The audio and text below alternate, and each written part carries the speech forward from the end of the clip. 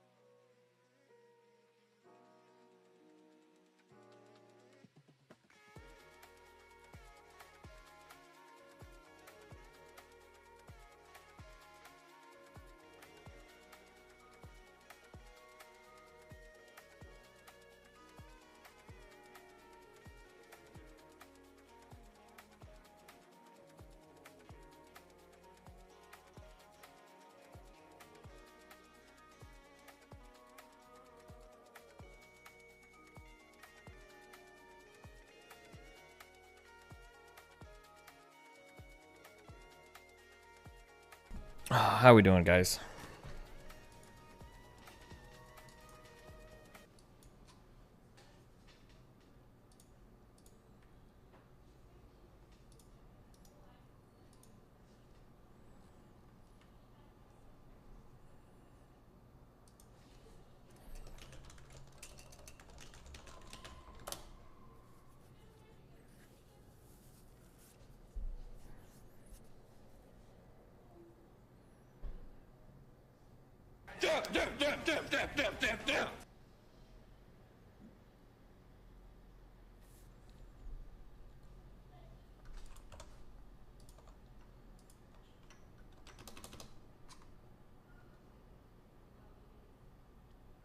Is League on the docket today? If it is, I'm solo queuing. I hurt my hamstring on the leg curl machine. I realized that today. That is the pain that I'm feeling. I don't think I've ever hurt a hamstring before. I didn't even know this was possible. Thank you, Steven. It's pain. I don't know if I it love matters. Destiny. Destiny is my friend.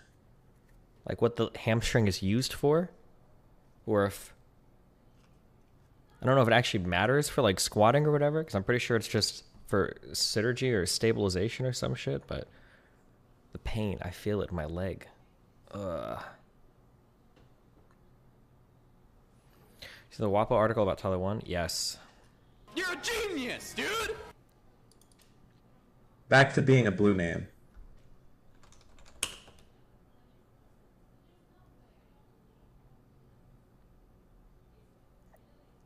My hamstrings hurt under hip thrust, but I don't stretch beforehand. I think it was on that hamstring machine. I don't think I've really done leg curls before, and I did it yesterday or 2 days ago for the first time.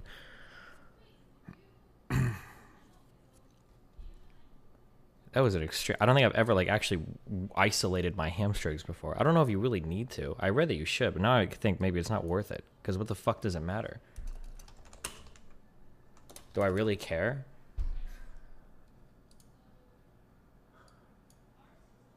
You see infrared debate, Lauren Southern. It's good memes. Wait, what? You're a genius, dude. August 14th. Why are you linking me this?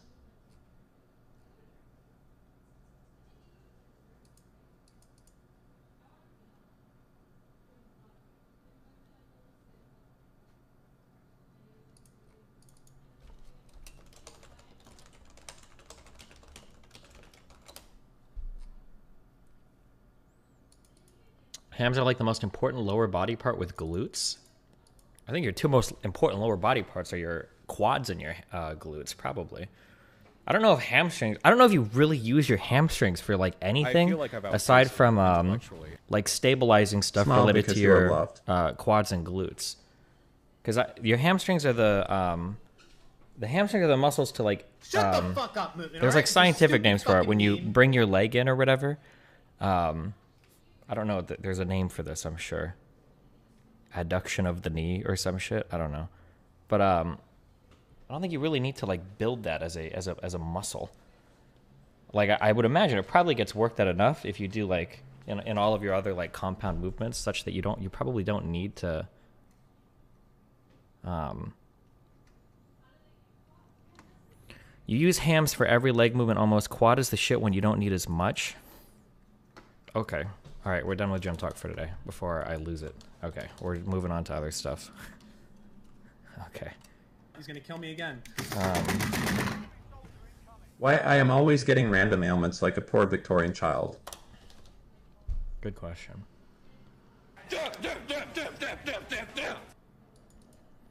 Most normies' quads are way overbuilt relative to their hams. Coming along nicely, buddy. Yeah, but that's because I don't think your hams are ever moving weight. They're only ever stabilizing, right? Your quads are going to be like your primary movers for things like your, for like squatting. Your quads are your big movers for that exercise, you know? Yeah, well, but if your hams aren't, I don't think hams are primary movers in anything. So I don't know if it's worth it to do that. I'm deleting that exercise. There's literally no point. I don't know why I'm asking you guys. I'm just not going to do leg curls. What a waste of time. Fucking loser exercise.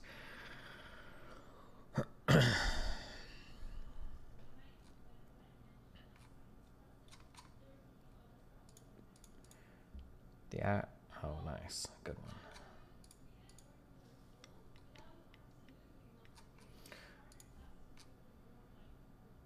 Did you hear the service is going to debate Glenn Greenwald? Yeah, we'll see. Well, wait, leg curls are the only way to target your hams. Yeah, I know, but I mean, like, let's think about it, right? If there's like one exercise, there's the seated leg curls and the lying leg curls. If there's like one exercise to target your hamstrings, it's obvious you don't really use them. I don't think there's any functional reason to have like shredded hamstrings, right? Like these only synergize other movements. So yeah, fuck it. No, you can do RDLs. I don't think Romanian deadlifts aren't. Those have to be. That's got to be like glutes more than anything else. It's all going to be like if you're doing front squats or something.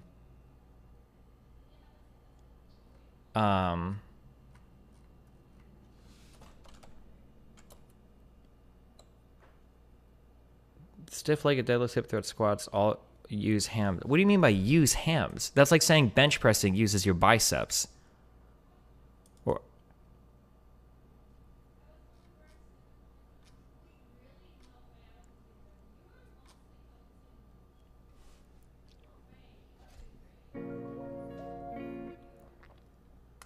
I swear to God, I must be getting Alzheimer's called or something flat? cause I cannot for the life of me remember asking. ask your yeah, that's true. Where's Gojo Hillshire? Wait, why are we doing random? You should take all of my money out for my investment because of this Evergrande shit. Dude, do whatever you think is helpful, okay?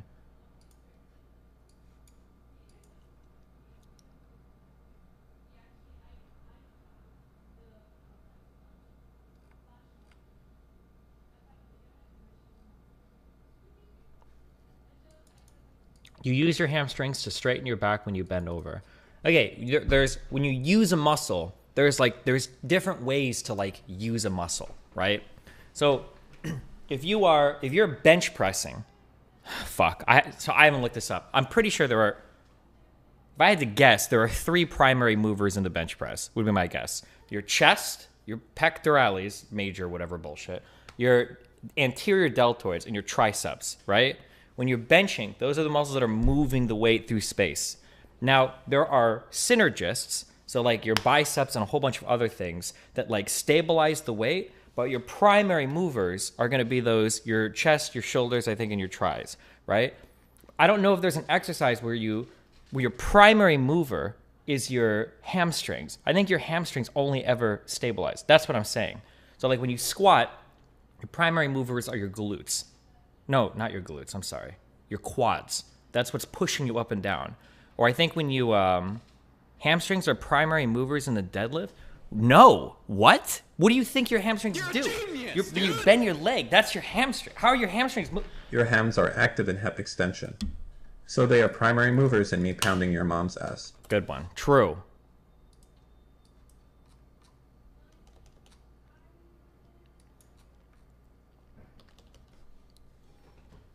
Hamstrings are active in hip extension. Active does not mean primary mover, right? Nobody in the history of doing deadlifts has stopped because their hamstrings are tired, right?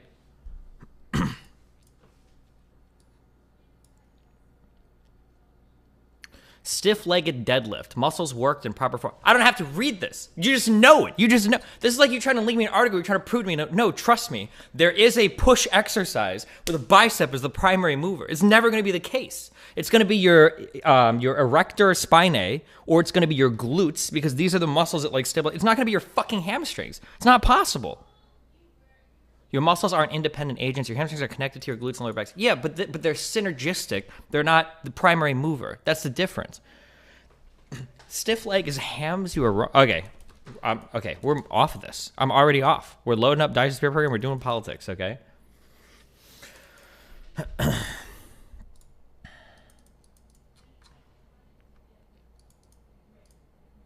I'm convinced someone made a bot copying random 4chan gym comments. I'm sorry. This is the website that I trust for like, and then this and then like what you use. Just look it up. You were wrong this one. Okay. We can look up deadlift. Okay. I'm pretty sure your primary mover is your butt And then you've got synergizers. Okay, your target here is your gluteus maximus. And then these are your synergizers. What is the, okay, stiff-legged deadlift EXRX. Your target is your erector spinae. Then these are synergists, your hamstrings. I don't know if there are exercises that target, but I mean, just look at the exercise. Just look at it. Look at what's happening here, right? Like, look where the movement of the arm or whatever is, right? How do you think your hamstrings here are giving you your, how are your hamstrings here? Like, I understand how they're synergizing the movement, but how do you think that they're the primary mover in this exercise?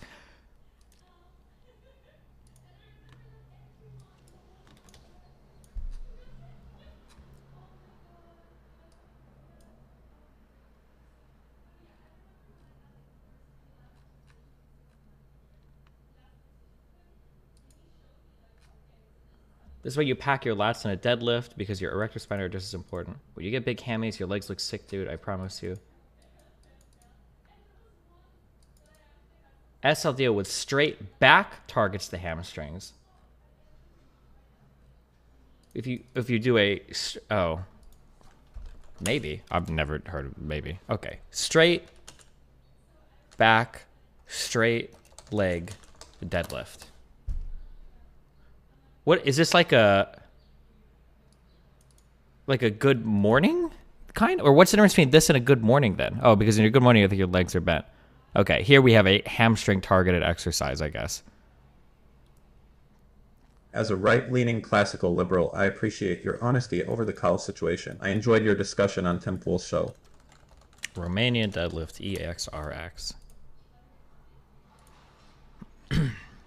Wasn't your initial question, what's the point of targeting it? Yeah, I don't think there's a reason to target it. I think I should just not. Oh, why doesn't this give you all the memes or whatever?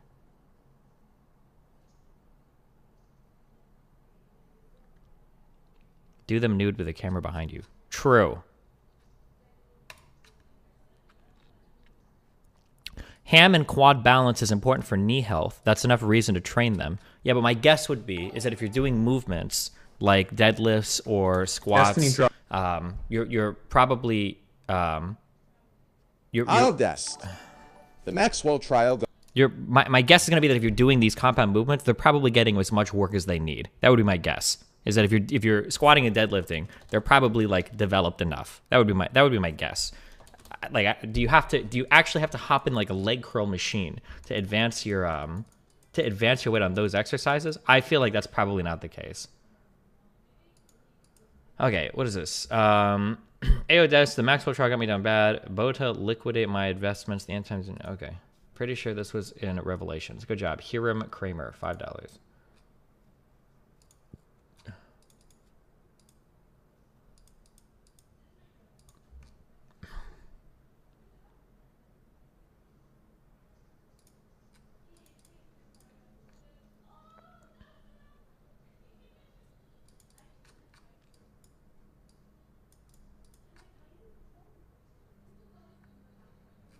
To your Western musical ear, do these harmonies sound bad?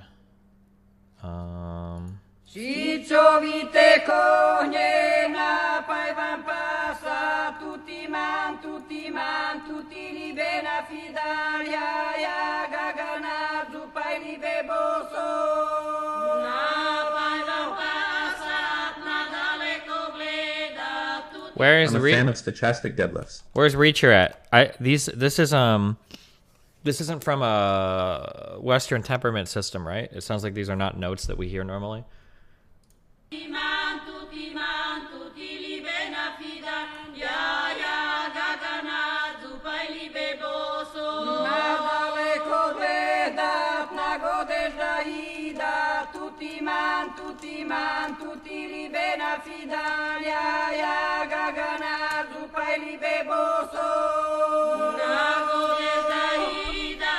It's microtonal. I don't know if I like... Oh my god, I'm about to give you an unbelievably nuanced music take, okay? Ready? I don't know if I like calling non-Western music microtonal, because that implies that there is an objective tonal system and that this is outside of that. So I like calling non-Western music microtonal is a little bit weird. There you go. That's a nuanced music take.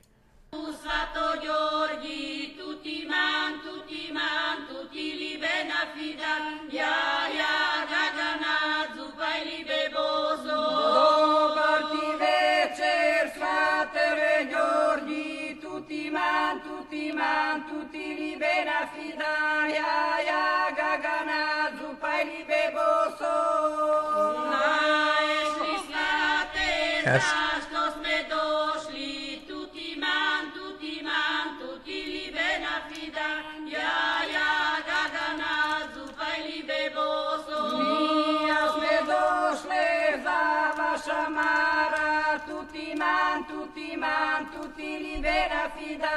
Okay. Cool story, bro.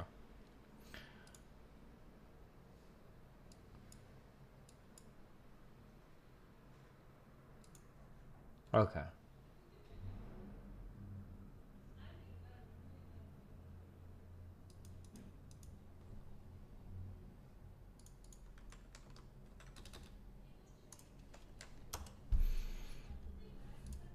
On November 21st, 21, a teacher at the Oxford High School observed Ethan Crumbly searching ammunition on his cell phone during class and reported the same to school officials. Jennifer Crumbly was contacted via voicemail by school personnel regarding that son's inappropriate internet search. School personnel indicate they followed that voicemail up with an email but received no response from either parent. Thereafter, Jennifer Crumbly exchanged text messages about the incident with her son on that day, stating, quote, LOL, I'm not mad at you. You have to learn not to get caught, end quote. Okay, who is this lady? Is this the prosecutor? Wild numbers from Atlanta Fed. It is. Inflation adjusted real GDP growth predictor in Q4 of 9, 7%. How will conservatives cope?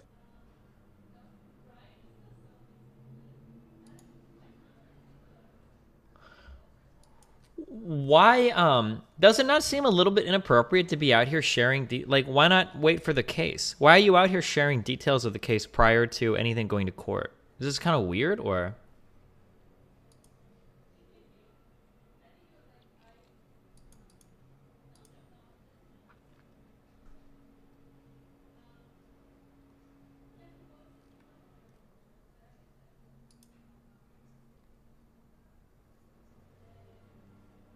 The parents are apparently... So this is a weird case because they're charging the parents with manslaughter, which historically hasn't been done in mass shooting cases. And the apparently the parents are on the run. Like they're on the run right now, and people are looking for them. They stopped contacting their attorney and everything. So who the fuck knows? Jesus.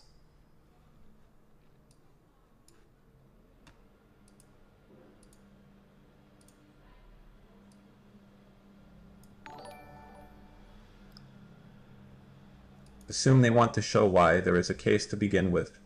Just for optics.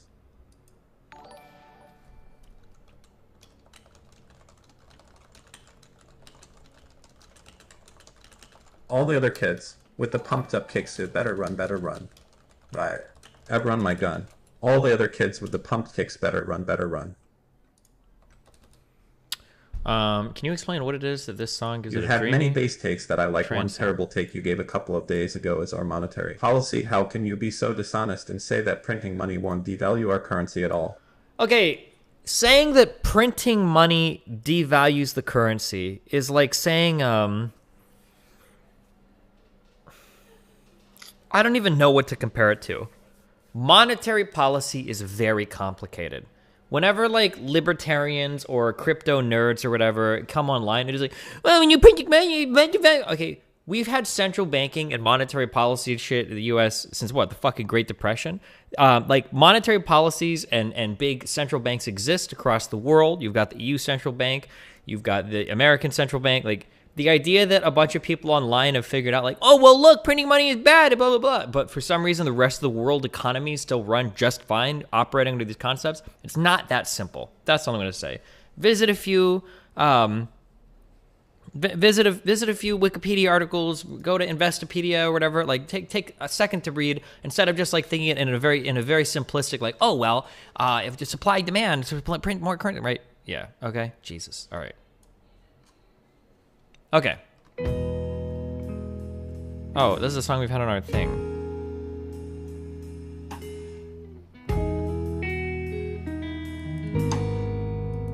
What gives us its dreamy quality? So there's a concept in music called rubato, okay? Here's like a strictly metered song.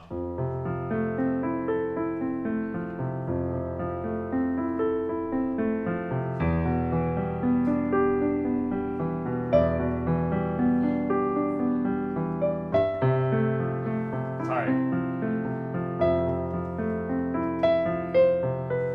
Fuck. I fucked up. But that's like strict meter, right? You're hopefully relatively on time. When you rubato something, you are borrowing and taking. So instead of like,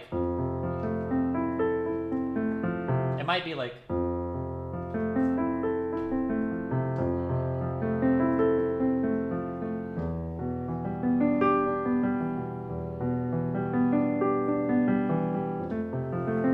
so you have this part, right?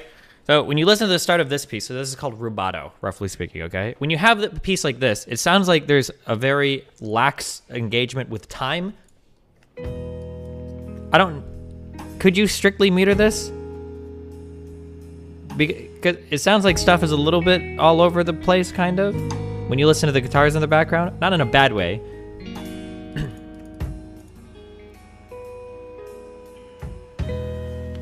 But I would say that if you have a dreamy feeling for this, it's probably because of that idea, okay? It's micro timing. Fucking ban Zoom.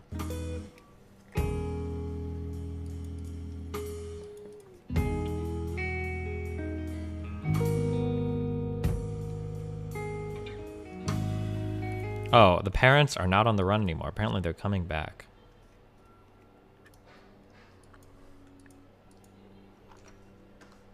Can you play anything from Nier? If I listen to it enough and try it, maybe. I don't know any. I don't usually learn video game musics. You would make a fantastic central banker. Cool.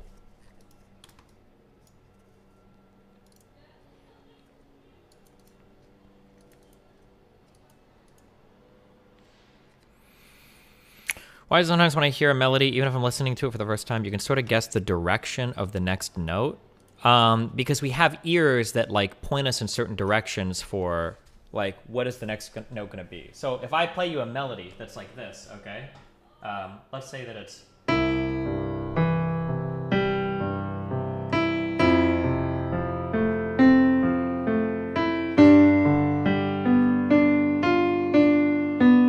Probably know the next note. Like if we were in a choir, I can make you sing it, right? Can you hear where it's gonna go? You probably can. It's going up to C, right? C, because this is what it sounds like it's gonna finish at, right? You can hear it. Like we most music will like point in certain directions when there's like a tonality. Like you can hear it, even in like more atonally things. I think. Well, I would still use a dominant seven.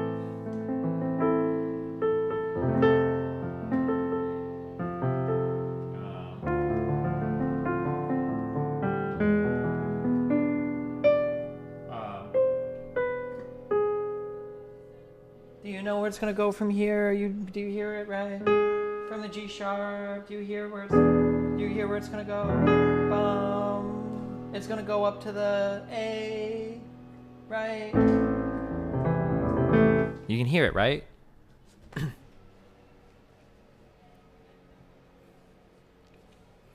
Meter is the measurement of the number of pulses between more or less regularly occurring accents. Therefore, in order for meter to exist, I have to fuck your mom. Good one.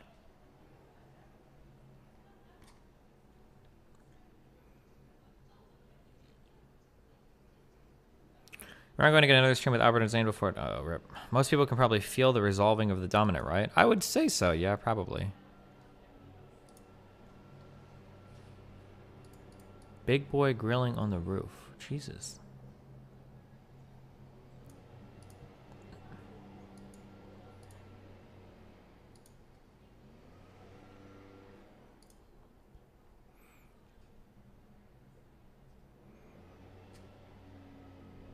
You're hitting D1 by the end of the year? No! Going to Masters! Is that a learned thing from listening to a lot of music? From listening to a lot of Western music, yeah, you'll get a feel for like where the melodies are going and shit, right? I would imagine so. Why is it that our brains crave that resolution at all, though? I mean, it could either... that's a good question. It could be a little bit of physics and biology. It could be a little bit of socialization. You've heard it a lot. Like, I don't know. Why do...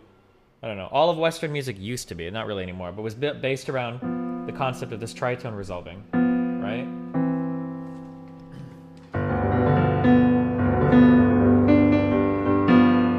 This thing. It used to be what everything was based around, right?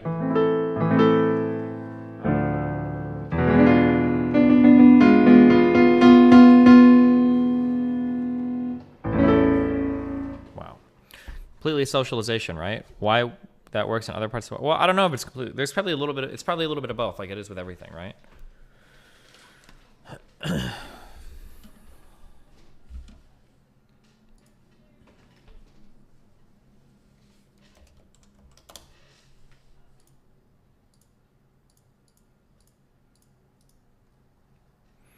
Can you suggest any good resources for learning concepts of songwriting or music theory? I'm sure if you Google music theory 101, there's probably like a million fucking courses out there for it, right? Bro, I used to love watching you when you played StarCraft. Oh my god. Is something low on batteries in here? You're putting off mad boomer vibes nowadays, no disrespect. What does that mean? Oh god, if this thing is low on batteries, I'm gonna end my video games.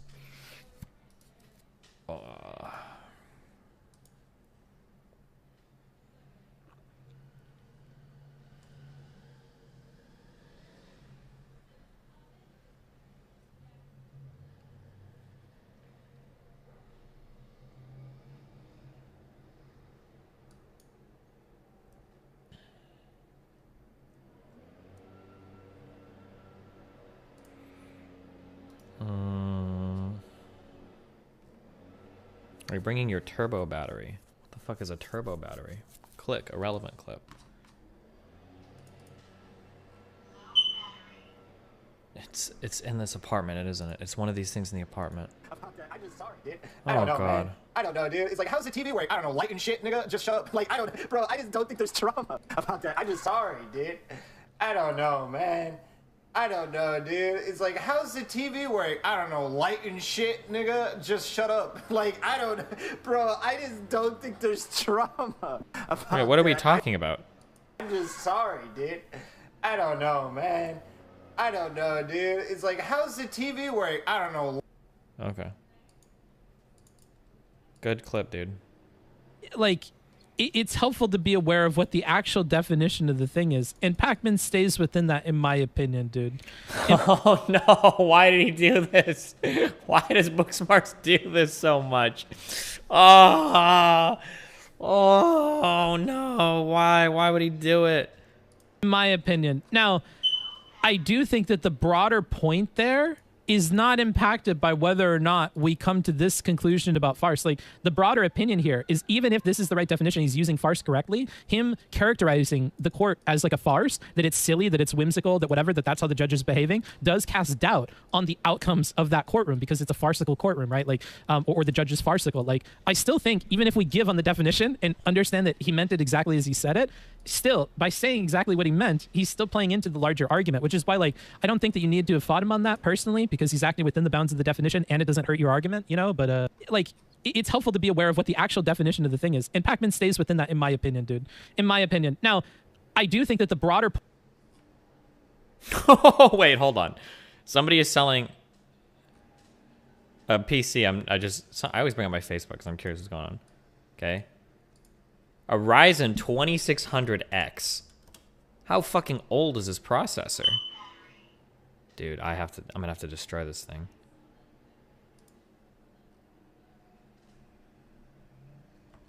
$3 old. Ryzen 2600X and an RX 580 GPU. Which is how old?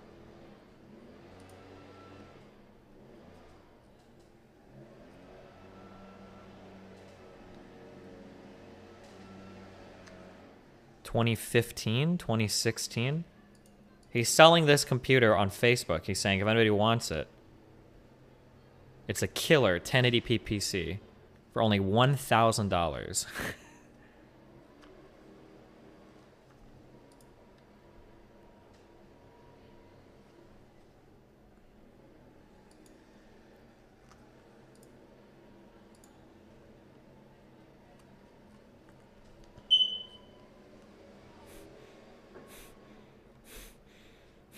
Okay, give me a minute. I have to figure out which one of these things is making noise in here. Hold on. Fuck me.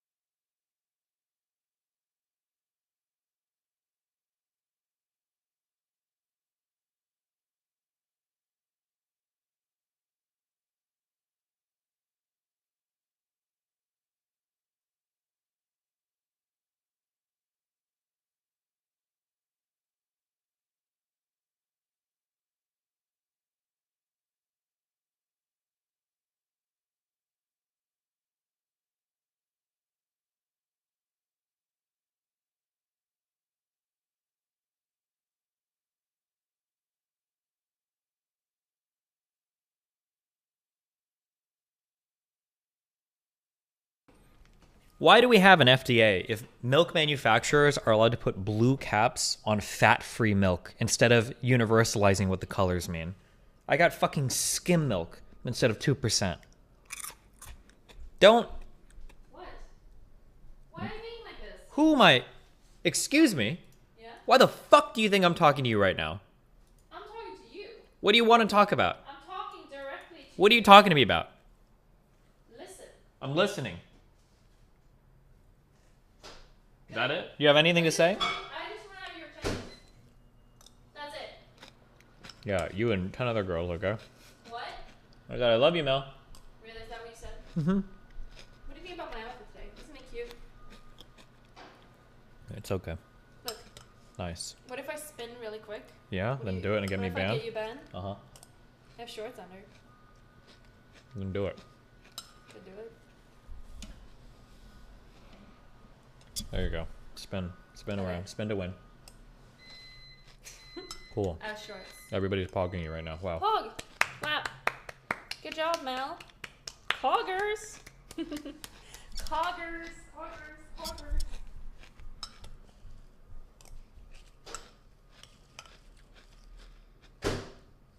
Bye, bitch. Hey guys, pro tip. I'm about to save you a lot of money. If you are a skim milk drinker,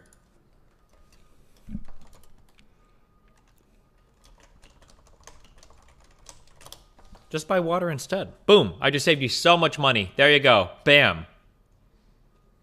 Bam.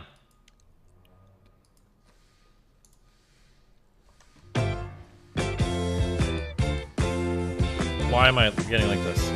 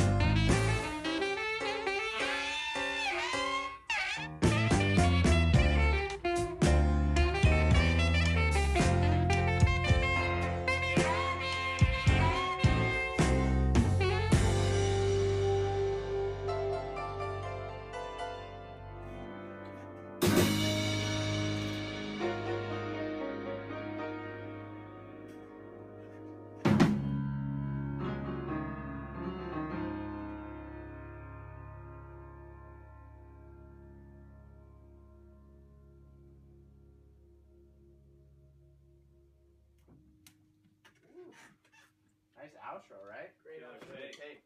Good take and outro. Wow. Oh my god. Wow.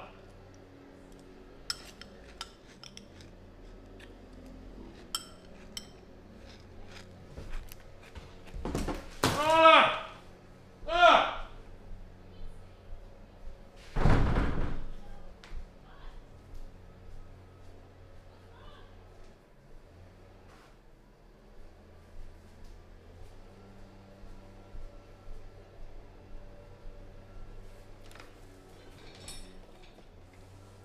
Why does your headphone cable always go just barely under the wheel of your chair? Every single time. Every time. Does anybody know why that happens?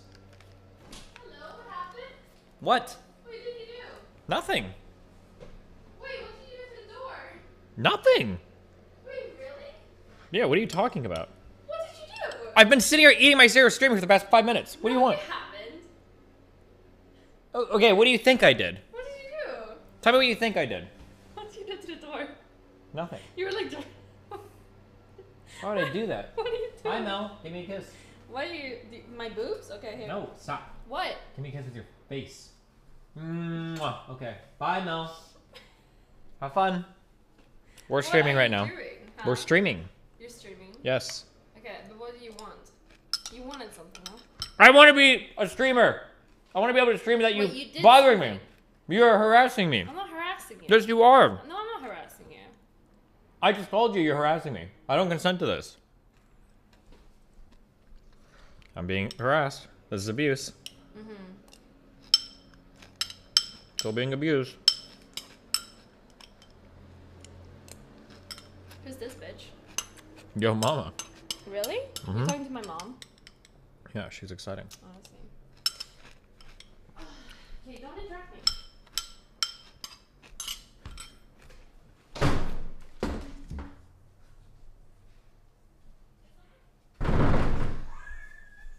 Okay. I'm here. I'm sorry. How are we doing today, guys? Aw.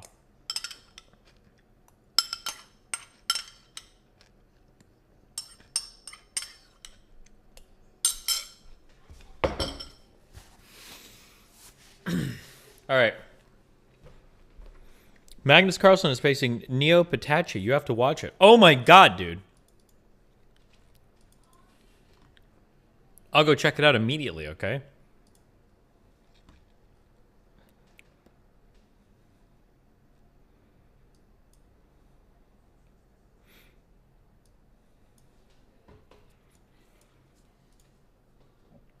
Did you destroy the smoke detector?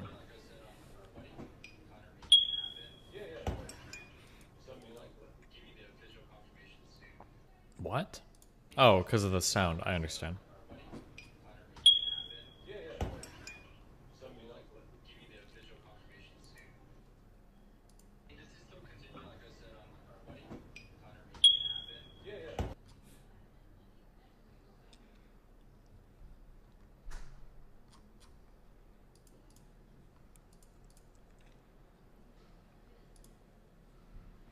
Time to react to a 44-minute music theory video. What? 44 minutes? So if you're online and Oh god, no. We already watched this. I don't like the framing of this. A 13-year-old boy made what?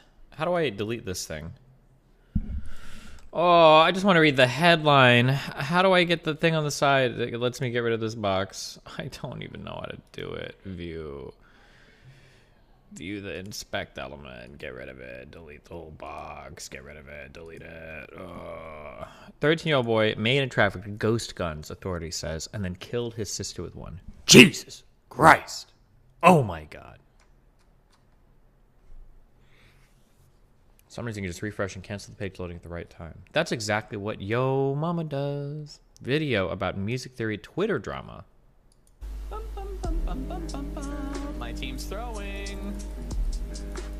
Bro, whoever made this, how did you fuck up this mic hiss so bad? What is happening? My team's throwing.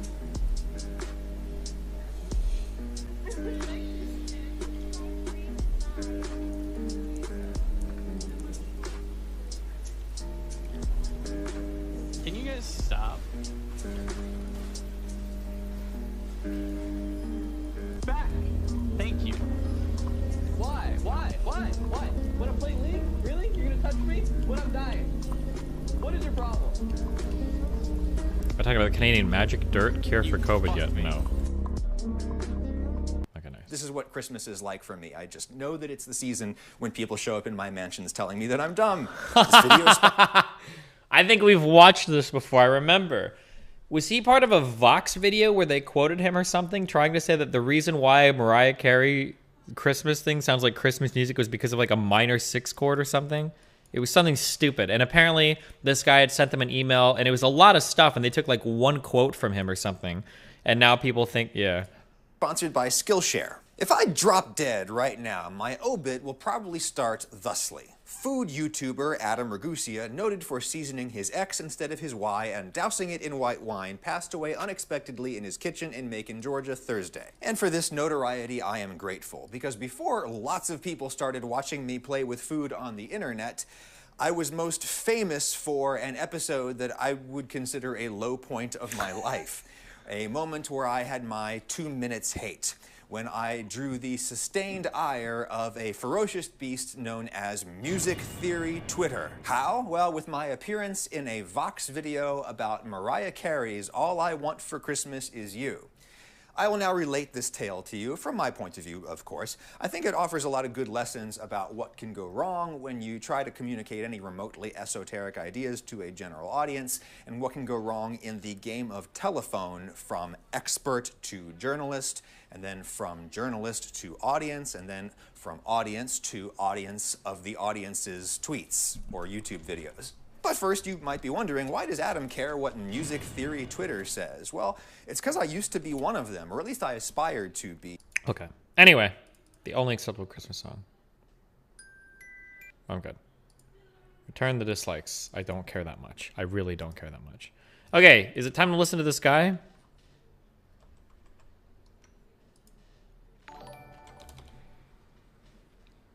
Tootie man, tootie man. You know, some type of submarine sonar bleeps can fuck someone up internally if you're close enough? Intellectually. I didn't know that. I don't know that still, if that's true or not, but... Sorry, chat. Ending stream early today after our daily 2-hour gym talk so I can go to the gym. I have to get those gains, you know. It's my passion. It's what I live for. He gave up on going to the gym 6 months later. Who gives up on the gym in 6 months? I feel like if you give up on You're the gym, gonna it's have like to touch grass to go get batteries. They ruined. If I had to guess, when it comes to forming any new habit, there's got to be like a difficulty.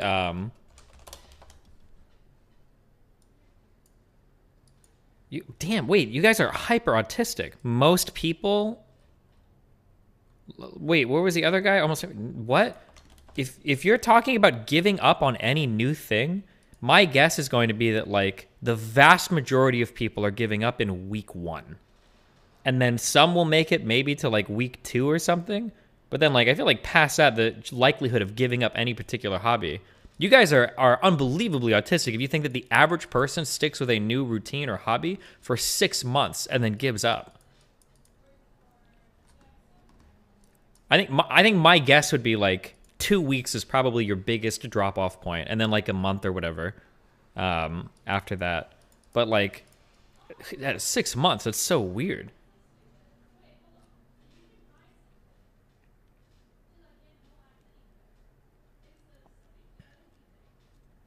You make most of your gains in 3 to 4 months at the gym, then people hit a plateau around 6 months and can easily give up there.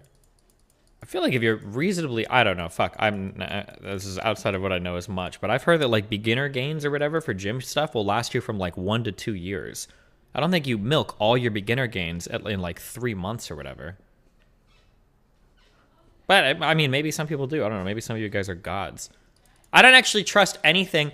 I remember I came home. We did a 2-hour gym stream one night, which I'll never do again, I swear to God. But I came home and I said, one of the confusing things about where to start at for the gym is that when I read things a lot online, it feels like it's hard to tell if my starting point is right or wrong, because guys will say like crazy shit like, oh yeah, you know, like I just started going to the gym and I bench, you know, 225 for 8 reps and it's my first day and blah, blah, blah. And it's like, wait, what the fuck? Somebody made a post like that on my subreddit.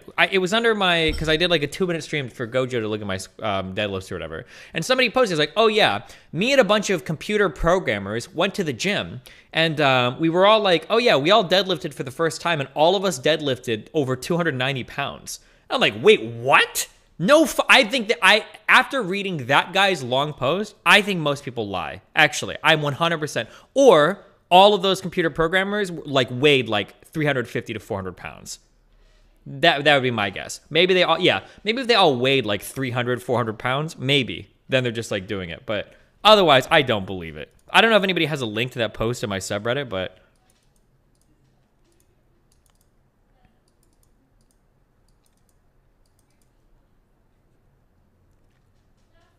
How's talking with politics and your parents? Do you feel like you reach... I don't think I can ever judge my parents' mind on anything.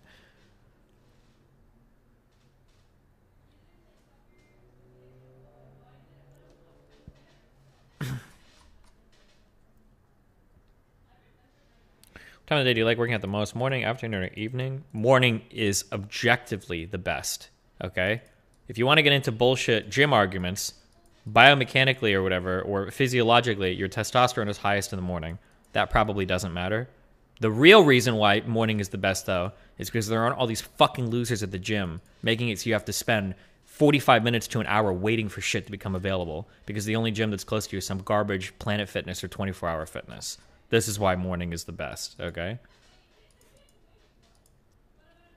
Testosterone peaks at 7 p.m. for most people? I have never heard that in my life. Am I wrong? My understanding is your testosterone is at its highest and most restored in the morning when you wake up, and then it falls throughout the day. Am I wrong on that?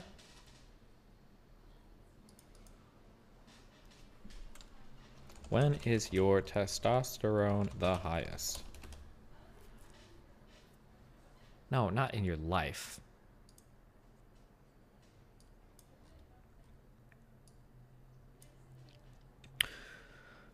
What time of day is your testosterone the highest? Complicated matters. Testosterone levels fluctuate, peaking around 8 a.m. and diminishing throughout the day. Levels tend to be lowest around 8 in the evening, then climb during the night.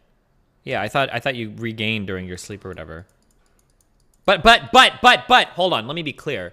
This isn't going to be like a massive difference. You're not going to wake up at 900 and then at like 8 p.m. you're at like 250, right? I'm pretty sure that like your levels will fluctuate. If I'm throwing at a total bullshit number, but my guess is going to be anywhere from like 5 to 20 or whatever is going to be the difference. It's not going to be like, I doubt it's a significant amount. Also, I doubt that that is probably going to be the deciding factor in your training, where you're like, oh yeah, well my T is highest in the morning, so that's going to be when I train. Like, I don't think that that's like an important part. Things like your diet and your schedule are going to be way more important, unless you're like Canute or something. Maybe it matters.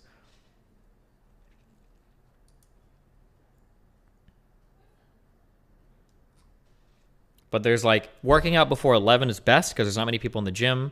12 is a danger zone because all these losers from lunch will come and shit up all the everything and throw dumbbells all around the fucking gym. And then in the evening, you're at the mercy of whatever people are crawling into the gym to just take up every fucking thing and destroy all of your productivity. I truly believe there are fewer ways where wasted time feels worse than when you're standing around in the gym and you have to wait for. But that's because I have a shit-ass gym. The SATs that existed in Sweden were so good. Holy shit. Yeah, 4 to 6 p.m. is like the danger zone time at the gym. That's a horrible time. That and lunchtime.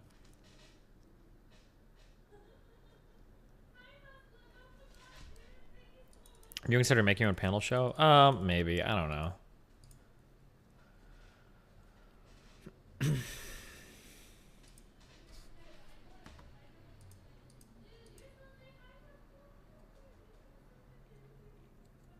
Okay.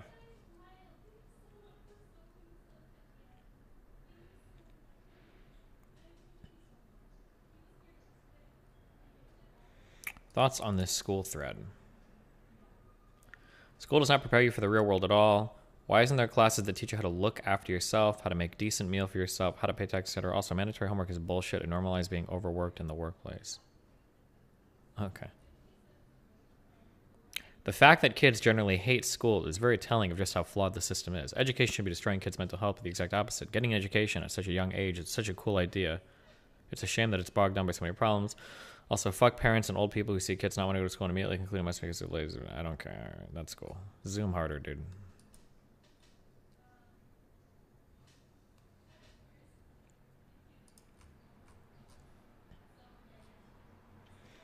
SATs is good, but expensive as fuck. You only need the essentials. Was SATs really that expensive? I feel like it was like 600 crowns a month or whatever, no?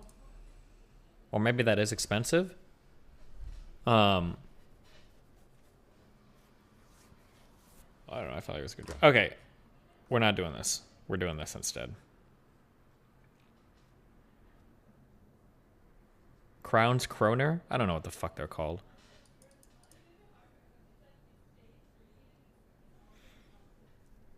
This is what a SATS is like, okay?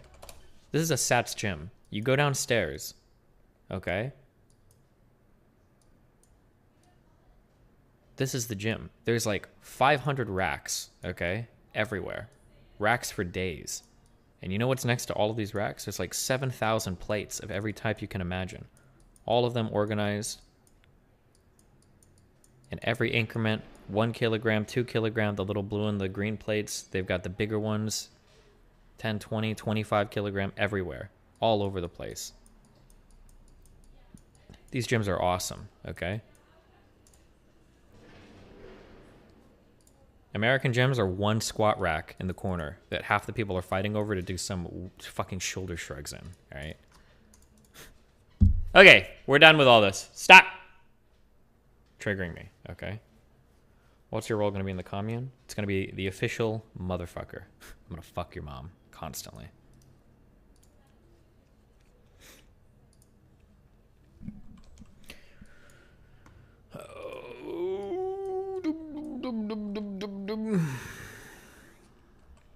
Okay, catching up on donuts. I feel like I've outpaced him intellectually. Skeet.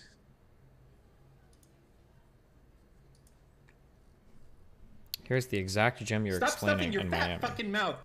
Lifetime Fitness. Why does that sound like a garbage fuck gym with 400 fucking treadmills? 1, 3, 4, 5, 6, 6, 6, 6, 6, 6, 6, 6. Oh my god, this looks awesome. 6, Wait, never mind. 6, 6, 6, 6, 6, 6, 6, 6, 6, 6, 6, 6, 6, 6, 6, 6, 6, 6. Get skipped, Dono. Wait, is every Lifetime gym People like hate this? Helium Meow Y and Kiss. I feel like I've outpaced him intellectually. Oh my god, they got restaurants in the gym? You're a genius, Slap the dude. teenager boy. It's 150 a month? I'll pay for a nice gym. I don't give a fuck. I am so over wasting time.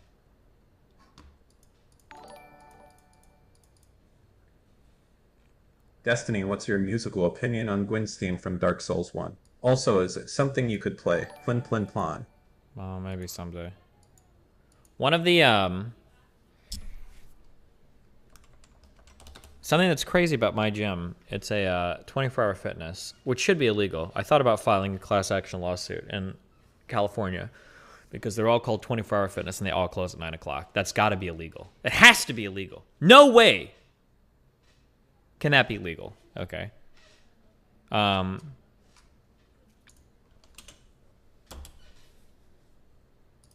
This worldwide effort we're leading won't solve the problem of high gas prices overnight. But over the last month, likely due in part to the anticipation of this action, we've seen oil and gas prices out of the wells. Oil and gas prices. Is he sick? Do you not get a badge thing to scan in to get in after hours? No, Hillshire. It closes at 9 o'clock. It's bullshit. The one base thing about my 24-hour fitness is he has a cold. They have like a glitch in their system for the Glacier Gatorades or whatever, and they only cost 88 cents. And they've had this glitch in there for like 3 months. So every single time I work out, I grab me one of these 88-cent Gatorades, and it's base as fuck.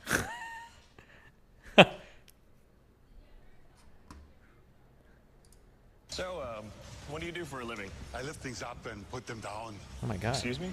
I lift things up and put them down. Okay, here's the strength circuit. I lift things up and put them down. Over here, I lift things up and put them down. This guy's base. and this is our stretching area. I lift things up. Dum, dum, dum, dum, dum, dum, dum, dum, dum. Wow.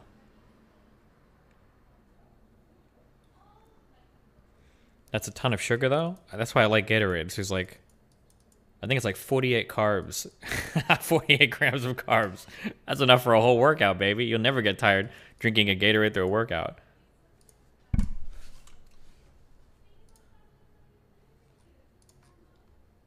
$48 whole carbs, whole grams of carbohydrates. Tucker Carlson asked Hunter Biden to get a son of college recommendation. Oh, I saw this like 5 or 6 years ago, yeah.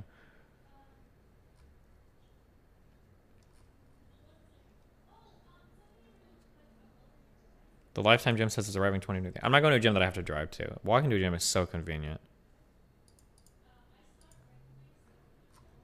Because it's like your warm up. Driving to a place and then getting on a treadmill mentally feels like the dumbest possible thing I could ever do in my life.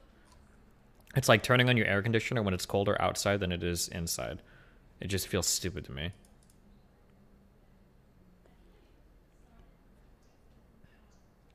Do you ever turn on the TV anymore? I haven't had a TV in like 15 years, okay? Do you drink pre-workout? Fuck no. I just eat enough carbs, and then you fucking go. But some people might like it. I don't know. I have no idea. Some people caffeine the fuck up. You know what? The last time I benched, okay, I might have found a hack, all right? I don't know if this works, all right? I went to lay down on the bench, and I was checking to make sure that it was even. because I wasn't sure if I put the right thing on the left side.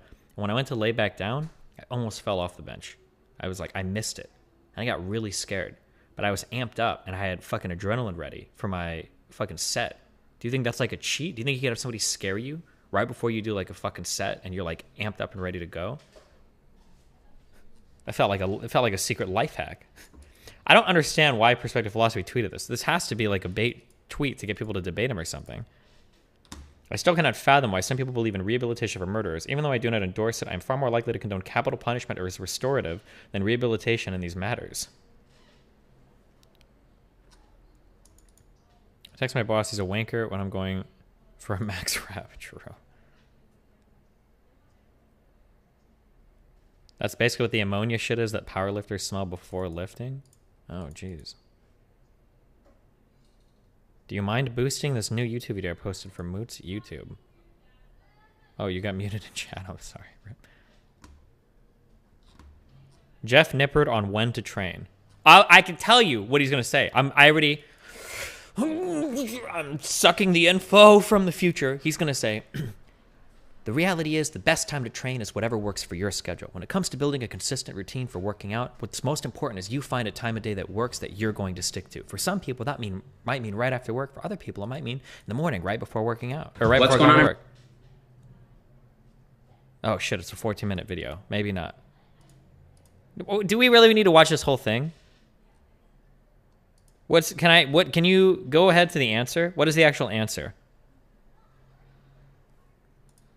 Source between your weight training and your cardio so that you can decrease those performance detriments as much as possible and get the most out of both. But ultimately, my main recommendation for cardio is to do it when it best fits your schedule. And if you do have to do cardio and weight training... There we go. That's a best fit your schedule. Okay, 1 out of 1. In the same session, then you should do your cardio after your weight training, and if possible, have a little carb snap or liquid meal or something in between those two. The only time I really probably wouldn't recommend doing cardio is right before training, unless you're using it as a low-intensity warm-up for the resistance training session itself. Okay, so what about morning versus evening training? What matters there for hypertrophy?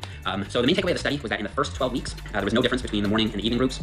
However, in the second 12 weeks, there was significantly more hypertrophy in those who trained in the evening. And Greg highlights some earlier research, 2 earlier papers that also support this idea. More hypertrophy is generally seen in people who train in the evening. So just some of my own commentary here. I've often heard that you should train in the morning because that's when you can optimize growth hormone output in response to the training. And honestly, I think that manipulating hormones, especially growth hormone, within the natural physiological range is really a fool's errand. I talked about this in my testosterone science explained video. I think that it'd be much better to structure your training around when you're able to perform the best. And if that's in the morning, then that's okay. But I think that for most... When you perform the best, that's kind of like in your routine, yeah. People, given improved or generally improved hydration status, more of a fed state, perhaps more glycogen, training performance is probably better for most in the evening. With that said, I've coached a lot of people who say work long day jobs or maybe they're students, and after that long work day or school day. I'm taking that. I'm taking the W on that. Fuck you. Work a day job, you're a student, maybe it's better work on the evening. Yeah, 2 out of 2. Fuck you. I am right. They're more tired in the evening, and so they find that they can perform better in the morning. And a lot of this can have to do with chronotype as well. So if you are someone who has, say, strong morningness, then perhaps you should ignore this data and go with what is working best for you or you found to historically work better for you. However, what works best? Yeah, absolutely. 2 out of 2. No way am I wrong there. Assuming none of those things are in place, and you can train according to a flexible schedule, we do have some accumulating evidence now that training in the afternoon or evening is slightly better for maximizing hypertrophy. And the authors of the study didn't really speculate too much on why that may be the case, but I would hypothesize that it's probably mostly due to performance improvements, the fact that you're just better fed, more glycogen, more hydration, you feel more awake, that sort of thing. But again, that will be highly individual. So that's it for this one, guys. I hope that you liked the video. What do you want? I'm good. Okay. Just saying hi to you because you always say hi to me. Hi. Okay, this apparently came from 420. Okay, how it lines up in your schedule, I win. Okay, 3 for 3. Okay, I'm banning dissenters. We're hanging out.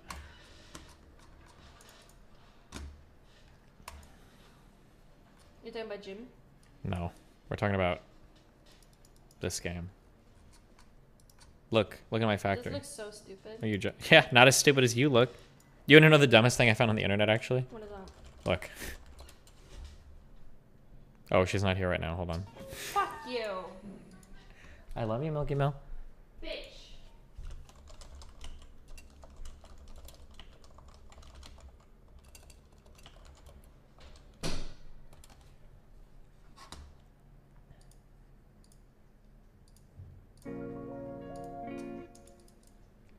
Gaslighting PogChamp.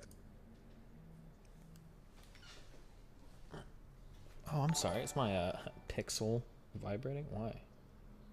Don't care.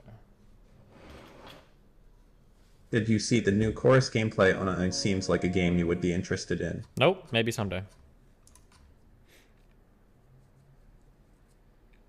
How's your new phone? It's so Stop I miss stuffing it your so fat much. fucking mouth. I actually, I just every criticism I thought it's 100% true. I love the notifications on Android over iPhone. It's just that alone is just good enough for me. Like yeah. Yeah, holy shit. Destiny, this drama with you and programmers is getting pretty cringe. I feel like if you're going to call us out for doing lying and doing fuck all with our degrees, how about you actually produce and release a song before you talk? Okay. When I get rid of notifications on my Pixel screen... Do you have any at-home equipment for working out? No. They're gone forever. That's so crazy. They're gone. Like when I swipe off the notifications. But on my iPhone, when I swipe away my notifications, swiped away... They're going to come back in like 2 minutes when I check again. I don't know why. I have no idea why. They're the same for iPhone? No, they're not. You're absolutely wrong. Dude, I will get rid of the same notification 15 fucking times on my iPhone and it'll still pop up again. I don't know why. It's actually so fucking irritating. You guys can question mark what you want, but I'm pretty sure I engaged with my cell phone more than probably 99% of you. I'm not even proud to admit it. But like, holy shit, it's so fucking irritating. Oh my God, you have to open it rather than swipe. Yes, Harstar, that is true. On the iPhone, you have to like actually open the individual notification to view it and then swipe it, or you have to go and like expand the menu and swipe it individually, but I can't swipe the whole class out. It's so fucking annoying. If you have like a cluster of notifications and you swipe them away and then you check your phone again, it'll all show up again. Like, why the fuck did I even swipe it? Why do you even have the option to swipe it? It's not gonna actually fucking change anything. It's so stupid. Okay. I just love my Pixel. Thoughts on the gesture bar? I miss the old 3-button bar, but the option is gone. Cell phone UI is the only place where UI is still taken seriously. And you know what? I'm going to be totally honest. I didn't read any of the instructions for how to operate my Pixel, and but when I put it in my hand, everything just makes sense. I drag all the way from the bottom to get rid of windows. I can swipe a little bit from the side or a lot of it from the side. I don't even know if those are two distinct motions, but it seems like they are because different things happen. I love you, Milky Mill, my baby Mill. I love you too. Swipe down from the top left of the screen. Okay. It's just, everything is just, Stop sounding like a fucking cuck. What the fuck did you call me? I call you cuck. Why'd you call me a cuck? Because you are one. Am I really the cuck here? You are the cuck. Remember that time I went to Sweden? And you weren't allowed back in your apartment because me and your mom were using it? Woo yeah! All night, baby.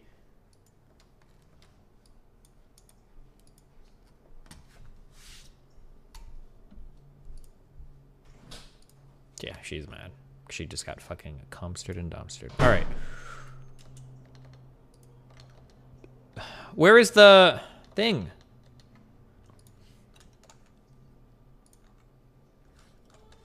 Oh shit. Once we get married, I'm not gonna be able to fuck Melina's mom anymore because it's technically gonna be my mom. Oh no, my mother-in-law. Not good. Fuck.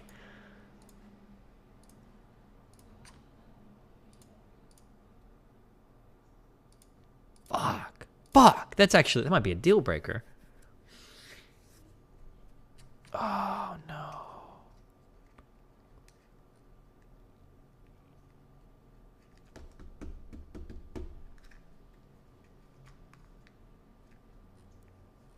Wrong, that's a deal maker. The January 6th Rioter. Oh yeah, I have the full raw interrogation.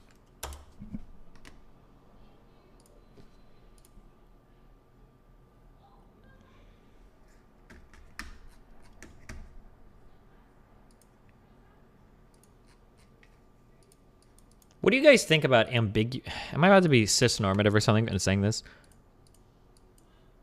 What do you guys think about gender ambiguous names? I feel like I get a lot of Europeans that do this. Like people named like Kelly. Or Jesse. Robin is one. True.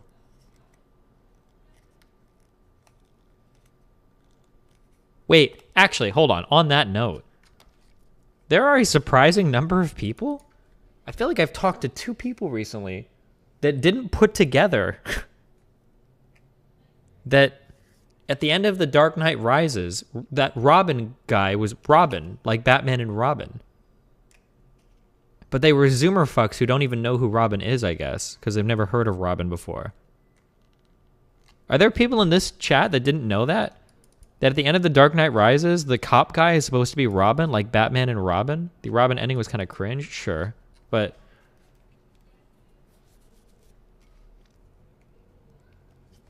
Wait, show scene? Wait, so you don't know? Peter. Wait, that's it. We found another one. Destiny, the cop was named Robin? Wait, you guys... Wait, it's happening. It's not an important point? Well, it's not that important, but he's supposed to be like Robin, like Batman and Robin. Yeah, it's an Easter egg not. Yeah, it's not like there's going to be like a fucking spin-off movie, but I thought you were memeing. I assumed we all knew. I didn't know. Okay.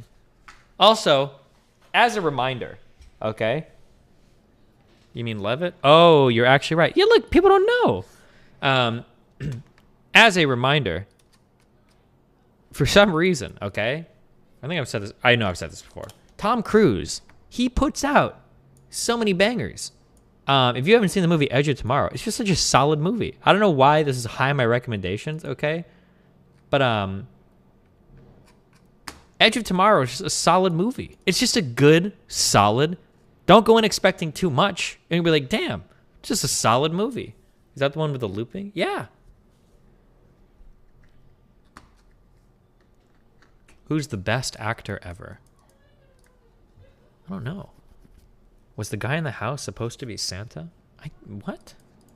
Did you see Tom Cruise yelling at his production crew for breaking COVID protocol? I heard it, yeah.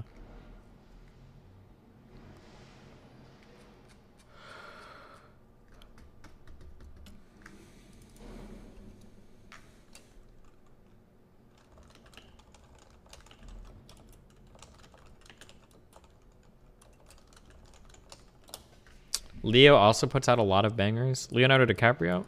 Yeah.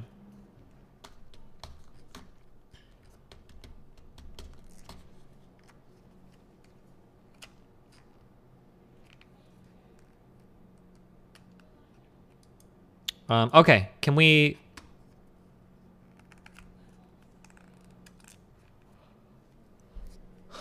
Oh, let me...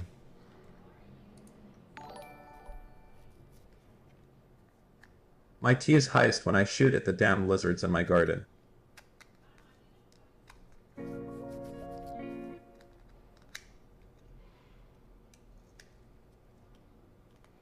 You're the man, Dest. Thanks.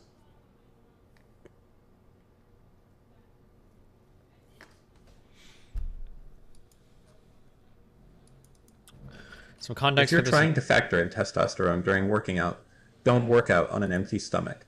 Calories are needed to replenish and maintain. Dude, that's what your mom said. Your mom always feeds me cookies while I'm fucking Any her. currency other than USD She's like, is just a gold coin. Never mind. Fuck! I got interrupted! I had a better joke there and I lost it.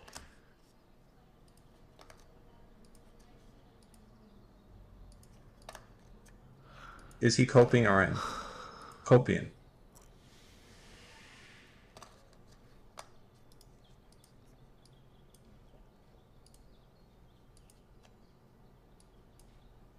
I took your advice and read an article on Investopedia. Cool. My mind still hasn't changed. Keynesian economics is incredibly cringe. We should separate money from state just like we do religion from state. Wow, dude. Go redo central banking all over the world. Why are you donating $20 to talk to me? You could donate $5. But thank you, Nathy Let's Axe. get a script for some Ritalin and let's watch the interrogation already. Squad W.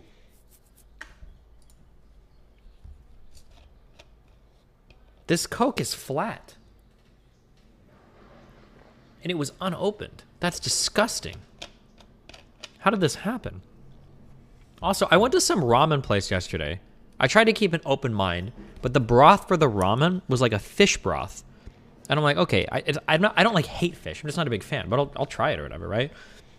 And I tried the broth for this ramen, and it was disgusting. No, it wasn't disgusting. It was just like, it tasted like salt water.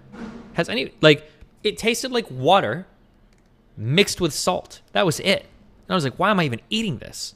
What the fuck? Yeah, pork broth is way better. I was so disappointed. And I was about to be so excited. I was like, oh my God, I'm going to eat this fish broth. And then I'm going to go tell my stream, like, oh guys, look, I tried a fish thing. Aren't you proud of me that I like it? But it was bad. It was actually so bad. Oh my God.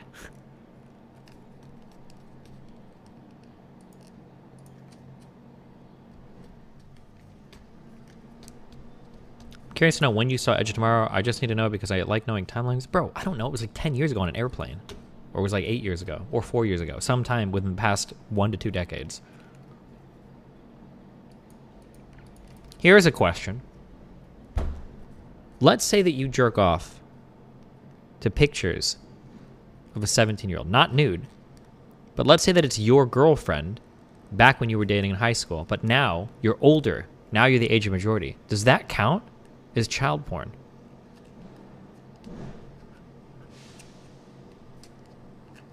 Or what if you masturbate to memories of yourself having sex in high school?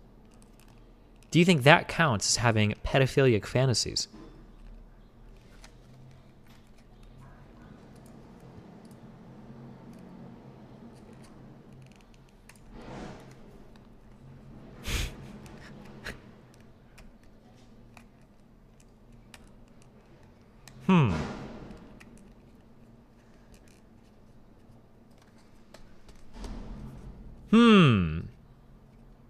Why was I just playing stream on speaker during that hypothetical locker room? Shut up, Tabor. Wait, are you guys in the locker room? What are you playing? Who are you playing today? The best broth for ramen is the pork broth, also known as tsukemen.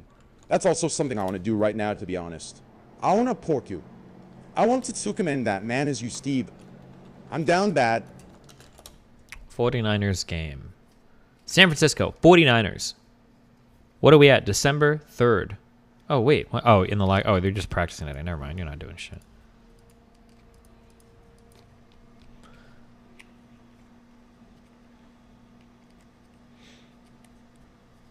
You're in Seattle on Sunday. True. Playing the Seahawks. They're 3-8 this season. You guys are 6-5. You're gonna steamroll these fucking Garbo kids, okay? Oh my God, and they're in new uniforms, Tabor. Make sure to make fun of them, okay?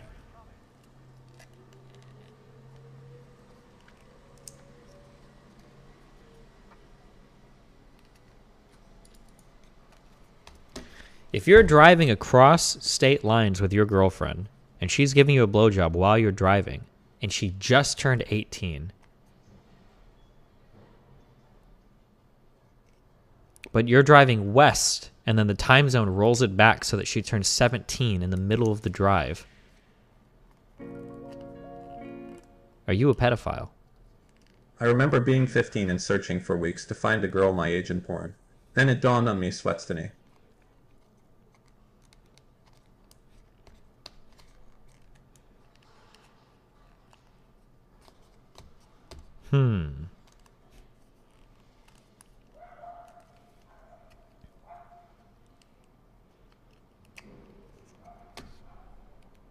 Things to think about, guys. A lot of you guys don't think about the law like I do, okay?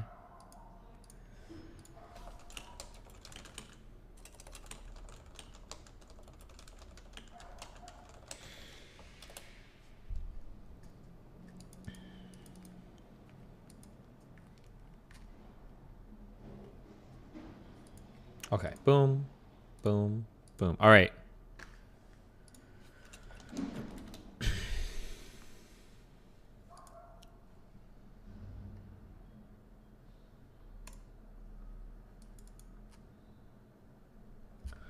Melina right now is 23 and I'm 32, okay? Now when I met Melina, she was 20 and I was 30, okay? 10-year age gap. However, we're all in the age of majority territory, okay? But what if she revealed that when I was 23, she was messaging me when she was 13, but she pretended to be a guy in chat? Am I retroactively a groomer?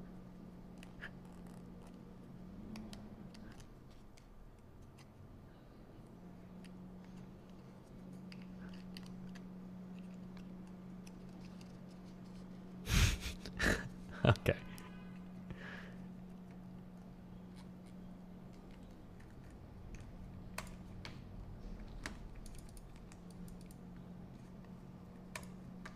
What? Okay. We're done triggering chat. There are other things that I wanted to look at too. You are a pedophile. You are a pedophile. Pedophile. Pedophile. Somebody linked me a bad economics post about the black hole of petrodollar bullshit. Oh boy.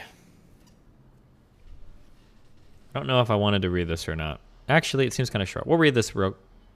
nah, we'll do it after the intro. Nah, we'll read it first. Fuck it.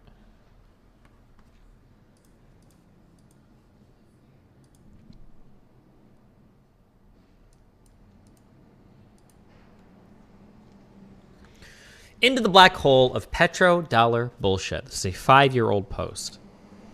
Spores is on the couch with bad econ strawman watching TV network.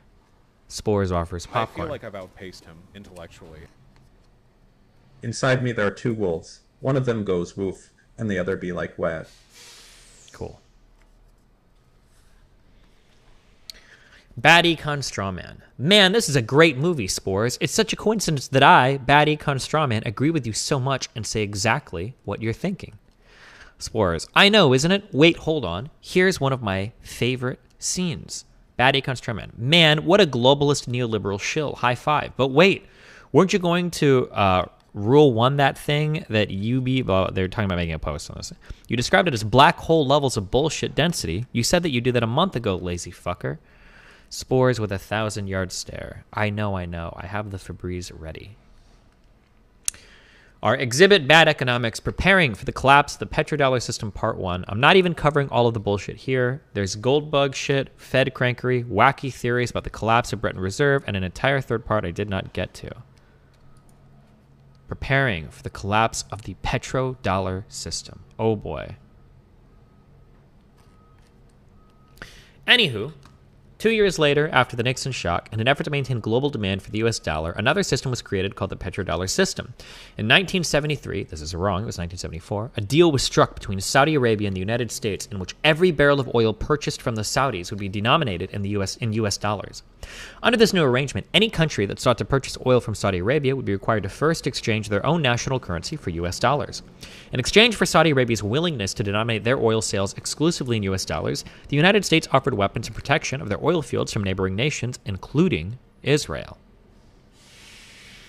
By 1975, all of the OPEC nations had agreed to price their own oil supplies exclusively in US dollars in exchange for weapons and military protection. This is basically Mr. Robinson's core argument that there was a deal made between the US and OPEC, particularly the Saudis, pricing oil in dollars. This becomes super fucking nefarious in a bit, but his story has to start in Bretton Woods, as it must. A bunch of dudes hang out in Bretton Woods. As you may remember, Bretton Woods was the place, and became the name of the system, of the international agreement that's setting up the financial system the post-war period up until the 1970s when it began to unravel. A key feature was that participating nations would peg their currencies, which had everywhere abandoned the gold standard, to the dollar, which in turn was pegged to gold. Now you may remember, wait, didn't we leave the gold standard in the 1930s? The U.S. did. Gold was demonetized domestically in the U.S. in 1933. But internationally, people could and did trade dollars for gold. This was called the gold window. Because of that demonetization, Milton Friedman commented in his Monetary History, written during Bretton Woods, that since 1934, the U.S. has been on the gold standard in little but name. So under Bretton Woods, we had a system of currencies all pegged to the U.S. dollar. What? Don't care. Which in turn was convertible to gold, although many currencies were, for some years, not freely convertible to dollars, Mr. Robinson comments. The US dollar would be pegged at a fixed rate to gold. This made the US dollar completely convertible into gold at a fixed rate of $35 per ounce within the global economic community. This international convertibility into gold allayed concerns about the fixed rate regime, created a sense of financial security among nations, and pegging their currency's value to the dollar. After all, the Bretton Woods arrangement provided an escape hatch. If a particular nation no longer felt comfortable with the dollar, they could easily convert their dollar's holdings into gold. This arrangement helped restore a much-needed stability in the financial system, but it also accomplished one very other important thing. The Bretton Woods Agreement instantly created a strong global demand for U.S. dollars as the preferred medium of exchange. And along with this growing demand for U.S. dollars came the need for a large supply of dollars. We're only reading this because, what's his name brought up the petrodollar infrared, so I thought it'd be interesting. This doesn't make any sense when you realize that if my French francs are convertible for dollars and then to gold, then it ought to be easy to trade francs into gold. In practice, those fixed exchange rates to the dollar were variable. Barry Eichengreen goes into great detail on how fragile and unstable the Bretton Woods system was in globalizing capital.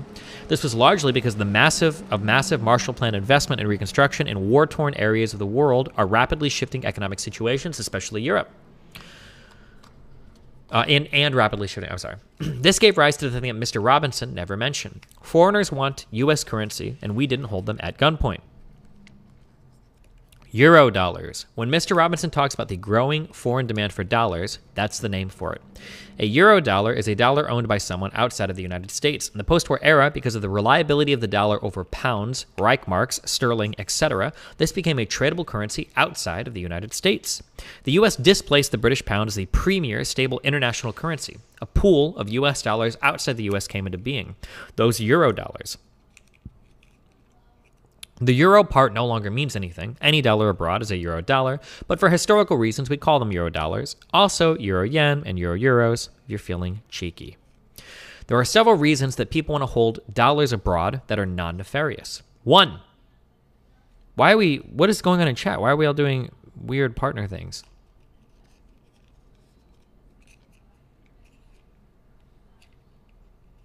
Because nobody cares about this. Okay, well, come back in 20 minutes. There you go.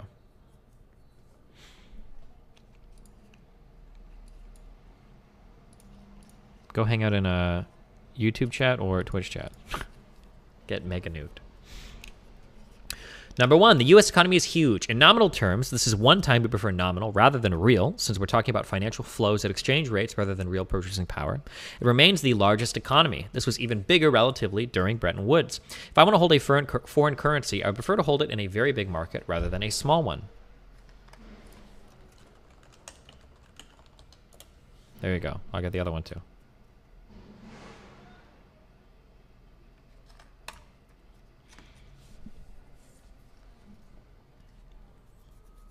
Convertibility. Why is YouTube chat seen as the holding chat for dum-dums? Don't do us like that. Well, listen, then come to DGG chat, okay? Convertibility. The U.S. economy during Bretton Woods and since has been one of the most open economies. It wasn't as open as it was now, but during the first half of Bretton Woods, many currencies were non-convertible as economies recovered. There were restrictions on how much gold and how much sterling you could put in and take out of Britain, the purpose being to stabilize financial flows. This made the dollar valuable because if I'm in Paris and I have a pound in one hand, I would like to be able to spend it, not stopped at Dover and strip searched. But if I have a dollar, I can bring this to New York and buy a cheeseburger. This is also the reason that the Chinese yuan is not popular in foreign exchange markets, FX markets, and international reserves yet. It's so non-convertible that there are different exchange rates for offshore and onshore Chinese yuan. FX trading. Remember back in Micro 101, that convenience of wants thing, where if I want a cheeseburger, but I have, say, elite computer programming skills, it's hard to find that coincidence and I will starve. The global foreign exchange market is a barter economy. There is no official legal tender. If I'm in London and I want Kenyan shillings, that will be hard. That coincidence might be rare and expensive. However, people do trade dollars for pounds and dollars for shillings. So if I trade dollar pounds and then dollar shilling, the dollar becomes an unofficial currency of Forex markets, thereby. If you don't believe me, 80% of Forex trades go through dollars. That isn't because 87% want to buy and sell dollars on the planet. They're doing that in 2 trades. Nevertheless, this does create demand for a pool of currency outside of the United States. People use euro dollar more broadly than I'm using it here. There are derivatives, interbank markets, etc. in euro dollars outside of the US, but our buddy is talking about it in a currency sense. Also, when I say held outside, this is like printing money. It's a causal way of saying something. In practice, these are often numbers at Fed accounts held by foreigners. Likewise, printing money is a number on a Fed database. Economic war, what is it good for? Absolutely nothing. Say it again. Good meme. Jensen on TV. There is only one holistic system of systems, one vast and immane, interwoven, interacting, multivariate, multinational dominion of dollars, petrodollars, electrodollars, multi-dollars, Reichmarks, Rins, rubles, pounds, and shekels. Bad econ strawman. He sounds pissed. Mr. Robinson doesn't mention a figure, but it exists. On page 114 of the Flow of Funds report, we can see figures for checkable deposits and currency. The rest of the world owes $738 billion in U.S. checkable deposits and currency. We'll call that Eurodollars. There are a total of $4.0 trillion in total U.S. checkable deposits and currency, so roughly 18.5% of U.S. deposits and currency are foreign held. That's a big figure. 18.5% of U.S. money/deposits is outside of the U.S. Robinson makes the case that this figure and phenomenon allows the U.S. to export inflation. He's not entirely wrong. If you have a pool of U.S. dollars outside the U.S., it has the same effect on the price level in the U.S. as if the U.S. printed $1, and whoever they gave it to just buried it. The money is created and circulates outside in foreign banks. Obviously, individual dollars come back, but another leaves, so there's a pool of dollars that aren't circulating and being levered to affect prices in the U.S. Robinson makes the case that this is a nefarious plot to allow the U.S. to devalue its currency and export inflation, which has been accomplished by bullying, invading, and cutting defense deals. Question to the reader, was the $4 trillion Iraq war worth it? Worth that? If those Eurodollars came flooding back into the U.S., you'd have inflation. But that assumes that the Fed does nothing. People make this argument selling these dollars or other financial assets like U.S. Treasuries would be a devastating form of economic warfare. This would create havoc in the U.S. The thing is that the Fed can suck liquidity out and sanitize these effects. Yeah, there'd be turmoil, but this kind of turmoil would provide the Fed with exactly the situation it wants: higher inflation and the opportunity to raise rates. Also, if you compare the magnitude, even if all of these dollars came back on Monday, it would be a fraction of the size of the QE, quantitative easing, which was several trillion. Most of that would end up sitting in excess reserves anyway. No, don't. I know what you're thinking. But the larger problem with this argument is that there are perfectly good reasons that this pool of money exists, which I explained in my last section. There's no reason to expect demand for Eurodollars to collapse in the way our buddy argues. You get the sense from Robinson's argument that huge multiples of U.S. currency have been created and stuffed into foreign countries, but no. Bad econ, straw man. Sport, we're almost done, guys, okay? We're almost done. Look, we're over halfway through, okay? Chill. But the larger problem with this argument is that there are perfectly good reasons this pool of money exists, which I will explain in my last section. There's no reason to expect Eurodollars to collapse. No, okay. Bad econ, straw man. Spores, he says that the Fed is a private banking cartel that earns interest on the dollars it prints and shows us this picture.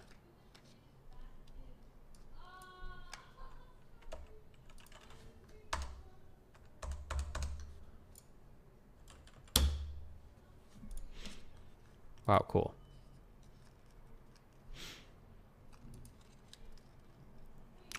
This is so stupid and well covered on Bad Econ, I'm just going to skip. Damn. A petrodollar by any other name would not smell as sweet. Our buddy gives us a definition of petrodollars. A petrodollar is a U.S. dollar that is received by an oil producer in exchange for selling oil, and that is then deposited into Western banks.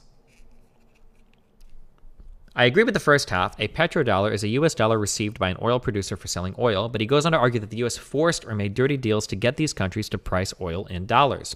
The thing is that it's rational for oil producers to price their product in dollars. Go back up to my Eurodollar at gunpoint spiel.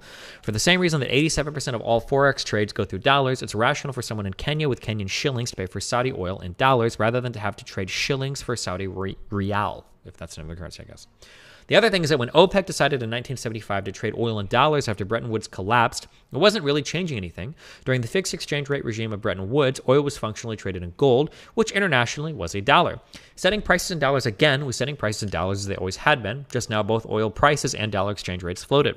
But let's talk about that. Then deposited into Western banks part, because that's interesting. Eurodollars do create demand for dollars outside the U.S. and offset some inflation, and that's his core argument. The problem is that depositing a petrodollar back in the U.S., which is when you'd want to put them, does not create demand for dollars. In fact, it satisfies demand for dollars. They got a dollar, they handed it back, now it's circulating in the U.S. again, affecting prices, blah, blah, blah. Remember to recycle your petrodollars. Why would they want to put the petrodollar back in the U.S.? Jensen on TV. The Arabs have taken billions of dollars from this country, and now they must put it back. It's the ebb and flow, tidal gravity. Oh, that's why we're watching this movie. I don't know what this reference to this movie is. Network. Case. The Arabs have taken billions of dollars out of this country, and now they must put it back. It is ebb and flow, tidal gravity. It is ecological balance. You are... Oh, is this movie a big meme about the petrodollar? I didn't even know this is a real movie.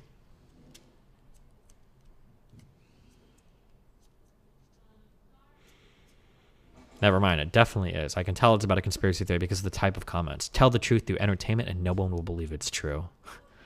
This is one of the best acting, best script, and the real truth about what the world is today in 2020. This movie is even more relevant today than it was in 1976.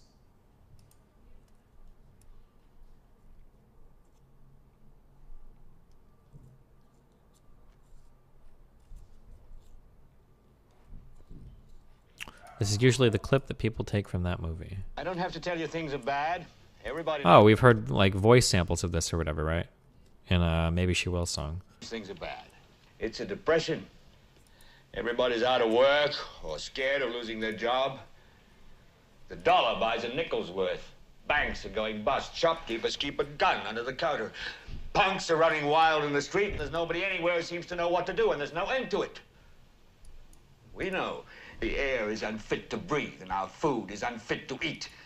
We sit watching our TVs while some local newscaster tells us that today we had 15 homicides and 63 violent crimes, as if that's the way it's supposed to be. We know things are bad, worse than bad.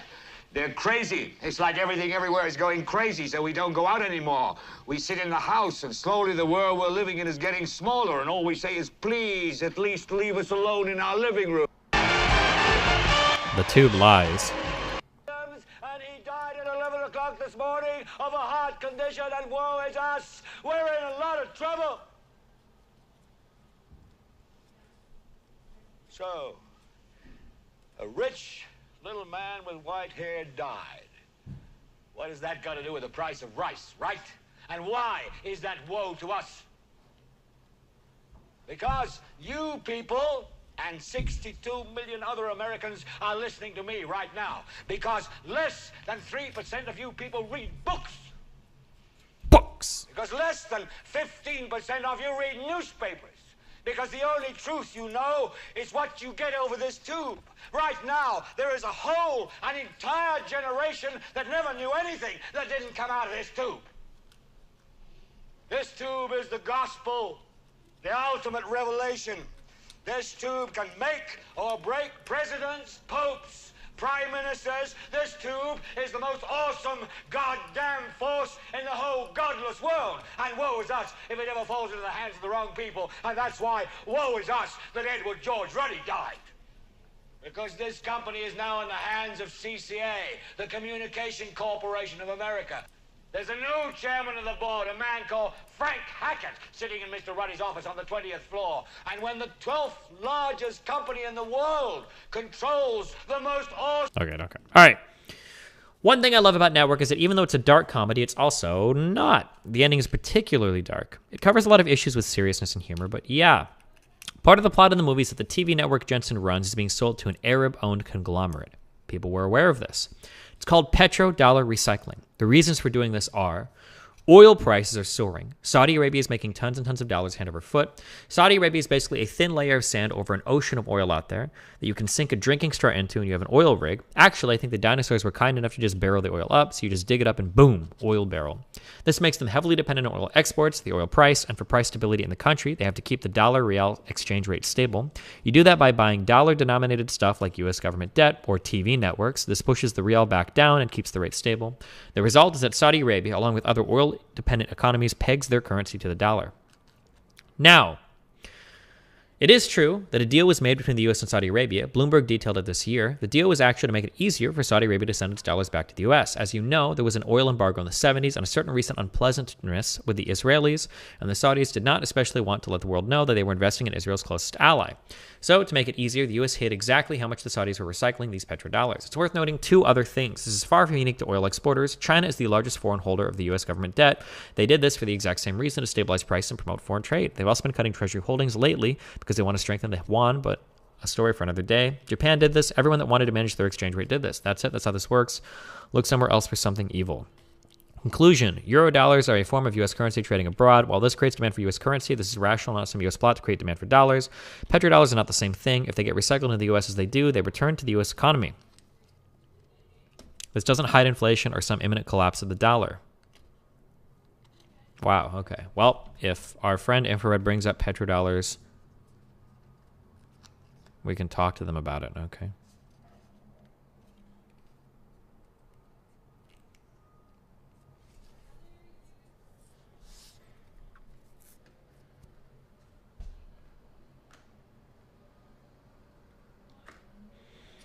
What was Infrared trying to say about bringing this up? I don't know. I don't actually even know if he knows what petrodollar shit is, or if it's just like a conspiracy that he heard that he wanted to plug if he had the opportunity to do so. Yeah, I don't know. Okay. Here we are on the precipice of content once more.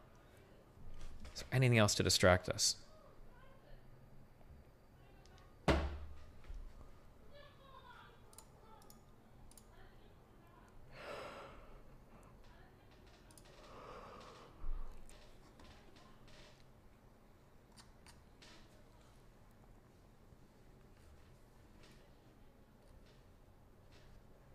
Someone schizo posting in Sean Carroll's subreddit.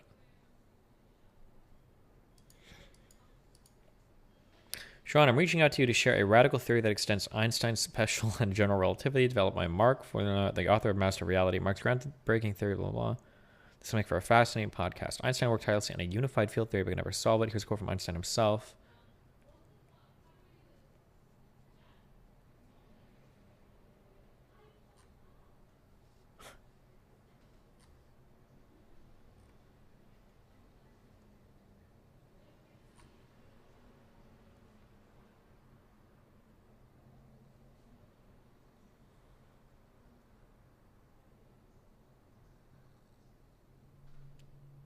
I believe Mark has discovered the physical explanation for Einstein's equivalence principle. Please check it out and interview him. His theory is logical and sound. Anti-gravity is achievable. Download free. Super Relativity FAQ. Mark's work on ResearchGate. Contact Mark. Theory of super... Oh, man. Okay, this looks like an actual... We have an actual schizo poster. We have a PDF. Starts page 1 with a random line segment on the page. Okay.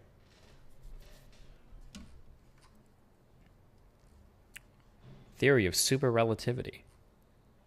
Many of the answers to questions are very similar to the answers of other similar questions. Phil is best as though to provide a thorough explanation. Okay. The foundation. The universe is made up of only one thing, space. The ether is the only thing that physically exists. It is a stationary, continuous, quasi-elastic solid. The secondary magnetic field. This guy has a whole theory of everything.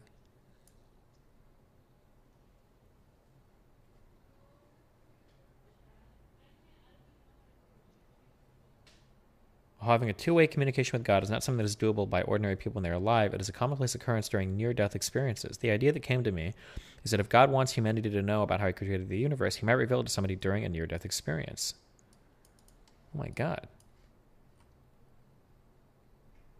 According to my theory, the sun is powered by a solid core of neutronium. This is a true schizo poster.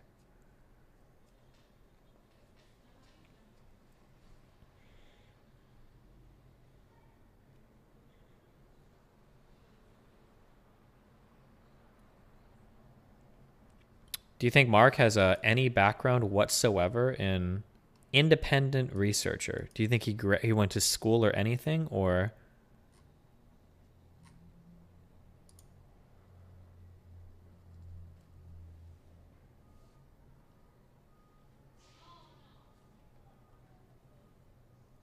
Superrelativity.com. Jesus Christ.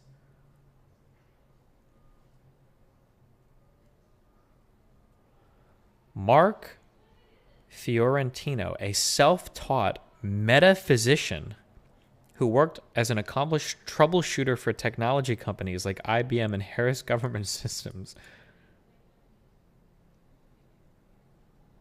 I worked primarily as a computer and electronics technician and developed many award-winning, state-of-the-art software programs that solved problems concerning failure analysis of electronic assemblies and computer systems. It was in the summer of 1964 when I first introduced to Einstein and the idea of the unified field theory. At the time, I was just 9 years old and was greatly impressed by this man and his idea of uniting the forces of nature.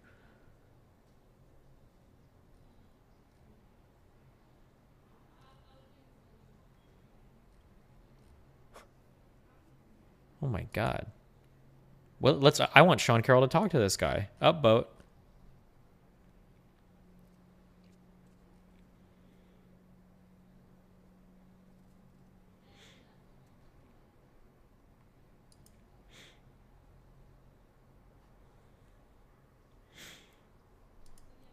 Narrate his audiobook? Jesus. Okay.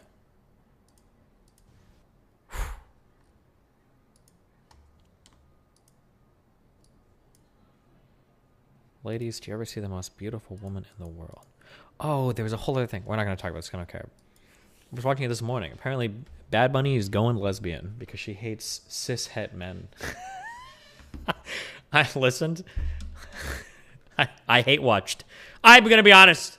I admit it. I hate watched for like 30 minutes. I couldn't pull my eyes away from the screen. She talked about how she went on her first lesbian date. But apparently it was online only, which I don't know what that means. And they drank wine. And she was talking about, fuck, I should have revealed this in a different order. I ruined it. She was talking about like one of the things I appreciated was that she actually called me or she DM'd me and checked up on me after the date, which men never do.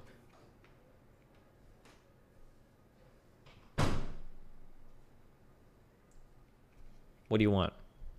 I just want to get a snack or something. What are you doing? Your mom. No, not true. I don't see my mom here. She's under here. There's no mom there. She's going to be my mom soon, Mel. Yeah. Why? Because she is my mother-in-law if we get married. Are you into your mom? I'll be inside your mom. Stop! Okay, that's enough. For today? Okay. Yeah, this is gonna happen. Next time you cumin me, I'm gonna put a Mel trail and a Steve trail all Gross, over your stop. face Ew, when you sleep. stop. I'm just gonna save it in there, and I'm just Stop. gonna. You when mean fall gross. asleep, Stop! I'm just gonna TOS. sit on your face. Stop. I'm just gonna make a big ass meal trail and a Steve trail right there. Okay, and it's gonna be. I'm gonna be half on my period too, so it's gonna be blood all over your face when you wake up. That's what's gonna happen if you don't stop doing the mom jokes. Mom, okay? I have Mel, I have children Did in you here. just call me mom? Yeah, You did. I did. I need it. I need it, mommy milkers. All right, Hey. bye. Bye. Now you made me lose my train of thought. What were we talking about?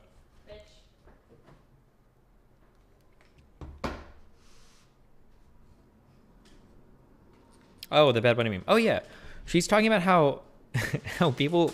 She was so happy that this woman like DM'd her afterwards to check up on her after the date. Okay, but it was, shit talking someone's date. That's so weird. shut up, Mel. You don't even know the con. Wait, hold on here. Are you obsessively watching Bad Bunny, and then you see her talk about her date because you might be a little like jealous that someone else gets a fuck and you don't? And now you're sitting here shitting on her talking about her first date with a woman that she was most likely very excited about, no? First of all, it was an online date. Oh, it was an online date. Secondly, Okay. you want to talk? You know what my life is like, guys? This is what my life is like. I go to do all my emails and messages in the evening. Oh, what's going on in my group chat? Oh, it's fucking Dan. Oh, talking about Anna again. I don't want to deal with this right now. Go into my bedroom. Guess what Mel's doing? Hey, look at this funny Anna video from fucking 6 days ago that I'm watching looking for funny memes on. Everybody in my life is obsessed, okay? With what? With everything. Because it's funny. We all can agree that your life is funny. Okay? It is funny. Okay? And you've been torturing me with having contact with this person for so long that why the fuck wouldn't I be able to have some fun with it sometimes, you know? Okay, I'll remember that. For me. I'll remember that. You did the exact same thing. I'm like, you're telling me because I have like a secret account. And Mhm. you're like, please, can I go into a secret account and stalk all these people? Sure, if you want What? to. You can go do that if you like that. Yeah. Why wouldn't I just make an You account and grab- do it? Yeah, because I don't know, you're too proud. You want to be like. If I was yeah, too if he proud, has wouldn't a I make account- the account and do it on my own instead of asking You you? most likely are, but maybe you want to be like, yeah, I know this because. So you think know I this let's because just I took your that's account, good. and Let's that's just follow better this line of than the logic. other one So I'm too proud to admit that I want to stalk somebody. So I make an account privately and do it on my own, and then I still ask you about it. Maybe you want to talk about. I mean, you read stuff and then you want to talk about it afterwards. Maybe you want to talk about this. Do I but wanna you don't talk wanna about make it? Seem like it had a secret Wait, hold account. on. So you want to make it look like you Yeah. took the fun from me. Okay, to look let's at think about it. Do I want to talk about it, or is it every time it comes up I go, Molina, why are you so obsessed with stuff? Can we please do something Never different? do that. You never Really? Do that. You never do that. Okay, that's cool. Never I do like that. to see how you lie publicly now so that I can get an idea of what you look like when you do it. That's good. Thank you. Okay, cool. That's Really? good. Is that what you're gonna? Is that the best thing you can come up to say? Really? I'm not coming up with anything. I'm just archiving in my brain. Like, what does Really? Oh, Molina that's look the like when best she's thing to lying say. publicly so that when this bridge burns, I know how to deal with you. All right. Don't you have a stream to go boo before? Excuse me? You know what? He actually admitted, you know why he's wearing sweatpants? Because that's what that's what girls loves to look at. You know when you have like a little half boner in the sweatpants that's coming out? That's what he's actually doing. That's the thing that girls likes. So he's actually being quite shameless.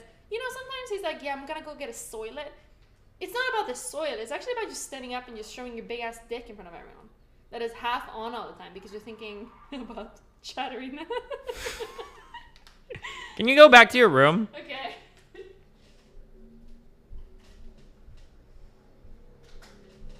Jesus Christ.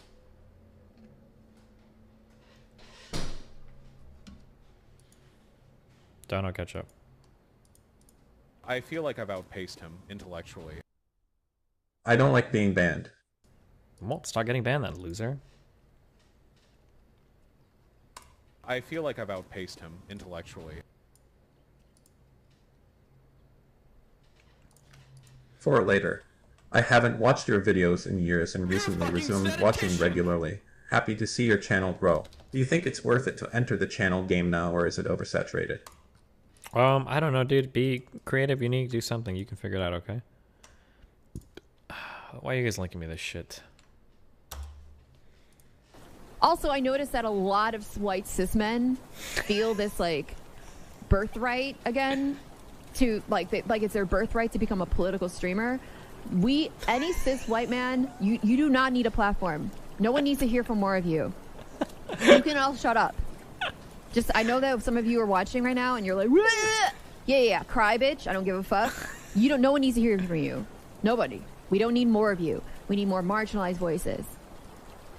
We need more marginalized. You want to know some real facts? Do you want to know one of the most common voices that we need way the fuck less of? And literally everybody from both sides of the political spectrum agree with it. It's fucking white women. Unironically, because conservatives just don't want women to take, period. And people on the left or right are like, okay, white women, you've had your time in the sun. Time to take a step back and let us get ours, okay? Everybody agrees that we need less from white women. Everybody agrees. Voices. We don't need more cis men speaking on behalf of marginalized people, debating the rights and the integrity and dignity of marginalized people. We need them to shut the fuck up and listen. So I hear that, and I'm not saying that to you, Kami Kitty, but I'm saying for anyone else who needs to hear it. If you're a cis white man, and you're trying to get a platform on this, trying to get a stream on this platform to talk about politics, you can simply not do that. Just don't do that. I don't think that you're owed a platform, especially at the expense of marginalized people, by networking with debate bros. To get there, go fuck yourself. Go fuck yourself. But the last thing I want to say is me and a few other people will be changing the scene with how one gets ahead on Twitch. It is going to be the antithesis of the debate bro scene. That'll be starting the new year. Starting the first Sunday of the new year, January 2nd, 2022. We'll be starting our first roundtable.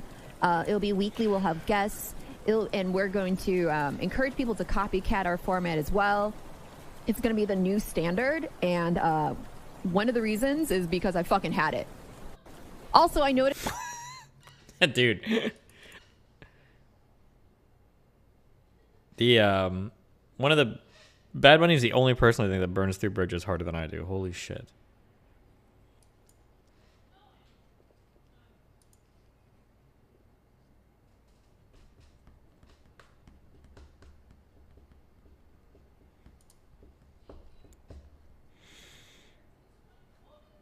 Destiny, unironically a banger. Guys, are we ever going to watch this fucking... Didn't ask plus for white.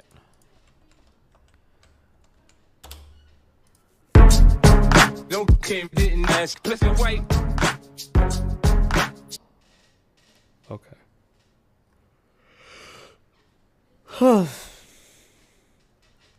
Why do white women constantly feel the need to invent problems and feel victimized?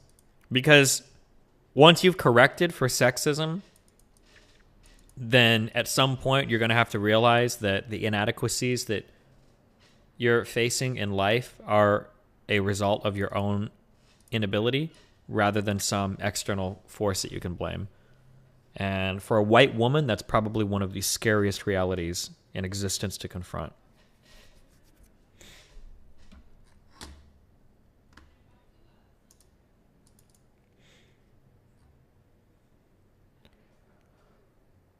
10 out of 10 Death Note meme. Is it because the last Death Note meme I linked was not a 10 out of 10? Oh, you're literally linking me the same thing. Wait, is this a schizo poster?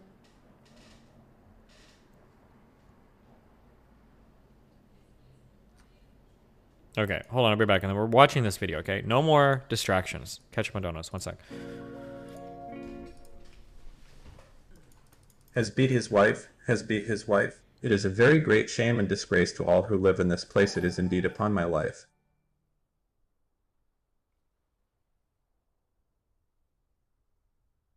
But the inflation is affecting the profits.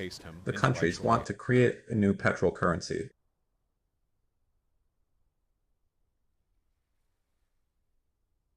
Thank you, Steven! Yo, Dest. Look, bro, I'm just saying reverse the roles. If I was a hot girl out here in the street sucking dick, I might actually get paid for it. Instead, all I get paid in is hot protein shots. Then I'd have to hustle on the side for cash. I feel like No high-key spitting facts. Not gonna front, my boy. You're just being bad faith. You're a genius, dude! Actual revenge for the mom jokes.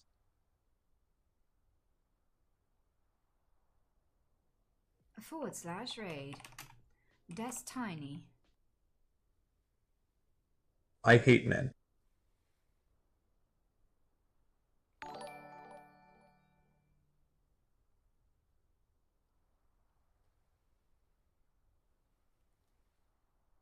All right, boys, time for the interrogation.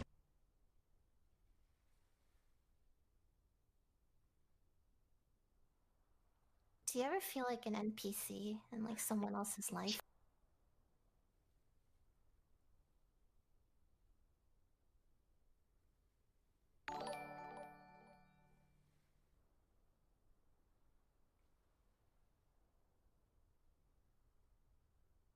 Fucking dubstep.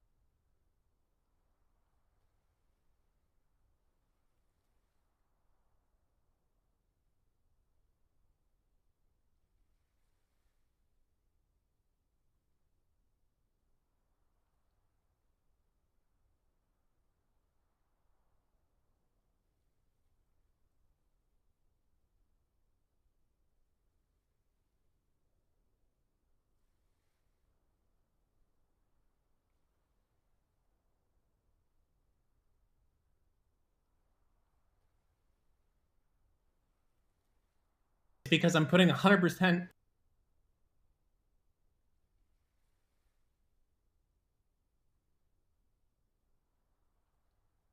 fucking dubstep.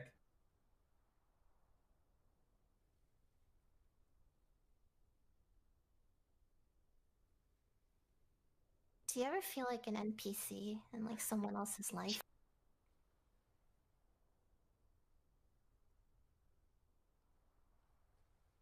You're a genius, dude!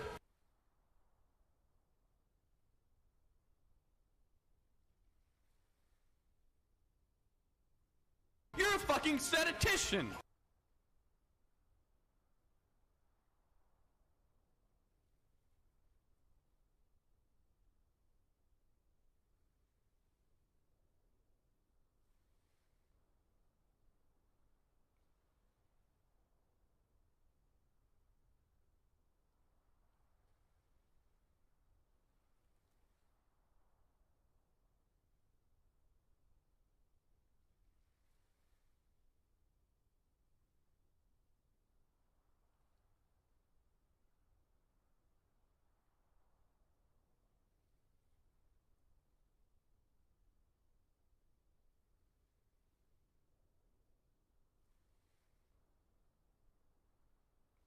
You're a genius, dude. I know I am. All right. Because I'm putting in 100 perks and fucking Dubstack shut the fuck up Mountain. It's a stupid fucking name. You didn't finish the thought about the post-date checkup text. Oh, the idea of somebody having to send you a post-date checkup text. Like on a fucking virtual date is just very funny to me. I don't know. That's just fucking hilarious to me.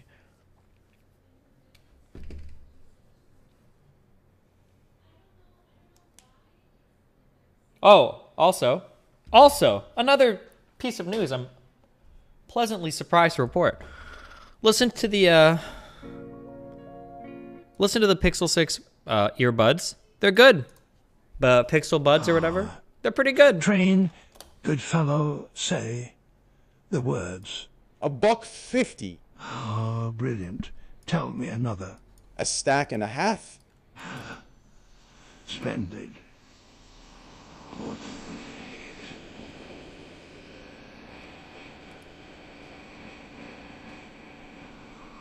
Okay, you're gone. Legally blacked. Gifted 5 subs while I was gone. Thank you so much. When you were flying to Europe, did you have to show the COVID test, vaccine passport on departure, on arrival? On departure, never. On arrival, they would ask you for tests and stuff, and vaccines, I think. Why didn't you just keep using your AirPods Pro? Well, I have older AirPod Pros, and I think the new Pixel earbud things were free if you bought a phone, so I got them. So I was like, why not?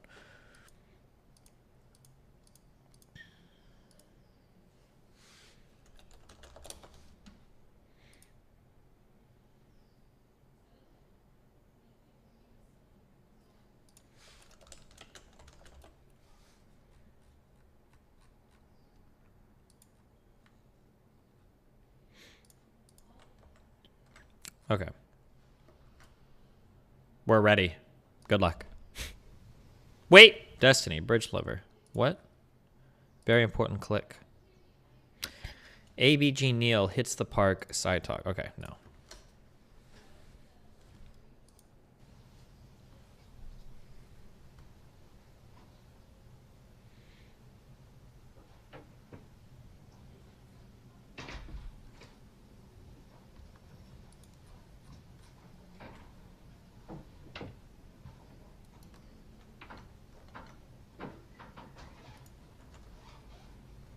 How about a league game before this vid? You know, a solo queue league game might do the heart good.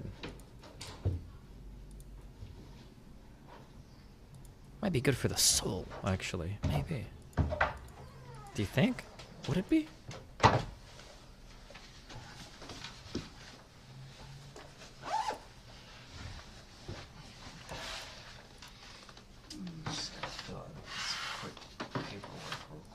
Paperwork? Okay. Cool, cool. I dig it.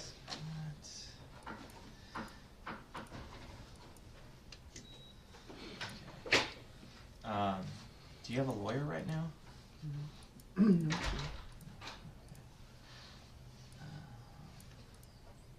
Okay.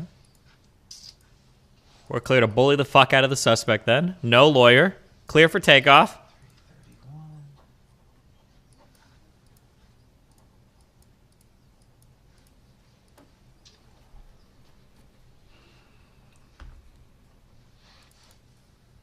Okay, 331. Can you give some background information on this video? So this was on January 6th. This was one of the rioters that tased one of the police officers.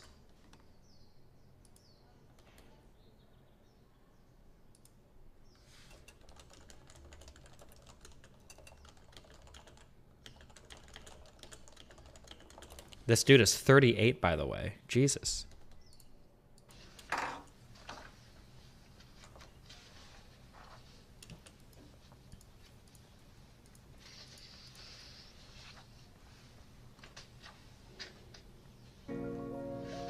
Hold on, Dono coming through. As a fellow white woman, I would like to report to your manager about your horrible conduct at us.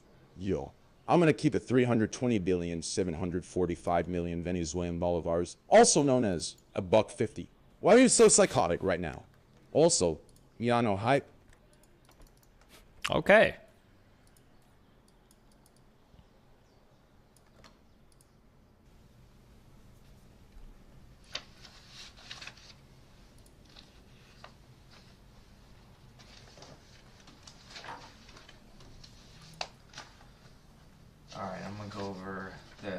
COVID stuff. Okay, sure. I want to know that. So, have you traveled from or through any of the locations identified by the CDC as increasing epidemiological risk within the last 14 days? No.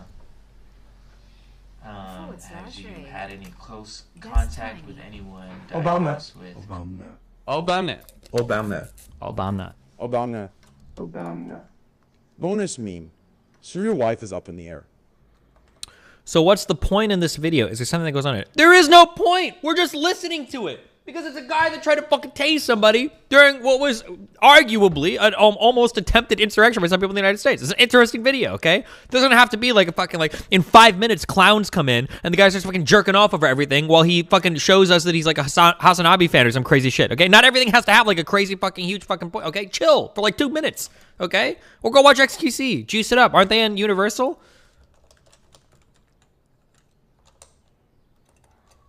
Look. Here. Oh my God, Universal Studios. Go watch them. Look at how much fun they're having. Go, look.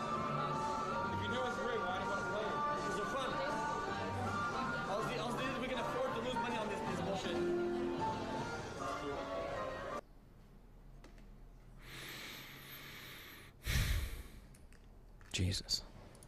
COVID-19 within the last 14 days. Donos are paused. Yeah. Okay. You don't have a fever, cough, or shortness of breath? Okay.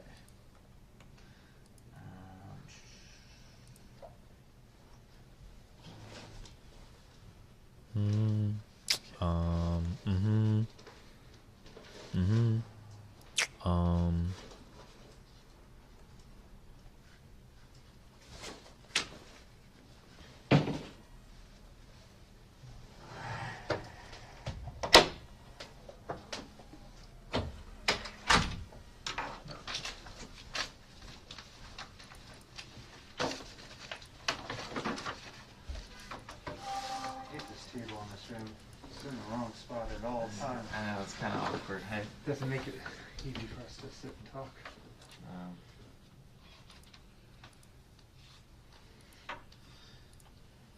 Sorry. All right, Daniel. Daniel, do you go by Daniel, DJ, or what do you prefer? DJ fam. I guess Danny. Danny. Okay. Danny. Ooh, bad choice so there. Just so you know, my name is Enrique Armenta. I'm a special agent with the FBI. Okay. My name's Agent Elias, also special agent. You seem to have a pretty good idea while we're here, right? You need some tissue or something, just let me know. Okay, we can grab you something. No sense of crying. I can't be crying what I did. What's wrong with me? So what I wanted to do is kind of just explain what's happening. And then I want to give you an opportunity to kind of help us understand, what happened from your perspective, okay? I want to give you that opportunity. That's why we're here. I wanted to take you away from this morning and that kind of hectic chaos and just give you a moment, take a breath. Can we get some background of this? This is a random guy. It's a guy that tased one of the cops. He was the kid that tased one of the cops. What do I have in my stream title? Listening to interrogation of January 6th rioter, guy who tased cops. Control T. Guy tased cop January 6th. I wonder if there's enough information in my stream title where you can literally find Daniel Rodriguez. You literally have it. You can Google it. It's all right there for you, okay? All right. I feel like you kind of want to talk about it. I feel like you kind of want to get it off your chest. So weak, I'm crying. It's okay, man. It's okay. Oh my God. I shouldn't be crying. I'm a grown man. I knew what I was doing. Okay, also, to be clear, what is your worst case scenario for assaulting an officer? What do you, like, we're not looking at like life in prison, right? Wait, is there even a minimum jail time? Let's assume he has a 100% clean record, right? Let's assume his record is clean. He hasn't no priors or anything, right? Like, there's a chance that he might never even serve a day in jail, right? Now, to be fair, didn't the guy die? Not because of anybody being tased, no. Destiny's not in a good mood today because these students will be getting banned another day. The problem is we'll follow him forever, so he's fucked if he gets off. Like, no, sure, I know. To be fair, I'm not taking away from the idea that, like, obviously this can be stressful and shit. But I mean, like, to put things a little bit into perspective, this guy's not facing, like, you know, the death penalty or something, you know. Whatever happens to me is gonna have to happen to me because Look,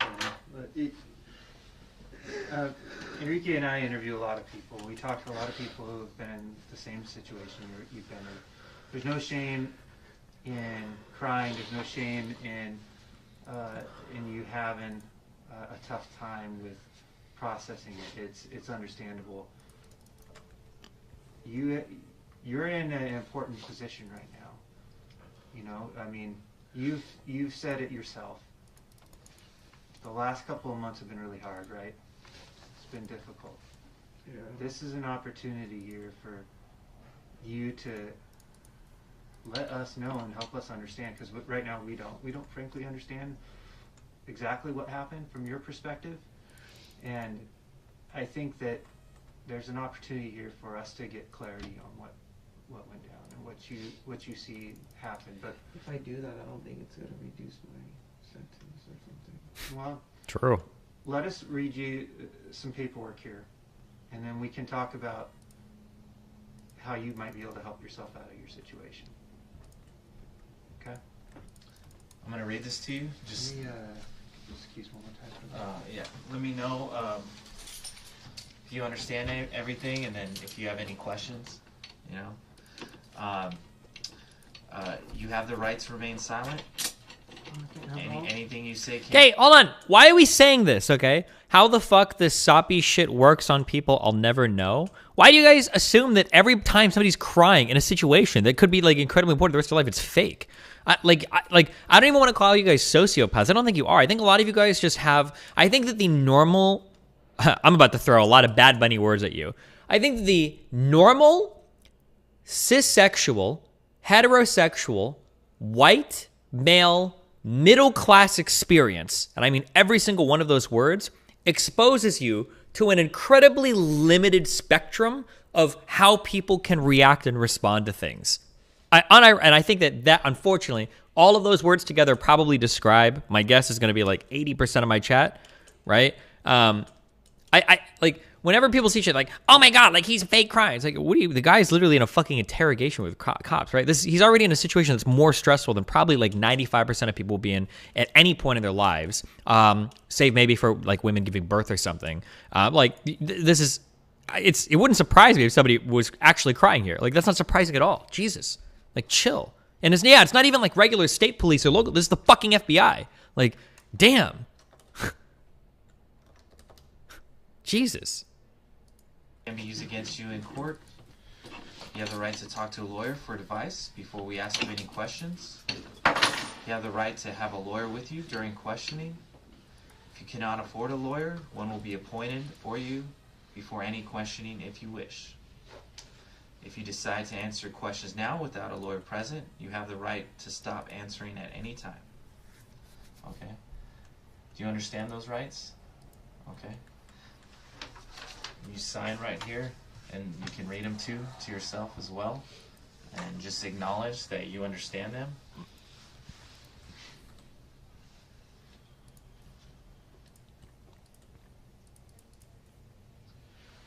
I want to talk to you guys, and in the past, lawyers have always told me, you don't say anything.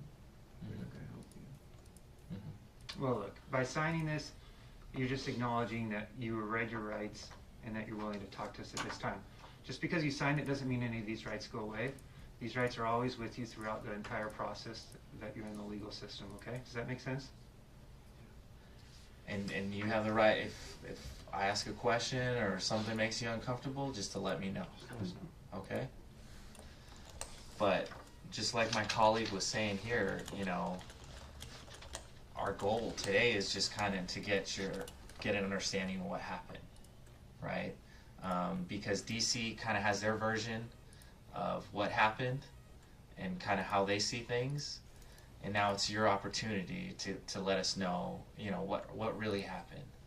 Because I got to be honest with you, like they gave me this case, right, and they were like, this guy assaulted a police officer, you know, so it's like, okay, you know. Can you please crop out the black bars? You know what? I can't. It's a goddamn fucking CCTV footage. You don't need to have fucking 4K, all right, IMAX quality presentation on a goddamn police interrogation, all right? Go home, go ask your mom and dad for some fucking duct tape, okay, and tape it up on the sides of your monitor and pretend that they're not there. Jesus Christ. What we got here, what's going on, just so, you know, prepared. I feel like there's like 80 of you right now, like, okay, what random dumb fucking comment can I type to get Destiny more fucking triggered? Destiny, can you change the opacity from 95 to 96? Destiny, can you dull the color scheme a bit on the game so it doesn't bleed through as much? Destiny, on your webcam, can you put it 10 pixels higher? It's not centered. I feel like it's just like, it's gotta be just like what random is, what's like a super fucking random thing I can say that I know will just get Destiny fucking triggered. That's what it must be. You know, for the interview and everything. And I started like finding these videos on YouTube of these guys posting Armin Rez, We Are LA, Weber's Way. Are you familiar with those? You know, those guys, those YouTube videos of all the protests and rallies in LA, right? And I was like, oh, what's going on here? And I was like, oh, dang, there's Danny. You know, there's DJ. Where'd you see me? I think there was one in Huntington Beach. Oh shit! Another one in That's Hollywood. us. No, but you saw me in an interview or just in the background? In an interview, and then at the protests, right? They were at Back to Blue rallies, and they were, you know, at these rallies that were like for conservative values, you know, American conservative values. They were like, you know, and at that point, man, like I was thinking to myself, because I thought I had an understanding of what was going on, right? They said, oh, this guy's, you know, assaulted a police officer. But then I saw you, there was, I think it was Hollywood, there were police there standing, right? They were just maintaining the peace, you know, and there was this Antifa guy dressed in all black, you know, and he was just agitating and just kind of like as if he wanted them to do something. Yeah. Right? Like yeah. he was instigating. He's making them look bad so that the cops can do something, right, and then give you all film and the cops are abusing you now. And Exactly. And then I see you like intervening, and you were like, hey dude, chill out. Like, we're here we're you know, we're protesting. Like, you need to calm down. It's not about that.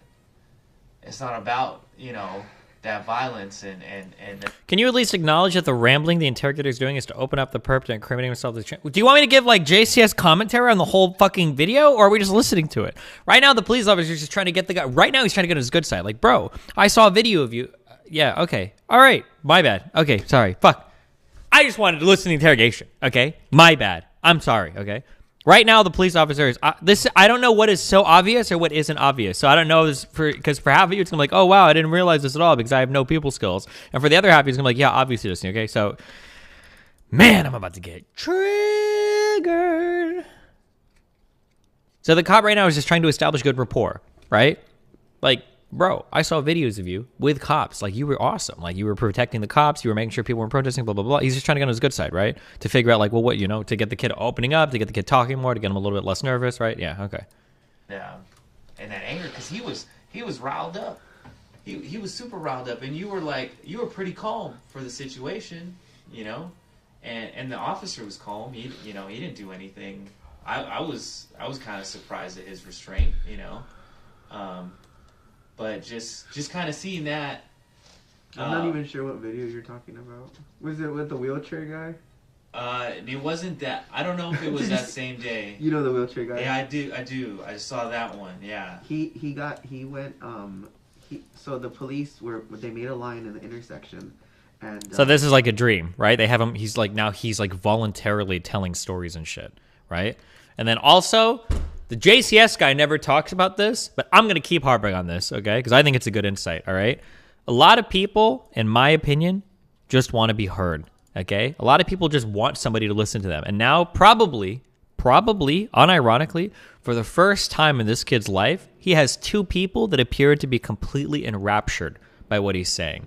So, if I have to guess for the rest of this interview, this kid is probably going to be an open book in terms of talking to these people because it feels like they actually want to hear what he has to say. He goes with his wheelchair, and I say kid, he's 38, sorry.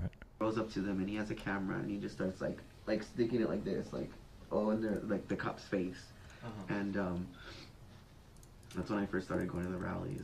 I was still pretty new at that time. I didn't know anybody, and I grabbed his wheelchair and I pulled him back like 6 or 8 feet. And the cops saw me. I did it right in front of them. I'm like, dude, what are you doing? You know? Yeah. And ever since then, they've you know, because like how we met that guy in the wheelchair was he was coming across the intersection before that the police started their line right there. He was coming over the intersection and on the crosswalk, and he was acting like a victim, like you know, like, hey, are you okay? You need help? And then like he had a bunch of attitude and didn't like us, and like there were some other people around it that were just like, oh fuck him, or oh he's, you know, and like so like he was not with us. He was there like against us, and then like we're like an agitator. Right? Yeah, and then I don't know what happened after. This was a while back. This was a long time ago. And then like whatever happened, then like it started getting more intense, and the cops came and did their like line. I think there was only like 8. There were like 8 BLM guys that day, and or Antifa guys or whatever. And they came because I guess a week or 2 before that there was a big fight, and I wasn't there. I didn't go to the rallies yet. There was a fight. There was something called like the Unity Bridge, and there was like this guy named Ricky Rebel, like some gay guy, and he's all singing like MAGA, like it's all like a celebration, a festival, and I guess like a big fight broke out. So I didn't know about that fight, but I found out from Armin Rez videos that they're rallying there in Beverly Hills. So I'm like, oh, I see this. Let me go down there. So that was the first time I went down there, and they had come back, these 8 guys or whatever, and you know they're all angry, and they're like in like helmets and like goggles, and we're just in regular clothes, and I'm like, hey, what's going on with you guys? And they're all angry, and I started trying to talk to them and like find some common ground, and then that wheelchair guy came, and he like wanted to link up with them, like they're like 6 or 7, 8 black guys, and like you know he's all like, hey, what's up? I seen him, you know, he's like, hey, what's up, guys? Fuck these guys. The cool guys are here. Like that's what he told them, I think. He's like, oh, the cool guys are here. Yeah, fuck these guys. I don't know. So I told him, I'm like, why don't you suck his dick? And like, you know, I know you guys have seen those videos that they've all been sent to me. I'm like, you know, you're like, oh, you're right there by his dick. Suck it. Pull your mask down. Suck it. So after that, like, that guy just went after me and hated me, and so that's how that happened. So he was a Bosch moment. Wouldn't it be funny if you like, you know, what if you just like, you know, what if you just like suck my dick? Wouldn't that be funny? Like if you did that, like, I mean, like in a, you know, in like an insulting kind of way, like. Lined with Antifa, BLM, and then they started like, okay, this guy with the glasses, take his pictures, you know, he's no good. So that's how I got on their radar. Oh, I got it. So then we all got on their radar somehow or some way. What they would do is they would come to the rallies, and they would take pictures of us, and just consistently getting intel on us, following you to your car, or trying to dox you on social media, your license plate, where you work, your name, your address, whatever. The state you live in. You know, they've had that happen to them, and have people come to their house, and one guy got jumped, and some guy named Lewis, he was former Antifa, and then he like saw what was going on, like this is not what I want to be a part of, and he came to the Trump side, and they jumped him. They really messed him up. He's all scarred. He's got still scars to this day. And yeah, Danny, I think what my partner was about to say. Sorry, it's all right. Why don't you finish that thought, because that was a good thought you had. No, and I appreciate the story, because just like what you're saying, it gives context to those things that, because you're right. You saw the wheelchair. I saw the wheelchair, but it was only a snippet of it, right? It was only but we don't have the whole story. Right. Remember, the goal is always going to be is always going to be to make you feel like if I have more information, if you can just explain more of the story to me, it's going to make your argument or case better. Because just as long as I have more context, maybe that can exonerate you somehow. Right. That's always going to be the feeling that they want to leave you with, so that you're always like volunteering more information. Right. That's a big thing with the media and everything. You take little things and so. What I'm trying to say is that my best friend, he had a brother that was in a wheelchair and took so much advantage of it, and I like kind of just like, if you're in a wheelchair, okay, like you said, like if you go up, if you're respectful, polite, or but this guy was like victimizing himself, like I'm a bit. So I was like, oh, you're not gonna do that with me. I'm gonna treat you like normal. But he didn't like that, so that's why they came after him. And that's what I'm saying is when. True. Sticking to those wheelchair wheelers, that's what we call them. And getting the whole picture of actually who Danny is, you know, I saw that there's like two sides to you. You know, there was this side that kind of DC had, you know, portrayed and showed, you know, and that this is your guy, this is what he did. But then I started looking in, like I said, and I saw this Danny who stood in between this angry guy and a law enforcement officer, just in a t-shirt and his red hat. You know, he wasn't the one with a gun and a baton and handcuffs. You didn't have anything, and you stood in between to protect this trained law enforcement officer, right? Yeah. And even to say something, because like, what person nowadays would even say something, right? So many people just ignore and look the other way when they see, you know, like these wrongdoings, right? Yeah. But you actually had the guts to say something to that guy and to put yourself, you know, in that position, in that uncomfortable position. Did you see the day that they all came, like 200 of them, and I stood in the street? Mm-hmm. Yeah. Mm-hmm. And so I think that's kind of what I'm trying to like understand. I don't know what happened either. Is I want to know that Danny though. I want to know that Danny that, you know, that kind of intervened in that situation, and I want to know how that Danny got to January 6th.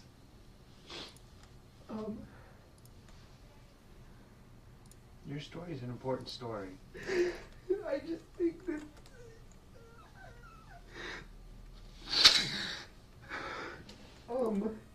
I don't want to seem crazy or like a conspiracy theorist, because you guys it's gonna come out and I'm gonna get locked up because like I believe this and it's gonna put me in jail. Look, we've done this for a long time. We've talked to, like I told you, we talked to a lot of people, and a lot of people are worried about being judged when they talk to law enforcement, that we're gonna have an opinion. And I'm telling you right now, we don't hold judgment over you. We want it's gonna be the jury and the judge. And no, it's gonna be a DC but like judge. even as a fellow human being, right? That's what we're telling you. Is we're looking at you today as a fellow human, as a fellow citizen of this country. Something that's really important to keep in mind is that like interrogation techniques don't work because they're like somehow mind controlling you into being hypnotized into doing like crazy shit or whatever. They work because we have like basic human faculty that all of us kind of rely on as social creatures, and they're so incredibly powerful that something that's funny is that as you listen to this, and I guess in one of the JCS videos they even went over this because like a cop falls for all of these. They work even if you know that they're using them. And it's funny because this kid, it wouldn't surprise me, but it sounds like this kid is actually, he's either watched JCS videos or he's talked to an attorney that has explained all this, because the kid has accurately said over and over again, like, you don't care about my story. You're just trying to incriminate me. Like, the jury is going to decide, like, blah, blah, that's just going to get me in trouble. Like, he knows. The kid actually seems to have a far better than most understanding that basically anything he says here is going to fuck him over. There's almost no point in having this conversation. And he's just, he's just giving them more ammunition to use later in a court date. He seems to understand that. But despite that, it seems like he's still probably going to have a lot to say to him. Somebody who has lived here and put in investment into this country of your work, and you grew up here, and look, I don't have any loyalty to any other country. It's just America, and this is all I know, and this is all I want. And I don't care about any other part of the world except for our team. So how did the Danny that stood on the line in between law enforcement and Antifa BLM, how did you get to that point? What happened in your life? Like, how did you start going to these rallies?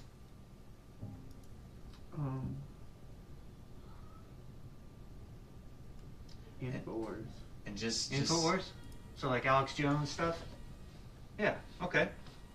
Yeah, he's been around a long time. I know lots of people listen to Alex Jones. Alex Jones has some good information. He's got out there information. I just wanted to I don't know what these FBI people believe, so it's possible that he's being sincere. One of the kid's biggest fears is the kid has stated, right? Like, remember earlier he said, I don't want you to feel like I'm saying stuff that just sounds like a conspiracy theorist. He doesn't want to be labeled as a conspiracy theorist, right? Notice how when he brings up Alex Jones, how this FBI guy is kind of buffering it with like, oh yeah, Alex Jones. Now he's not going to do some stupid shit like, oh, I know Alex Jones, I love him, right? He's not going to say some blatantly obvious shit like that, right? He's going to, he's like, oh, Alex Jones, he's got some good stuff, he's got some shitty stuff. Like, he's got some good, he says some things is true, he says some things kind of out there, right? He kind of gives this, enough there, this plausible engagement with his content where it's like, you have some room to bring him up and not sound like a conspiracy theorist, I tried to join the army when Trump became president, and I was already 35. Yeah. And I have like a bad, history of being arrested with tickets and stuff like that. It's on my record. So they didn't take me. And I just thought that I could still contribute by, I didn't take an oath, but I could still stand up for those same things on my own. I don't gotta get a paycheck. I could still be do those things. And I wanted to go to the rallies to make and there's too much enemy out there, and I wanted to bring them over to our side. When I say our side, I still feel like I'm on your side. Like we're on the same side, even though you're like you said, the Patriot side, right? Like you're. I don't. It was so fast. I was a good guy, and then instantly I became a bad guy. Well, tell me about that, Danny, because you said wars and. I just saw that there's people that have taken over this country from inside. Globalists and unelected officials, elitists. People who are. When he says stuff like this, globalists, unelected officials, elitists, right? One of the reasons why I get concerned about populist rhetoric is if I ignore the rest of the conversation and listen to just this line, he could be talking about the left's messaging or the right's messaging, depending on what we're talking about, right? Globalists, elitists, unelected officials, right? It's one of the reasons why I get worried about hearing similar types of rhetoric like this repeated on both ends. Obsessed with power and control. And, a lot of the if you go to LA, you see homeless people and then you see a Ferrari or Rolls Royce drive by them. Yeah. I think this is awful that it's so lopsided, and you know, I just like the system. Something's wrong, and the politicians are. You go to Garcetti's house. His house is 2 blocks. Gavin Newsom, Pelosi's nephew. His winery is not being shut down. His Plum Jack, whatever. You know, he's. They're all making money. They're all not being affected, and they almost brag about it. And well, there's still like homeless camps all over LA, and I was actually in LA not too long ago, and it seems like every time I go back there, there's more and more homeless. And just like you said, there's like a Ferrari or a mansion 2 blocks away, and there's just people struggling. And there's other people, like regular folks, like you, who are like, you know, buying a house, helping your mom buy a house in Fontana, you know, and it's, even that's hard, right? Like, no, that's true. We lost the house. That cheap house out way in the middle of Fontana. Mm-hmm. Just couldn't even do that. It's ridiculous that the housing prices here now. But I just thought that you know, they lied all about Trump, saying that he's the bad guy. Can you pause the video? I have to get my pizza. All right, Tomo1GE, tell us when you're back, okay? Chad, do we even believe in a housing crisis? I mean, in certain areas, yeah, for sure.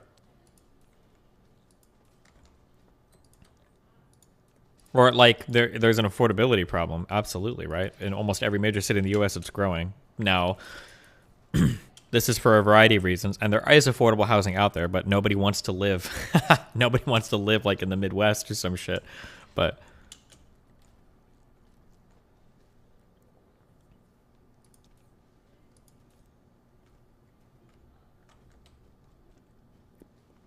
Tomo1GE, you need to post a picture in chat of your pizza too when you come back, or your IP banned forever. He's back? Okay, post a picture of your pizza on Imager. Good luck.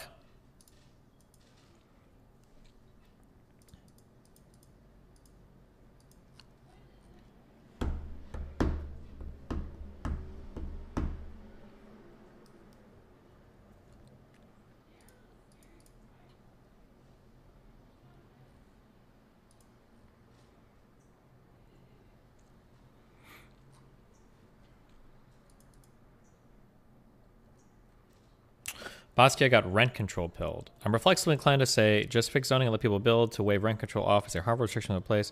But the real politics of housing make that response absent more. I feel like something shutting just college capitals in response to the rent. Strong saying for rent control. What do you think of the conclusion? Rent control is a tool for reducing displacement and is a part of a broader housing policy in high-cost cities and suburbs is necessary. Rent control used in some like larger policy place or whatever that isn't like used to control rents, but maybe more to subsidize certain people's living. I mean, I could see a place where some kind of rent control might be okay, maybe, but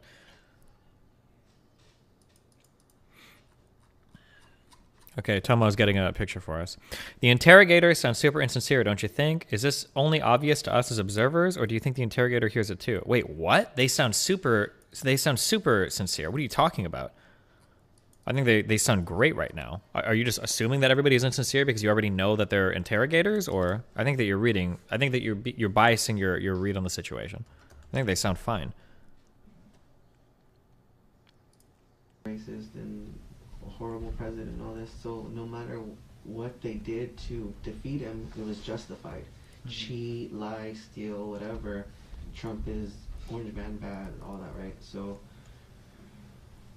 we saw that Joe Biden doesn't have a lot of support. He didn't rally. He didn't have people going to his rallies, and yet it was a landslide victory. Here's the article. Okay, I'll read it when we're done with this. It just, it doesn't take.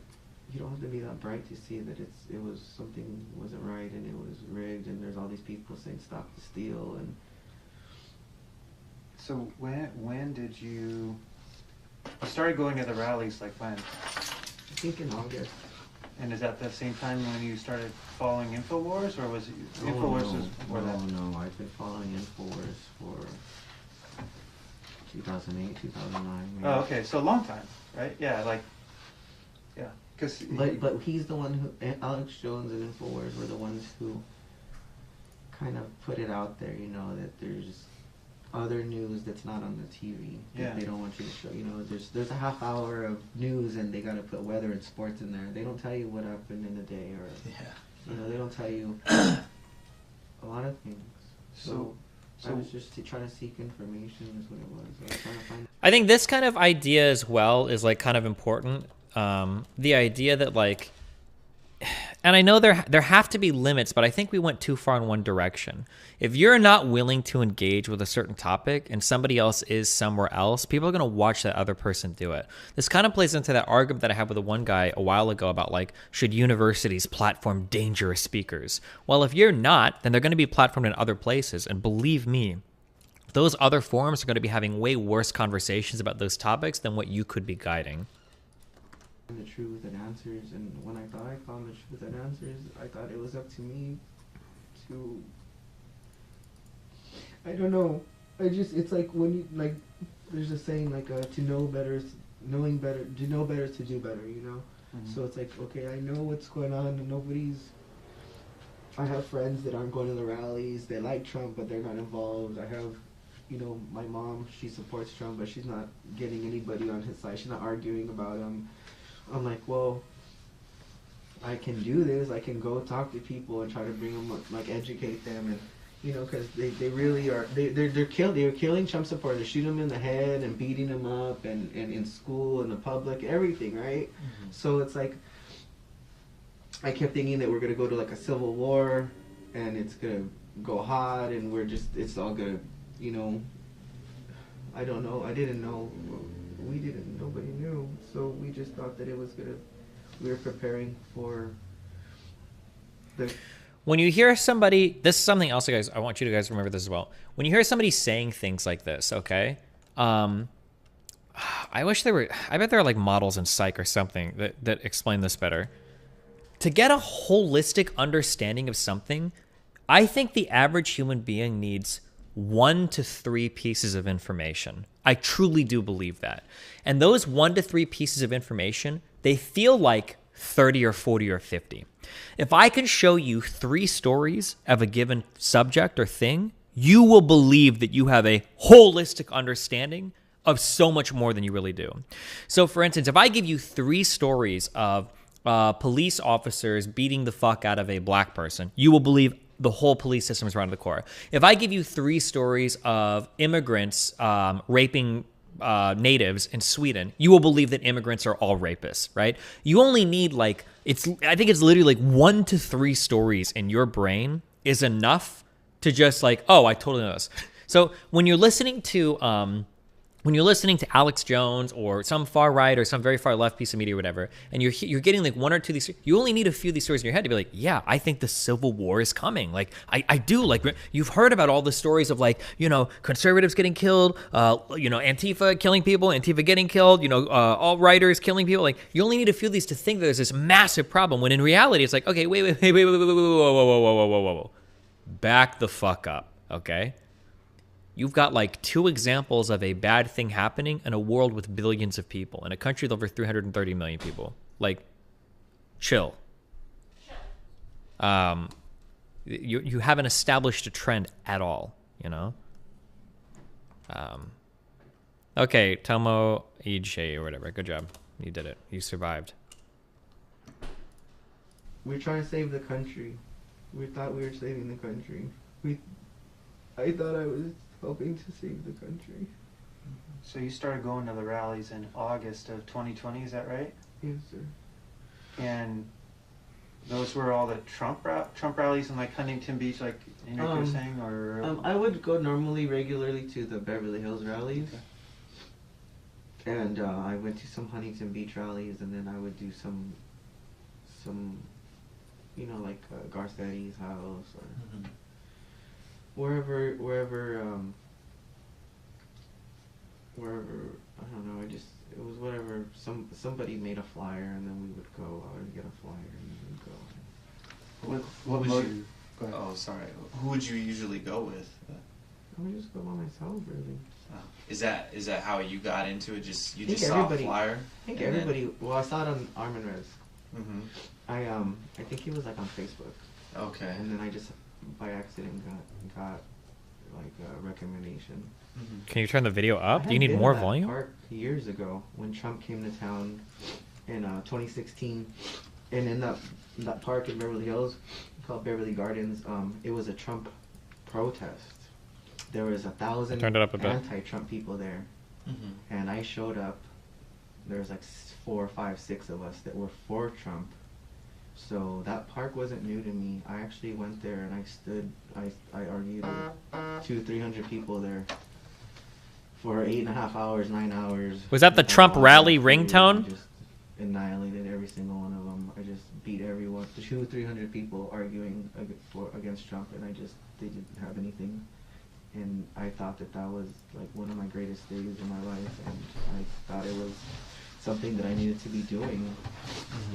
I had a lot of answers and information, and I was, because like I said, I really thought that it was gonna be like, a lot of us thought that it was gonna be like a civil war, like there was gonna be straight on like the original Civil War, almost, like brothers and sisters and fathers, and everyone's fighting each other, right? So, in my mind, I felt that the more people before it gets to that point, the more people I can educate or bring over or just make them neutral, or see that, I'm a Trump supporter and they're lying about us, and, talk to me or something. I was just trying to make it better in any way I could. One person at a time, and that's why I would go to the rallies and I would try to find the most angry person or the biggest troublemaker or whoever, from the whatever, and I would try to talk to them or find some common ground. And that's essentially what I was just trying to do, is just trying to essentially campaign. I was just campaigning at rallies and on my own, and really that's how everybody just showed up at those rallies by themselves, and we all just started talking to each other every now and then. You had that one thing to bring you together, and yeah. When did you become convinced that there was going to be a civil war? Well, it was always looming in the back of our minds, because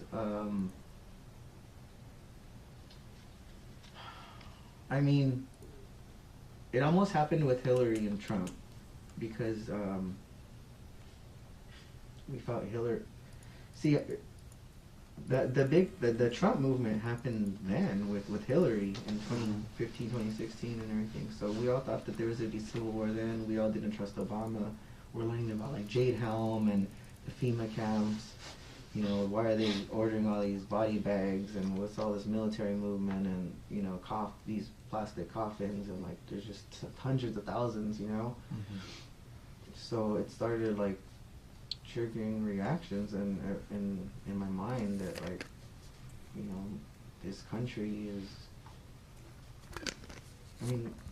That's how Rome fell. Rome fell from within, right? Sure. It's like all the standard conservative memes we hear, right? America, or it's being infiltrated, and they're taking it down from within. So Trump became president. And you wanted to join the army in response to him becoming president? I actually did, yeah. That's cool. Yeah, I actually went to go to the recruiting office and try to join. And at that time, Trump was still seen as not a good person. It was in the very beginning. And I went in there with my I volunteered for Trump. I did door to door and everything. I went there to the recruiting office with my Trump shirt, and I got some weird looks. And I was like, man, you guys are not for Trump here? I don't get it. But they just didn't follow politics. Yeah.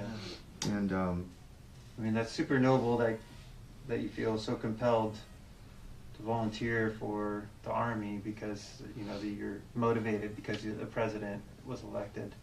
Kind of inspired you, right? Yeah. So what's the question? Yeah. So I guess what I was going to ask you is, you at some point you thought there'd be a civil war. Did that become more real to you in 2020? Well, when they said that Joe Biden won the election, and I saw a lot of video footage of them like stealing, like The pulling suitcases underneath the table and all that. yeah, and there was postal workers giving testimony about, you know, this, my supervisor told me this, and this is not normal, and all these ballots and this and that. So we knew that our system was not. There's no point in voting anymore. That it's over. That what made this country great, and you vote and you elect your president. We can't even do that anymore. Like they saw that. I think my beliefs are that an overwhelming number of people came out to vote for Trump, and he actually did win that election, the popular vote and the electoral vote. Mm-hmm. And I think that they saw that he was just so popular, and he's not going to lose his re-election because the economy is so strong. Then they brought up the virus, and I think the virus was meant more to kill the economy than to kill people. It was really hurting his reputation, you know, because he has a ego and a big reputation for being a businessman and all that. And then they just want to blame him for. Anyways, they made sure that the election was lost, and there's no point in voting anymore. So it's like, I'm thinking they're gonna come around, like, yeah, they're gonna come around us up. Mm-hmm. The Trump supporters. Yeah, we always felt that the Trump supporters were to get rounded up, even when it was Hillary. Sure. I mean, I'm thinking right now, like, that's kind of a scary thought, right? To, like, feel like you're going to be rounded up for what you believe. It's reality. You know? Yeah, that's scary, right? What'd you guys do to kind of prepare for that? Or, like, because if it was me, I wouldn't. I don't know, like, I'm hesitant to use, like, legal terms or whatever because I'm just not 100% as much, but, like, it sounds like this is, like, a good bit to kind of get towards talking about motive. The difference between maybe, like, you know, maybe, like, I think there's, like, a first-degree assault, second-degree assault, something like that. If you can get this person saying stuff like, oh, yeah, like, we bought, like, this would be the most extreme example, but, like, oh, yeah, like, we bought tasers and we were practicing using them, you know, so that we would know how to tase somebody, blah, blah, blah, right? That would go pretty far to a jury. If you're, this is never probably going to go to jury trial, but it would go pretty far towards, like, oh, like, look, like, this person knew what they were doing. They had these devices in advance. They've literally trained with these things, you know, stuff like that. They're doing a good job of trying to build towards that in an organic conversation rather than, like, what did you guys do to prepare for January 6th? What were the weapons that you wanted to use? How did you prepare? Blah, blah, blah, right? Just let that happen, right? What do you mean?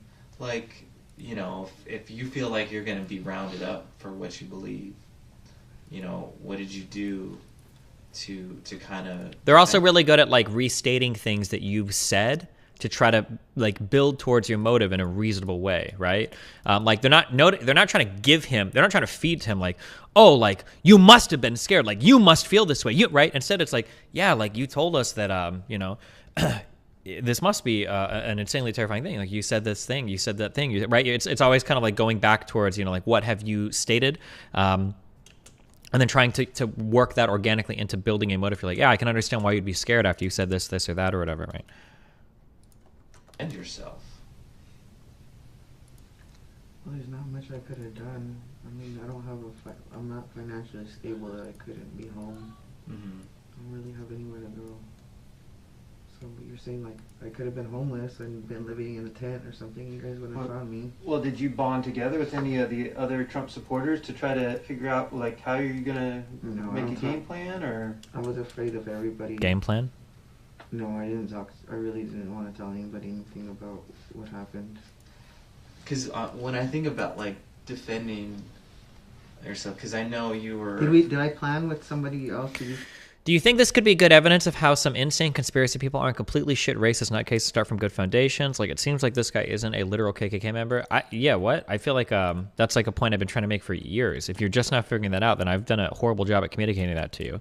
All of these people are, like, technically victims of, like, grander conspiracies, but, like, the conspiracy isn't, you know, some globalist insane shit. The conspiracy is just people saying crazy shit online and then getting people to buy into it for views, right? That's the issue. That's the problem. But, like... This is part of my whole, like, I don't think we should think of Nazis as evil people, because as soon as you start labeling people as evil, you're dehumanizing them. And I don't give a fuck about dehumanizing because it's mean or any stupid shit like that. That's not what I'm concerned about. The problem is when you dehumanize somebody, you view them as fundamentally different than other people. And if they're fundamentally different, that must mean that however they turned out, there's no possible way we could turn out like that. And that's the issue. You can't view people as evil, because as soon as they take on a fundamental difference in character, you lose the ability to see potential commonalities between them and other people that could lead other people down the same path. Yeah. Something, no. Did we make plans? Did we organize? And no, it was all by like. Well, I'm asking about because you were attacked, right, at a protest. Antifa folks that attacked you. Was it like in Beverly Hills or something like that? I mean, what do you mean attacked? Like they fought you, assaulted. No. Is that never happened? I don't think so. Did that happen to people you know? I think you're talking about something else. What are you talking about? Well, I'm just asking because I know there have been clashes with Antifa and some conservatives at protests. Just kind of like the example I gave there earlier, and some of them have been violent, like Antifa has been violent. Like, would you not agree? Yeah, but I'm not gonna incriminate anyone that I know that's on my side. I'm not asking you to incriminate anyone. I'm just saying, have you seen Antifa be violent at protests? You have, right? So I'm just concerned, like, if I see that, then I'm gonna prepare myself for that situation. No, I didn't. Did I buy any body armor or anything? No. Helmets or no, because I felt my words. I felt it. This might sound weird to you guys, but I would pray to God to give me the words and the wisdom and to direct me to the right path and to protect me and to help to give me the words to help other people and to open their eyes. And I felt like I didn't need to be. I never. Every single time I faced Antifa or BLM, I never once had any feeling ever of like fighting them or being aggressive or angry or stabbing someone or anything like that. I saw them as just confused or brainwashed or manipulated or stupid or something that I just needed to talk to them and try to get to them. And it was never physical. They never tried to assault you or to hurt you? They did. They tried to antagonize me and, like slap me or try to steal my hat or something like that, or push me or threaten me or posture up to me or whatever, but I'm not How'd that make you feel? Like, because it made me feel like I was doing something good. It made me feel like I was doing the right thing for the wrong.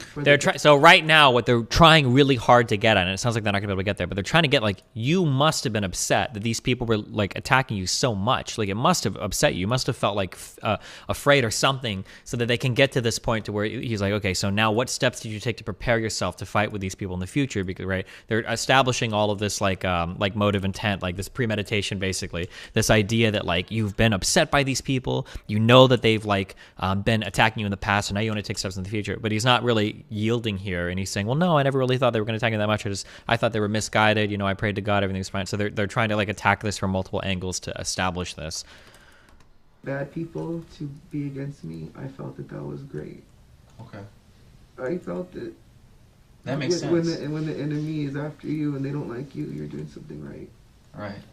Danny, I got to tell you that your story's kind of similar to actually some, with the exception of you, where you're at presently today. I have some friends who felt very similar to you. They felt like Oh, so I'm curious. We'll see what he does here. I shouldn't make predictions. I'll be totally wrong. But it sounds like he's about to say, like, well, I had some friends. They were in similar situations. And when things happened to them, they actually did take steps to prepare themselves. You know, they wanted to make sure they weren't going to get hurt at rallies. They actually took steps to prepare themselves from violent other protesters to try to give them like a story to latch onto. And if a cop has a friend that did that, then maybe it's okay. Maybe we'll see. The 2020 election was stolen. They felt like Trump had won and won righteously, and that it was just a matter of time before that would be found out, that or the government that took over post-Trump would round people up. Yeah, that's and in response to that, talking about QAnon and all that. Yeah, some of that's Q stuff for sure.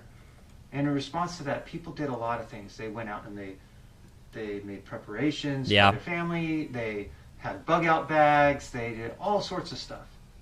Was there any of that kind of stuff that went on for you? Like, did you make any preparations thinking like the government's going to come round me up? I need to get a bug out bag, or I need to, buy extra food and store it up because we might be hunkered down here. I think when it comes to charging crimes, this PSK knows more than me. There's a huge difference between like a crime that happens in the heat of the moment, of the passion of the moment, whatever, versus like you spent some time deliberating and considering this. So that's why they're trying really, really, really hard to build towards this. Like, you must have thought about this before it happened. They're trying really hard to build on that, and they've missed it every time. So now here's like the personal friends have tried this, sort of say they can get a hook on here. For a while.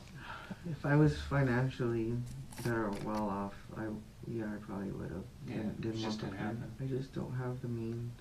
I see. Mm-hmm. So you go to the rallies in August. All my extra money was going to gas money to get to a rally. Yeah. So you go to the rallies from August through the election, right? And then the election occurs, and it looks like Biden wins, and the election looks stolen. Fill us in the gap now. That's like mid-November, 2020. How do you get to January 6th? Like, what else happens in that period of time? Trump promised, did you see? Tell me about that. How did he let you guys know to come to DC? If he's the commander-in-chief and the leader of our country, and he's calling for help, I thought he was calling for help. I thought we were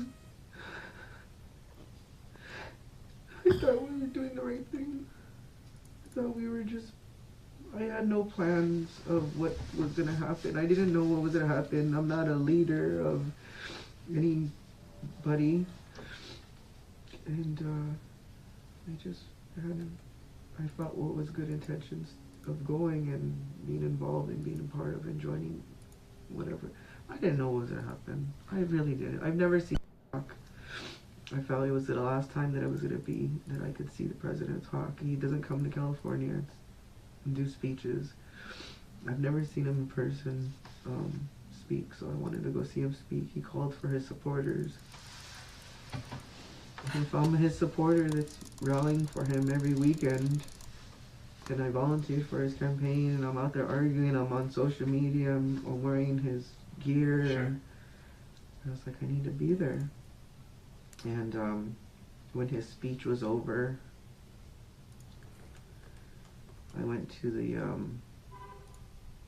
metal detectors because they took my megaphone away. I had to leave it there, and so I went back and I went to go to the area where everybody was dropping their stuff off in the grass, and I grabbed my megaphone, I found it, and I heard some girl telling another girl, oh, my mom just sent me this on Facebook. It says that they're storming buildings in DC. And that's what she was telling her friend that I overheard. And I was like, huh? So the whole crowd was marching to the Capitol. And I just followed the crowd. And then when we got there, it looked like there was a ton of people already going, like there was like already like a green fence that was torn down. Cause I remember like walking past some fence that was, there was clearly a lot. I was clearly not in the beginning. There was a lot of people that were there already, and they were trying to get in. And I didn't. There's no leaders. There's no playbook. There's no guidance. It's just you don't know what's going on. You just see you just look around and you got people over here singing a song or doing an interview, waving their flags, and then you go up to the Capitol building and they're getting sprayed in their eyes, and just it's totally like chaos and havoc and all this stuff. And then like, so it's like a whole mixture of everybody. And it's like, if you wanted to get in the building, you were over there with those people. If you wanted to do an interview, you were over here with these people. I'm kind of curious, Danny, just how did you get to DC to begin with? Like, did you fly? Did you drive? Did you take a bus or a train? Or I'd rather not say, because I don't. If you guys don't know, I don't want to get anyone in trouble. He's so Okay, smart. Well, then go back to explaining your position, and you followed the people past. Yeah, the he knows. Yeah, I just. Where did you end up? Did you end up in the interview side, or did you end up in the people going into the Capitol side? I ended up going up the scaffolding, to the top. Where the flag was draped. Mm. There was a big flag, a very tall scaffolding for like where the media was going to have cameras set up. That one, or did you go up to the facade, the face of the building? It's the part where, you know, where they do the inauguration, that like the little balcony. To the left of that, there was a big scaffolding. Okay. In the middle, it stuck out. Yep. I just went up that. And then what? And that's how I got to the top, and I just kind of hung out there for a while and soaked it in and just looked around and seeing what was going on. And then what happened? At some point you got to the Capitol steps. Yeah, I went up to the Capitol steps and I was there for a little while, left, and then I came back again. Just walked around and just kind of saw what was going on.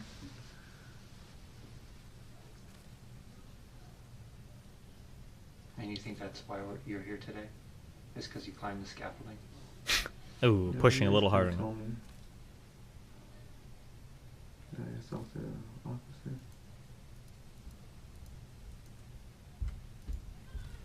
You want to talk about that? Because I tell you what, everybody else is going to talk about that. Yeah, I'm pretty ashamed. I mean,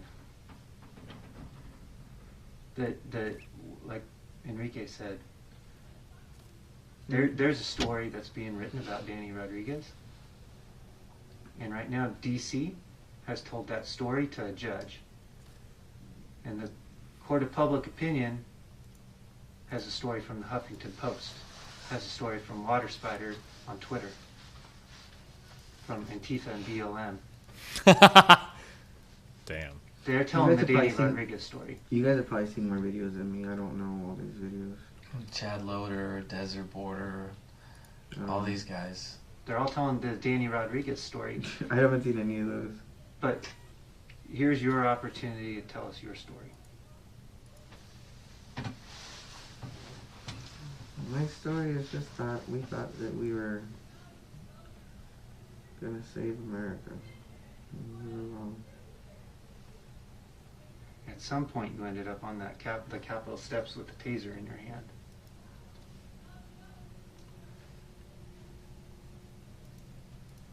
And somehow you felt what you were doing was the right thing to do. Somehow you were maybe misled.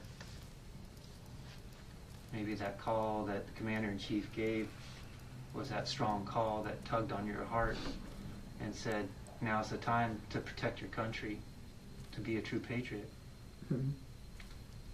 And you got up there with a lot of gusto and a lot of desire to be a true patriot, but the problem that we have right now is we only get one side of the story.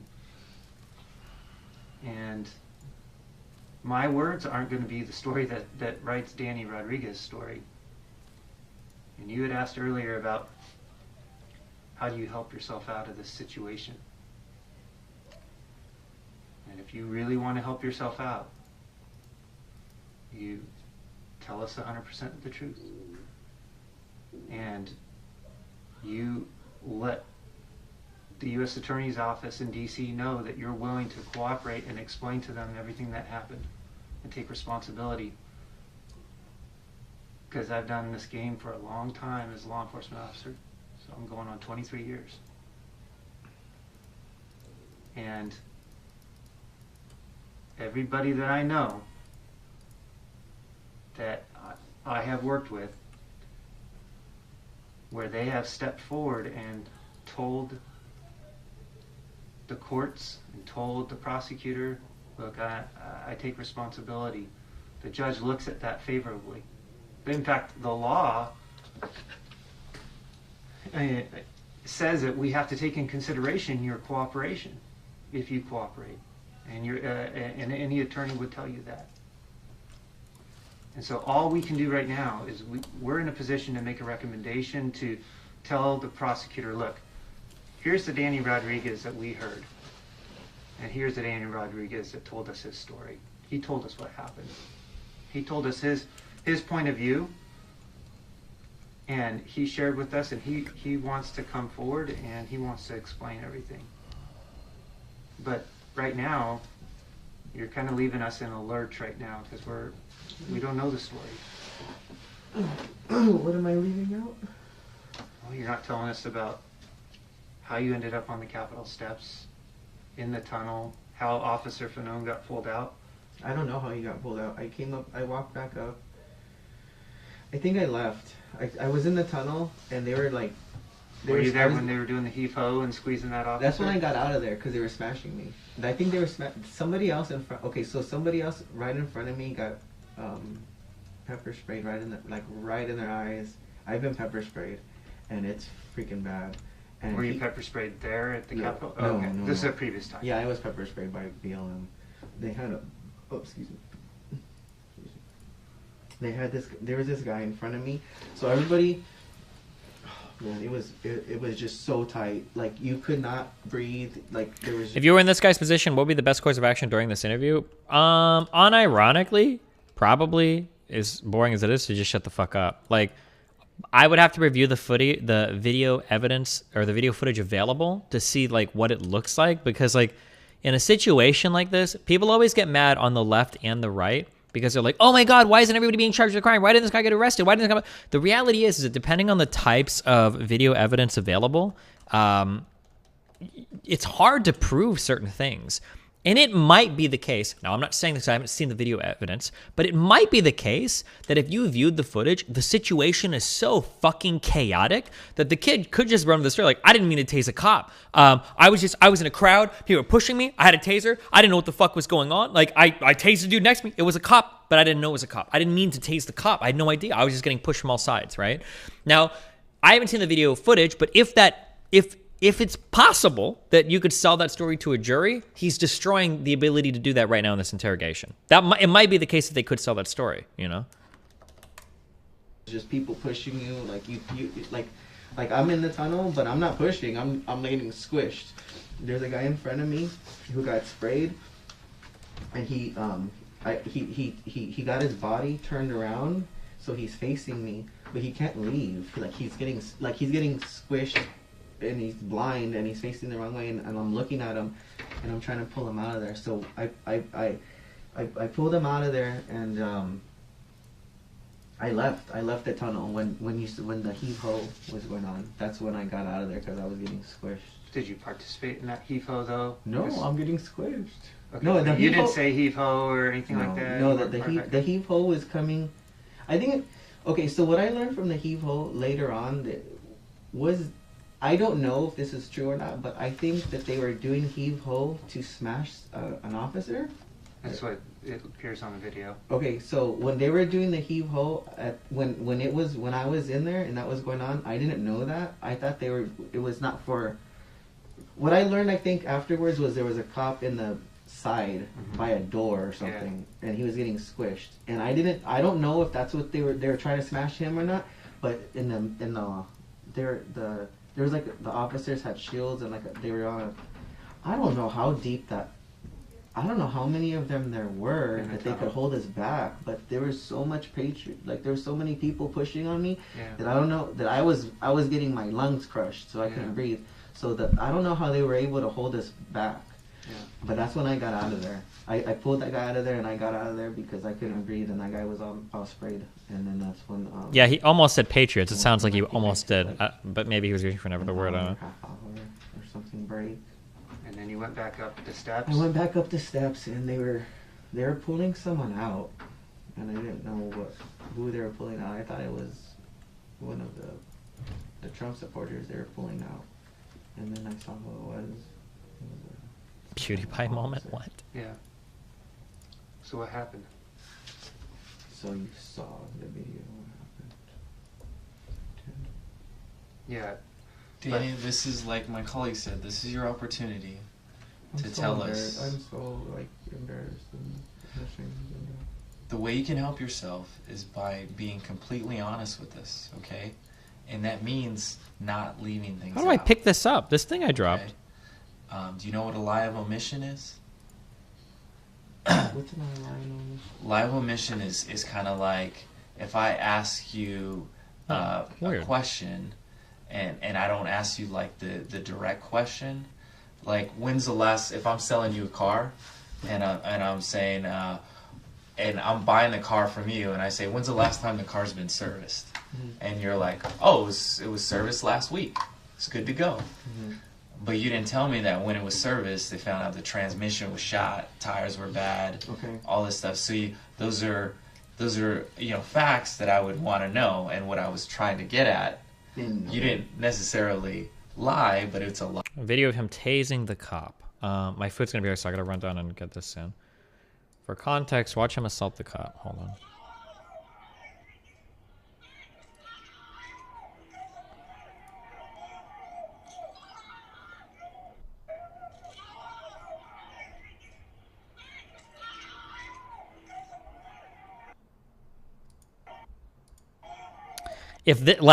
Oh man, I can't see. I'm not gonna show you because I don't know if I'll get banned on this fucking website or not. Okay.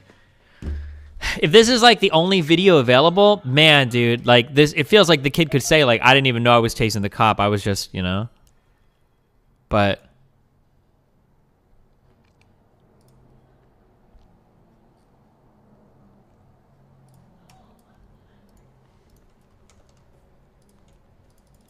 Okay, I'm gonna run downstairs. Link. Somebody link to me in chat. Look in chat for links, okay? Fuck you, lazy fuck cuck.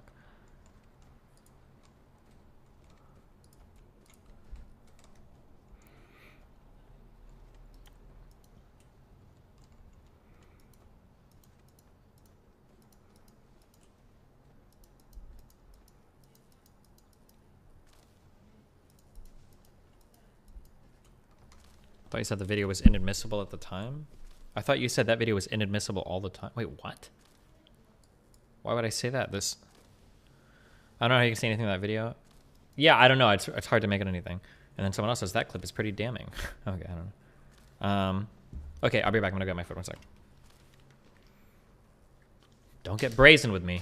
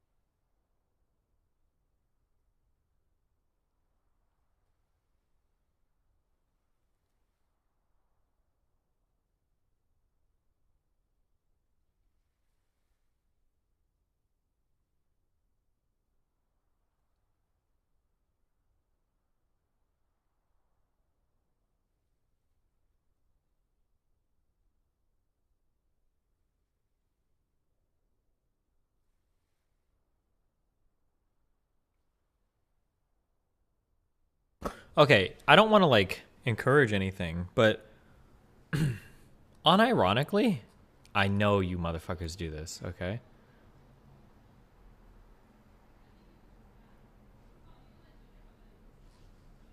Do you think there are people that just stand in front of apartment buildings and just like, oh, and then the DoorDasher is like, oh, Michael? And you're like, yeah. And then they just like take the food and run upstairs? I bet there's people that do that. Because it's not like the DoorDashers ever check. There's no like ID or anything. Did it happen again? No, I got my food. But I just noticed that like I see somebody out there and they just like, they're like, Steven? And I'm like, yeah. But I don't know if I'm Steven, right? What did I get for food? What is this? Oh, I'm not sure how I'm feeling about this one, boys. What is this called? Bulldog.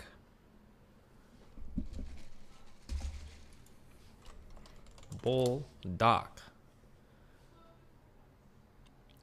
Or fire chicken is a heavily spiced barbecue chicken dish. The literal meaning of the name is fire chicken.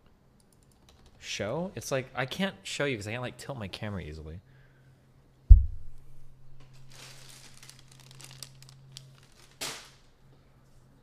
Okay, hold on one sec.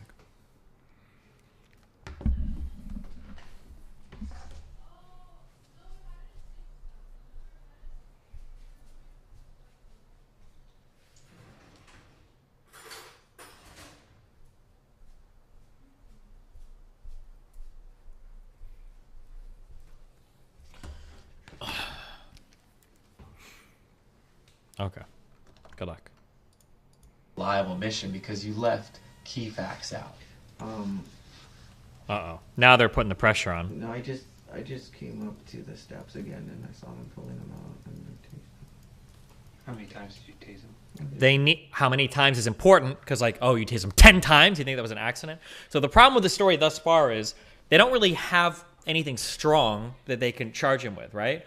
Because it sounds pretty sympathetic towards the assailant, I guess you could say, right? So now they need something more like, okay, hold on, you're not giving us the full story, kid. We know you went there to tase that officer. Like, we need more information, right? So they're trying to lean in on him to get like, or lean into him to get like something a little bit more solid to show that he had like this state of mind to go and tase a police officer, you know, not that he's just some poor kid that wound up there. Jeez. Where'd you tase him at? Like on his body, where? In the neck? Did you do it twice? Because the video shows it twice. No, the video. If the video shows it twice, it's a replay or something. So you just did it once. Yeah. Why did you take? Notice how police officers are allowed to lie about evidence. The police officer tried it there, but the accused seems to recall the situation strongly enough. He's like, "No, I only tased him one time. Fuck you, right?" Not with the fuck you. I don't know why I added that, but.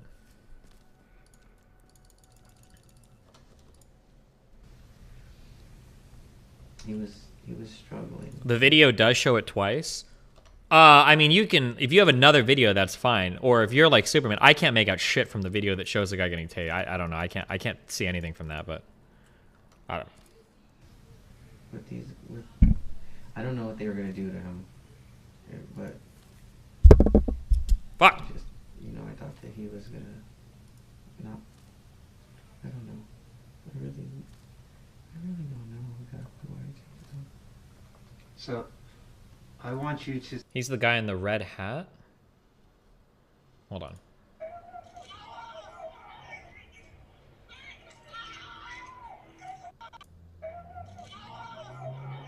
Wait. Okay. The video is like an optical illusion. I can't tell who the fuck is who. Okay.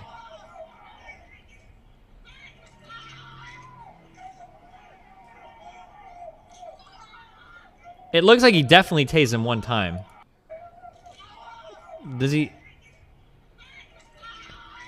If he does tase him twice, I don't believe that you can see that he does it twice here. Maybe he did, but it's hard to say. It's super hard to say. They use the pinch and zoom.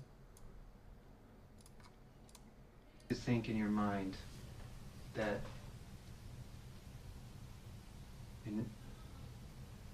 my partner and I, we got here to talk to you, and It's not January 7th. It's not January 10th. It's March 31st. What do you think we've been doing between January 6th and March 31st? Rounding people up? No. Rounding people up. We've been focused on you. We've been trying to figure you out. And we know a lot about who your friends are. We know a lot about how you got to DC. We know a lot about how you spent your money before you went to DC. Can you share any of this with me? Well, here's the deal. What do you mean? What money do I have?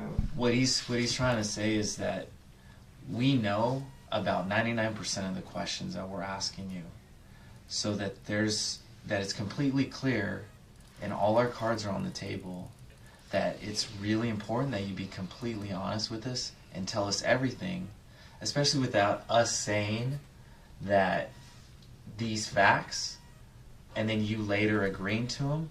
It looks better if you just give us those facts. Okay, if you want to go like, now I wouldn't expect anybody, me included, to have the state of mind to do this in the middle of a high stress situation. But if you want to go like ultra fucking, if you want to pretend you're a fucking Death Note or some shit in this situation, all right? If somebody tells me this information, now again, I don't fault the FBI people or anything here because I wouldn't be thinking on this level in the middle of this. But if somebody tells me, we've already got all the information about you, okay? We already know all the facts. The reason why you do that is because you're trying to establish that, like, if you fuck up, I'm going to know about it. But the problem is so far, it sounds like they haven't caught a single contradiction. So that threat is incredibly hollow. Not only is it incredibly hollow, it would, if you're thinking very, very high level on this, it actually should bolster the confidence in your position. Because, oh, you've done a whole bunch of background information on me, and I haven't said a single thing that's contradicted any of it that yet, then it sounds like either one, I've been completely truthful, I'm in the right, or two, you're trying to dig for something that more specifically you don't have information on. Technically, this is like a vulnerable move for the police officers, but they probably don't view it that way because traditionally they're not, like somebody being interrogated isn't a thing on that level. Like, oh yeah, blah, blah, blah, yeah, oh yeah, I can 100%, I know what's happening. I'm fucking L from Death Note. But like, yeah, technically if you're looking at this and you're very calmly analyzing, like, oh, I'm actually in a powerful position right now. But we're not trying to trick you. We just want you to put everything on the table. And I don't want it to be if we're going to put all cards on the table, I'll tell you right now, there's other people today that are being talked to. And remember we talked about the story that's being written about Danny, right? Danny gets to choose if he writes a story today with us. But right now, the story that's being told is by DC, is by Antifa, BLM, and the Huffington Post, and is going to be told by the people that we're talking to today that choose to talk to us. And they may tell a story about the Danny Rodriguez. So if you're making things up or you're leaving things out, that puts us in a bad spot because we can't go to the prosecutor and say, no, Danny's a stand-up guy. I haven't lied or made anything up. Okay. Well, but why do you think we're bringing this up to you about lying and making things up or leaving things out? Or lies of omission. We're bringing that up because we want to give you a chance right now to clear that up with us, clear that space up with us. We know that you had a taser. Someone gave me a taser there. Someone at DC? Or before you got to DC? No, a stranger. A stranger? It was actually a stranger. Are you lying to us, Danny? No. It's a separate crime to lie to a federal agent. Okay, I mean, I'm not lying. Just so you know, it's a crime to lie to us, okay? That could be a separate charge. I asked if anyone had a taser. Another thing, and now you are starting to get to an area where the person is going to know that they don't have to be very smart to realize, hold on, you're fucking around. If he's actually being truthful, also keep in mind, I don't have all the facts here. The FBI should have more than I do. I don't know all the facts here. But if they are lying, And now they're pushing like, well, we know the truth. Well, we know the truth. Whenever somebody tries to publish them, like, well, I know what you did, blah, blah, blah. I'm like, wait, no, you don't. You obviously you don't know, because what I'm telling you right now is true. If you think something different, you either got bad info or you're trying to bullshit me to try to get me to say some shit that never happened, right? Now you're leaning way too hard into it. But we'll see what happens. Maybe they have some other type of information. Or they've reached the desperation point where they're like, we don't have like a good mens rea. We don't have a good state of mind for the crime that was committed here. Now we need to start like applying a lot of pressure to get something. Now we're only an hour into this and it goes on for like another hour and a half or 2 hours. So we'll see, I guess. I said we need a taser. Who gave you a taser? I don't know. I really don't know. And they didn't get it back. I tried to give it back and I kept it. And no, I don't have it now. Let me stop you right there. I threw it away. Uh-oh. Where? When I came back from DC. Dan, like my colleague was saying, there are other people being talked to right now. Okay? They're talking to other agents like us, and they're telling us their story. Who are you guys talking to? They're not gonna... I know you're saying? And Danny, it shouldn't matter to you because you're being completely honest with us, right? Yes. So it shouldn't matter who we're talking to or what information they're giving us. Right. And I'm saying that because it is absolutely important right now, all cards on the table. I don't want any confusion for you right now, okay? It is imperative that you be completely honest with us. Because all those people are going to say something, right? And they're going to tell a story. They're going to tell their version of the story and what happened. With the way that the officer is talking, he's either being reckless or maybe he's intentionally misleading, and I would fall for this trap. But it really sounds to me like they don't have what they need.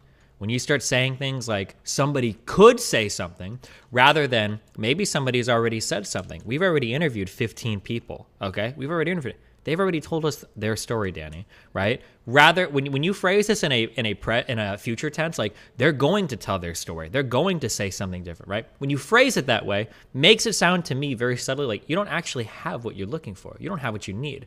I'm not going to tell you anymore. Fuck you. Now, maybe the cop is laying like some super advanced trap, or maybe some other shit is going on, and I just don't know like the detail, the evidence that they have. But yeah, like I don't know. We'll see. And if their version matches up and it's not what yours is, there's going to be a problem, right? And right now, you're the one looking at, you're in the most trouble right now, okay? I think you understand that already. Yeah. So who do you think DC is going to look at when those stories don't match up? I say that because I need you to be completely honest with me. I don't have anybody else. Okay. I was let's bust the bubble for a minute. Uh-oh. Let's talk about the van trip from LA to DC. Okay. Uh-oh. Who's in the van with you? We had some strangers go with us that we met, and there was strangers that were in the Patriots 45 MAGA in the chat group after. Yeah, we met them through that on that day though. So there was people that went with us that just wanted to go to DC that wanted to like there was a woman named Marcy. There was a guy named Al. There was a guy named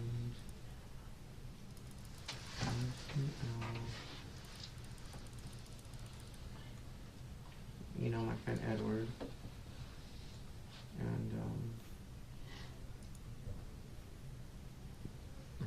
Andy, the Asian guy, Andy. Asian Andy? Tell us about those people.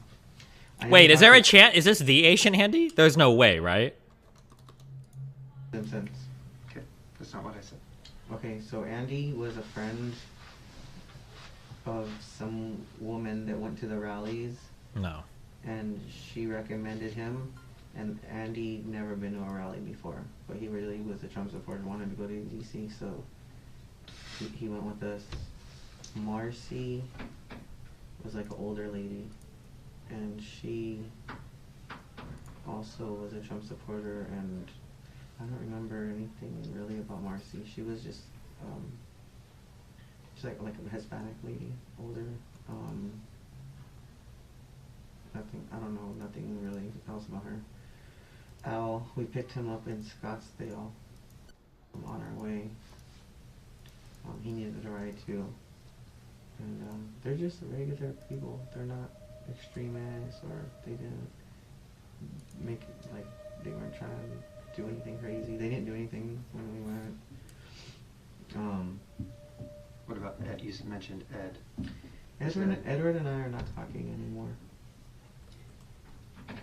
Why not? We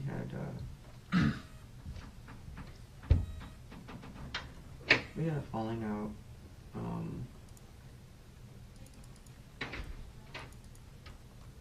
I ended up talking to his ex-girlfriend after the trip, so me and him are not friends anymore. It's always a fucking girl. Firstborn?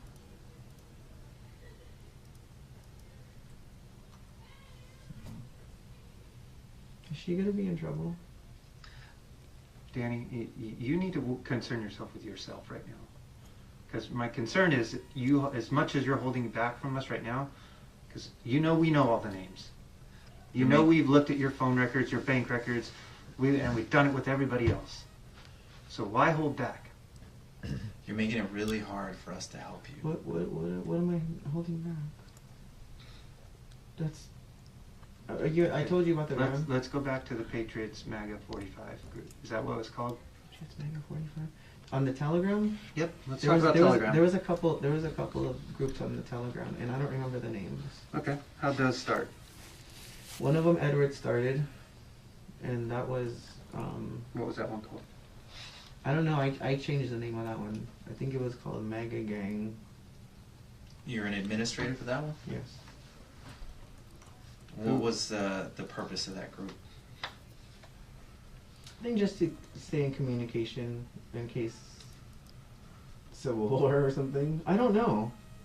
I didn't start it. It was just people from that we would meet and try to make a circle of friends, like-minded individuals, people that you can trust, I guess, like count on, or if you ever needed help, or talk about politics. Or Notice how this guy's still like in friendly, chatty, talkative mode, wants to offer up information, but the officers have switched to full on like we're applying a ton of pressure now to try to get you to admit stuff that you don't want to mode. It's interesting, the dichotomy.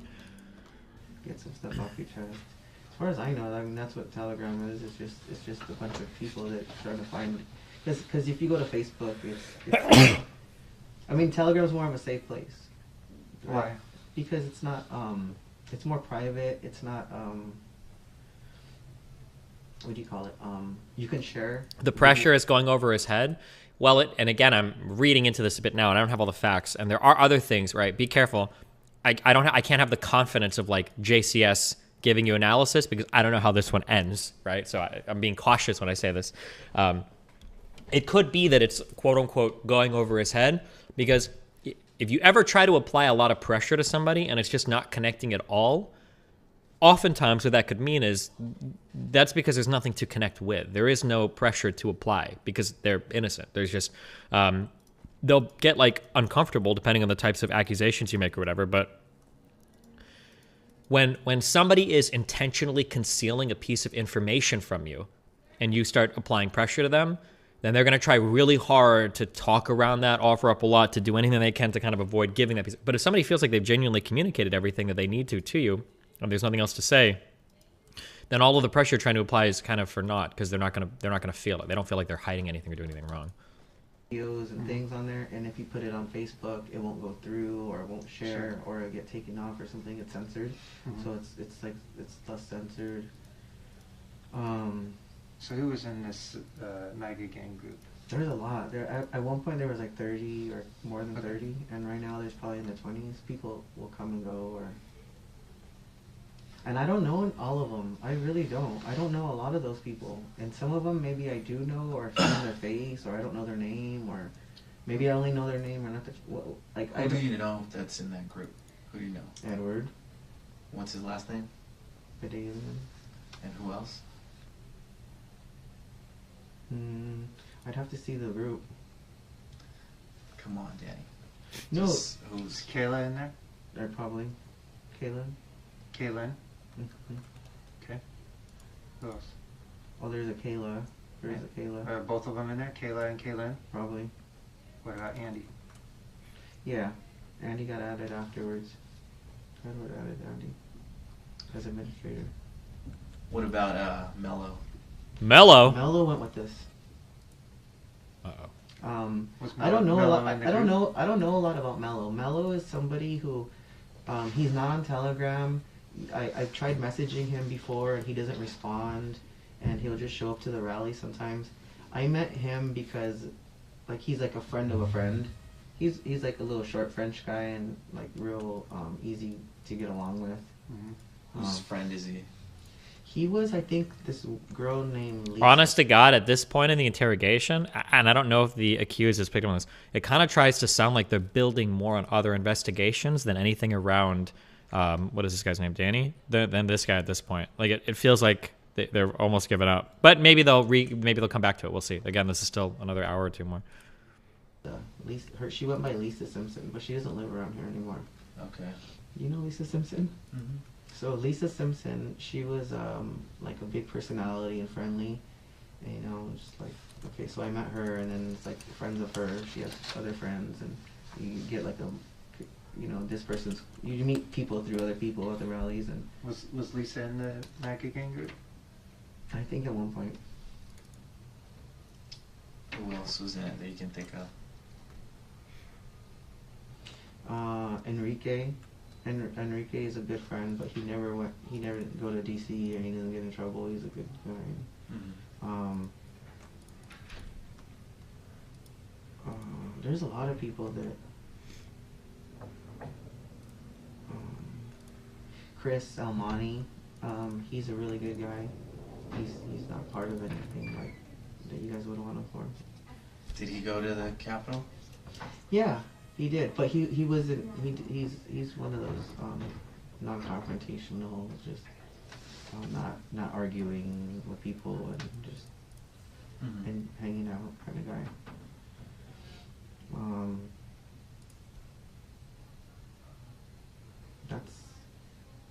That's who was in the van. So in the van was who again? Because we were going over MAGA gangs. Okay, let me go over the van. The van is Marcy, Andy, Edward. Do you have last names too?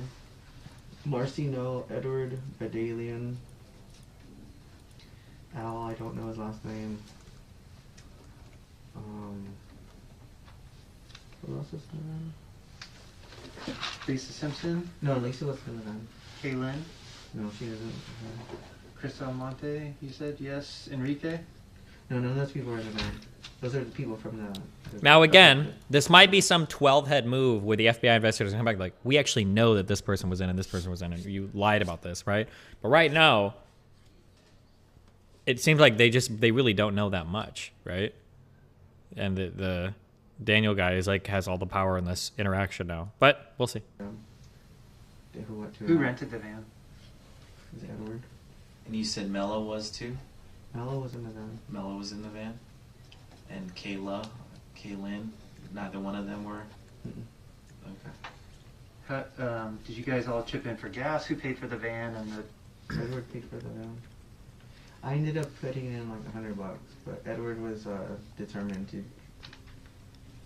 Did Edward rent the van? Yeah. Dusty has no idea what these interrogators are doing, LeMayo, or the dynamic of the situation. A-Trip, or Atnip in YouTube chat. Enlighten me, okay? Fill us in. Tell me what you think I'm missing. Tell me what you think I've been wrong about. Go ahead.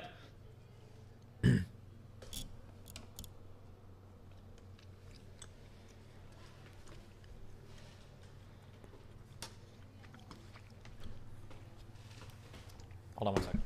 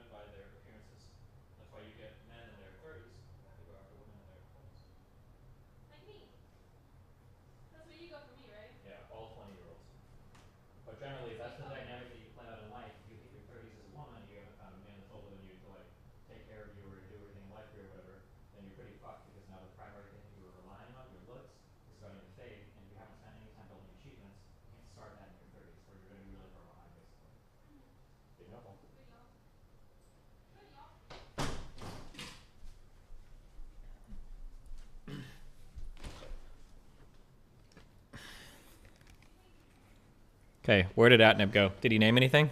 Hold on, I'm scrolling up on YouTube chat.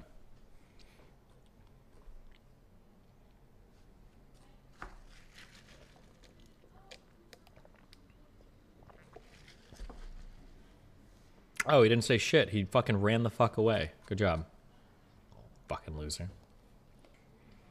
Oh, I don't know exactly what it is that they're doing either, but I feel like you're missing the point. He isn't a genius or anything. You're acting like he is Destiny. When have I acted like he's a genius? I'm not acting. I literally just gave commentary like 5 minutes ago saying it's funny that the officers are applying a lot of pressure and he's still in like casual chit chat mode. I don't think he's a genius at all. I don't think I've said that. I don't even think I've remotely implied that. And earlier when I commented on like whether you notice this or not, I even said multiple times I wouldn't expect somebody to notice this particular thing in the middle of an interrogation. I even said that. I don't think I've ever given the implication that this guy's a genius. But okay. Did he rent it with someone else? I don't know. Maybe with Kaylin. With who? Maybe with Kaylin. Kaylin? I don't know, because he made all the arrangements, and there was some kind of misunderstanding with the van. We were gonna get a different van, like a bigger van, like a commercial van or something, and something happened that he didn't know that he couldn't get it or whatever. And is that when him and Kaylin were still together, or? Shit, I think they're still together. Okay. Shit. Okay, so they went together to get the van then. I don't know. I wasn't in the thing, how it happened. I don't know what it cost or who put their name. Okay. I mean, they did it together. Who drove? I drove part of the way. Did everybody take turns driving pretty much, or? Most, yeah. There's probably one or two people that didn't. Yeah. Like Mello doesn't have a driver's license, so I didn't want him driving. Good. Or he doesn't have a car. I don't know if he has a driver's license, but he didn't have a car. So I was like, you're not gonna drive if you don't have a car. I mean, I don't know how you're gonna drive. Did Ed drive? Mm-hmm. And what was the idea? Like, why drive a van?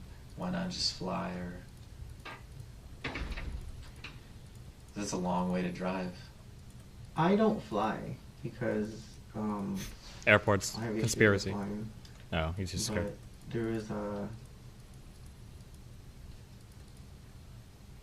an idea that if anybody needed to take anything, like weed, maybe knife, pepper spray, that stuff's not going to be able to get on the plane.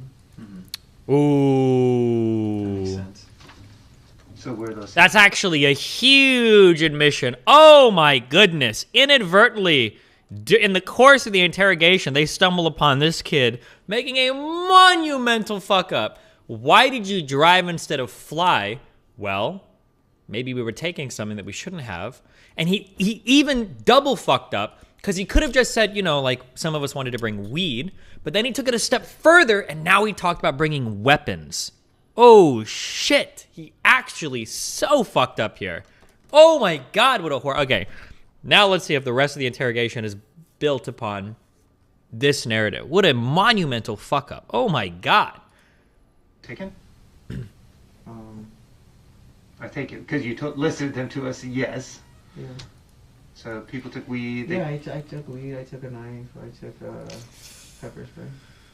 You took pepper spray? I mean, I didn't use it. I mean, I kept it in the van. It was in my bag.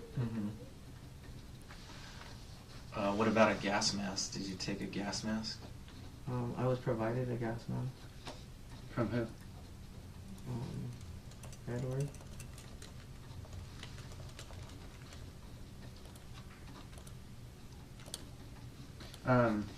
What other items did other people take? Did other people take knives, pepper spray, or gas masks? I don't know. Maybe there was... I remember seeing a can of wasp spray in the van. Wasp spray? Okay.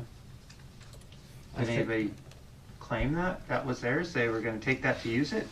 I don't know. I told them not to use it, whoever it was. I think it was Marcy's. Okay.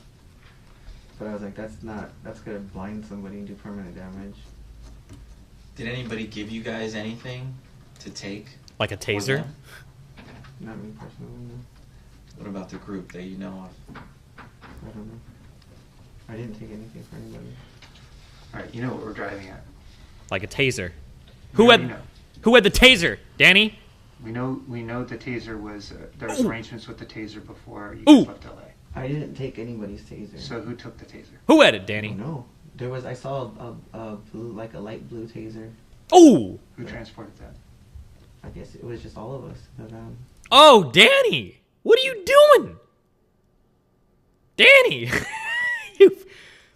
you were in the clear. And you have just monumentally fucked up, Danny. What do you mean? Like, I didn't carry it. I didn't have it. Whose taser was it? I think it was Kayla's. Kayla's? Kayla. There's Kaylin and there's Kayla. Right. So Kayla, it was Kayla's taser, and she asked somebody in the group to take the taser. Yeah, she might have said it. She might have asked me. She asked you. And I told her yeah or something, but I never got it. But you saw it I remember seeing a light blue taser, yeah. in the van. Somewhere, yeah. It was like a baby blue one. Mm-hmm. Mm-hmm. But I never used it, or that's it. Do you know who had it? Mm-mm. Where I did don't you think see anybody it? had it. Well, where did you see it in the van?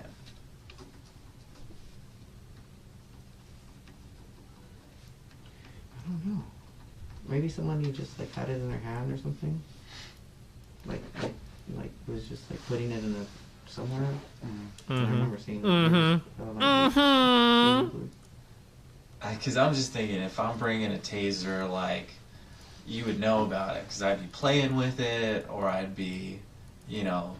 You know what? joking There was around. another taser. There was 2 tasers.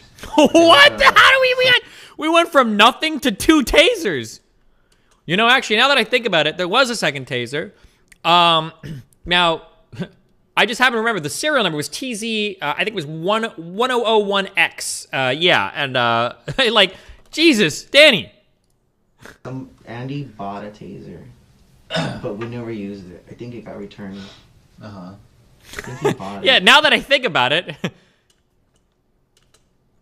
I think we all had tasers because we had just come back from the How to Tase a Capitol Officer Class 101. And after we hopped in the van, Jesus. And Edward was like, yeah, like, I think he said, I think we got a call or a message or something. He's like, hey, I'm buying stuff. I'm at the store.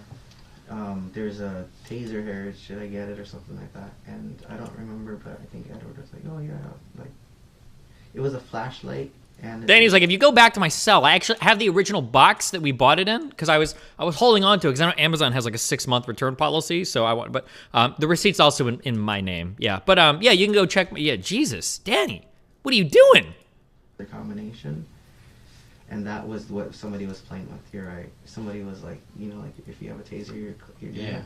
So We have cops here who, like, play with tasers, so I know you guys were... it was that flashlight one, but nobody used that on anybody, and that got returned to the store, I believe. Okay. I think. But that baby blue one was Kayla's, but she never got it. Why did she ask you to take the taser? We've had issues. We've had problems with BLM and Antifa. I'm telling you, I've been pepper sprayed. That guy Gabe, that used to be a friend of mine, he was stabbed for wearing a MAGA hat. He got stabbed in his arm. Oh, okay. It is crazy to me how many of these investigations are built totally on interrogation. So we are looping all the way back to the beginning part of the conversation, remember? Where the goal was to establish you brought a taser because you wanted to attack a cop. You brought it with the purpose in mind that you might have to go and tase a cop, right? Or somebody, maybe not a cop specifically, but somebody to protect yourself. And now we're circling all the way back around, and we're actually starting to rebuild on that initial line of questioning that had totally died earlier. Because now we've gotten to, you've got a van, apparently a fucking van full of tasers that you guys have been bringing, and now you are reiterating earlier those lines that you were a little bit hesitant before, that you are scared of Antifa. Because remember, earlier when he was talking about Antifa, he was saying, well, no, I always believed in God. I always trusted God to take care of me. Like, I wasn't there to fight anybody. Like, I never want to do that. But now we're at that point where it's like, well, yeah, of course we've got a fucking, like, a semi-truck trailer full of tasers because Antifa were fucking attacking us. Yeah, of course, right? Now we've completely looped back around, and now we're totally changing our story in terms of our feelings about that event. For wearing a MAGA hat, he got stabbed in his arm. Edward got jumped on Halloween. We've had a knife pulled out on us here in Riverside on over by the Tyler Mall. We did a rally, and some guy came out with a big ass knife on us and told us to get out of there. We've had I had a gun pulled out on me. Well, not pulled out, but he opened his trunk and he had a gun in his trunk because we were in Venice Beach, and I was the last. We had our flags, so we've been stabbed. I've been pepper sprayed, knives, guns. Sure. So it's just comes with the territory. Like you said, you know, like cops have their guns, and we're just out there with. So how many days before you guys left did Kayla come to you and say, "Can you take this taser for me"? Before we left? Oh, I don't know. I don't remember when she got it. I really don't know how she got it to Edward. If he met her or she met him, or they live. Edward lives far from me. I live over here. But when did Kayla give you the taser? She didn't give it to me. I don't know. You told me earlier that she asked you to take it. She asked me to take it, but I never saw her. I didn't get it from her. You got it through Ed? No. She gave it to Ed. I never got it. I never. That's what. Okay, so Kayla gave it to Ed. She didn't give it to me. She gave it to him instead. And Ed gave it to you? No. I never got it. So she asked you to take it, but you never took receipt of it? Yes, sir. Careful. She asked if I could take it. I think she asked it. Somehow Ed, though, was your understanding, Ed ended up with the taser. And it came with you guys in the van. Yeah. That's correct. Yeah. Okay. But nobody, I don't think it ever left the van. And Danny, I think, let me Danny? just kind of stop you right there. Yeah, 'cause Danny. I want you to just be absolutely clear on where we're coming from here, okay? So, you're telling us that Ed got a taser, he had it, you never had it, and you never used it. Ed got it. Ed got the light blue baby taser, I believe, from Kayla to give to her when she was in DC when they saw each other again. Okay. But because she couldn't take it on the plane, I guess. I don't know if those are not allowed on the plane. So she never got it or needed it, and we just brought it back in the van with us. And then there was another taser that was bought right before we left, and Edward said I think that he wanted it, and then never used it either. Stayed in the van as well, and then that got returned to the store. And see, that's where I'm having a hard time here, is because Kayla gave you guys a taser, gave it to Ed, you had it. No, I didn't have it. No, not you, I'm sorry. It was in the van. The group had it. And then you had it, the group had it when you went back. But then in the middle on the 6th, you got a taser from someone else, some random person. A black one. Gave you a taser, and that's what you used on the officer. You see how that's kind of weird to me? No. I mean, no, I don't. What's weird? Well, describe us more than how you ended up with this other taser from some random stranger. Because right now it seems a little more logical that the taser that was used by you was a taser that was brought from LA. Yeah, for sure. So explain to us. We're happy to listen. Oh no. I just asked. I said, we need a taser. I yelled. I yelled in the tunnel. I'm like, we need somebody with a taser up here. And Wait, holy shit, did he admit to that before? Did he say that before?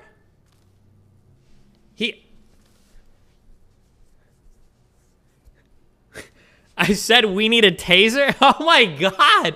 He's actually okay, the JCS video on this is gonna be funny, okay? He's actually completely and totally fucked himself. Did he say that before? Did he say that he was the one earlier that said we need a taser? He said that specifically? That he said it? If he did earlier, maybe I missed those exact words, but someone pulled it out of their pocket and gave it to me, and it was like in a little leather It's like a little pouch.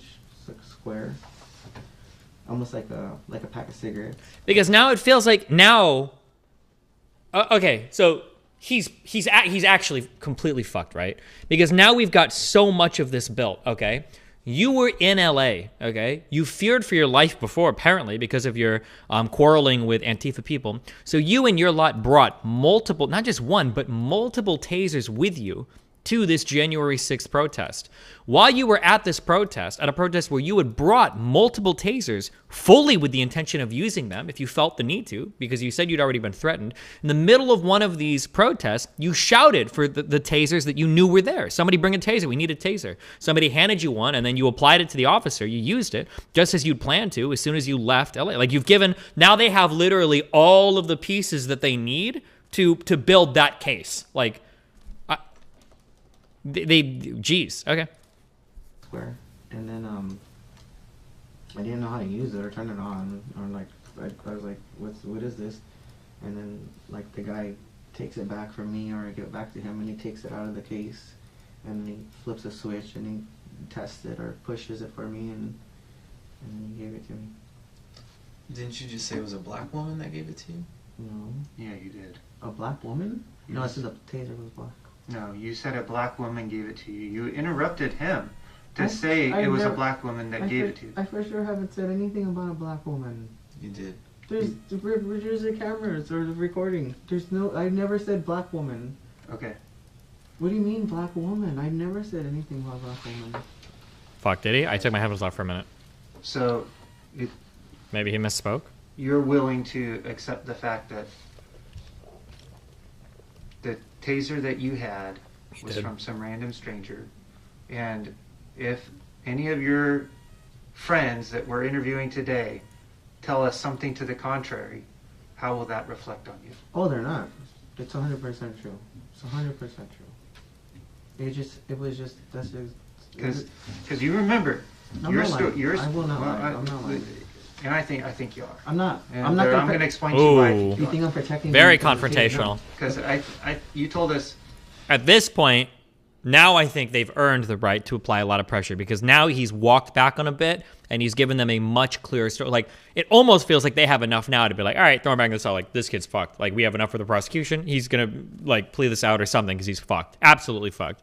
So now we can apply way more pressure to see if we can either incriminate somebody else or get him, I guess, on even more. But you were in the tunnel when you called for a taser. Earlier, you told us you were in the tunnel, you were getting squished, and so you left the tunnel for about a half hour and came back. You had the taser in your hand, and you walked up and you tasered the officer once in the neck, and you did it because you felt like he was accosting Trump supporters or patriots. No, I didn't do it because I felt he was accosting Trump supporters or patriots. I just thought that he was gonna get in. He was struggling, like they were pulling him out. And he was struggling with who? Like they were carrying him.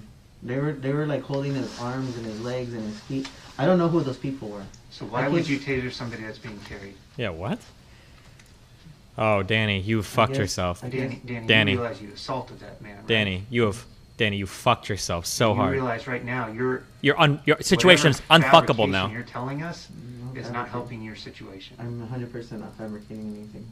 Okay, then let's go back over it, and you tell me again how you ended up in the tunnel and how you ended up with the taser, and how you ended up tasering Officer Fennell. I just ended up in the tunnel because that's where everybody was in the building. Okay, explain it to me again in story form. I'm all ears. Because I want to hear the story. I want to hear the truthful story, though.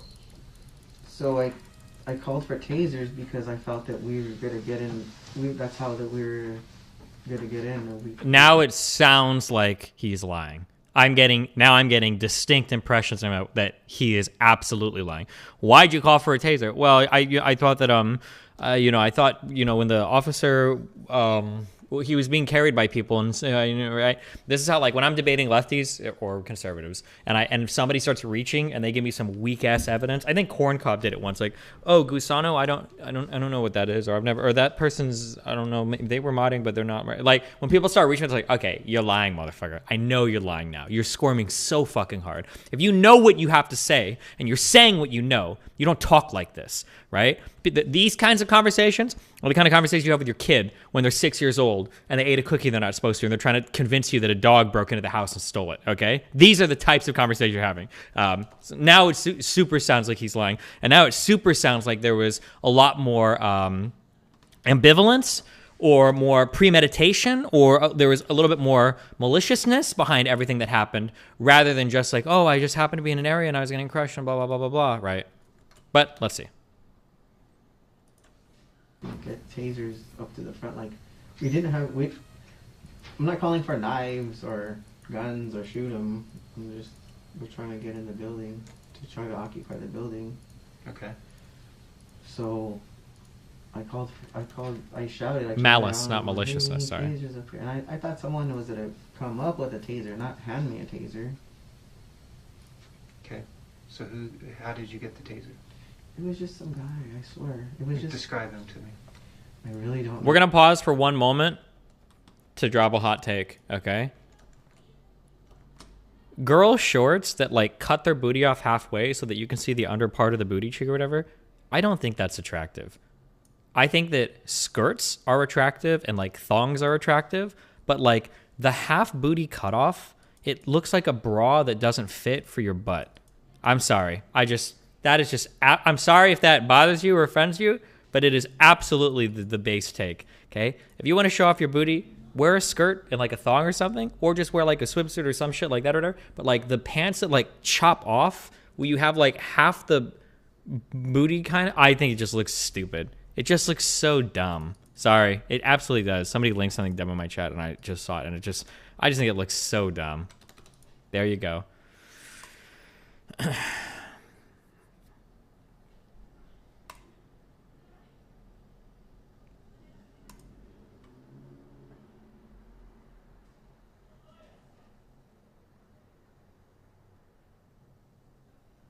Okay. Sorry, going back to this. No, he was, I'm in the tunnel and he was behind me on the right. I mean on the left. Like kind of by the entrance of the tunnel. And at the time that happened, it wasn't super packed. Hold on, someone clipped him saying black woman. This is not available. Wait, can somebody give me that link again? Because I want to hear him say it. I want to see if he actually meant to say it or if he fucked up or something.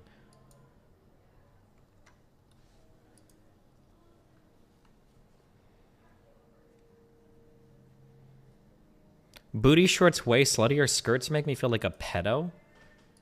What? What? What?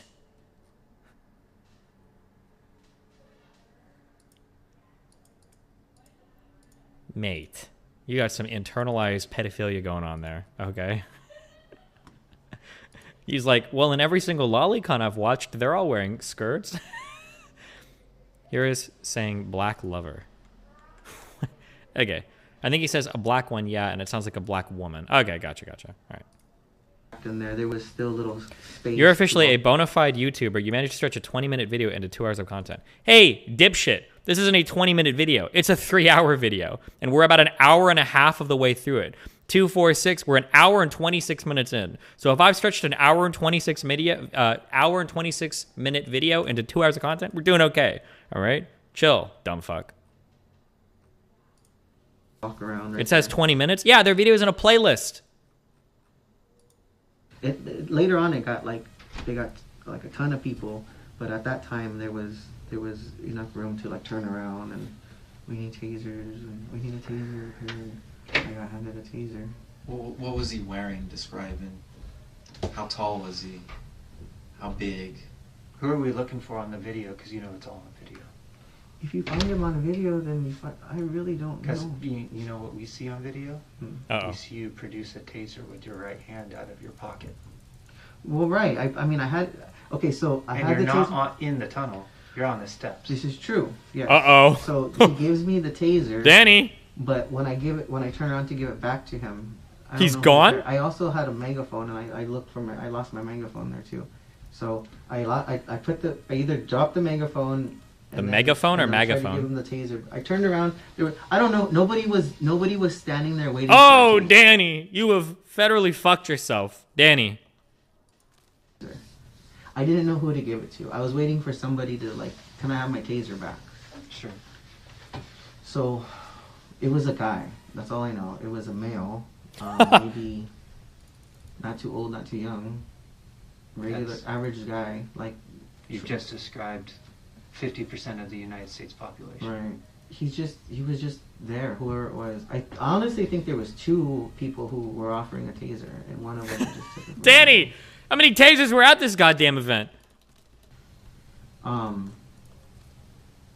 I did put it in my pocket because I didn't return it to anybody. Nobody. I'm like, okay, now I got a taser. I'm like, okay, I lost my megaphone. I can't find it, but now I have a taser. Okay, so you think that Officer Fanone's being carried out, held by his arms and legs. Why did you taser him? You said he was struggling. At that point, he's struggling to be let go. Yeah. And you chose to assault him while he's struggling? Well, I just felt that, like, I didn't know what they were going to do to him. And so you tasered him to protect him? I mean, that sounds stupid. Yeah? I don't know if I tased him to protect him, but maybe just to, like, so he wouldn't struggle and get hurt, maybe. If they're going to beat him up or injure him, or, like, I don't know if they're going to, I don't know what was going to happen to him. And honestly, I didn't think very much about it because when I did it, I was like, oh my god, what did I just do? And I got out of there. I left. I did it and I left.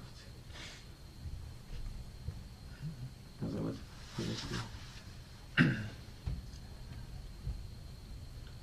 Yikes, Danny. Yikes. Not a good look for you, Danny. 2 we brought. None of those 2 that we brought got used. Danny, you understand how serious this is, right? You understand that you're the one that fucked up. Like, full disclosure, all the cards out on the table. You're looking at 7 federal felony counts. I was just 7. What is that, the rest of my life in prison? It's a lot of years, man.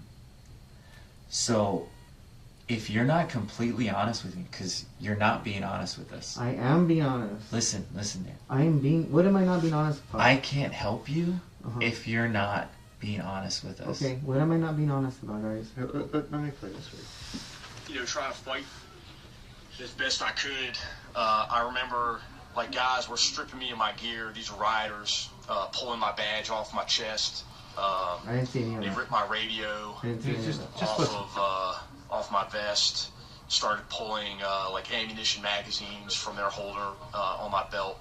And then some guys started getting a hold of my gun, and they were screaming out, you know, kill him with his own gun. I didn't hear that. I didn't hear that. Danny. At that point, you know, it was just like self-preservation. You know, how do I survive this situation? Not a good look for you, Danny. About, you know, using deadly force. I thought about shooting people. And then I just came to the conclusion that, you know, if I was to do that, you know, I might get a few, but I'm not going to take everybody, and they'll probably take my gun away from me, and that would definitely give them the justification that they were looking for to kill me. I wouldn't have killed him. I tried to kill him. I wasn't trying to kill anybody. Look, the other cops. The disparity is in between your story and what happened to Officer Fanone and what's on video. I can show you the video of you tasering him twice. No, it's not twice. I'll show it to you. You show it to me, please. I will. But the disparity between what you're saying happened, describing, oh, I'm such a benevolent man, coming up to a poor officer who's struggling to keep him to survive, thinking he's going to die. Let me help him out. Let me taser him. True. Is that really the story you want to be written about you? Is that in all of my benevolence, I decided I was going to taser this man who is struggling for his life in that moment and thinking he's going to die? 4 daughters. No, I wasn't trying to kill him. I didn't want him to die. Then tell us what happened. Don't leave the story be this crappy story that you're telling us right now, that you were just there to help him and taser him. No, I wasn't. I was... Danny. I'm not smart. I'm not smart. No, I'm just not smart. I'm not lying to you guys. I'm not lying. You need to think about. I'm not lying how about anything. Danny's story is going to be I haven't lied written. about anything, you guys, so far. I have not lied at anything. I have not lied anything. Danny, just take a minute. Listen to him, okay? You are in a great position right now to help yourself. We're your two advocates right now. We can advocate to the prosecutor. Hey, Danny made some mistakes. I know mine. But right now, neither Agent Armenta or myself feel confident in what you're saying. Okay. What do you want me to tell you? That I tased them? Yes. Explain. Am I a fucking piece of shit? Yes. Why did you tase him? I don't know. I'm a piece of shit. I'm sorry. I don't know. He's a human being with children, and he's not a bad guy. He sounds like he's just doing his job, and I'm an asshole. But why? Why would you go up there with the taser? Why would you take that taser that was given to you from your friends and tase him? It wasn't given to me by my friends. It was given to me by a stranger. I swear to God. This is not the same tasers. I'm telling you. I'm not trying to protect them. I'm not trying to protect somebody. So let me pull the video because I want you to see it of you tasering him.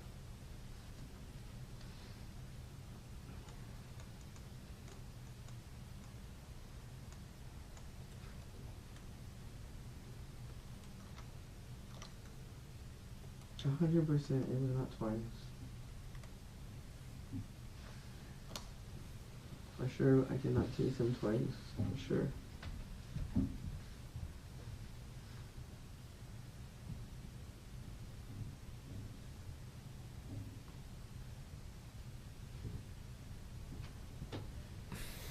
You got big dreams. I need a guiding hand to help you get there. Oh, God. Just here for that. How dystopian. Get a YouTube Reddit account if you're going to be interrogating somebody on federal offenses, please. Officer Fanone was among a phalanx of police at a west entrance here. At DC police almost never let us talk to line officers, but they wanted us to hear from this hero of democracy.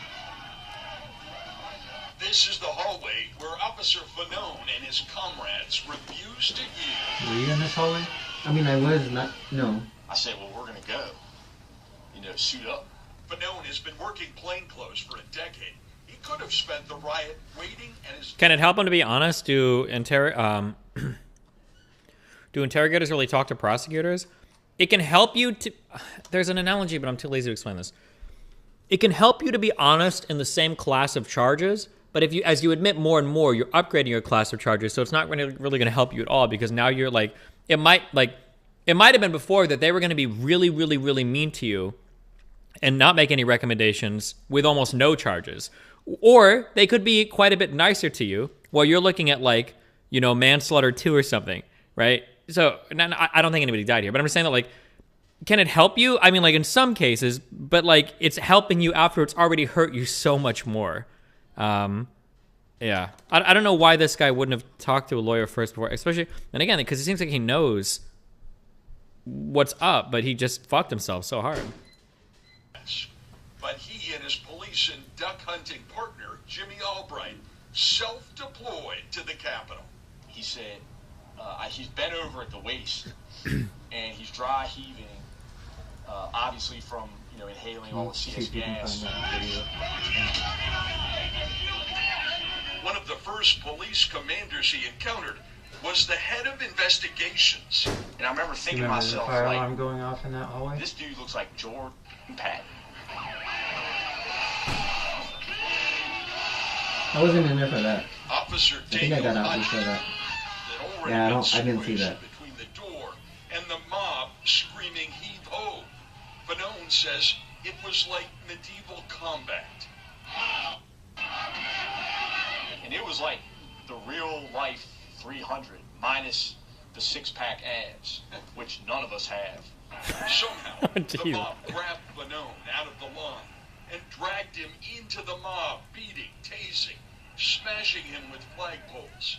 I remember thinking, like, at the moment that I got outside, like, holy, like, there's a lot of damn people here. Did you think you were gonna die out there? Guys were, like, grabbing gear off my vest, and I remember guys chanting, like, kill him with his own gun. I thought about killing people. I'd probably shoot a couple, and then they're going to take the gun away. I don't think they were chanting kill him with his own gun. Maybe one person said that. They weren't chanting that. Fanone thought of his 4 daughters, I have kids, he told the rioters, and a couple of them showed mercy. Thank you, but you for being there. What do you mean they helped him? They just said fuck you? This is the video right here. What did he say? Wait, they helped him and he's saying fuck you? What the fuck? Holy shit.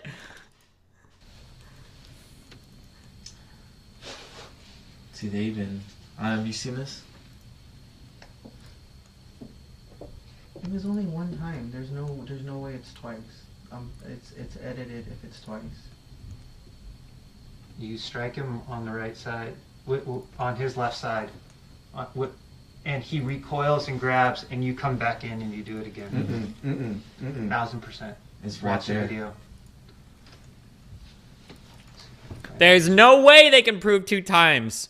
They can't prove it unless Danny fucks up and he says, yeah, I did. Maybe I did. If they can get Danny to move, their goal is to get him to move from a, did I do this? Absolutely. To the very least, okay, maybe I did. If they do that, then it's mission success.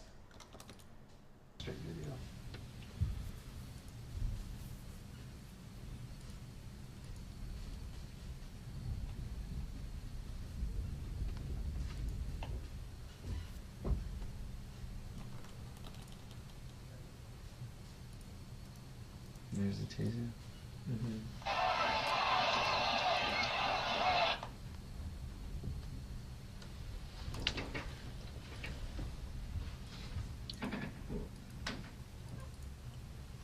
Is that you? Why is twice important? Because one time, there's a lot of stuff that you can argue about in terms of like, okay, well, I was nervous. I did it one time. I was scared. I didn't know what was going on, blah, blah, kind of like that.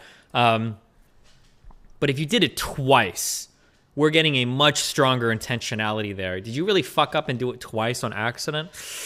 It looks, 2 times makes it look way more intentional on the first tase, right? I mean, they did. This all is the part. work. If we go back to the Rittenhouse thing, right? This is why, as silly as it might have sounded to us, this is why Binger was so keen on trying to say he fell to the ground and you shot him 3 more times. You shot Rosenbaum 3 more times, right? Because like one time you can argue like, okay, yeah, I was scared of self-defense, but you shot him 4 fucking times. Are you fucking kidding me? Right? Now, obviously in court they're arguing, well, it was 4 times in less than 1 second, but that repeated instance goes a long way, you know? If you walk into a house and there's a husband on the ground bleeding out and, you know, he's got 1 or maybe 2 stab wounds on him, you know, a wife could be like, yo, it was self-defense. I thought he was going to kill me. But if you walk into a house and a husband's got like 36 stab wounds in him, it's like, okay, I was really mad. Now it looks a lot different, you know? Work for us. Yeah, I'm telling you, they set us up. It's on purpose. Did somebody stick a taser in your hand? You know what I'm saying? They set us up as far as like they went over there to film everybody that they recognized, like to do this on purpose afterwards. No, they didn't stick a taser in. You tased the officer. Trump didn't put you up to tasing the officer. No, he didn't. I did. You did it all on your own. Yes. Isn't it true, Danny, that you and your friends planned weeks in advance to go to that rally with weapons and gear? So what I was saying before, now he's laying out the whole story that I said they've been trying to build. Your friends, you went with these weapons, you were scared of Antifa, you knew that it was going to be something bloody, you knew you needed weapons to be ready for it. Now he's laying everything out that they've been building towards. Practiced how you were going to do things. I didn't have any gear. I didn't take any weapons. You took a knife and pepper spray, and you were given a gas mask. That's always in my car. I mean, okay, You took those things. I have it. Everybody has it was a little 4-inch pocket knife, okay? My pepper spray is something that you have. Yeah, everybody's got gas mask. I didn't buy the gas mask. You just carry that with you? The gas masks were taken, and there was like 4 gas masks, like bought. Come on, like, and I was just. Haven't you ever played Metro? Like, it's a fun game. Like, sometimes we like to, role play. Jeez, right? Everybody has. You don't have a gas mask in your car? You should. Okay, it's coronavirus season. Be responsible. Shame on you. Like here you can have a gas mask, but I didn't take it and I didn't wear it. I didn't have it. But in the van. you see what we're saying? Like, that shows preparation, right? That I didn't prepare for that. That shows planning. I didn't preparation, planning, intent. I didn't wear it. I didn't take it. I left it there. I didn't put it on. I don't have it. It doesn't matter, Danny. It shows planning and preparation. That's you right. Take those things. You don't I take didn't things. pack 'em. You don't take things for no reason. Nobody takes things for no reason. And when we tell DC what we said and what we discussed, and they ask us, was Danny cooperative? None of Did he that tell stuff you was how on. everything? They're gonna ask me, well, what did he say about the weapons? What did he say about the gas mask? None of that What stuff did he was on say? me. What did he say about the mace and None the of pepper that, spray? None of that stuff was on me when I was at the Capitol. What do I tell them? I'm asking you, my colleague was asking you what the preparation was to go there, what you guys were planning. You brought stuff, planning for something. What was it? I mean, We were you planning- said Andy called Ed and said, hey, there's a taser here. Should I buy it? Ed said yes. You already told us that. Why is Andy calling Ed saying, should I buy a taser and you guys took the taser to DC if you're not preparing? That's not me. That's not Okay, me. well, tell us about it, though. Tell us about the preparations the group did. The preparations were for BLM and Antifa. We thought that they were gonna go. We thought we were gonna hit it like a civil war. There was gonna be a big battle. This is what I thought. Okay. I thought there was gonna be a big battle in DC. I thought that there was gonna be battles across the country. I thought that there was gonna be fighting for some reason in different cities, and I thought that the main fight, the main battle was gonna be in DC because Trump called everyone there, and then I thought that was gonna bring BLM and Antifa there, and it was gonna be like a big battle. That's what I really thought. They didn't. That's not what happened. So how did you prepare for battle? Uh-oh. Tell us about paintball. Just like jogging. Tell us about paintball. Oh, paintball? Yeah. I mean, I don't even own a gun. Paintball was just like to get people to try and get people to work together and follow directions and orders. But paintball is just like, it just wasn't. Who went to paintball? It was just fun. Who went to paintball? Who was there? Ed? Edward. Oh! Kate. Oh my god, we've got like to conspiracy now. Holy shit! What are you doing, Danny?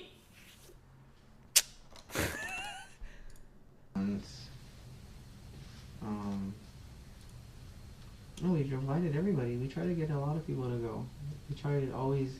I mean, Edward even made some flyers to go like get people going and active. Like we were trying to get build like a camaraderie, like a team, like a people who we're just trying to get friends. We're just trying to make friends and get like-minded individuals together.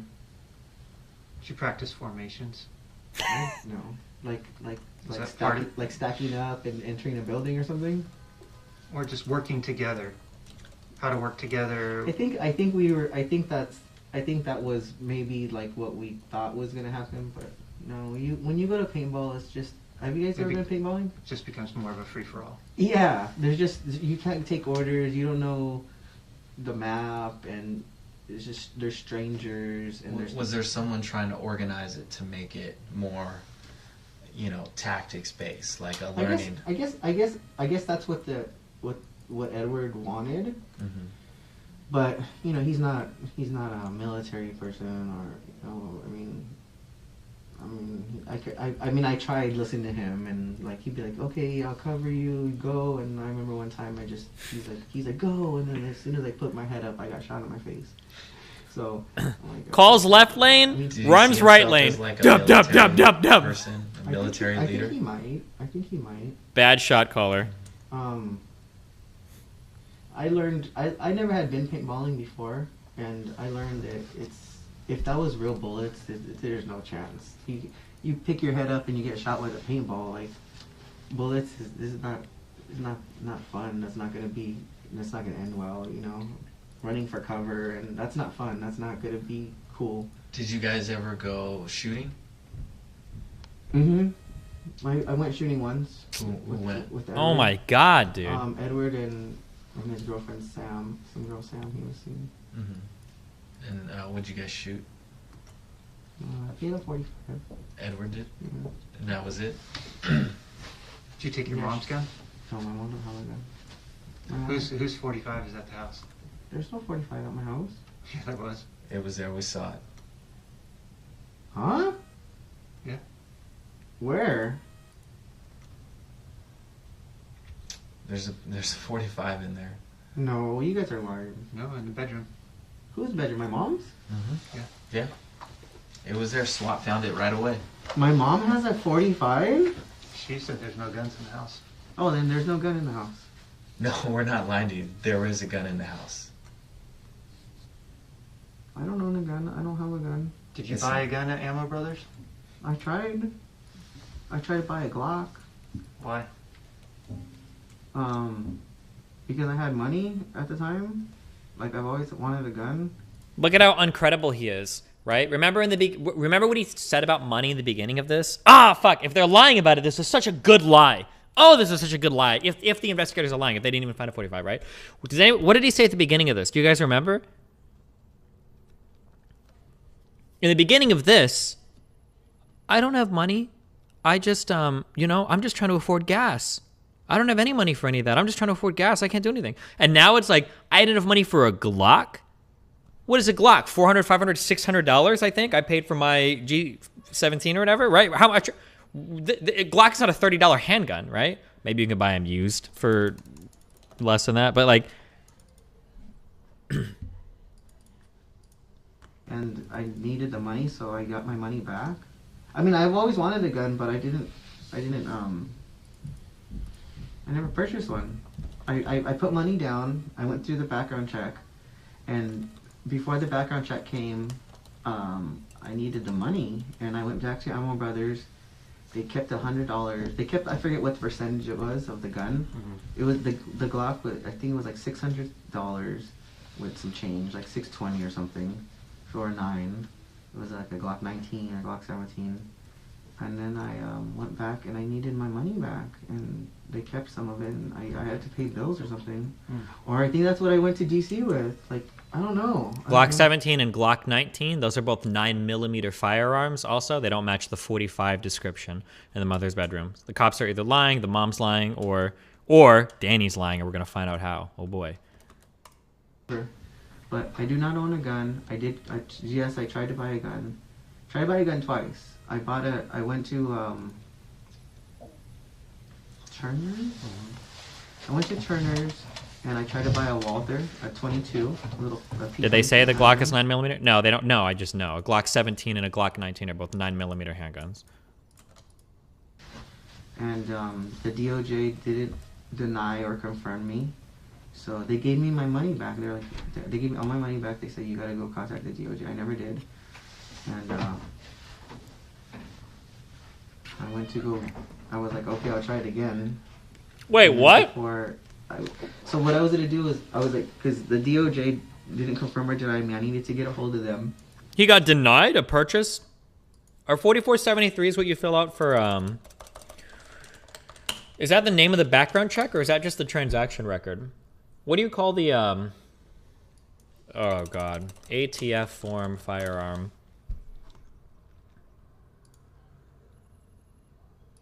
How do you, if he got denied a purchase for a handgun, what would he need? Like a prior felony or something? But he didn't get denied. He said they didn't deny or approve it. Is that even possible?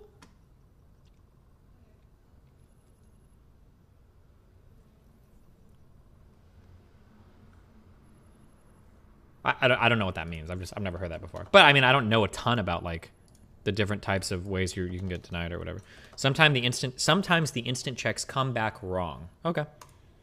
I didn't. I think some time went by. I was like, okay, let me go try to buy a different gun. Maybe it wasn't a good idea to get the 22. A 4473 is used for federal purchases. A handgun background check is different state to state. I thought every purchase of a firearm has to be done.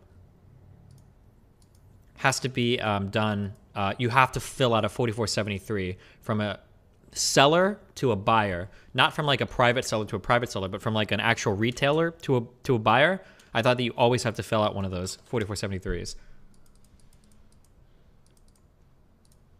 I get a 9, and then I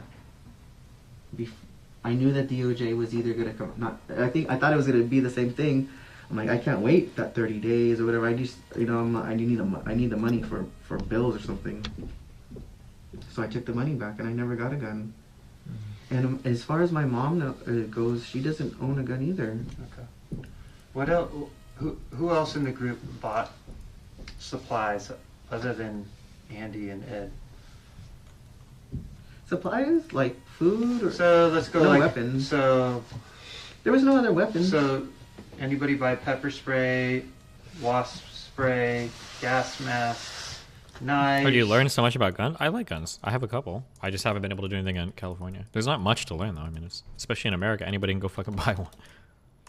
Tasers. In a lot of states, I think you can get a rifle at 16, because most of the restrictions usually come around handguns.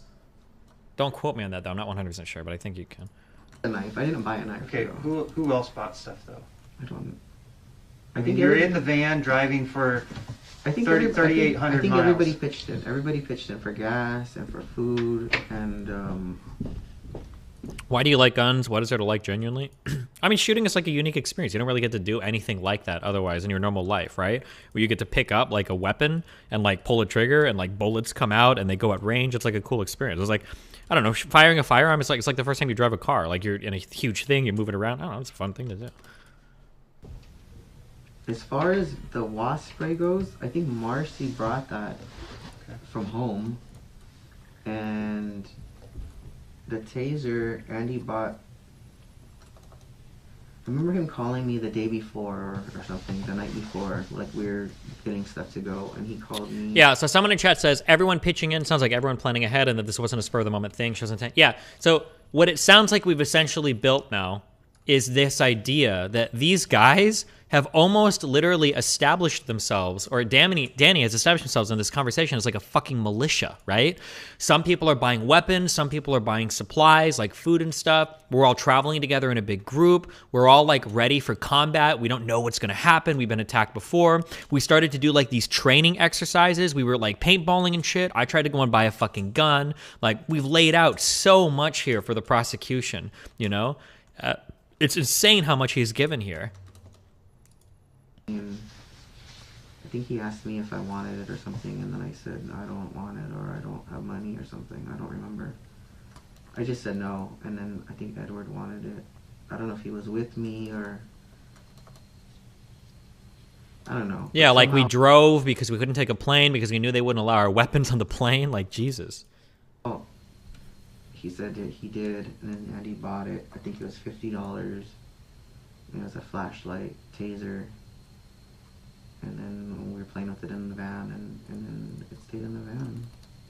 But as far as weapons, like, Okay, I'm not a lawyer, so another reason why it might have been valuable to talk to a lawyer here is like, bro, you've incriminated yourself so fucking hard here.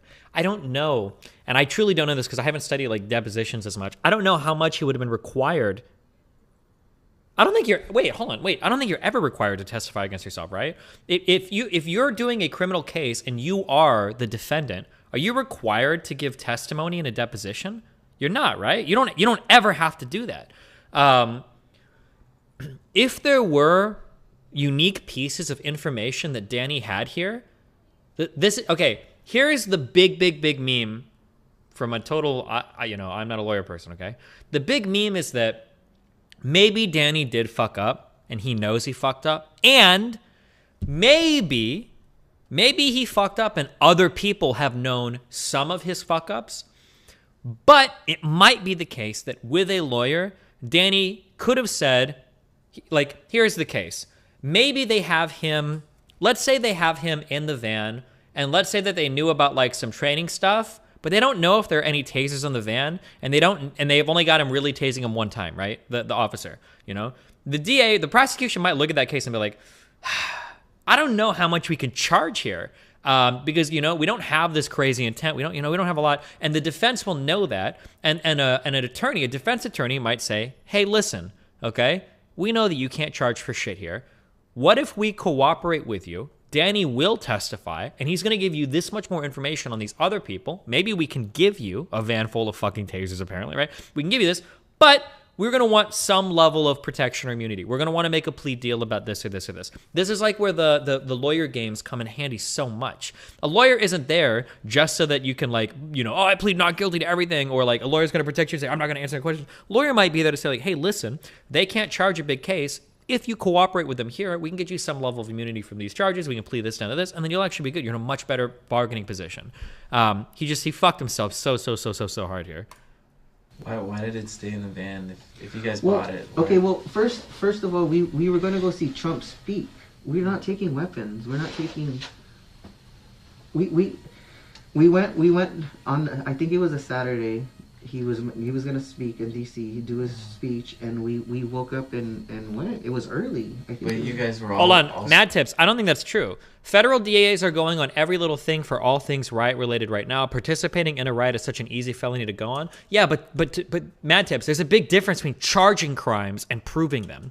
Because the DA will go through and they'll start charging people like crazy, but when they go through evidence, a lot of those cases are going to get tossed before anybody's talking to a lawyer, before anything is serious, right? Like, it is as politically popular as it is to throw the book at somebody for a riot. If they don't have good video evidence of you and you claim, you know, like, hey, I want a fucking lawyer, they're not going to charge you for shit. I don't believe that. No fucking way. Are you going to get me on some grainy fucking footage in the background and throw a felony fucking rioting charge or some shit at me? Absolutely not. No fucking way. Like, I think of all the rioters or whatever, January 6th, they charged, was it like 400, 300 people? And like, and I think they've tossed like a few dozen of those charges. I would have to go back and check, but like it's only going to be like the big people that they've got doing a lot of crazy shit on tape or whatever. It's not just going to be somebody that was there and maybe was in the building and wasn't supposed to be, on like trespassing or some shit, you know. Well, no, actually on trespassing they might be able to get you, but like not on like rioting charges.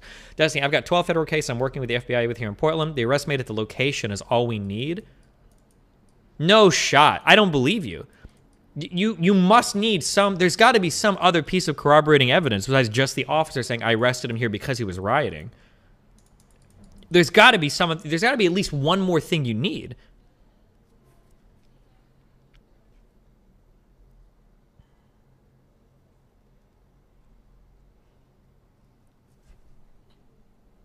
The proof is that I arrested them during the riot.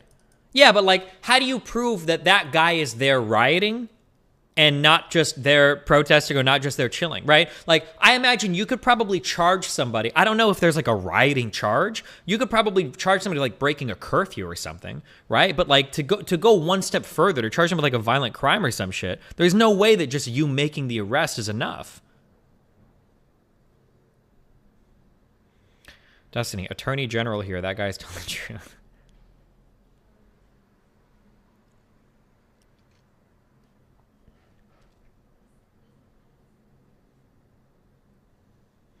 No, we do about 2 hours worth of riot declarations prior to making arrests.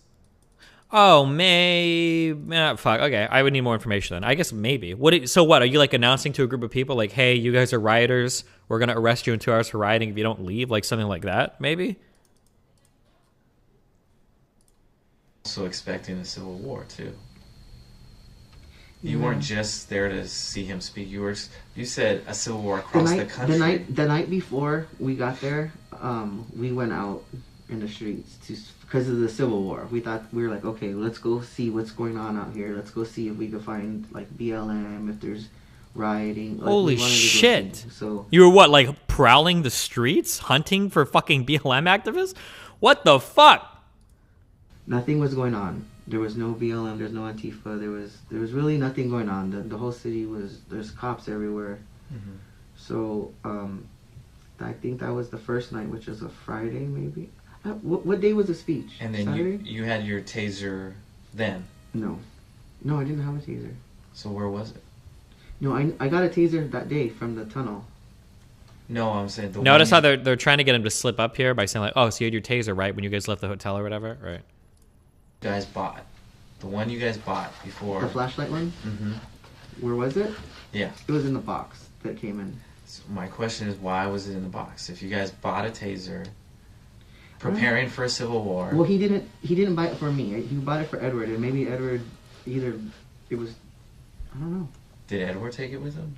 No, I think he didn't like it, or he bought it Andy was at the store and said, there's one of these things here for sale. Should I get it? And then Edward has money. He has extra money. You know, it's like, yeah, I'll get it. Yeah, sure. You know. And then what about, like, did you use your card ever when you were in DC? Your debit card? I don't remember. Would you be surprised to find out you didn't? I probably didn't.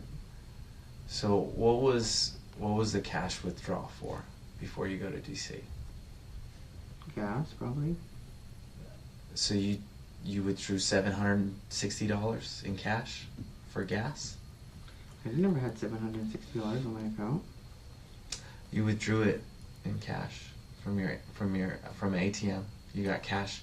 This was on the 4th, right before you guys started going. Oof, makes it looks like he wants to travel without being tracked anywhere, right? He's got I don't know if this is like propensity or if you're allowed to admit this towards like a crime or whatever, but I'm not yeah, I guess you would. Well, would you? Because it's directly relevant to you traveling someplace and not wanting anybody to know or be tracked or whatever. I'm not sure.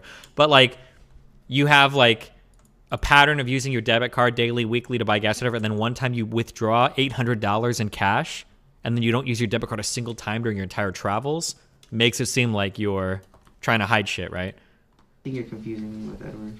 No, I'm not. I didn't have $700.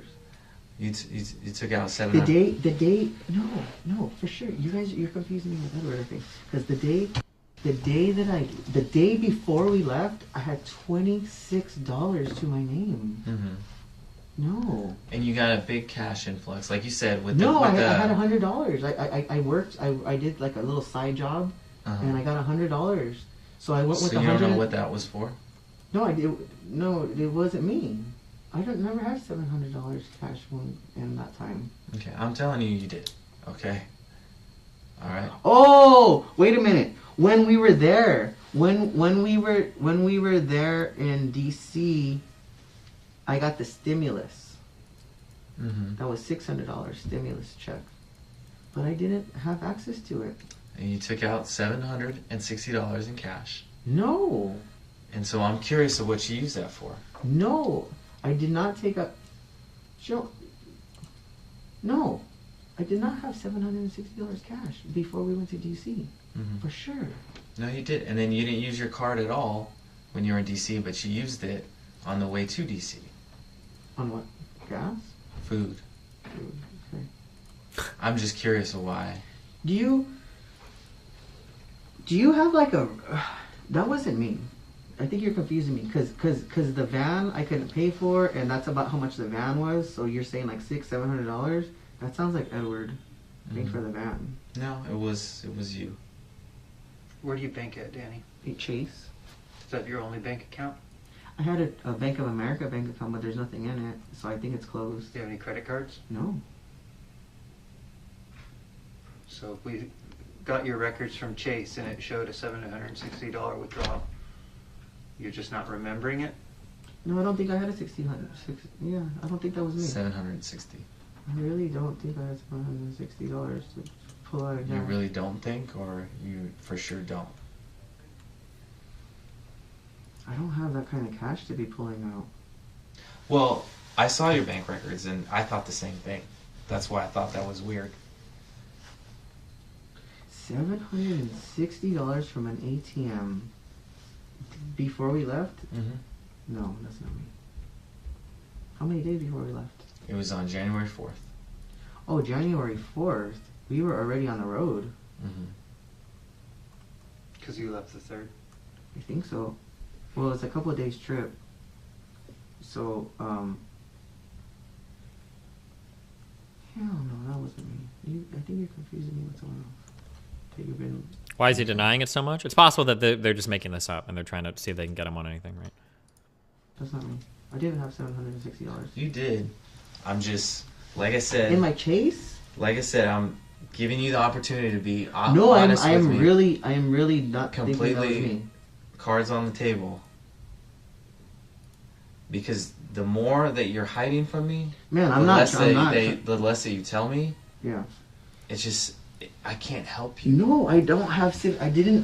No, that was not me. I didn't have $760. I had $26 the day before. This is. This is. You're gonna be like, oh, this guy's full of shit. Look, I'm a person that believes in God, and I was like, it's meant for me to go. I have $26, and I'm still going. Like I told everybody I'm going to DC with no money. Dan. I had no money, so I just got there. Like So where did you stay at? At a rented house. Oh, be more descriptive. Like an Airbnb. It was an Airbnb. Yeah. Where was it? Arlington. Arlington, Virginia? Yeah. Who got it? Someone named Michelle. Michelle, what's her last name? Henny. Okay. So she got the Airbnb? Yeah. And how do you know Michelle? From the rallies. And what else? That's it? That's She's it? a Trump supporter, that's it. You've only seen her at the rallies? Are you sure? Danny? No, I mean, I know her, like, through Yeah? Through what? Danny? No, I haven't only seen her at the rallies. You've only seen her? No, I've not only. No, I know her. Okay, well, tell me about Danny? That. Where else have you seen her? How do you know her? What's your relationship like? She would go to the rallies, and she needed some help at her house, so I would help at her house with, like... She got into an accident, so she has a hard time remembering, and, like, her hands... Her ex... I don't know if her... Somebody... She got in a car accident because somebody was driving like an asshole. She got injured, and now she's all messed up, and she can't really do that much. Like, she has issues, like, with her hand, grabbing stuff, or her mind. She had a concussion, and she forgets, and she can't remember. Danny? She's really, like... Okay. She needs she needs a lot of help. Her mind is like... She'll go to the bathroom, and then she'll be like, why am I in here? And So have you been to her place lately? No, not late. I mean, I've been to her house. Not really. How many times did you fuck her, When was the Danny? last time you've been to her house? A few weeks ago. A couple weeks ago. Okay. And what, were you helping her out, or what were you... I'll go over there and try to help her out. You know, it's like she needs painting, and like, you know, she went on this... She got people to donate old cans of paint for her. So I went and got her paint, and then I brought it to her house, and then I'm over there mixing and then straining it for her, and getting paint on me. I'm just doing side stuff to help her. She's trying to sell her house. Okay. And so she was out there... She's alone. She lives by herself, and she has nobody to help her. So I'm like... I'm feeling a light to big woo yeah here, boys. Little things I can do, whatever I'm capable of. Okay, so she was out. How did she get in DC? I don't know. I think she flew. She flew. Okay. And was she at the Capitol? I think so. And what did she do? Yeah. Oh, she's not. She didn't do anything. She's not a person that... How do you know that? Did you see her there? Like outside of the Airbnb? I think I seen her once. I didn't see a lot of people. I was there mostly. I didn't even see... I saw Edward that day, 40 minutes that day, that entire day. We were all separated. So I don't know what she was doing. You were separated from Ed? I was separated from everybody. Yeah, I was by myself most of that day. Are you lying to me again? No. What about when you guys were inside the Capitol? When you guys broke into that window? I didn't... So I came back up, and that window was broken already. I don't know how it was broken. I saw Gina. Danny, don't you fucking lie to me, Danny. Gina saw me. She yelled at me with the megaphone. She was like, Danny! She was like, DJ, I heard my name. I'm like, "Oh, who's calling Oh my me?" god, you mixed paint for me! DJ, get in there. And then Edward too. Edward's like, go in there, get in there. Man, after I tased the cop, I wasn't trying to do anything anymore. I was like, this is too much. I already did plenty. And I came back up the steps, looking for Edward. I came back looking for everybody, somebody that I knew. Because I didn't know anybody, I was by myself. And that window was already broken out. And there was already people in there. So they told me, get in there. I'm like, okay. So you weren't busting the window? And that window was already broken that we went in. Were you busting the window? What'd you use to bust the window? I don't know, somebody was busting it and I helped him. Decided to help them. Danny, what are you doing? You could tell by how... I should have said something because now I'm hindsighting. But you can tell how meek he is. He's like, I didn't bust it. And, Hold on. What'd you use to bust the window? When you hold on. My window was already broken. It was already When we broken. went in. Were you busting the window? No. You What'd can hear use him, to right? bust the window? I don't know. Somebody was busting it, and I decided to help him. It was like a metal pole. And I think that the person who I was helping was the one that filmed that. Oh, really? Yeah. And was Edward there with you? He was in there, I guess, but I didn't see him the whole time. We talked afterwards, and I never knew he was in there. I even told him, like, where were you? He's like, I was in there. I was looking for Biden, dog. What about Mello? No, Mello didn't go in there. Mello is scared to get in trouble. He's just one of those guys who he'll hang around. Not a but patriot. If anything happens, he disappears. So Mello wasn't with you while you were busting the window? No. And you're saying you didn't see Ed? I did see him in there, but not to my memory. I found out afterwards that he was in there, but I don't remember him in my memory, or remember talking to him or seeing him when it was happening. But You know the video I'm referring to. he was in there. I saw from the video, but I don't remember him in there. I've seen that he was in there, but when it was going on, I didn't remember or see him. Pay attention. You remember what you were saying in that video? A little bit. What'd you say? Uh-oh. That they just killed somebody for doing this. And what were you trying to tell everybody? Just trying to warn everybody. So I didn't want anybody to get killed.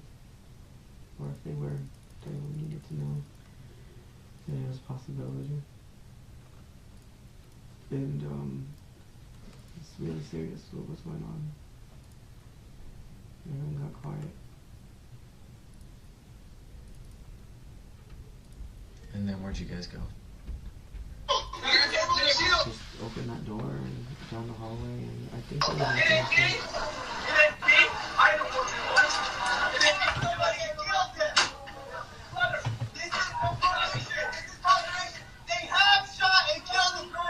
Is that Mitch Jones? Is that you? Make sure you got those goggles on. They're in the door out. Get the things that help you. Get the things that help you.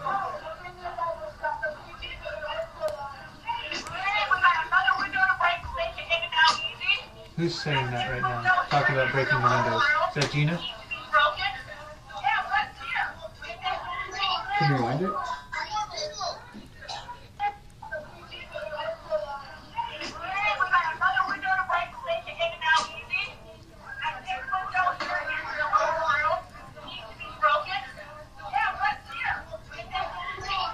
Is that Ed right there? Yeah. What's he saying?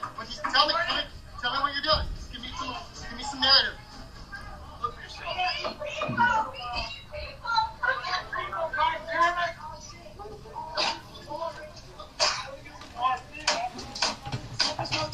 Who's that?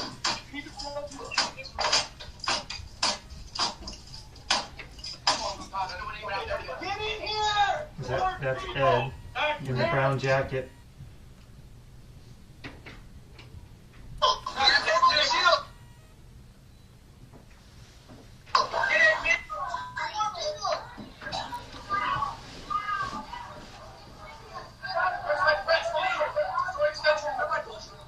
What's he saying?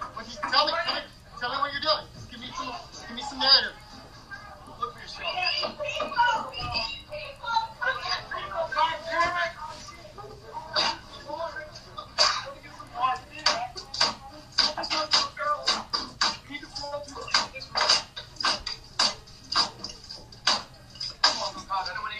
Get in here! More people! God damn it!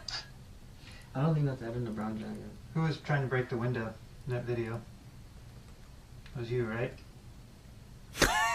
Why were you trying to break the window? Danny. Yeah, I think we were gonna be in there for a while. Danny, what are you Trying to doing? let more people in? I thought that we were gonna get gassed. honestly. And there's a way of breathing or escaping as well. You were saying get in here. Yeah, I just wanted to get in here. So you were telling more people to get in there. Like you wanted backup. I thought we were going to occupy the building. I thought we were going to take a couple of days or something. I honestly thought it might be like a day or two that we were going to be in there, and I thought that they were going to gas mask. I mean, not gas mask. I thought they were going to tear gas us, so we needed either an escape route or a breathing hole. So why were you guys going to occupy the building for a couple days? What was the point? Was it to disrupt the process that Congress was going through in confirming Biden? I didn't know what was going on. Wait. No, we were trying to. I didn't have a plan. Danny. You look like a leader in there. You're ordering people, organizing. Uh-oh. Furniture. It's all coming together, Danny. Windows. Letting people in. Telling people to put their goggles on. It looks like a combat situation. That you've been training for. That you brought tools for. That you caught on camera engaging in. Ooh. I'll be right back 1 second. We'll see how Danny manages to slide out of this one. Spoiler alert. He's probably not going to. 1 second.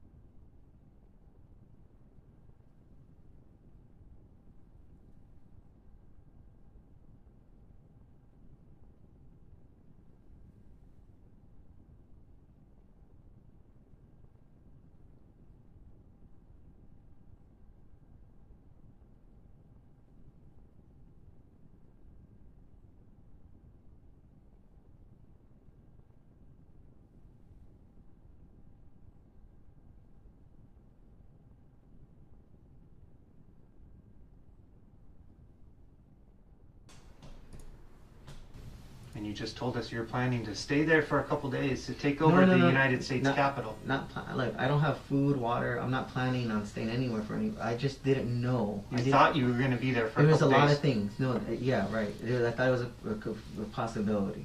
I thought it was possible that this might. Why were you guys trying to take the Capitol? Because we simply felt that they stole the election. That we felt that they stole this country. That it's gone. It's wiped out. America's over. It's destroyed now. And so, if you took the Capitol, then what? Oh no. We just thought that. I don't know.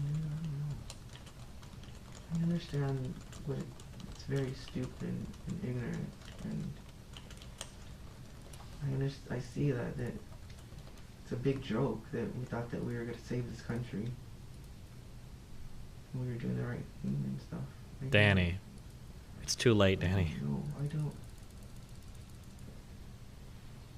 So, we can put in our report that you told us that you and Ed entered the Capitol and you guys you personally attempted to break another window to provide you guys the ability to stay there if you needed to for a couple of days in case there was gas, that you would let the gas out. It wasn't to provide us for days to stay there. I just thought that it was. Okay, I don't know the floor plan to the Capitol. So when we were in that, we go in through a window. Damn. It's not like an access normally. Like, like when you go in that room, there was. I like how he just got like, or maybe I'm just a layman, but it sounds like he just got ultra tactical. Like, okay, I wasn't briefed 100% of the floor plan. Now we got access point, you know, like Alpha 7. We knew that Ed was coming in on Charlie 4. And so you understand that, like, we had no idea. Like, holy shit, he just, like, fucking switched into tactical mode. What the fuck? There was no, I don't know how to, like, you had to go through the whole building to get around upstairs or something to get into that room. Mm-hmm. So, I didn't know what was on the okay, so there was like a lounge or conference room or it wasn't somebody's personal office. Right. It was just like a table and chairs or something, like a coffee table, I don't remember. And then a door. And when you showed me that video, I don't even remember it being like that. I thought that there was stairs to the right that went down, but in that video there was a room. I don't know how that. I don't know how that room got there. That's none of the floor plan saved on my phone. I thought that there was going to be a bunch of like tear gas and we were going to get trapped and not be able to breathe. And it's like. But you went into the Capitol with an intention to disrupt Congress, right? I mean, you were trying I to didn't stop what was going on. You were stopping the steal. That was the whole point, right? I literally didn't know that there was Congress. They were voting that day. I found out afterwards that there was a session that stopped and then they went back and resumed a session or something. I love how Destiny's pretending he's not on this guy's side. Who? I don't have a side here. Wait, what? Is that the lens that you view the world through? Do you always feel like you have to be on somebody's side every single conversation you listen to? Like, I don't have a side. I'm just listening to this interrogation. I mean, like, if I was going to pick a side, I'm probably going to be against the guy that is literally like a Trump fanatic trying to disrupt the electoral process. Do you really think that would... You think that if I was to choose a side, do you think that's the side that I would be on? Like... What a stupid fucking statement. I'm just listening to this as an interested observer. Personally, when I consume content, I think it's really fucking boring when somebody is always sitting on like one side of the political aisle and then hammering that over and over again, like, fuck this guy, fuck this guy, fuck this guy, right? I think it's more interesting to just listen to the narrative and follow where it goes rather than like showing your partisanship through every fucking line of commentary you give. I don't know. If Danny says something smart, I'll give him credit for it. If he does dumb shit, then I'm going to say he fucked up. Like, talk about it in the speech. You were there for it.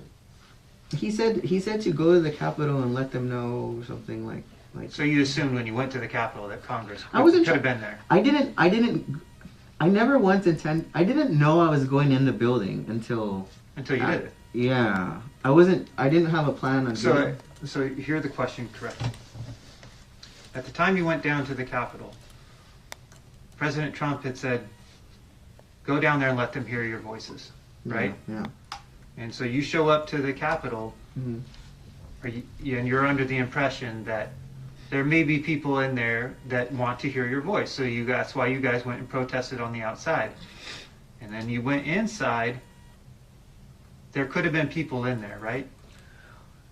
Other than the officers. I don't know I don't know a lot about government that I don't know what's going on a daily basis. Let me explain something you clearly know about. Uh-oh. Were you legally inside the Capitol? When you entered through a broken window of the United States Capitol building, are you legally in there? Danny, shut the fuck up. I don't know if that's the law, if it's illegal to enter through a broken window. If I throw a rock through your sliding glass door at your house, and not as a police officer, I enter in your house, am I legally in your house? No, you're not. If you throw a rock through the front of Macy's, there's people, and you walk into Macy's through the broken window, are you legally inside of Macy's? I thought that there was people already. It's a public building that people were walking through the. Did you enter through a public entrance? No. How did you enter? Window. Okay, so don't game me. Don't get brazen with me. You knew it was illegal to go. I didn't know. No, I didn't think about it. It didn't enter my mind. I was not considering. You break in a window and then telling people to get in. Like if you see me doing that at Target, I'm not thinking. If I bust in Target and then I tell more people. If you were busting into the Capitol building like that, okay? If Kyle Rittenhouse was there, do you think he would have shot you? I'm just kidding. Able to get in. Come on. Danny, you're being wacky right now. I told you I thought we were doing the right thing. I would accept the fact that if you told me, yeah, it was illegal, but I thought it was the right thing. At least I could accept that from you, because I would know that you're at least being honest with me. But right now you're just like, oh, well, I don't know. Is it illegal to go through a broken window? Look, the honest thing is this: that I'm not considering what's legal or what. I'm only considering in my mind what needs to happen, or what I think needs to happen, or what should happen. I'm not thinking like I can't, like your wife having a baby and you're doing 80 going home. You're not thinking about the speed limit, about the consequences of a ticket or your insurance or injuring somebody. You're only thinking about what's important, and you do know what's right and wrong, but you're not. It's not registering. Okay. I can live with that, but explain that to me. What were your thoughts at the Capitol when you tasered Officer Fanone, or when you went into the Capitol building? I thought that we were gonna save this. I thought we were gonna do something. I thought that it was not gonna happen like that. I thought that Trump was the state president, and they were gonna find all this crooked stuff, and we were gonna get. I mean, we found out that we thought that we did something good. We were getting Nancy Pelosi. It was rumored that Nancy Pelosi got her laptop stolen, and that they found all this evidence on it, and it was a secret plan. We were like, we were a distraction. We were put there to go distract, and so somebody can go get Pelosi's laptop and then get all the intel, and then we could just bust everything and find the truth, and it'll be all exposed, and we'll see that she's corrupt or some kind of evidence. And we thought we were part of a bigger thing. We thought we were being used as a part of a plan to save the country, to save America, to save the Constitution, and the election, the integrity. Like the ends justify the means kind of thing. Is that what you're saying? We thought it was okay to do something wrong or illegal. Yeah, it's like they thought that they cheated with Trump and they did all the elections. They're like, oh, Trump is so bad, where anything is okay, and so now it's okay. We didn't go right now. They're trying to get him to admit to knowingly, because you have to prove state of mind, right? To knowingly breaking crimes. It just makes it easier to pile on the charges. You went into the Capitol building, you knew you weren't allowed to. You went in, you knew you were breaking the law, right? These are just easy charges that they can just pile on without having to do a whole bunch of additional investigatory work or, proving more in front of a jury. These are just almost like gimme charges, right? Fires, I wasn't trying to hurt. But help me understand that for a second. So, it was wrong. It was wrong what they did to Trump. And that was wrong. So it's okay to do illegal things to right that wrong. Am I right? Is that... Look, when we talk about 1776, we see that there was a lot of violence. We had to go against the government, and people died, and there was actually a country something that came out good out of that, and it took like 3% of the population at that time. 3%, 1776, like we got like all the conservative memes here. And create this country. And we knew that the founding fathers had, told us, and about, we have to this is going to come again, and all these plans were put in place so that this wouldn't happen, and I personally felt that this is something that the founding fathers of the country understood was going to happen again one day, and that we would be needed to do something righteous. And I didn't think that I was going to be the bad guy. Danny, did you feel like you were the 3%? Here, like those people that stormed the Capitol, those were patriots. Those were people who were doing that because they were the 3% that were going to free our country from fraudulent politicians and schemes of evil people, so that way we could have a republic that was going to be whole again. Is that what you thought? You thought you were that 3% guy. I know, man. I know. It's okay. I'm sorry, guys. No, we know. Look, listen. so sorry, We know you thought that you were that 3% guy. I'm so sorry. I didn't know that we were doing the wrong thing. I thought we were doing the fucking right thing. I thought we were gonna be... I'm so stupid. I thought I was gonna be awesome. I thought I was a good guy. I wanted to... You know, my whole life, I've been, oh, fuck the police. I really have. And I started to be... Years ago, I got involved.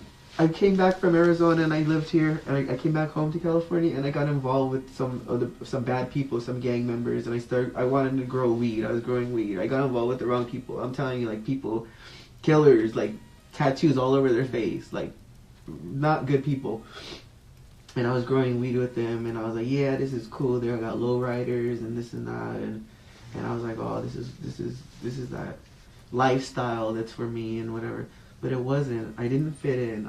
I'm a good person and I wanted to be a bad person, and it just didn't work for me. And I kept getting robbed, and they kept taking from me. Oh God, dude. I was listening to Infowars, and I was like getting patriotic, and I ended up leaving all those people behind me, and I ended up being homeless. I put myself to be homeless because I didn't want to deal with these people anymore. They had something over me, and I'm lucky that I lost everything. I lost everything I have nothing. I had what was in a suitcase, and now I don't even have that suitcase.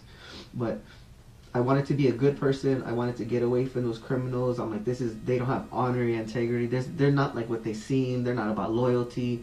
This is not the kind of people that I want to be around. I was homeless, and I went and I called my mom. And I told her I needed somewhere to stay. I needed to come back home and move in. And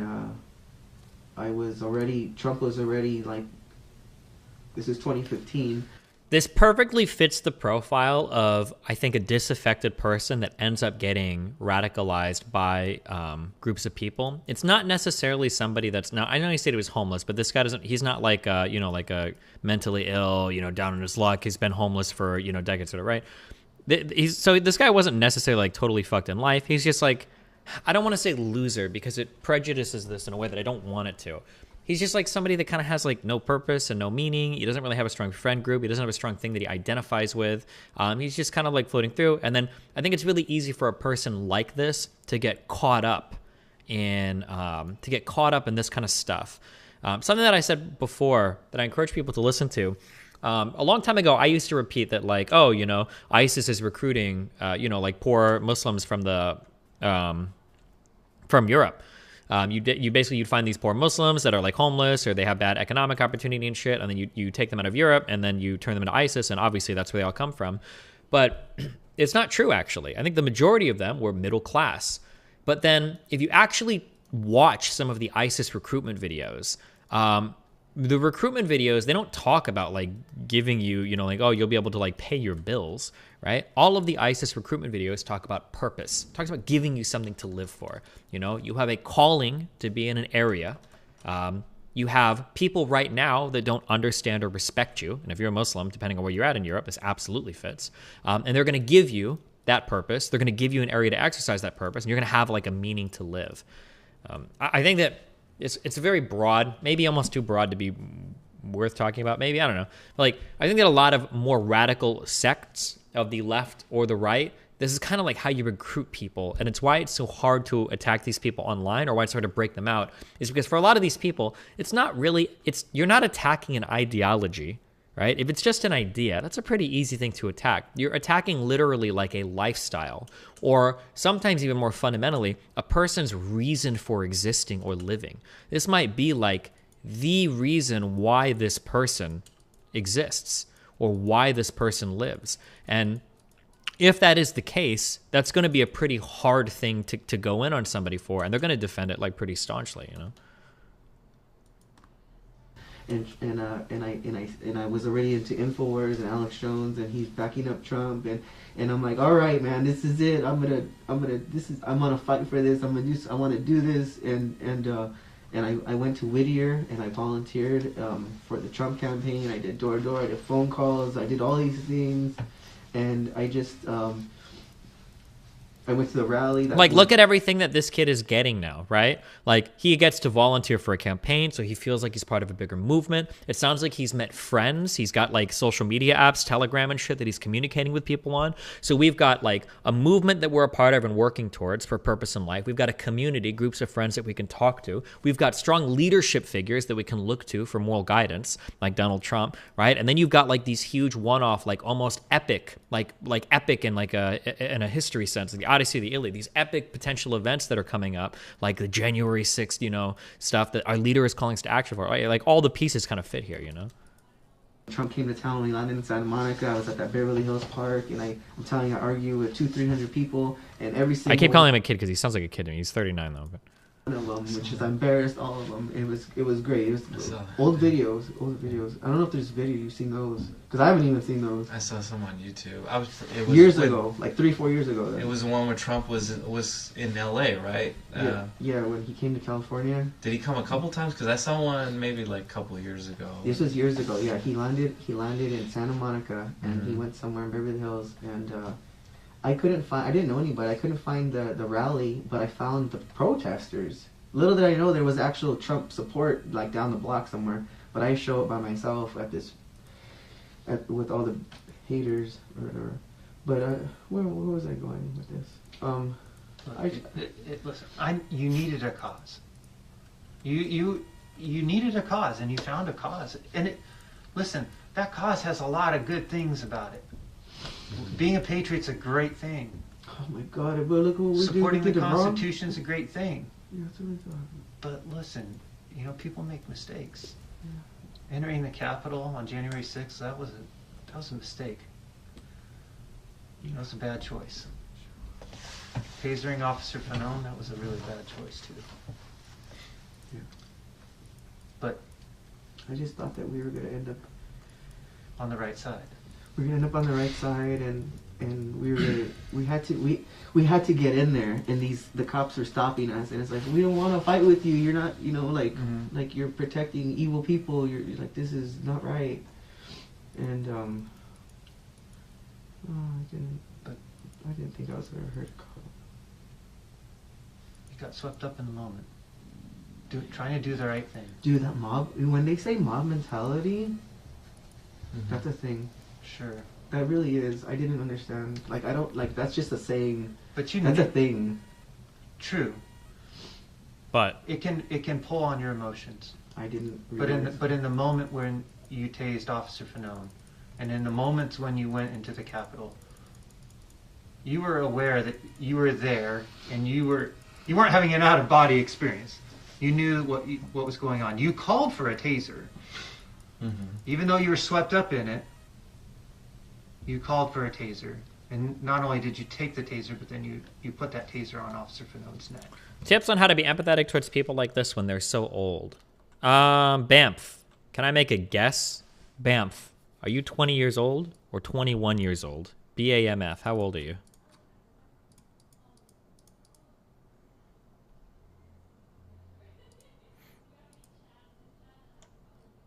$19. Okay.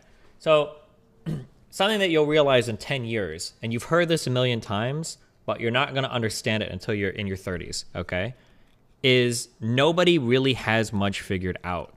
Now, adults say that to kids sometimes, and I think adults even half mean it because they don't realize how much like children they are. But you don't really change, in my opinion, most of the key aspects of your personality and who you are pretty installed by like your late teens. And then you kind of like learn to work 40 hours a week and you pay bills and you get homeless. And that's about all you get. Maybe you have a kid and you pick up some more responsibility that way, but like very few people do much. There's not much introspection that's demanded of you, you know, past graduating college or even high school sometimes. people in their 30s and 40s aren't really that much different, in my opinion, than people in their early 20s, other than a few key life events might give you a bit more responsibility depending on who you are.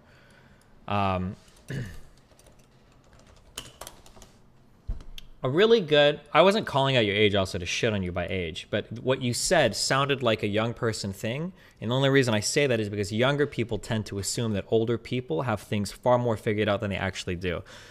A young person would think, man, a guy who's 35, well, this guy's 38, 39, got this radicalized and sent to a fucking rally, like, holy shit. Whereas I would hope that another 30, 35-year-old be like, yeah, I mean, fuck, like, anybody can fall into dumb shit like this. One chart that I like to show a lot is, I wish more people knew, and they probably do on my stream, how old people are when they kill themselves. A lot of people assume that suicide is like a teenage problem, that like it's kids that kill themselves, right? It's not kids overwhelmingly that kill themselves. It's not this 15 to 24 age group. This is the lowest suicide age group. The people that tend to kill themselves are between 45 and 64. Like these are the people that I think are most at risk because they have like, they just have nothing. They have no, it might be like older white men whose children have left the house and they feel like they don't have whatever. It might be older women that feel like, oh, like I don't have, you know, like I'm kind of lonely and bored and nothing is happening, right? It's not like young teens that are very public with their angst, you know? It's like people like Dan's age who are drinking too much and suck at rust. I'm just kidding. Why say white? Because I think the most at-risk group, I have to check this again, hold on. I always try to look these up as I say them so I'm not misquoting something. Suicide by race. I think that older white men, I thought were the most at risk to kill themselves. Besides American Indians, I'm sorry. Because they have special, yes. Okay, so yeah. So American Indians or Alaska Natives are up here at the highest. But then after that, it's white. It's white people right here. And then I think men are 3 times more likely than women to successfully kill themselves. So like right here, like white people and then American natives. But I think generally white people are the ones bringing up the average the most because there's so much more. Well, I guess it depends on how they decide to weight these. But why do American Indians have such a high suicide rate? That's a whole other complicated topic to go in on. But yeah, the way that we view suicide is a little bit strange in that we don't actually engage with the numbers much. We don't really think about it. We just think like, oh, teens must kill themselves the most. Like, why would someone in their 30s or 40s kill themselves, you know? Maybe I'm too zoomer, but what the fuck are they doing for 20 years if you're not that developed around 35 compared to teens? When you're in school, you are propelled forward, regardless of whether or not you want to be, into developing every single year.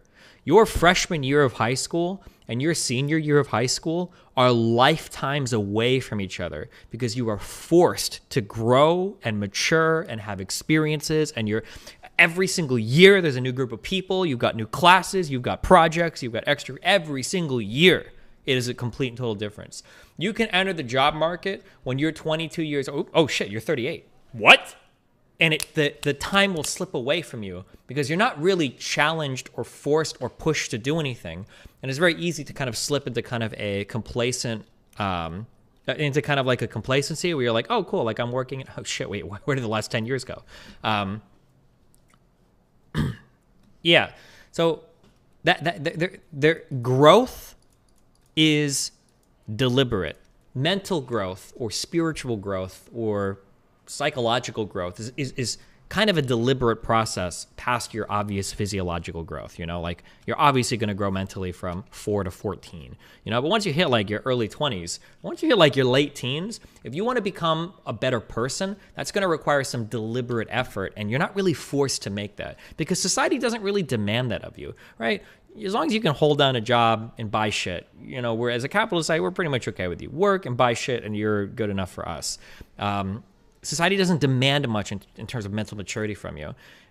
In some ways, it even preys on a lack of mental maturity. I would argue that the existence of every credit card market relies on a lack of mental maturity. So, yeah, it's if you're 18, it can be hard to imagine, like, bro, you're 30. You should have figured out so much more. Well, that's because you're going through like the most challenging years of your life.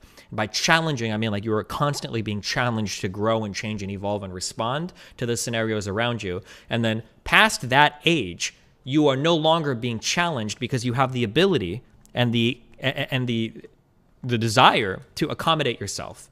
You can't accommodate yourself in high school because you're being challenged. I read a paper a long time ago, and I'm never going to be able to find it again. And I'm going to keep quoting it, and I might be wrong about it, but I should look for it at some point. That like people believe that it's so hard for you to learn a new language when you're older because the plasticity of your brain changes. And I read a paper, I think it was posted to the Science subreddit, that challenges this idea. It's not actually that much harder. And in fact, it should be easier to learn a language when you're older than when you're younger. Easier to learn a language.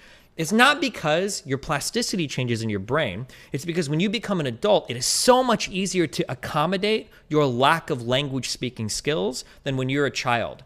When you're 2 years old as a kid, you have to learn. You can't get by with not knowing a language. You can't, you're fucked. So you're going to listen to it, you're going to practice it, and you're going to learn it because that's all you can do. But when you're an adult, I can pull up my phone, I can translate, I can try to use my brain to piece like hamburguesa, hamburger, I guess, right? You can piece together things that you don't really have to know. Like I'm seeing a sign, I see a picture of some fucking French fries, it says papas fritas. Okay, sure, yeah, it must be that, right? You don't have to actually like take the time. You don't have to actually, you don't even have to learn a language. You can get by using like brain tricks and stuff.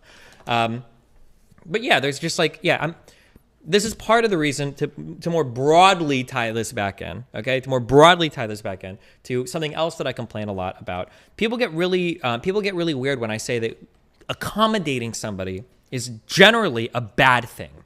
And accommodation is a last resort, okay? And accommodation is a last resort. If you are accommodating somebody, it should mean that that's because all other options have been exhausted, or it is impossible to do otherwise. There are reasonable accommodations that you can make in life, and there are unreasonable accommodations you can make in life.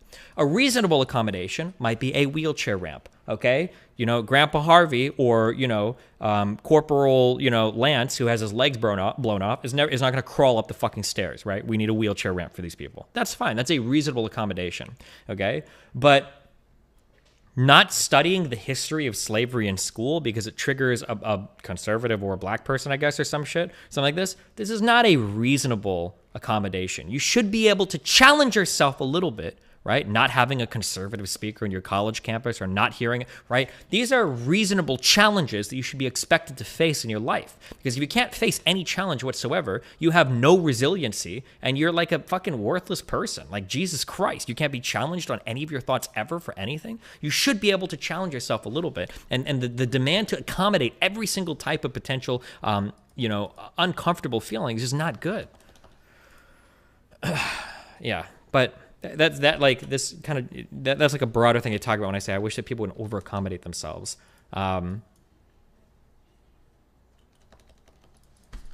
Destiny, for the love of God, never say you shouldn't accommodate people without making that distinction. What did I literally just spend 2 minutes doing? Okay. You can ask how to use it.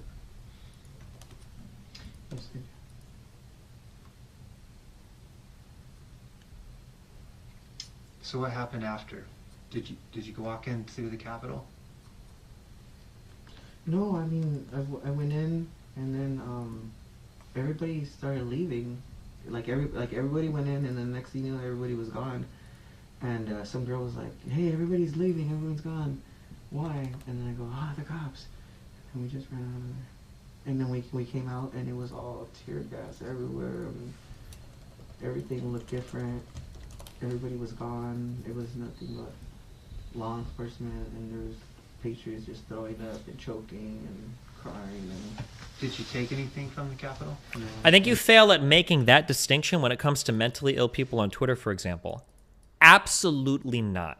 You absolutely as a mental illness, if you have some sort of mental illness, I feel 12 trillion% strongly on this, and I will find any therapist, psychiatrist, psychologist to back up every single thing I'm saying, 1,000,000%. Because every time somebody with training has come onto stream to talk to me, they've always agreed with me. The only people that disagree with me are the whitest, most suburban, fake mental illness dipshits that you find lurking on fucking Twitter every single fucking time. Every single time, every single time, every single time.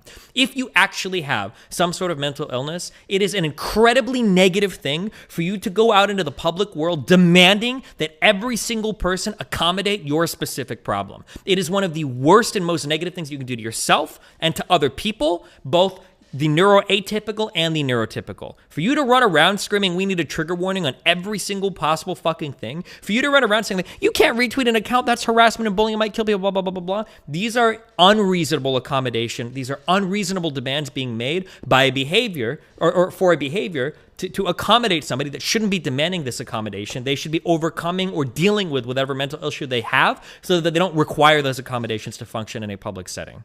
Like,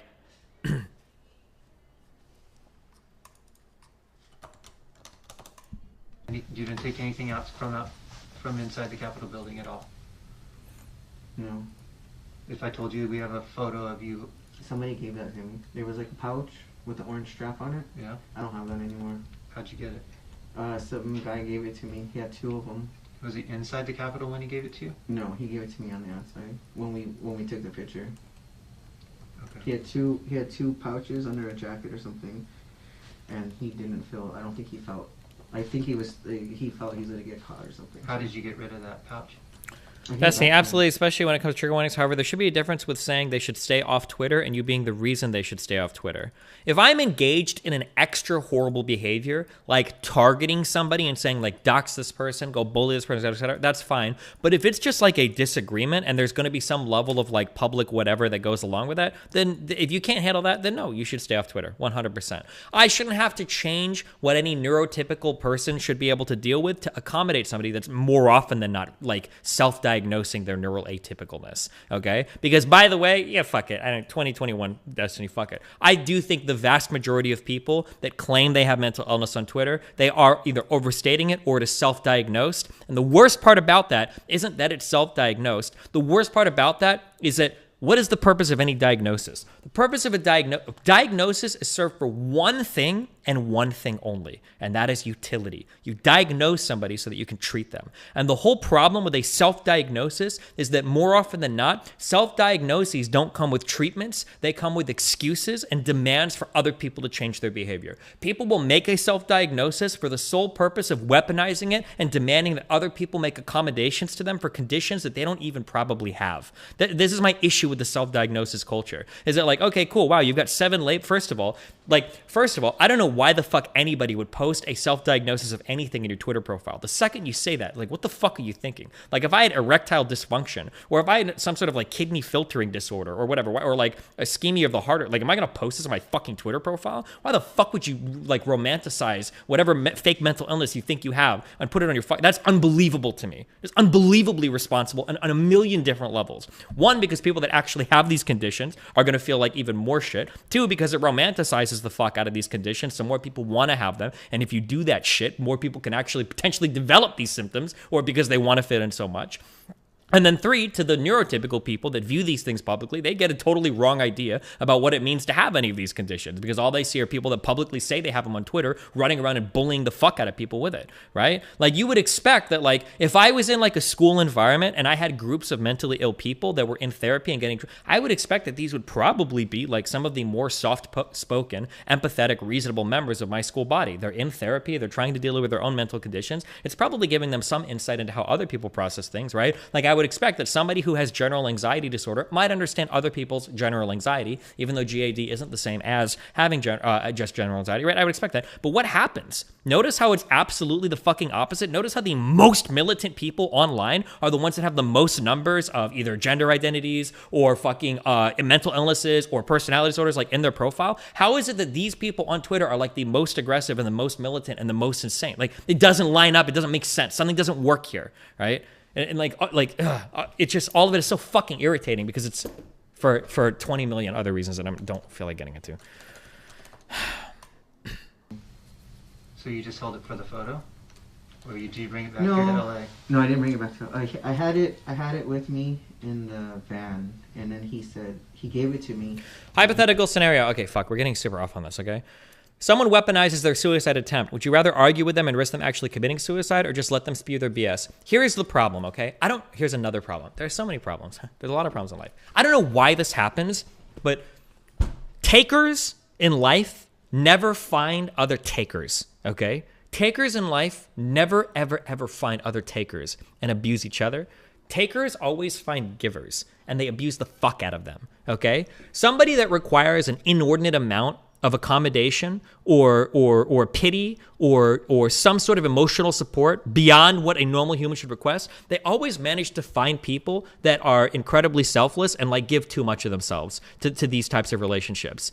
And the problem with people that weaponize their mental illnesses against others, if they did it in a vacuum, that would be fine. I don't give a fuck. But they always manage to pair off with friend groups or other decent people that end up having to give way too much or suffer too much in their own life because they have to deal with somebody weaponizing their shit. Suicide is a serious thing and it's a horrible thing, and like we should do our best to help people that have these issues, but it's not an excuse for you to exhaust the mental resources of everybody else around you. I mean, like, it's a rough thing. Dealing with that is a rough thing, but it bothers me because I've seen this happen so many times, both publicly and privately, where people will have these problems and then they end up getting connected to people that they just suck all the life and energy out of because of the way they engage with them. And it's like, Jesus. But okay. All right, we're done with this topic. Get caught or something. How did you get rid of that pouch? I gave it back to him. So you just held it for the photo? Or did you bring it back here to LA? No, I didn't bring it back to LA. I had it with me in the van, and then he gave it to me, and then he offered, he said, we probably shouldn't have that. So where did you offload it? I gave it back to him. But where, like, where were you at? You said it was you had it in the van, so was it in DC, in Virginia, in Texas, in California? No, it was in DC somewhere. I don't know when he got rid of it. I think he just threw it in the garbage, in like a trash can. At the Airbnb? I think so.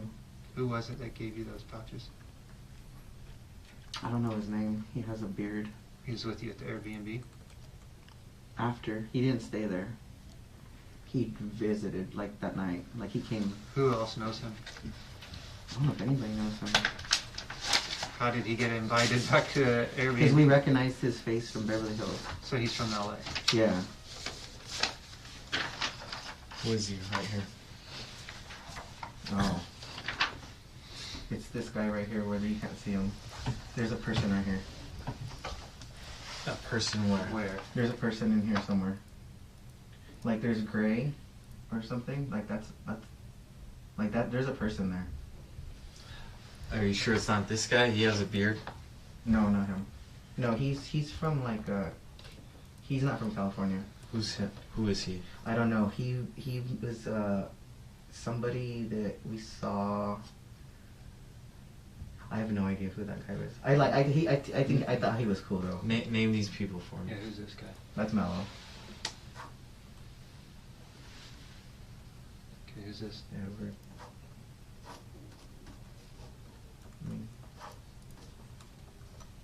I don't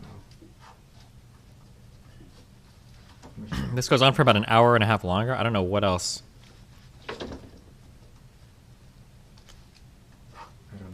Destiny, you were talking about accommodation. Should we have different levels of moral responsibility for people who don't have the capacity of reasoning? Yeah, but we already do. People that don't have the capacity for moral reasoning, we have like different special qualifiers for them, right? Like you're either a ward of the state or you're like, you're not incriminated, not impounded.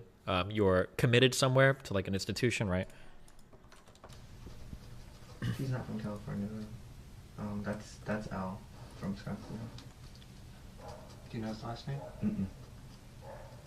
Who knows him? Al? Mm-hmm. Michelle. Oh, you know what? Michelle don't even like him. I don't know who knows him. And he drove with you guys? Is that the guy that Al that? Yeah, that's the Al that picked up on the way. Okay. Is this? I don't know who that is. That might be Marcy. It might be Marcy. I don't know if that's a guy or a girl. That's Andy. That's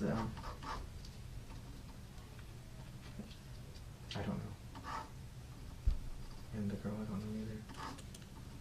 And who all stayed in the Airbnb? Who actually slept there?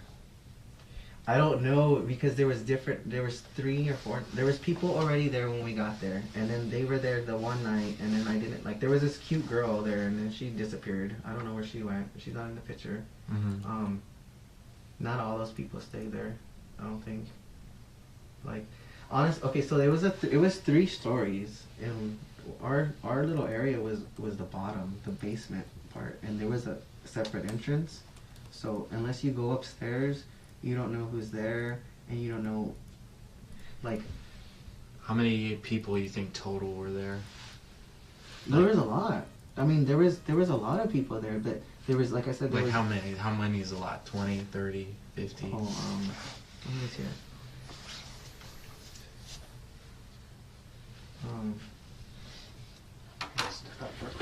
Yeah, maybe, like, less than 20. Less than 20? I mean, if there's 10, 11 people right there. So just an additional Like 10?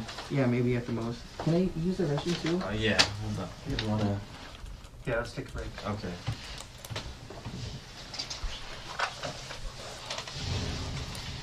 Go ahead and slip your shoes on.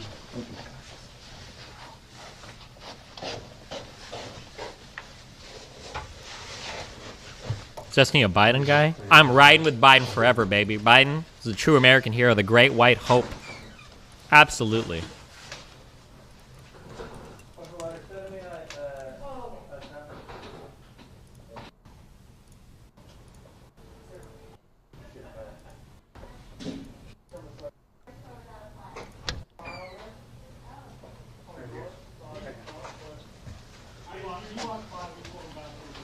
Austin.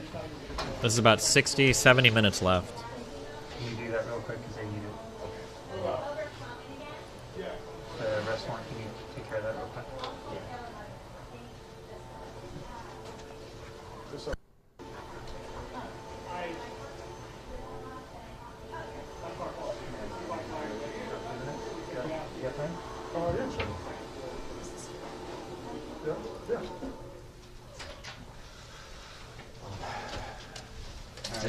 Just email it to them? Yeah. Okay. He's got to file paperwork real quick here. I'm gonna, is that? Yeah, good. Yeah. Okay, so. 2 seconds. Yep. I have a question for you. I mostly work international terrorism cases, so I work like the ISIS and stuff like that. Wow. So I don't deal a lot with. Can I come work with you? Right? But what I do want to know about, you said something that was interesting to me, and I know very little about it. But I know that there's this group that's like 3% group. What is that about? The 3% group is something that they lie about. They tell you what it is, and it's not that. What it is it's just... We believe that there was 3% of the population that overthrew... This is the, so we've heard these conspiracies before, right? The 3%ers are the idea, I don't know how this conspiracy is made, but 3%ers the idea is that it only takes 3% of people willing to fight to start some sort of violent revolution, right? The former British government. Right. Now that would include all of our founding fathers, everyone we've ever heard of, George Washington and Thomas Jefferson, all of them, right? Mm-hmm. So that's all. They were all the 3. They were just. That's all it took was the 3%ers. And when Trump was, at his peak, way more than 3% support. So So we figure like, hey, we only need 3% of the population to overthrow a corrupt government. Yeah. So when you say 3%er, we see ourselves as people protecting the country. Okay. Like we're the 3% who are willing to do something and not just watch it happen. So how does it? Is it like a group or? There is an official, I believe, 3%ers, which is supposed to be the people laying in wait, right? Like, oh, we're ready to save this country. We're ready to do something. But a lot of them are just behind the keyboard and Just like keyboard warrior. Keyboard warriors, boys. people who don't. Who would have guessed 10 years ago keyboard warrior would be words uttered by FBI agents in like federal interrogations? Yourselves 3%ers who went to DC and maybe they did storm the Capitol and maybe they're considered the 3%ers of How many cases away are we? How many years away are we from somebody in one of these interrogations uttering the phrase, you know, and I read about this, I read about DGG. Jesus. So you had a 3% sticker on your car, on your black Infinity, right? Mm-hmm. So what did that signify to you? It signified the Patriot movement, the original patriots that love America, our founding fathers. That's what it symbolizes to me, the people who actually stood up to create this country. Mm-hmm. That's what a 3%er is to me, somebody who was just... Did you have any did you go to any meetings with people that were 3%ers? No. Were you any part of like a No, I don't know. Telegram channel that had 3%ers in it? No, of course not. As far as I know, of everybody I know, I would be the only one that would say I'm a 3%er. Like, okay. Oh, because you're a keyboard warrior, I huh, don't know kid? anybody that has a sticker or shirt or tattoo or meetings, or I have never met with any militia or. Okay. I'm just by myself 3%er. So how did you come into to know about the 3% stuff? I think from Infowars. I think. Yeah. Are you on any channels, like any Reddits or any 4chan, 99chan, 8chan? None of that Damn, what's stuff? 99chan?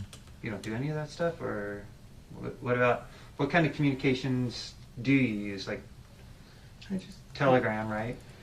Well, recently, yeah, Telegram.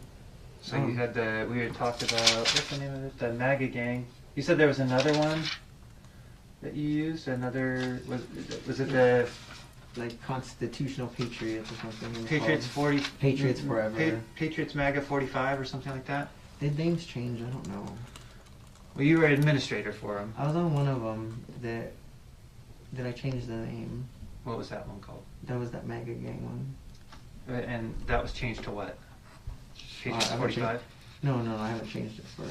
Were you in the Telegram channel, the Patriots 45? It's like Patriots 40, MAGA 45 or something like that? Maybe. I don't know. If I told you somebody told me that you were the administrator for that? Oh! I've only been an administrator for that one. Okay. What's your handle on Telegram? Do you have a handle you use? Yeah, it's Yikes, bro. I think it was Trump Mafia 1776. Trump Mafia 1776. Oh, God. Famalam, that's going to be a MAGA yikes from me. What was the new one? My name is Sonny, SONNY. Days, TAISE. Outside without a T. That was for you, for the FBI. Why? Sunny days outside. That's what I want. Okay. So you just have Trump Mafia 1776 and Sunny Days Outside without a T. Yeah. Any other ones? For Telecom, no. For Telecom, no. Ooh. What about for what Red other Channel? Channels or platforms to use? Instagram, Twitter? I have a YouTube. That's about it. I mean, yesterday or the day before, I opened up I got a new phone. Well, not a new phone, but I got a new app for Instagram, but I haven't set it up. Or what's the other one? Yeah, Instagram. I mean, I started one, but I don't even know if the profile's filled out. So Facebook? I'm not. I have a Facebook, but I don't go on it. I haven't been on it since January. What about Twitter? I had a Twitter, but I haven't been on a Twitter for a couple of years, probably. Do you remember any of the YouTube, Instagram, Facebook, or Twitter handles? My YouTube is Yeah. What's it called? Trump Mafia, I think. Trump Mafia. Is he on Twitter still? Trump Mafia Twitter. I don't remember. Twitter. Twitter was probably just DJ Rodriguez. Okay. Oh, this has nothing on it for like past 5 years. And what was the other one? Facebook? Instagram or Facebook? Facebook is Daniel Rodriguez. But it's liking tweets from LA Women for Trump, so maybe it was this guy? This guy was a Trump fanatic in 2015?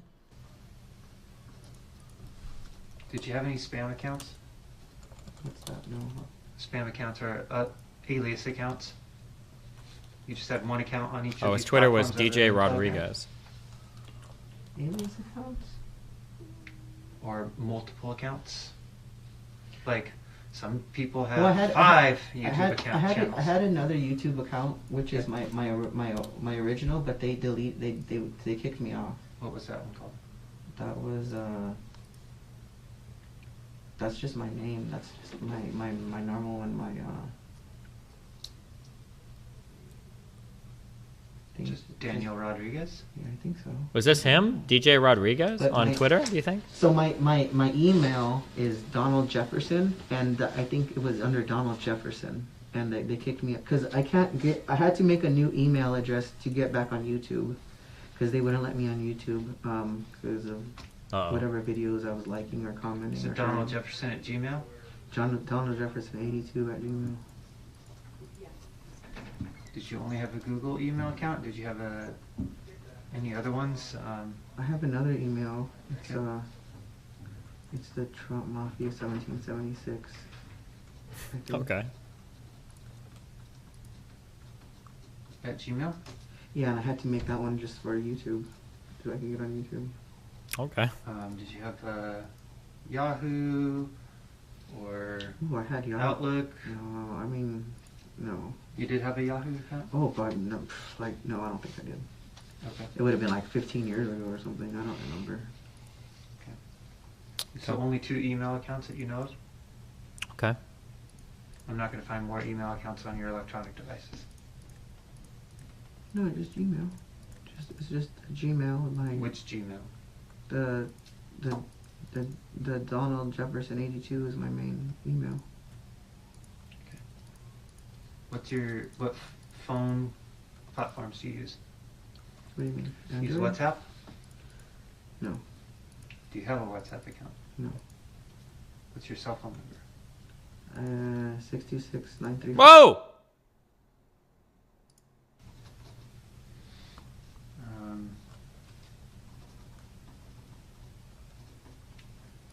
What's your DGG login? Skype. Any other platforms that you can talk or send end-to-end encrypted communications over? WeChat. Look at his Tango, videos. Viber. Jesus, this guy was a coomer. You're shaking your head, but is that a Nothing. No, nothing. Just Telegram.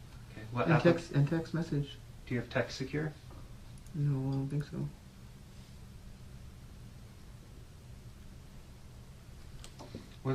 What payment apps do you use? Zelle? Nothing. Venmo? No. None of that stuff? Cash App. Cash App? No. Nothing?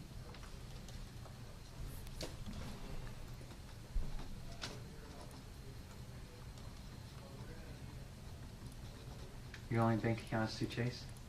Yeah. And you said you formerly had a Bank of America? Yeah.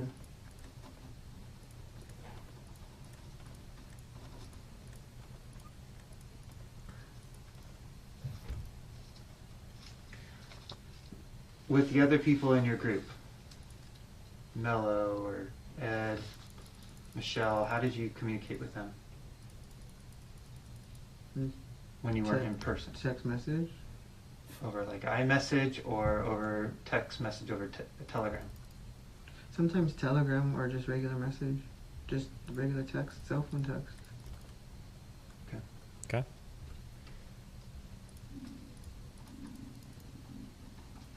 Bro, somebody's hungry in here, okay? I've heard their stomach a lot.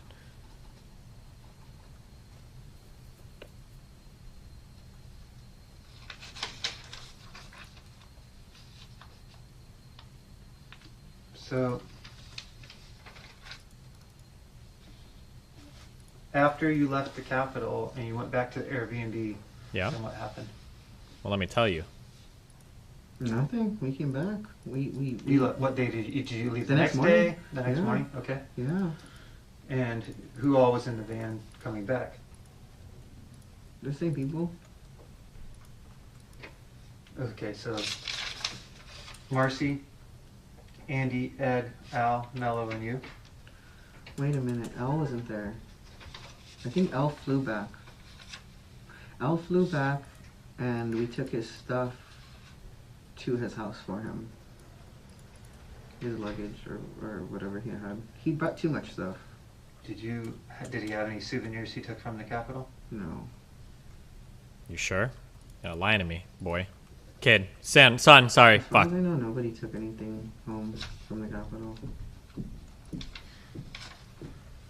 Let's talk about who did you meet up with from your LA area, people that you knew. Who did you meet up with over in DC? Or who did you know that traveled from LA that was part of your group that you knew was in DC at the same time you were? It was just that girl Kayla, Chris Almani, some guy named Sana. Sana? Yeah. Okay.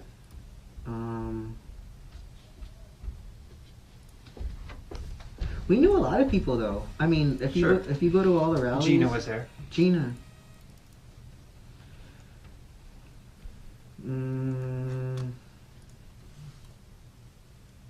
Did you talk to Gina before she got arrested? Mm-hmm.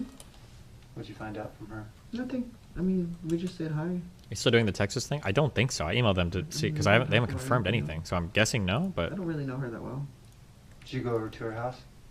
I've been to her house. After January 6th? Have you been to her house? Yeah, I went. yeah, I went. We mixed some more paint, if you know what I went mean. one time. Yes. With Ed? No. No. Gabe. Oh, the guy fuck. who turned a rat. What do you mean? The guy who's snitching on everyone. Ooh. He's a Trump supporter, and he had all this. He used to always pick fights with BLM and Antifa, and we'd always have problems with him, making us look bad, and he was wanting to get violent, and now he's turned on us. Wow. Traitor. What happened when you went with Gabe to talk to Gina? It was just like a touch base. It was just like, hey, we made it, we're back, everything's okay, are you okay, kind of thing. What is Gabe gonna say happened? I don't know about that guy. I mean, I haven't had contact with him, and he was really quiet. Wow, thank you, Veneris. Like what happened. He was just kind of just. Your donuts are muted right now, though. Hold on, let me finish this A video. little bit or something, like sitting on the couch, quiet. And Gina and I were talking about DC, and he was just quiet, and and then he left, and I left. We were only there for like 30 minutes, maybe. Is there any reason why Gina would tell us that you told her not to say anything about you being at the Capitol? Yeah, I mean. Is that what you guys talked about? I guess. Yeah, I mean, yeah, we're like, don't talk about this, and don't tell anybody, and. Did you threaten her? No. But you told her not to say anything. Well, I didn't tell her. And if she was, did, you were gonna break her no, I legs. don't even Be think honest. I told her not to say anything. I just think it was just applied and so assumed or implied that. Well, tell me what you said, because I don't want to put words in your mouth. I Tell me really- how the conversation went. I really didn't talk to Gina too much. I mean, we were over there and just talking, and I was smoking some weed on her patio. Oh, another federal offense. That's it. And I didn't threaten her or tell her to do anything. But you guys did talk about not saying anything to the police about what happened in D.C.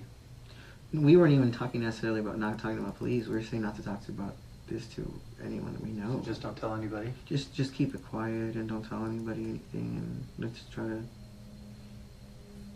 live our lives normal, but not really know. Like I said, we thought everything was going to turn out different, and we didn't know Yeah, we didn't know we were gonna get caught. this was going to be like this. It was all a second thought we weren't thinking about let's go do something and get away with it after. We just didn't even think about. I didn't even think about what we were gonna do. I mean, yeah, I played it in my mind like scenarios or just my imagination or something, but I didn't have a definite plan, or we didn't work. Dude, he's trying to like, I don't know if he's realized how much he's like fucked himself now, but this is kind of what the defense would try to establish. Like, I didn't have a plan. I wasn't like really thinking about it. But like, bro, you are way past that. Like, you have completely fucked yourself because you've totally laid out everything that you've needed to lay out here for somebody to prove that you did actually have a plan. Like, you are beyond fucked at this point. You know, I mean, Edward and I would butt heads. He would want to do one thing, I want to do another, and you know, so we're not like, we're just out there just with. I'm out there without a plan. Okay. So whose idea was it to go to paintball to practice? Oh, that was Edward. Edward owns a paintball gun, so he wanted. I think he just wanted friends to go out there and beat a paintball with him, and he's probably using it as an excuse to go train or get in shape or. And earlier when we talked about things you might have done to prepare to go on January 6th, you had mentioned you had done some working out or something like that, running or something. Jogging, he said. Oh, you know, just yeah, jogging, just jogging. Why were you jogging to go back to the Capitol? Because we thought that we were going to be fighting a bunch of Antifa and BLM, and we didn't want to be getting beat up. Okay. When did you take up jogging?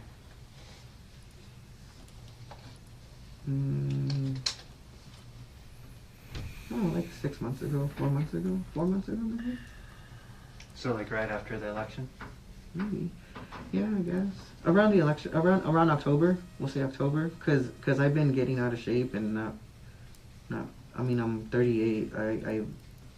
If you don't exercise, you're not going to be ready for the revolution. You know, it took a while for me to get back able to, like, I couldn't jog. You don't want to look like Trump, right? It looked really awkward, and you know, it's like my muscles weren't there anymore.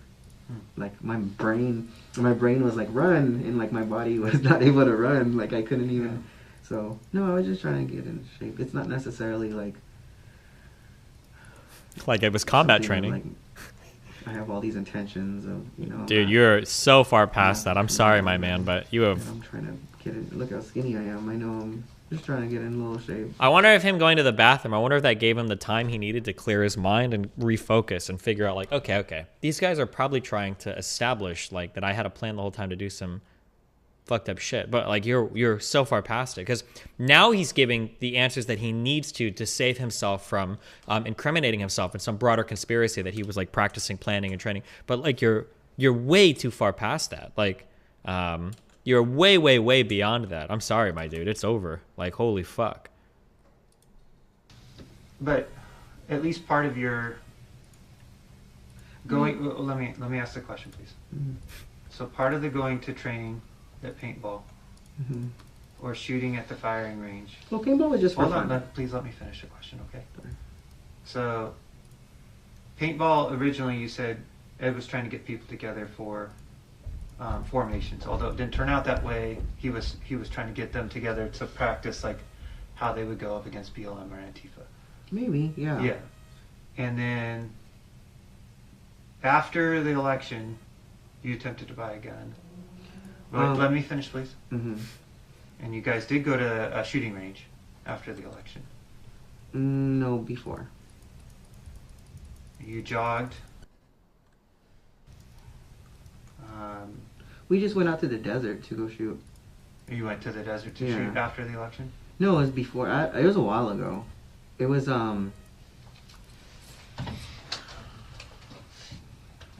okay, maybe it was after. It was in November, I think. Oh my god. What if the whole investigation took a turn? And like, we went out to shoot, and it was like crazy because I wasn't able to buy a gun, but somebody actually knew a friend, this really cool girl in her early 20s who was working on a movie set, and they actually had firearms. Really old, like, I think they were like cowboy style revolvers, and we found some ammunition from that. What if, oh my god, that would be the craziest twist of the century. I remember I had a rented car when we went. It was Who rented it? No, I had a rental Oh, you because had a my car. When you're interrogated, is it a general rule of thumb that they're not your buddies looking for your overall well-being? Their goal, a police officer's goal in an interrogation, is to build a case. That is what they are there for. The only reason they're there for is to build a case. That's what they're asking you questions for. They're not there to be your friend. They don't give a fuck about you, okay? And they shouldn't. That's not their job. My car was totaled. I got an accident, so my insurance company gave me a rental car, and I remember we went in that rental car to go shoot. And we went out to some legal spot where we could go shoot. Creek? No, that's where I live. No, we went somewhere else. Like on BLM land or something? Yes. Somewhere with Edward looked up. Okay. I kind of remember. What was the point of that? Was part of it to prepare for like the Antifa thing? I don't. No, well, not for me. I've been shooting and it's just fun. It's just I've been shooting with other people and it's just for fun. I don't own a gun, so it's like just to go for fun. It's not.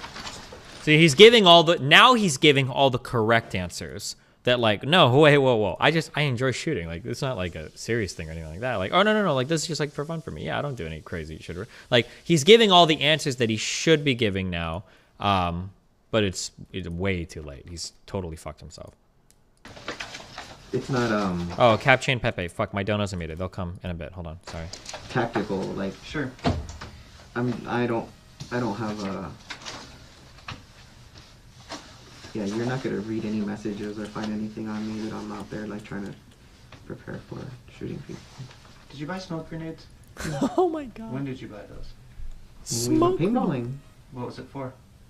For paintballing? Oh, you didn't use them during the paintball though. No, you know what I use them. What I wanted them for was for our rally in Huntington Beach. I believe I originally bought red smoke grenades to Okay, hold on. I've seen videos, but I've never been paintballing myself. Do you guys use smoke grenades when you're paintballing? Is that a thing? We do them at the beach at Huntington Beach. Did you take them with you to DC? So some are saying no, some are saying yes. I think so. Okay, so maybe you do. I think so. Yes, I took two. I took 2 smoke grenades because I thought that it would help us if we were trying to escape like BLM. Or there we go. The like pesky BLM coming up again. Where'd you buy those at? Those paintball stores. Dastardly BLM. Critical. That we need smoke grenades to escape from. This guy had like a full combat scenario in his mind. Holy shit. That ended up on going with you to DC. Nothing. I didn't have any money. What did like Ed buy or whoever else went with you? What other equipment? Ed bought the gas mask and the van, the rental. I mean. What else? What other equipment? Walkie-talkies. Okay. Yeah, that's right. You had that clipped on your. Yeah, we bought some he bought some walkie-talkies. What was that for? What was the purpose of the walkie-talkies? So we wouldn't. To walk and talk to each other, duh. That, I think there was a remember in Tennessee or Memphis or somewhere there was a bomb. Do you remember that RV? Mm-hmm. And it wiped out all the cell phones. So we thought that it was possible. Oh that my god! That BLM would bomb the cell phone towers. Cell phone communication. So we were just preparing to find each other with the walkie-talkies. That's all. Who all had walkie-talkies in DC? Well, there was 4 walkie-talkies, and there was only 2 of them charged. So, I mean, I think it was me, Mello, Andy, and Edward. But Mello kept it in his pocket, and Andy's was dead. So it was just me and Ed, and then I think the batteries just died because we had just bought them. We didn't even charge them, so we were just walking around with dead walkies for most of the day. Okay. So while you were stepped away, we went over his Telegram, YouTube, Instagram, Facebook, Twitter, his emails, his cell phone number, other accounts he uses. Wait, hold on one second. I'm gonna build gains. Can I have the key? Wait, you're going to the gym? Mm-hmm. Of course I am. It's gym day. I think I could have went today. Yeah, you can now. No, I can't now, because I only have an hour. Fuck you. It's 1.5 hour more until the gym closes. Love you. I love you. Keep myself warm, okay? Whose shirt is this? Hmm? Whose shirt is this? Mine. We bought. Whose pants are these? It's mine. Bitch meal. Be mealful. And then they left the next morning after January 6th, and it was Marcy, Andy, Ed, Mello, and DJ Al flew back, and they dropped his stuff off. Al, for some reason, either wanted to stay later or something. He didn't like the drive. Oh, these stomach from noises. Arizona. Yeah. He was doing all this complaining, so I think maybe like he Fucking didn't complaining. wanna go back, or Yeah. He was just complaining. Oh, wait, the sorry. music's too loud. And then he said he met up with out there Kayla, Chris Almonte, somebody named Sana, and Gina. And then we talked a little bit about Gina, and he said that after January 6th, he did go to Gina's house with Gabe one time, and they did discuss not saying anything to anyone. Okay. So you told Gina that? Yeah, we're just not going to talk about it with anybody. Did you threaten her at all? No, for sure no. So she's not going to say that? I would hope not. What about No, she's a sweet woman. I wouldn't threaten her. And plus, what I did. Well, how can I threaten? I mean, if I threaten her, she's just gonna turn me in, right? any? I'm just curious. Any other statements regarding now President Joe Biden? Was there ever a time where you made violent statements about him? Maybe were angry or threatened to assassinate him or say anything? For sure no. For sure no. I realized what happened, and if I'm talking about before and after. No, for sure no. No. Because there's people saying that you did say that. Okay, then you. I'll be completely honest with you. They said what? Because it's What are they saying? We've been talking for a while now. Did I mean threatening Joe Biden's life? For sure no. So I need to hear from you. If I was number one, that's like a federal offense. Like I already know that you threatening the president is a very serious accusation. If you say something on the phone, I think from what I understand, it like might trip up like an automatic thing where you're recorded or something. Did you ever? Why would you even say that you know that much? Like, imagine your fucking wife or your girlfriend is like, weren't you cheating with Barbara last night at Joe's house? It's like, no. And I know that you and Joe are friends. Like, if I was going to cheat with Barbara, like, I wouldn't, Joe knows about that. I wouldn't fuck her at Joe's house. Like, why would you even give that much information? Anything related, like I would never live under a Biden regime. I would rather die. Oh, over my dead body. You mean over my dead body? I said. If I got the opportunity, I would assassinate Joe Biden. No, I didn't say that. I said Joe Biden said to be president over my dead body. I remember. Mm-hmm. And I'm still alive, so I failed. So then if you had the opportunity, you would. Not anymore. Nothing like that. Not anymore? Not anymore? Oh my god, dude! It's like he's giving the worst possible answers. Those ideations. Dude, oh my god, this kid is just ruined. Why not? I keep saying this kid, he's 39. What? Just talk to a lawyer. Oh my god. He's just absolutely made all the worst mistakes possible in a conversation. Holy Christ. Thought about, like, in the past, when you were upset about the election and No. Come on, Dan. Come on, Danny. No, Danny. I'm not gonna be able to take out Joe Biden. I'm not delusional. I'm not saying that you actually think you could. But that you wanted to. Did you say it? No. Did you express that emotion? No. Or that desire? Because there are people that did say that you said that. I don't care what they said. I'm just letting you know, because I don't want there to be any confusion when it comes up that you lied to us or that you weren't fully. You think there should be more protections for people who are clueless like this? I mean, they read you your Miranda rights before any questioning can begin, so But I mean, like, should there be more protection than that? I mean, that's a hard one, because technically, it's good that he's saying this much to the cops because it's not like they're, well, as far as I know, it doesn't seem like they're inventing anything. Like, it seems like he's legitimately doing these things that they're accusing him of. It's not like, it doesn't feel like anything fictitious has happened so far. So, like, honest with us, so that I'm laying all our cards on the table, showing you what we know. Yeah, And so, because like I said, you're the one. Hold on. The Miranda rights can be glossed over, and most people don't understand how important they are. There should be more. My understanding is that you need to read somebody their Miranda rights, and then you need a verbal or written acknowledgement that they have understood those rights. That this is unimaginably important, because if you try to interrogate somebody and you haven't Mirandized them yet, you can get literally everything thrown the fuck out.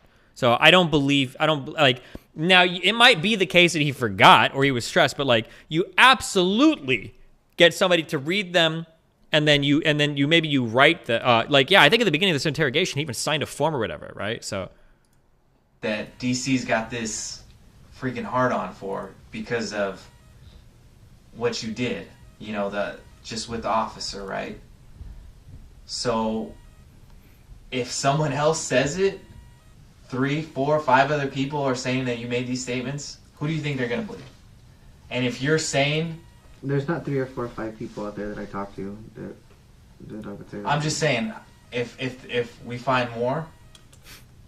But if you come to us and say, like, hey, I said this because I was upset, there was... Like, if you give us context, like, this happened, I saw this on InfoWars, or heard about this. The worst thing I said was, Joe Biden will be president over my dead body.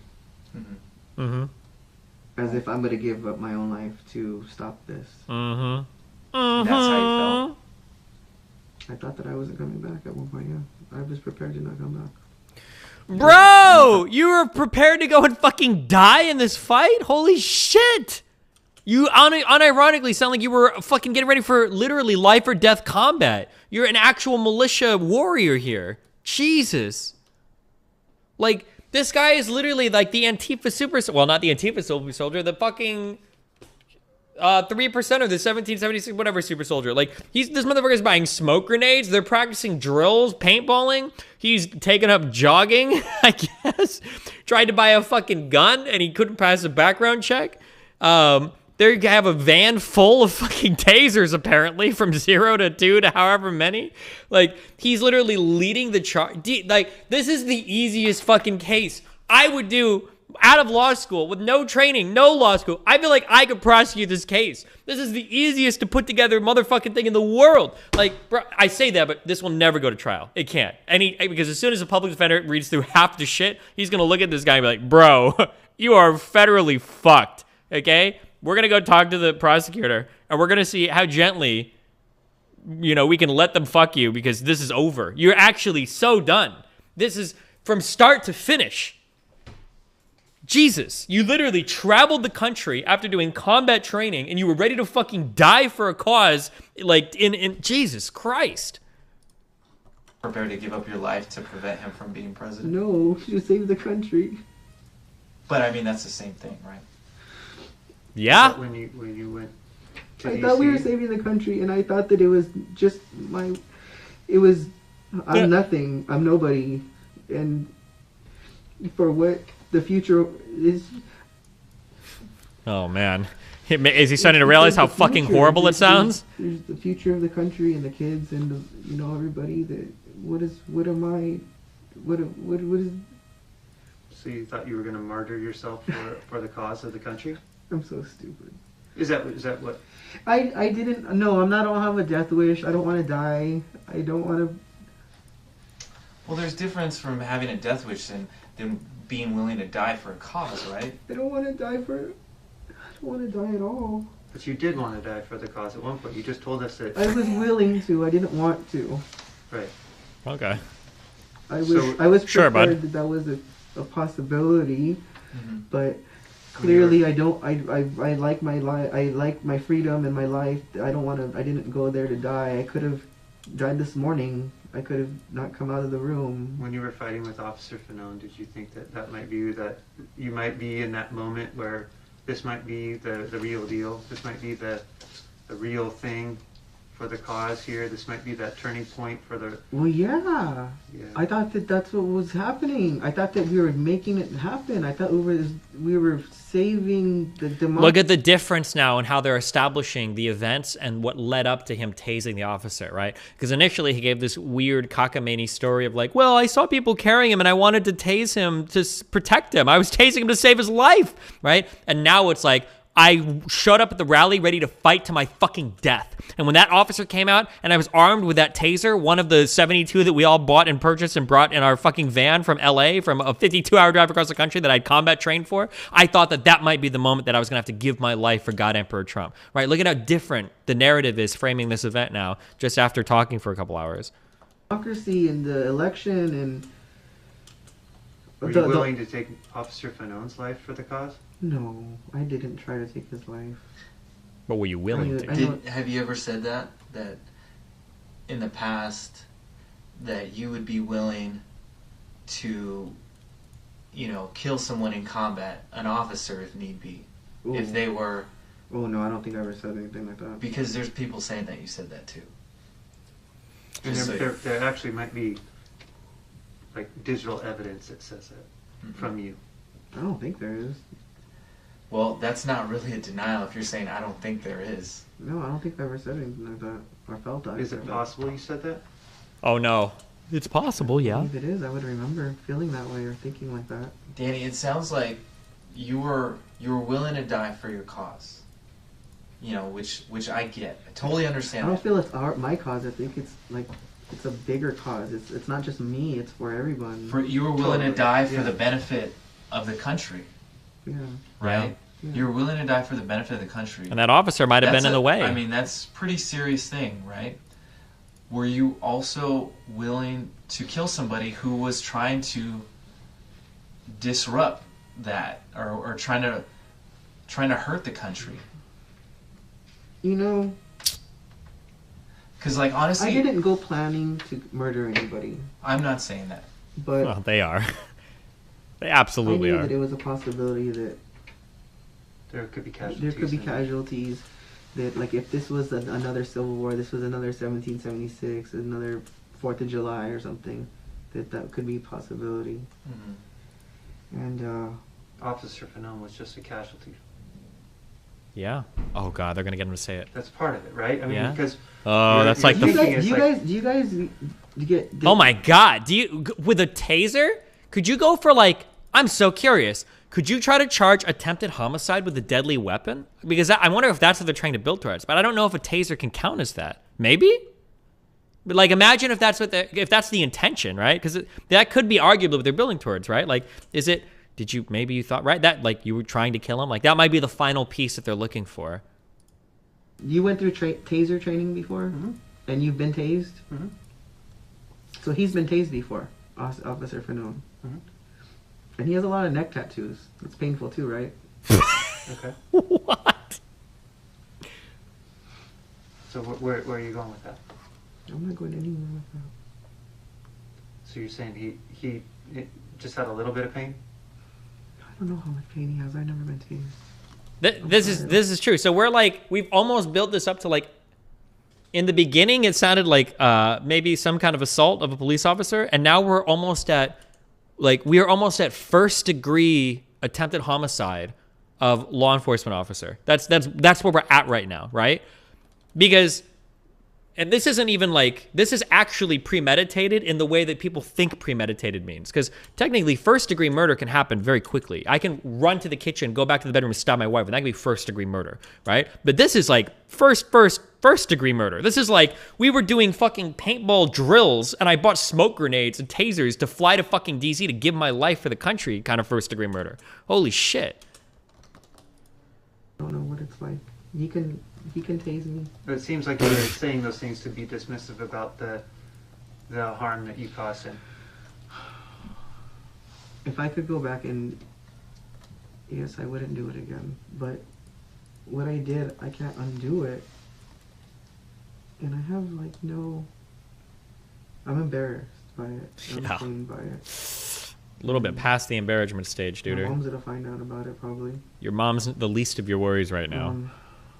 I promise so Danny, you. The issue is, when you went to DC and when you thought that you were part of this 3% civil war that you were going to be fighting for freedom, when you tased Officer Fanone, he was standing in your way of fighting for freedom.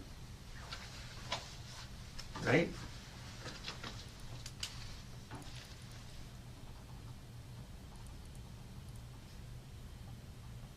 Was he one of those? Were you willing to accept him as a casualty if it so be meant that this? That's such a direct question. I would have stayed there and like helped them like do something, like hurt him, or he said that they were trying to get his gun. They said they were chanting to kill him with his. I didn't hear any of that. I didn't do any of that. And honestly, I just walked up when they were pulling him out, and I saw that video where there was people protecting him, and I probably should have. I didn't know that they were gonna try to get his. I didn't know. Yeah. What you didn't If what? that happened, that's a casualty of war, right? No, I wasn't willing to kill an officer. He doesn't know what's happening either. I think they're gonna get him on this. I think they're gonna lead him here because his answer should be, if he knows what's happening, it's like, absolutely not. I would never kill another person for whatever we were trying to do, especially law enforcement. Absolutely not. No, I would never. This needs to be like a clear, if he's trying to avoid like a fucking like homicide charge, like a murder charge, right? He needs an unequivocal no here. I feel like he doesn't see it coming. I think they're gonna get him on it. We've got 40 minutes left. I think they're gonna get him there. Let's see. Maybe not. Let's talk about these people. Oh, they're switching questions now. Okay. We'll see if we come back to it. Who's this? That's Chris. Come on. Jesus. Who's this? That's that guy Sana. And I don't really know him. I just know his name is Sana. Where's he from? They're all from here. LA. Wait, what did he say? What was the name they're there? all from LA except for this person. This person, we just met that day. Or I just met her. From LA proper, Brentwood. You don't know?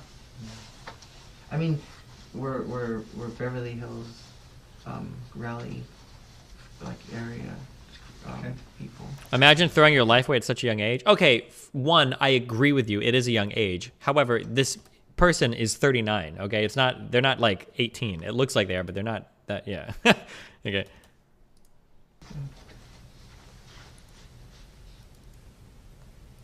Her name is Rip. I don't really know her too well. Was she from LA? Yeah. Did she travel with you guys? No. Did you guys transport anything for her? I think these two girls are cute. That's all I know about them. I don't know where they live. That's Kayla. Kaylin? Kayla. Come on, dude. Keep up. It's me. Uh-oh. Oh, okay. Thought he fucked up again.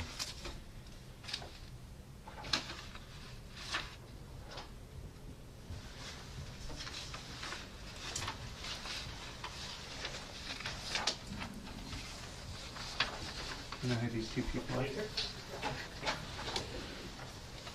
Oh, there's a glare. You last? No, there's a glare from the light.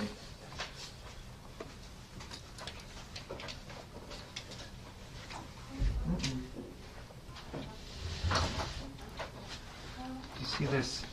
Are MAGA chicks hotter than lib chicks? I mean, it's probably just like a different style of girl. I don't know. It's hard to say who's hotter, right? I mean, you'll probably find more like traditionally whatever, like traditionally pretty women will probably be on like the MAGA side or whatever. So like your tall blondes, like your Lauren Southern S types, whatever. But if you're looking for like alt chicks, right? Like alt appearance, like your Ramona Flowers type people or some shit, or your shoe on head type girls, there you go, right? They're probably going to be on the alt left side, you know? The alt left. So yeah, you know, I pick your poison, I guess. Be careful. An American flag neck scarf and a brown jacket. Is this also an American flag neck scarf and a brown jacket? You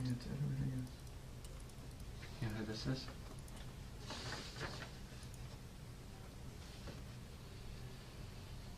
Who is it?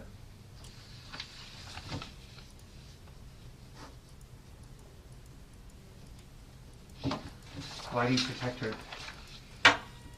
She doesn't know what's going Uh-oh. Oh, I think she does. Oh, no. on. Part of this. I think she is. Then you have to start telling me why she's not. Because right now, she's renting the car that you guys drove. Uh-oh. So she knows everything, Danny. Danny. And you told her everything, too. Danny, there's a girl involved. Don't let her take you down, Danny. Not like this, Danny. This is Kaylin. Just leave her out.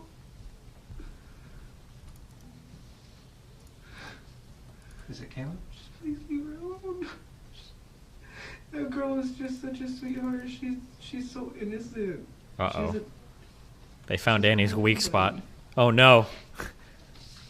Philadelphia, right? in Pennsylvania. Pennsylvania, right? Doxed. She's a nanny.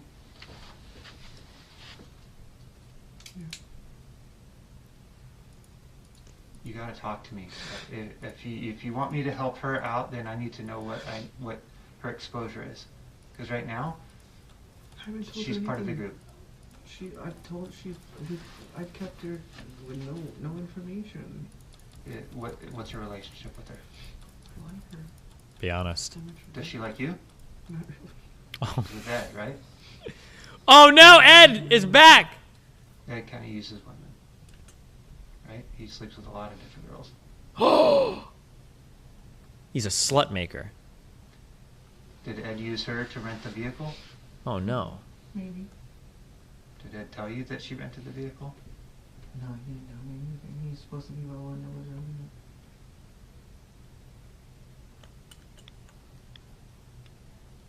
She goes to the rallies with you guys? No. She in the Telegram channel? Yeah. So she knew what you guys were about. Uh-oh. She's just not on there though. Like she doesn't. I put messages to her and she doesn't read them. Oh no, God, no, no. She's not on there. Dude, I can't imagine being in a room like this, depending on like the time. It's like, you messaged her, didn't you? Yeah. And what happened? I'd send her like 3 or 4 messages a day. Sometimes she'd respond with a smiley face or like an LOL. And I always felt like, you know, it's kind of one-sided, but, you know, she was dating Chad and...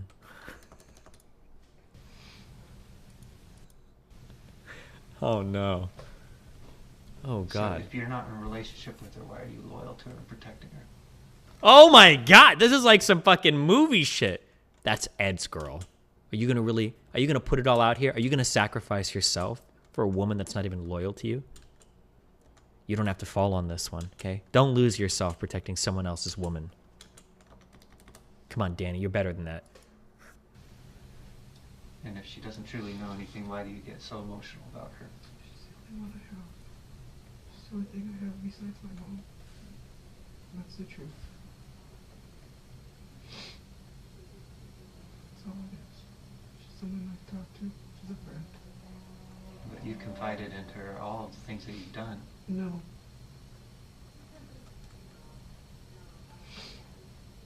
No, I don't want to scare her. I don't want her to worry and stuff. She probably won't be around.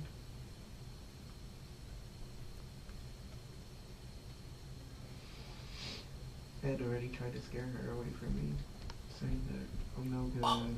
More drama. Ed tried to scare her away from you, and she's still talking to you? Ooh! How are we getting into the juicy shit in the last act? I don't know, maybe he told her stuff about DC. You might know more. You might know more about them. Did you guys... Have, did you or Ed did you? or anybody else threaten anybody after January 6th? Tell them to not talk. Uh-oh. We're back on this talking point again. I don't really threaten anyone. I don't threaten anyone. I haven't threatened anyone. No. Did you ever make any communications to anybody, whether it be through text communication or verbal communication, telling somebody that if they talked to the police or went to the police, That they were going to get it? that there would be consequences? No. I definitely didn't do that. and you would be able to prove it, so why would it lie? So we started off our conversation today about we wanted to get to know the story of Danny. Mm-hmm. It's a worse story than we thought, boys. And basically, I'm going to try to summarize the story that you've told us so far. Oh, let's see if they revisit the intentionality on killing the police officer at the end of this. We'll see. This guy. Just when my partner goes out, he's just another agent. Just two people to protect. Yeah, he's just another agent in our office. So here we go. Essentially, you have been a fan and a supporter of Trump for a long period of time.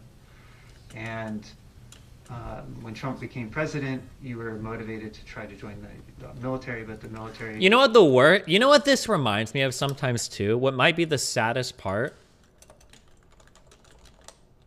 When I see a lot of these Trump guys falling on their swords for Trump, and Trump doesn't really... like, people say, like, oh, that guy was just BLM. That guy's just, like, a loser. That guy's, like, a whatever.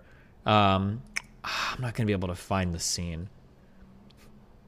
It reminds me of when Mikami is in the door, and he's trying to write the final names in the fake death note, and he gets caught. And then Nier says to Nier says to Light, he's like, oh, look, there's your guy, we caught him. And then Light looks at Mikami and he's like, I don't know that man. And then the guy's like, oh no, my God.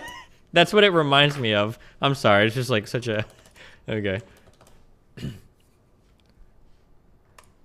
The Army didn't take you based off of your prior history. But you volunteered to do canvassing on behalf of the campaign.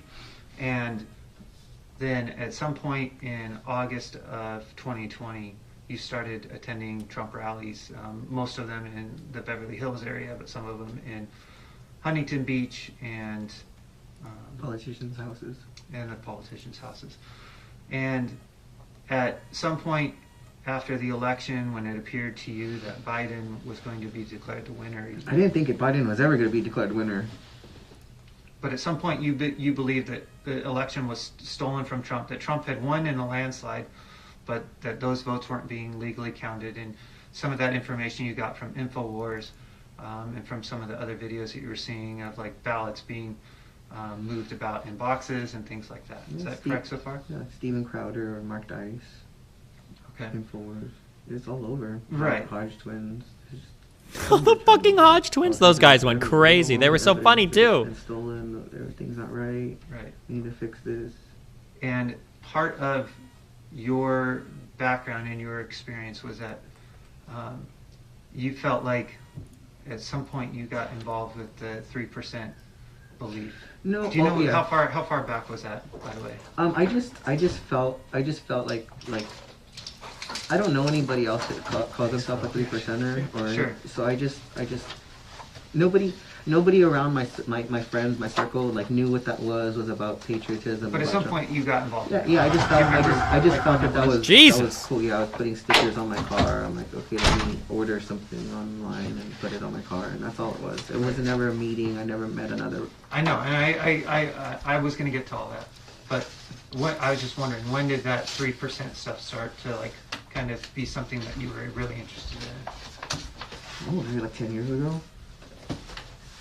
At least like 2013, 2012. Okay. When did you get the sticker for your car? When I got the car. Which was I don't know that date. Does the guy sound a little bit like Tom Cruise when he's talking, the police officer? Am I crazy? I got that car a little bit? 2017, probably. Listen to him talk. Listen to him talk. Hold on. Okay. And that's when you put the 3% sticker on it? Totally, he does. You guys are lying. He absolutely does. California Republic sticker, American flag sticker, even had a thin blue line sticker. I had all the stickers on there. 3%er, 1776. Okay, so back to my summary. Now it doesn't. Now he doesn't. That's only when he's talking lower. You and some of the other friends that were part of your Telegram and Patriots, whatever the Telegram group was, MAGA gang, and their also the group of friends that attends those Beverly Hills rallies had decided you guys were going to heed the call of President Trump and travel back to D.C. Part of what you thought, though, could take place when you went to D.C. was that you guys were going to encounter BLM and Antifa who were there to be opposing, like they had been in other rallies here in California. We were originally going to go protect. The original intent was, a possibility was to go protect the Capitol. From Antifa and BLM. From vandalism and right. fires. And so you, in order to make sure that you guys were equipped for that because of all your experiences that you lived. And that's why we needed the gas mask. And the gas masks, the bear spray, the tasers, all those things were because you thought you guys were going to be engaged in some sort of civil war with BLM and Antifa. Uh-oh. You arrive by van, you attend the Trump rally on the morning of the 6th. Are we going to revisit the cop question? You go to the Capitol.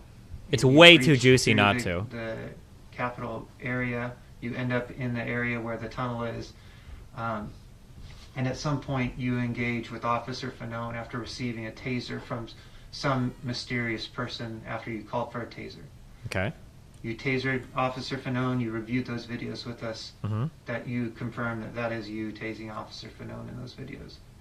And at some point after tasering Officer Fanone, you end up on breaching the Capitol through a glass window that was already broken. And once inside the Capitol, we showed you that video of you inside the Capitol, and you confirmed that was you that was trying to break the other window open. Yeah. And you believed at some point you may be there for a while, and so you needed to open that other window for ventilation in case you were tear gassed. But at some point, those things all occurred, correct? That's what you've told us thus far. Then you left from there. You took a photo with somebody else. At the guy outside that had the little gas bag or whatever it was, the hazmat bag. Yeah, when we came out, we took that picture. You took those pictures. You went back to the Airbnb. You left the following day in the van. Okay. And it was everybody except for Al came back in the van. And you confirmed, at least in part, that one of Ed's goals may have been for the paintball training was to practice, should you guys go up against Antifa or BLM, to make sure you guys knew how to work together as a team. I don't know if that was his. I don't know if that was his intent. Or kind of already said that much, my dude. I'm sorry. Okay. And you acquired, at some point, you acquired the smoke grenades for going to those rallies. No, I had the smoke grenades because we went paintballing, but they didn't let us use them at the paintball. So you bought them at the paintball place. Yeah, and I just had And you them. said you were going to use them. This is just working beautifully. Round. Look at this, guys. I'm so And you smart.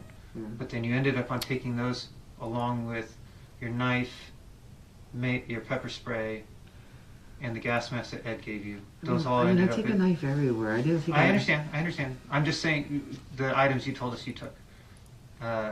All those ended up going with you back to the Capitol. True. When you tasered Officer, we didn't. That stuff stayed in the van. We didn't. It went to the Capitol region. Let me be clear. Yeah, it went to Arlington, but it never went into DC.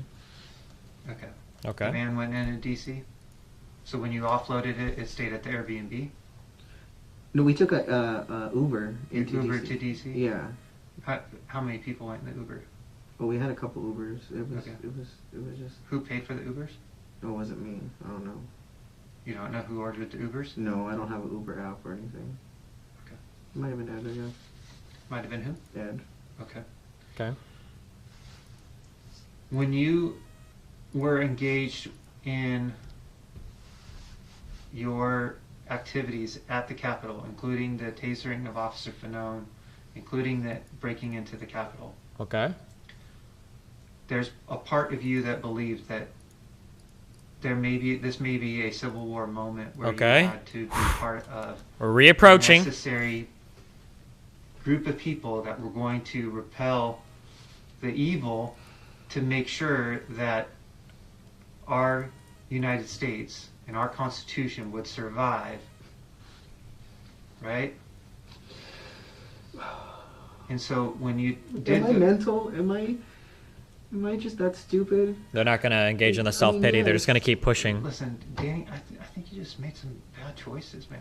Just did we all really just, are we all that stupid that we thought we were gonna go do this and save the country and it was all gonna be fine after? We really thought that. That's so stupid, huh? You did think that, right? Yeah, we really thought that we were doing the right thing, that we were gonna... the right thing by attempting to kill the officer. Yeah. Yeah? The officers that were there, they were in your guys' way. Yeah, we were just like, come on, get out of the way, guys. Oh, man. They're building up to it. We're with you guys. Come on, If guys. they were in the way, you have to kill them, right? You know how many times I've had to argue with people about backing He's the diverting blue, again. The cops telling us at rallies, You gotta know, stay on the refocus. sidewalk or it's time to get out of here or whatever, and I'm like, come on, guys, this is not how we back the blue, and I tased one of them. Yeah, I don't know. If you could say something to that officer, what would you say? I'm sorry he had to go through that. It's not right that he had to suffer like that. We put fear in him and he worried about his life. He was scared for his own life and thought about having to kill us, and he was willing to die because of his beliefs too. What were his beliefs? That he was standing up against the racists or something maybe like that. The Trump people are bad and... Oh no, God. He was doing the right thing too. The racist or something, Do I you guess. think he was doing the right thing? Yeah. He was doing his job. Do you think you were doing the right thing in the moment? There's about 16 minutes left. Yeah, but... It feels like they're so close to it. Are they really gonna... Are they really just gonna leave that point? Really... You know, like when you do something, you're like, God damn it, why Oh, did I now do we're on that? like random dumb shit again. I had got caught up in the moment and I didn't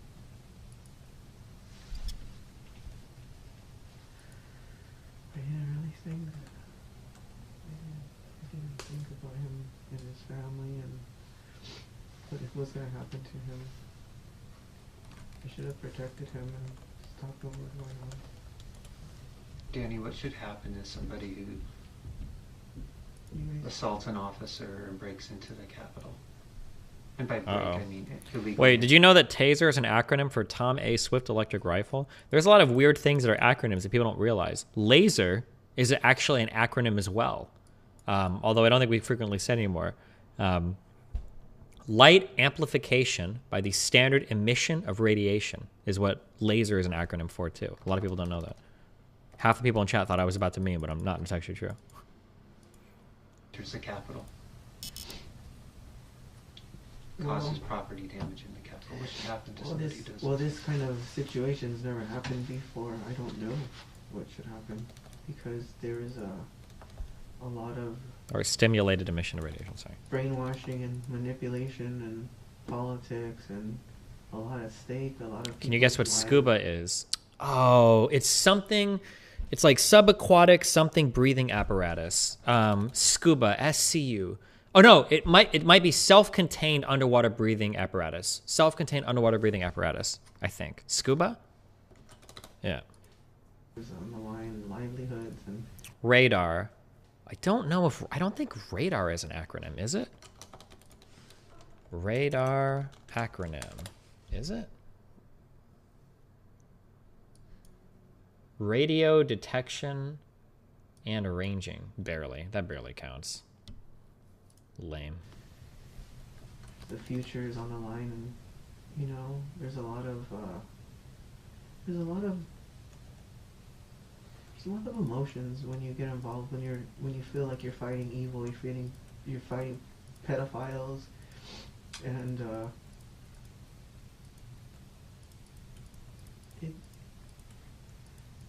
you have a lot of fire that gets lit inside you when you know that, like if you see a dog or a child being beaten, and it's like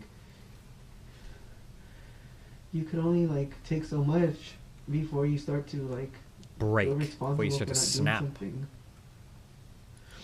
On January 6th, did you feel it was your responsibility I did. to go there? I did. I did. I thought that. Yes, I thought that I knew enough, or I knew better, and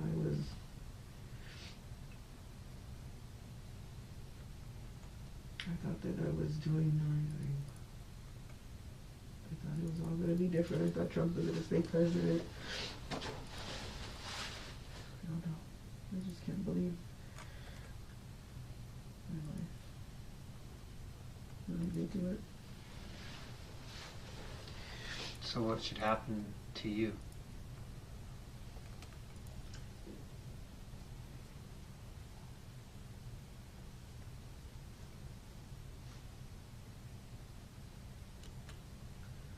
You know, I don't really want to answer that because I don't. That's fair. I don't know if I can tell what's going to happen to me. Okay. Probably done too much talking today. Is there anything that you want to change from any of your previous statements that you made to us?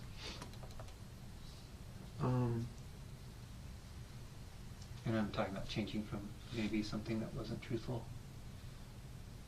No, I have not lied. I've really not lied. Not about the gun. You said I have a gun. You guys, there was no gun at my house, right? There's a gun. There's a gun. In my mom's room? Mm-hmm. She had a gun?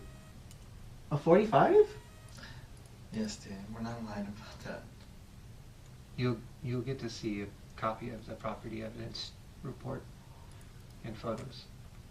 What the fuck? She told me she's not allowed to have a gun. Well, she wasn't, Danny. See, when I went first to buy that Walther and I didn't get approved for the DOJ, originally I was buying the gun for my mom. It was a 22 for the house. I was like, we should just own a gun. I told her we should just own a gun for the house. And it was a 22. I was like, she shouldn't be scared of that. She should be comfortable with that. And I asked her, and I told her, I go, well, I got this gun. I paid for it, but I couldn't get my name. They wouldn't approve me or whatever. And I told her, well, let's put it in your name. And then that's when she told me she can't have a gun. Okay. So that's why when you said there's a gun, I didn't believe you. So anything that you want to change, statement-wise? I mean, nothing wise. Anything you're not telling us that you know we would be interested in, as far as the involvement of your friends in this? I mean, Edward and I were. What are these close at one noises? point, but we don't even talk anymore. Like I said, I'm not into I don't follow the politics. If you even, I don't know, you guys look at my YouTube. I don't even watch your video. Danny, that's not what I asked. Not commenting. That's not what I asked. Is there anything that you didn't tell us? Like, remember I talked about lies of omission? Is there anything that you want to let us know so we can tell the prosecutors, hey, actually, Danny came forward and he told us this, and he was being really helpful. I would like to be more helpful, but I don't have any. What do you? I mean, if you ask me, Did you plant the pipe bombs? Did I what? Did you plant the pipe bombs? No. From there? Jesus. I don't know if there was any pipe. No. Did Ed? No. I don't know anything about pipe bombs. I heard that there was pipe bombs from the news. Do you know any information about other people, other groups that took weapons and did things at the Capitol? Assaulted officers, injured officers? Because that would be information that could help you out. I don't know anything like that. And just so you know, like I said, Danny, like, you know, complete honesty, we talked to a lot of people today, not just you. We executed a lot of search warrants. They're lying about me saying that I'm threatening the president and stuff like that, though. We executed a lot of search warrants, just like we did at your mom's house. We searched vehicles, houses, persons, and phones. And we're gonna find those information, those communications, even if it's deleted. The FBI is really good at finding information that's deleted. Because as you might know, if you delete a text or an app on a cell phone, it's not really deleted. You guys found all those Clinton emails? Sorry.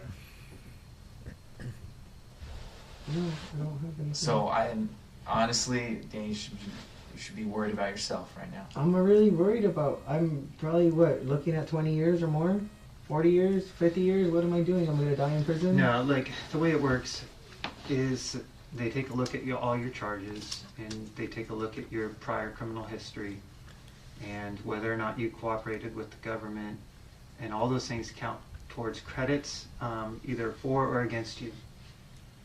And if you go to a trial, at the end, then the judge issues a sentence, or if you plead out beforehand, then you negotiate a plea deal with the U.S. Attorney's Office. So it can go a lot of different ways. I can tell you right now, I think on the assault on a federal officer, I think your exposure, the sentence max is 20 years. But that's the statutory maximum that you would get if you had busted through the charts on all the offender scores and everything like that and had no cooperation credits. So that doesn't mean you're going to get 20 years. What you're actually facing is something underneath that, but what that will be, it all depends on what your criminal history is like. Like I said, if you cooperated with the government, if you entered in a plea agreement or not, all those things. And that's all stuff that you have to talk with your personal attorney over. I have a good previous history. Uh-oh. That's why I was telling you I was trying to help you out, and that everything you need to tell us has to be the absolute truth and all the information. It is. Okay? I'm just giving you the free pass now. Let you know. It's been. Giving him the pass. Who can give who the pass here? If there's something that we look at that isn't mixing with your statements, or cell phone texts from Ed's phone, or Frischkorn's phone. What about that Karen girl? Or Reichschneider's phone. Bring her up again. Or, do you want me to go on? Oh. That's Kayla's last name. Yeah. Kayla. Oh, that was see what fun. I'm saying, though? I'm trying to be all cards on the table right now, okay? And it's going to hurt you, man. And you're already looking at a serious charge. So please let me help you. I don't want you to leave this room and say, shit, I should have told him this. Will this hurt me? Because what you're looking at, you don't want even the slightest chance of that happening. And those other guys over there, they're not looking at nearly what you're looking at.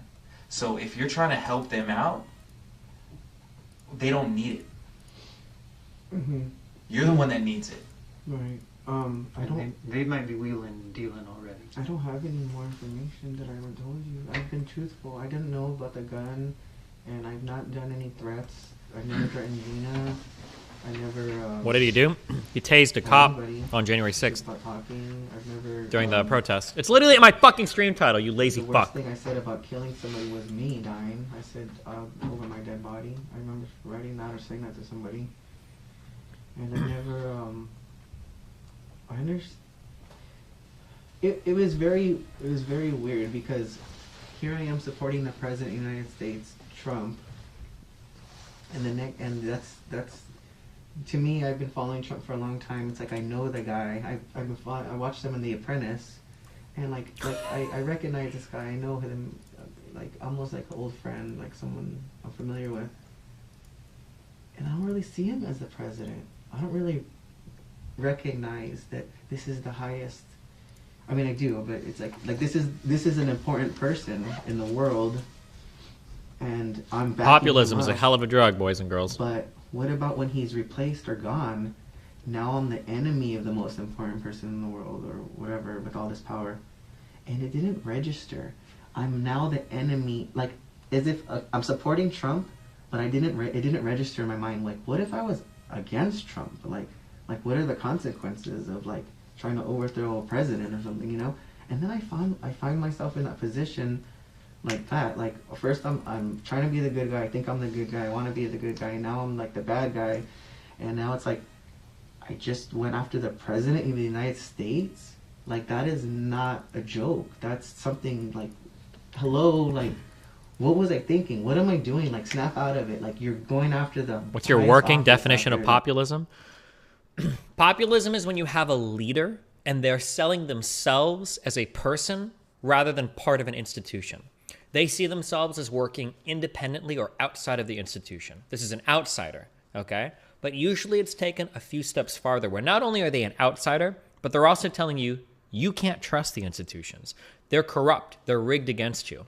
In Trump's case, it was that, you know, in Bernie's case too, the messaging is pretty similar. There are elites in Washington that don't care about you and aren't concerned about you. Businesses and lobbyists have all taken over the government. None of the intelligence agencies, none of the cops, none of them are like, I am your only path to salvation. If you want salvation, it will only happen through me and through me only. And I am the one person that can save you. This is like a populist. Like, you're delusional. What's wrong with you? Like, FBI, CIA, Secret Service, like all these agencies and marshals and whoever's out there. It's like now I'm on the enemy list of all them. That's how stupid I am. I didn't realize.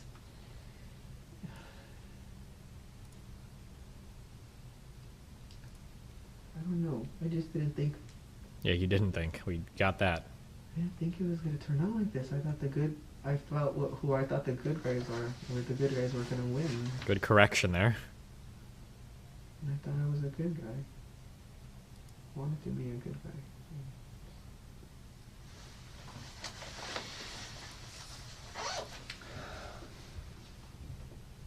Alright. We're gonna get you a property receipt for this. You have 597? I can look for one. You just grab one real fast. And then, is there any way I can talk to one? No, not right now. You'll be able to when you get. You mean when I go to jail? Yeah, we're gonna take you down to the courthouse. You'll have an initial appearance today with the judge, where the judge will read you your charges, and you'll have an appointed legal counsel for you. And then the judge will order you. You won't have initial appearance today.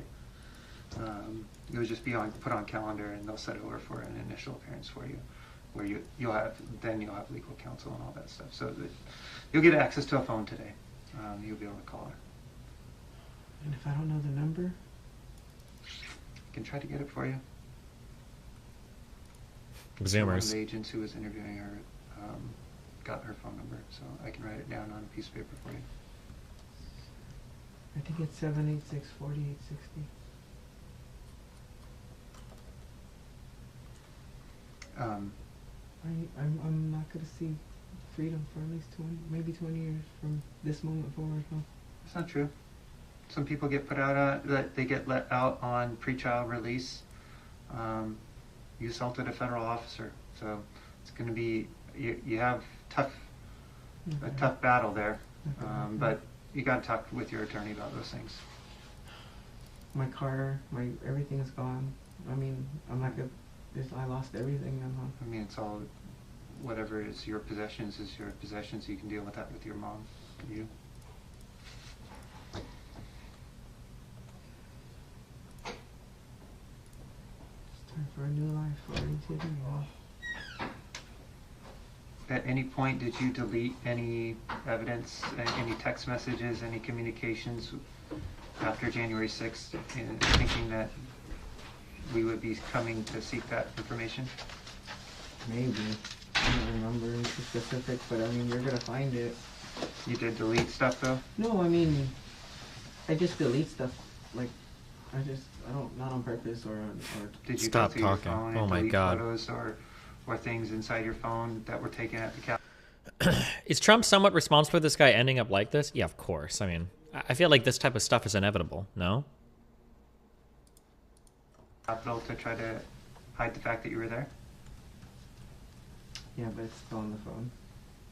You'll find it. You did delete, though? No, I didn't delete anything. I moved it to an SD card. The SD card's still on the phone. You'll find it. Okay. Why'd you move it to the SD card? Thinking that I would get away with it, but I already knew. Why is he admitting everything? By the way, like, no offense to the FBI. They have some great forensic tools, but they're not fucking wizards, okay? If it's like an ultra encrypted drive or some shit, I don't even know if... I don't think the FBI can break an iPhone encrypted drive at the moment, can they? Wasn't there a big deal about Apple not turning over the encryption keys that would be needed for the FBI to decrypt those drives? They can now? I thought for a while, I thought there was a big case where they...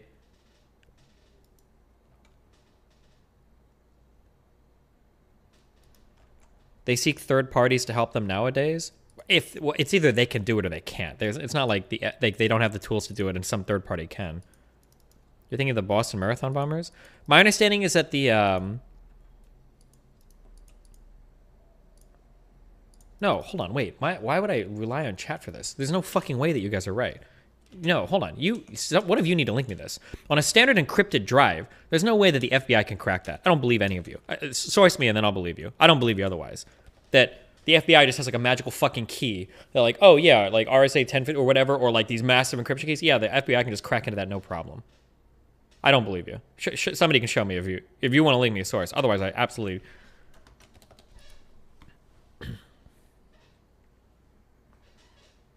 Pegasus is a spyware developed... Okay, you guys don't know what we're talking about. Okay. All right, we're good. We're good. Don't care.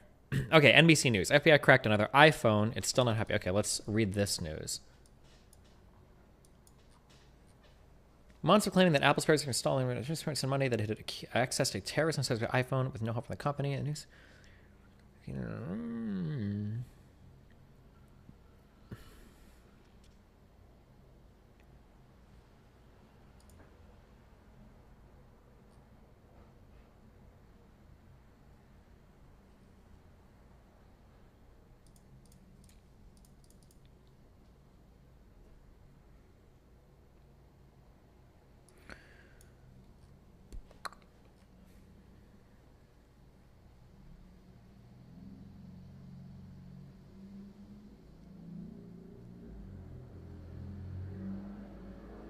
Okay, here, hold on. I'm going to give you a warning in chat, because when people link dumb shit, I'm going to give big bans, okay?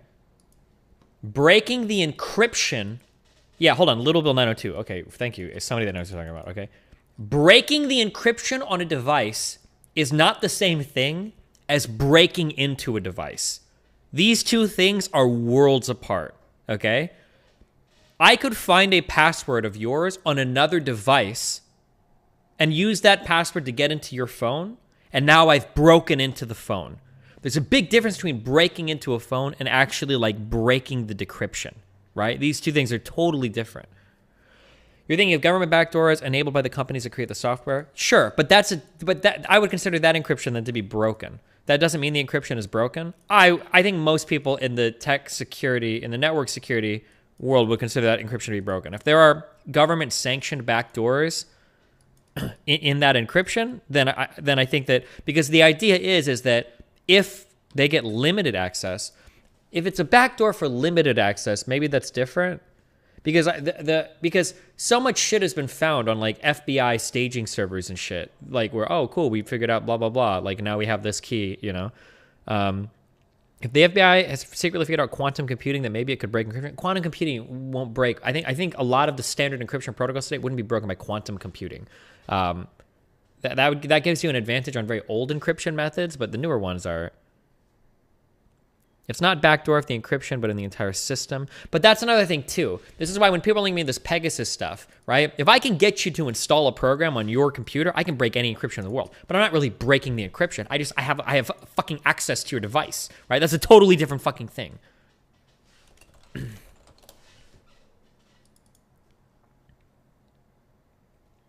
There's also data on phones that are encrypted during, say, the lock screen, but are decrypted when you unlock the phone. I'm not talking about bringing encryption, but there are ways to get access to data that might be encrypted during particular states. Yeah, sure, that could be it as well.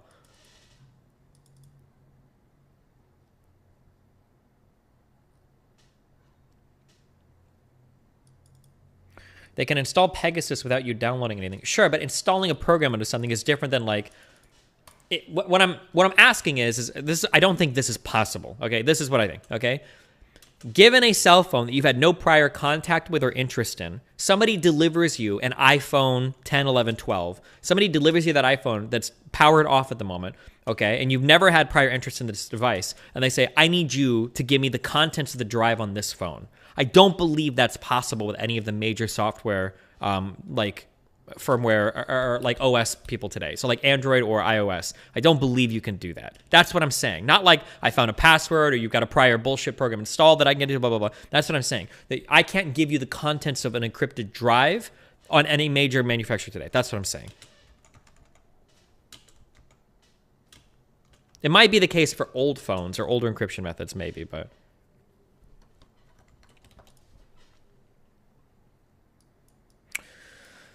Here's how they managed to get into the San Bernardino shooter's iPhone.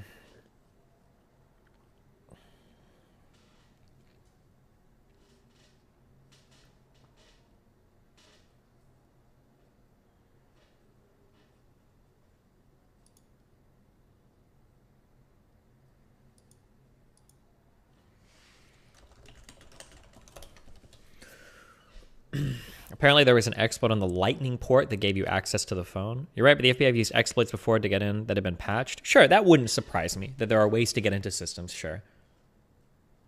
Okay, maybe I should be more specific.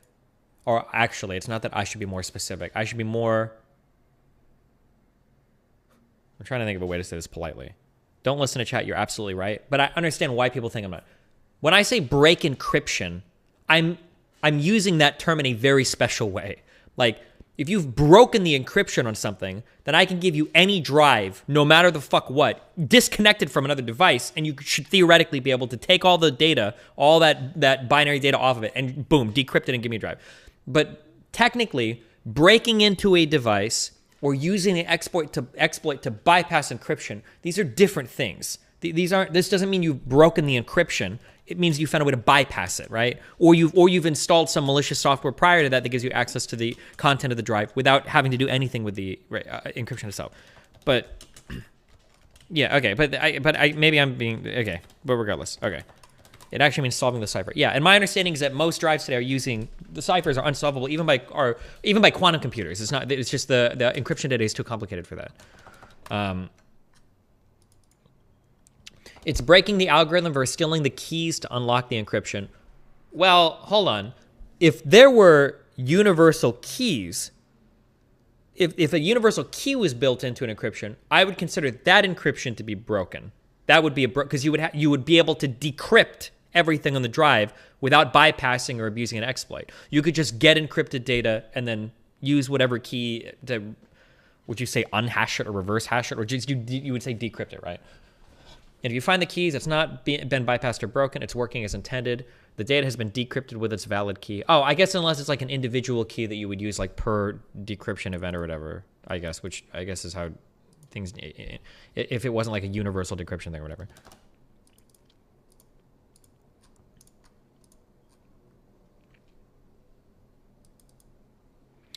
Wicked Supreme, how much bullshit is Destiny speaking right now? You guys can just break this shit, right? No!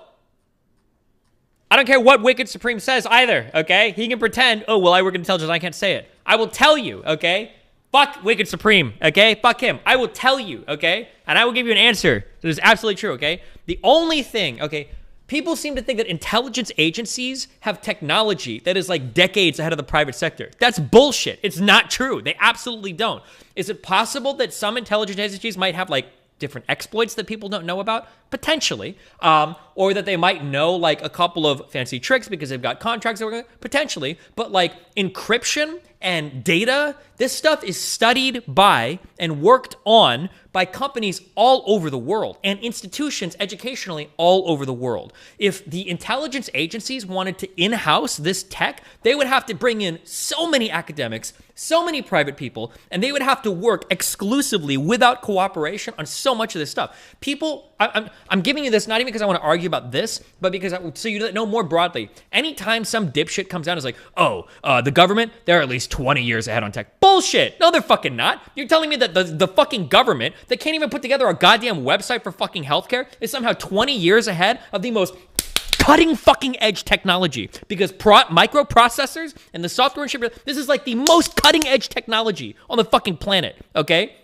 The fucking government, no offense to the government, okay, that still runs Windows XP on fucking 90% of their machines. You're telling me that this government is ahead of all? Like, no fucking way. No shot, Sherlock. You have a fundamental misunderstanding of how this types of technology works.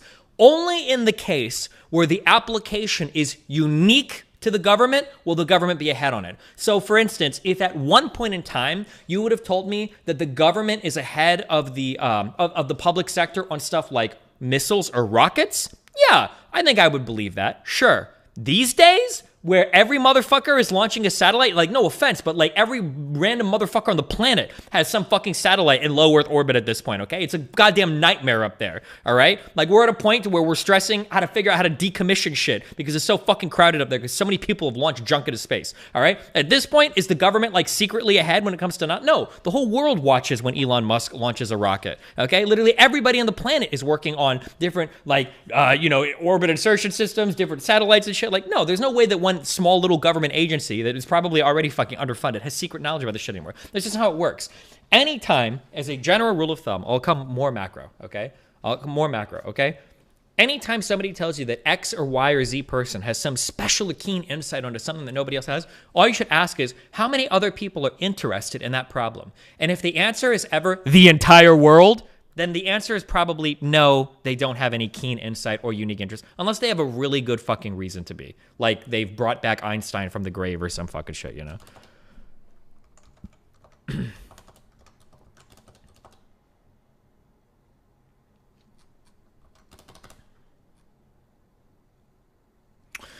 Would you believe this? Edward Snowden had a lot of interesting things to say when he leaked what he did and then went to Russia. And nothing that he has said since then has had any value. Sorry if that breaks all the Edward Snowden fans. And I liked him more than Chelsea, Bruce Manning, whatever the proper way to refer to that person is, right? But anything he's had to say since then, not interested, okay? Don't care. Okay. I guess no, it's no point. You guys are gonna get in the phone or find a picture, and you guys found all those other pictures. Is there anything right now that prevents just brute forcing shit if you have local access to it?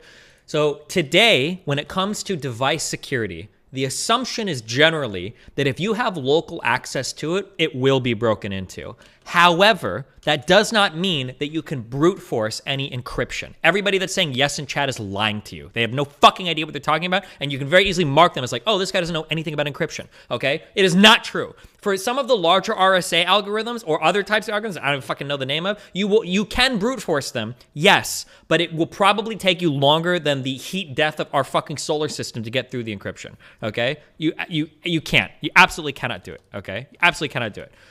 With the life of our solar system, you wouldn't be able to do it. Maybe if you moved out and found a different star to work around, you could do it, okay? Now, also, obviously, these depends on the types of encryptions, but nobody's using old encryptions you can brute force. However, if you have physical access to a device, there is a lot of interesting ways that you can bypass encryption. There are a lot of very weird ways that you can get around. Like, you can do like atomic clocks that measure the decays of processors to like basically snipe keyboard inputs. It's really, really weird esoteric shit. There's very, very, very strange shit that you can do when you get physical access to a device. But most likely you're just gonna capture somebody and torture them until they tell you the password anyway. That shit is gonna, yeah. But, okay. Let me... It's like one $10 bill, right? Yeah. Yeah, the interesting stuff is like in the hardware exploits or the bypasses there on how you read information coming directly from, like if you can access somebody's memory, you don't have to break an encryption. You can get all sorts of information from that, right? There's a whole bunch of other ways beyond just like, I've broken the encryption, you know? And there's a money form. But Cookie NZ in Twitch chat. Should I know who that is? Not that that means anything. Every time I say that, it sounds like I'm being like really mean. I don't mean to be mean. I'm not sure if that's an important person I'm supposed to know. Or is this just like somebody that's typing shit?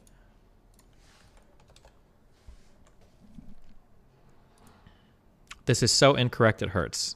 Oh, I don't care. Okay. He just needs to sign for the property on this. You and I will sign the money form when we book it in. So this will be held in our office as part of your property under your case investigation. Cool. I'll buy some soups. No, it won't be in the Bureau of Prisons or in the Department of Corrections property. It'll be in government property. Would you say that that'd be a place where the government has more access than the private sector? Sorry. Physical access electronics?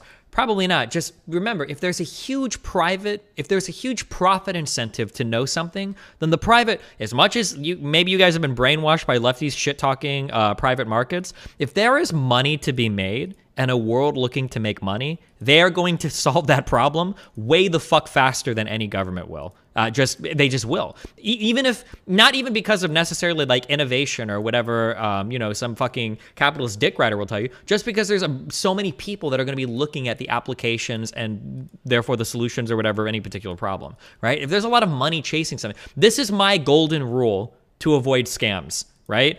If somebody gives me an idea for making a fuck ton of money, or if somebody gives me some information about how I can like get rich or whatever, my number one thing is always like, if this works, why isn't everybody always doing it? If you think like that, unless you have a reason to believe why you're in a unique position, you'll save yourself a lot of trouble and heartache, okay? I promise. Your case. And then received by is us, right? Yep. 20 years old. And then just use it for the bus. Line through all this, just draw a diagonal line through all the spaces. Is there really going to be all these prison cells open for all of us, or what? Private companies are generally ahead of government, but the government is basically the only legitimate customer of please break into my iPhone services. Not the government, but theoretically any government, right? There are lots of governments today. If you were a private company and you could figure out how to break into phones, you could sell those services for all sorts of reasons to all sorts of customers, right? The U.S. government probably might not be your only customer when it comes to that sort of service. There would be a market for this type of information, and there would be a black market for this type of information as well, you know? Is there enough room for all those 10,000 patriots? Do you follow QAnon very much? I don't know, because it's Just not anymore. and then just right here, one $10 bill, two $1 bill. You were in the queue at some point? Not really. It was too confusing and cloudy and disinformation from the beginning. There was multiple queues, so it couldn't be trusted. Right. But I am familiar with some of the topics of Q, and like the pedophile stuff. Yeah, because you had mentioned something about pedophiles. I thought the NSA had access to PRISM, which allows you to break into any device that they want to. That's a science fiction meme, okay? Governments would wet themselves. If anybody had the ability to break into any device they wanted to, they wish they could, okay? They wish they could. Earlier, and so I was wondering if you were into the Q stuff with that. Well, that stuff's been out there for a while. Pizzagate, all that? Are you into that stuff? Yeah, the pedogate thing. Pedogate. I was following that. I was following that stuff before. Do I need to make a copy of this name? The receipt? Yeah. Yeah, we'll book it with this property. Okay. Let me make a copy real quick. So is it the last time I'll see you guys? No. You'll see us in court. Just kidding. See you in court or what? There's good potential for that, at least later on. I'm gonna take it to trial. Well, you certainly have your rights to do that. You can have a seat here. We'll be ready to go in a minute. Just don't sit on your hands. Just try to sit on the edge of the seat. There you go. It's been a long time since I've read about quantum computer shit, so maybe it's been updated. So somebody says, would quantum computers solve the brute force time problem? My understanding is that with our current understanding of quantum computers, it might give you 1 or 2 orders of magnitude of advantage on solving those problems, which is a lot, but it doesn't actually matter. So for instance, you might take an encryption problem that takes you like 100 billion years to solve, and on a quantum computer, it'll only take you like 1 or 10 billion years to solve. But it's not going to take something, it's not going to like take an encryption up and make it arbitrarily like difficult, and now you've like solved it, you know, easily. That's my understanding. It's not orders of magnitude, it's a completely different class. It's exponentially faster.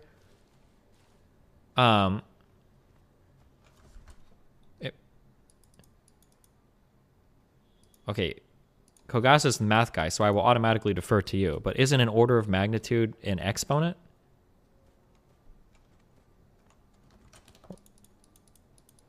No, or no, I guess it's not technically. It's just times 10 times 10 times 10. Okay. Well, if it's 10, that's an order of magnitude. Squared.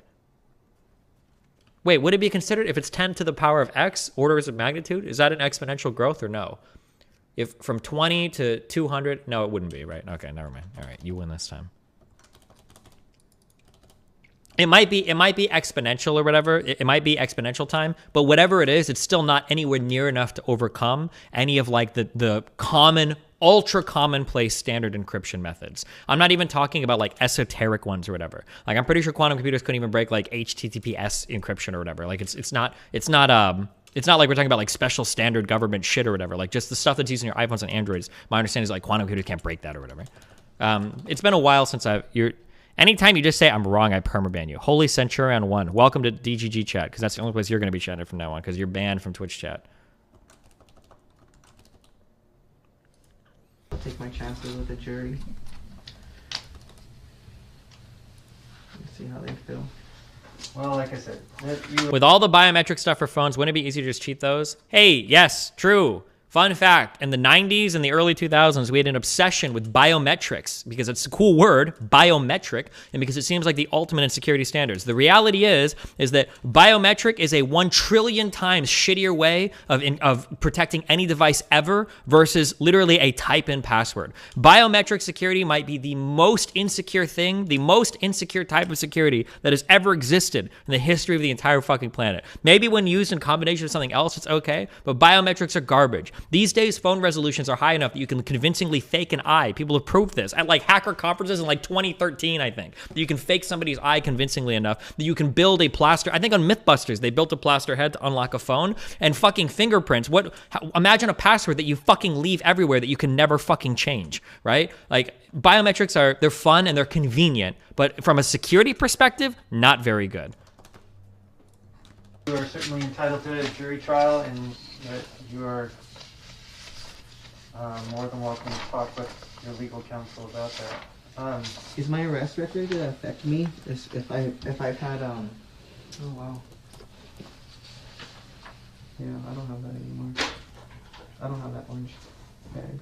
That's the bag we were talking about, though, right? Yeah, I didn't take that, but it's this expired. This hemp? No, that's mellow. The guy in the middle is the one who gave it to me. And what was his name? I don't know his name. He's from LA, though? Mm-hmm. Okay. Those are the same pants you got on right now, huh?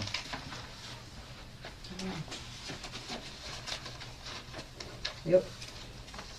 You gotta be mellow. That's mellow? Yeah, and this is a guy from LA who doesn't have a name. Okay. Who is that Swedish scarf guy? That's that guy. Is that him? Yeah. That's I don't know him, no. You don't know his real name? He doesn't have a Swedish accent. Uh-oh. It's just a scarf. I think that's why they're calling him that. So you're looking for him too? Somebody is, not me. I mean, I just heard about it, so I was just curious. You guys are just assigned to me only? Yeah, they give us cases, and we just, do our jobs. Can I take my water? No, because you'll be able to get stuff over at the marshals. Hold on. Stay here for a second.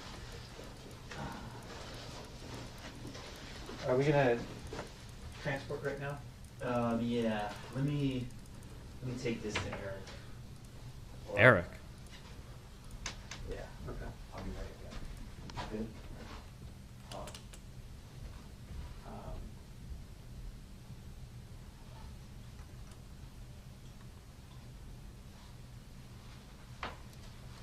What do you think about relying on Google's auto-generated passwords? Is that less secure than using your own? Google's auto-generated passwords are probably going to be worse than using your own because those passwords are very difficult to remember. So you're probably going to end up writing those down somewhere anyway in a place that can be easily accessed. And that's always going to be where the weak point is your preferred storage. If you're somebody that wants to be not crazy autistic, like you're remembering like 32 string integers, but you want to have like a decent balance of like, I feel like my stuff is relatively secure and everything, you should be using like a password manager. So KeePass and LastPass are the two most popular ones that I hear recommended. Or that, or a solution that I've heard that I think is nice is being able to like mentally salt things might help you as well. So maybe you add like a special string, or you've got like a way of like remembering things that you like code or whatever for in your brain. So like if I can't even think of anything.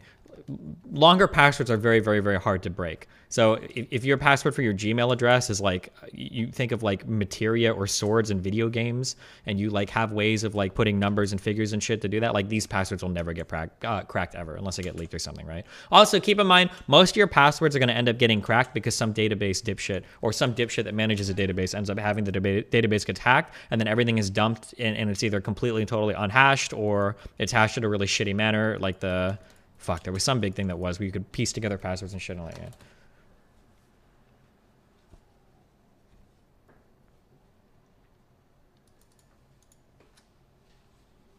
Is that not what Google does? Google does that, but I'm just saying that like if the password's too complicated, you're gonna write it down in like a plain text document somewhere, and then there's like no point for it, right? You should two-factor authenticate everything. Yeah, you probably should. Probably shouldn't use phones. You should probably use an app for that because it's too easy to socially engineer people's SIM cards. For generated passwords, Google is a password manager. Oh, sure, but if you're trying to access something off of Google or whatever, then you're kind of fucked, like on your phone or something. But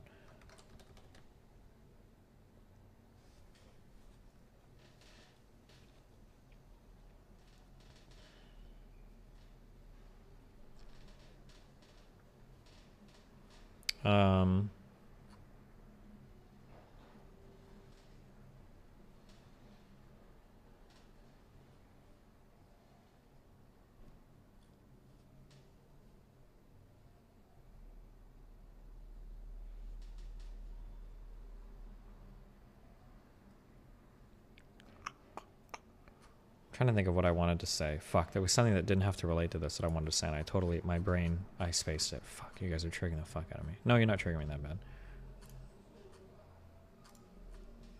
Oh, whatever. I forgot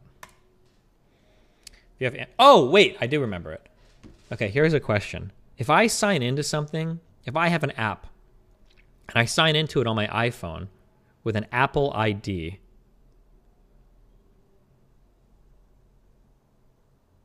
is there any way ever for me to sign on to that app on my Android phone? Or am I going to have to like download some weird shit, or am I just fucked?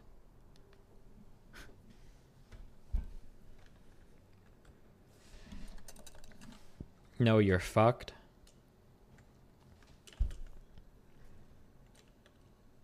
Yes, you can, as long as the website says login with Apple, but I'm not on my Apple phone anymore. I'm on my Google phone.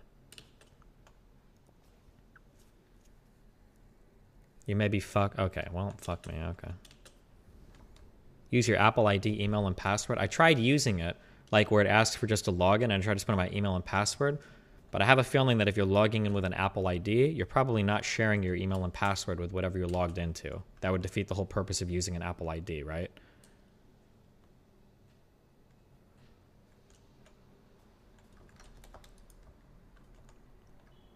Well, fuck. Okay.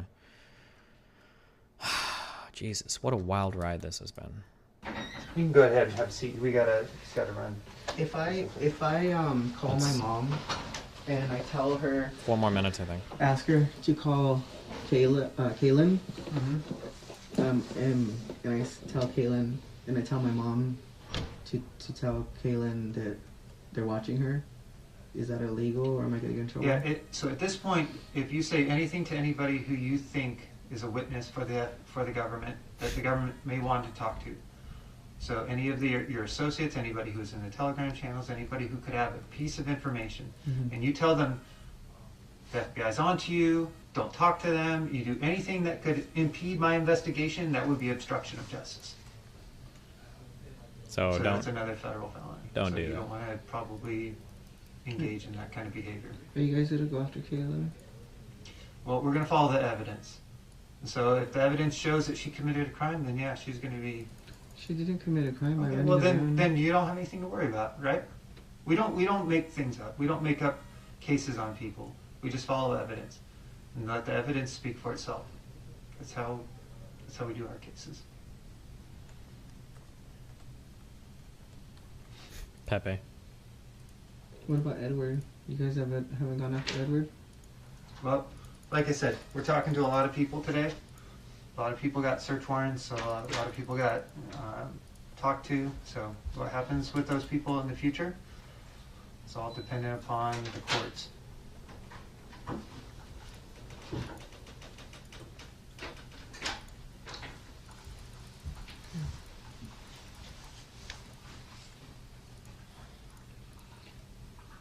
So all you guys are FBI? Did I see up here? That's cool. I didn't know you. You guys were like normal plainclothes looking guys. You guys could have been following me the whole time. Is there an FBI uniform? Or are all FBI... I thought all FBI people were just plain clothes. Are there FBI uniform? I could be wrong. I have no idea.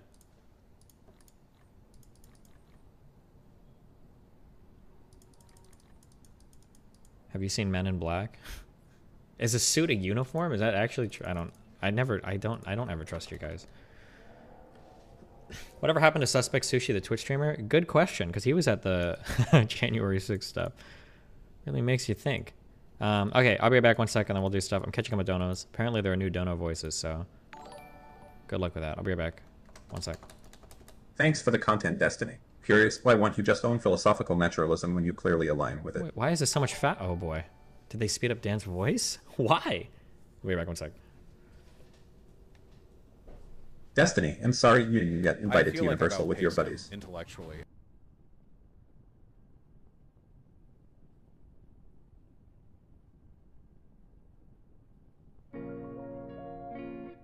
Oh, I'm sorry. Did I just interrupt at some critical juncture? I'm obliged to inform him Stop stuffing your that every fat so fucking often mouth. I too participate in a mild amount of tomfoolery. For example, I'm down bad. Hilarious. Destiny, can you please balance the audio a bit more? It's panning to the left. Bonus meme, PP laugh. Stop stuffing your fat fucking mouth. Destiny, do you regret creating the Twitch politics community? I feel like I've outpaced him intellectually.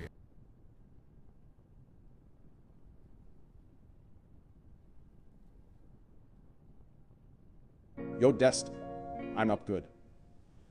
I'm not just gonna keep it $150. I'm gonna keep it $150. I hit it big last night.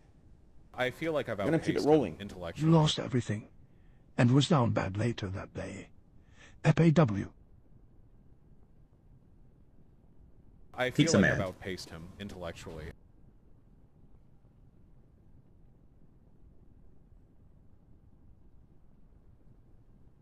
I feel like I've outpaced him intellectually. Destiny, I do not agree with you on many things, but that last take on why we should not demonize people is why I keep coming back to watch you. I appreciate your takes and I respect your opinions. Sincerely, a gun-loving pothead from Ohio. Is the guy Fucking who's getting dubstep. interrogated black? Just joined.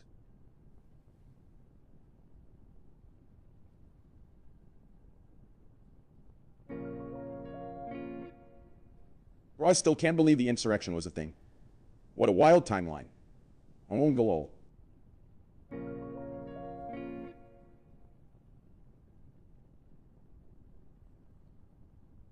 Destiny, you make a good point about not I dehumanizing feel people like who I've follow outpaced him extremist ideologies. intellectually. One less off gets Muslims in the Middle East being terrorists. Fuck them, bring out the drone strikes. Hash liberal hawk hash CI, a based hash follows. Sam Harris Twitter, hash based France.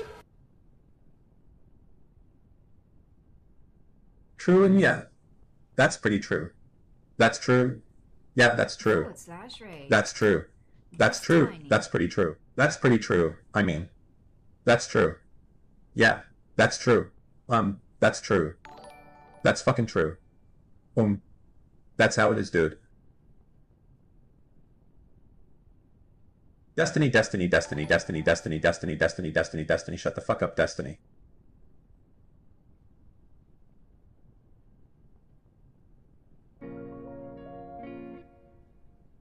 I plead the fifth, so later I can play the rift. Do you ever feel like an NPC in like someone else's life? Why do people portray white criminals as younger Destiny calling I this? feel Almost like 40-year-old that's older than him and KID is cringe.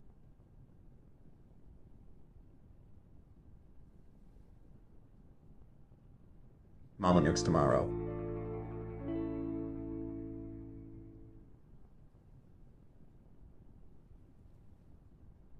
You're a genius, dude! DGG. It's Joe Biden here again, with another important message. It has come to feel my like I've attention outpaced him that some of you are intellectually. typing in chat yet are not contributing to voting for Tabor into the Pro Bowl. Feel Swidman. Bonus meme Aya wins. Thank you, Steven! He already said that he is sorry and embarrassed for his actions. He already said that he is guilty. I feel like I've outpaced him intellectually. Zoom, zoom, zoom. Stop stuffing your fat fucking mouth.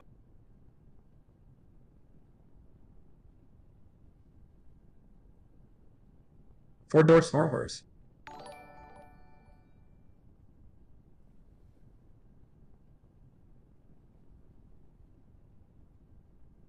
I feel like I've outpaced him intellectually.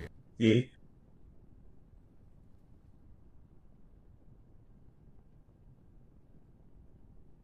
Because I'm putting 100%. The way he speaks, the officer misheard black one for black women for sir.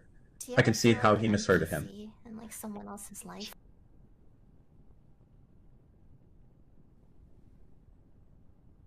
Last night, the Lord spoke to me in a Thank you, dream. Steven. He said sub to Destiny, but my penis fell off right after.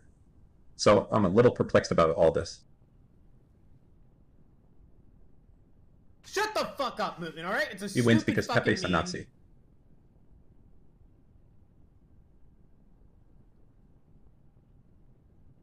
He's gonna kill me again. There is another outcome of denied approved called delayed. It's basically for a person that has been in a mental health hospital. Do you ever feel like an NPC in like someone else's life? Guns are like feet. If you are repulsed by them, / there is something wrong with you. If you are really, Tiny. really into them, there is also something wrong with you.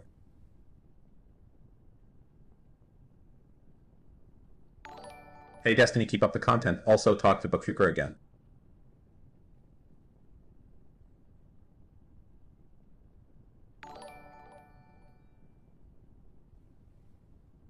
Hello everyone.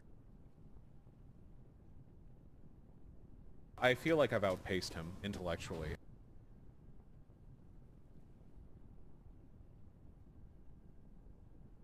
Hey sexy. I miss I you. feel like I've outpaced him intellectually.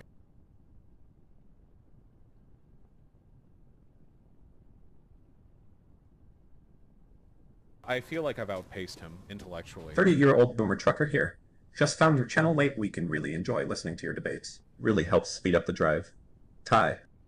I feel like I've outpaced him intellectually.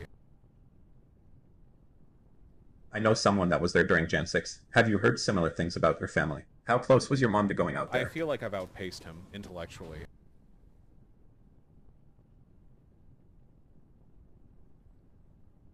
Can the left really not empathize with this I kid? feel like I've outpaced him intellectually.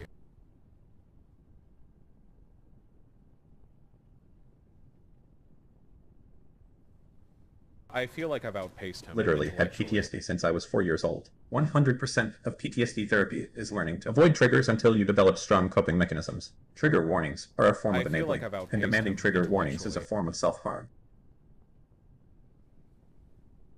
Holy Sigma. I feel like I've outpaced him intellectually.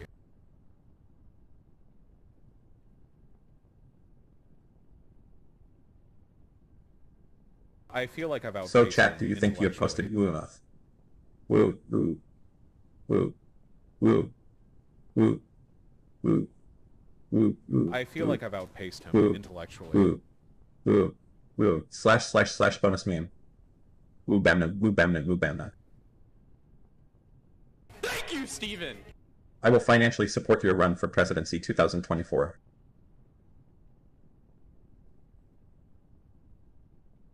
You're a fucking statistician! How's everyone?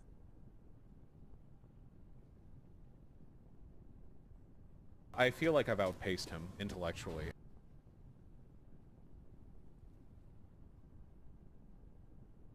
Yo, Dest, I'm gonna keep it 100. I How feel was like that I've BPD outpaced puss though? him intellectually.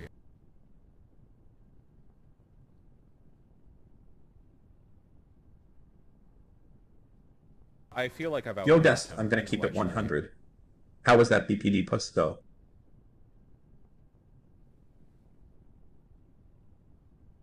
You're a genius, dude!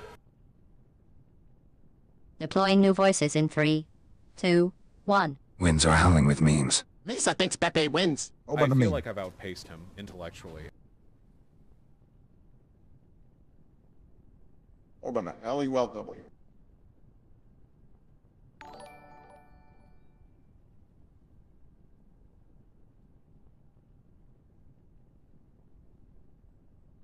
Because I'm putting Charlie, 100%. Charlie, Charlie.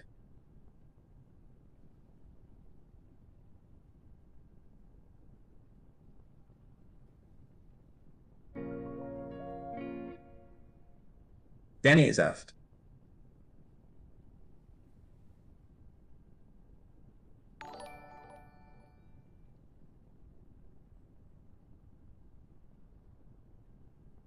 Heart. Shut the fuck up, movement, alright? It's a stupid fucking meme.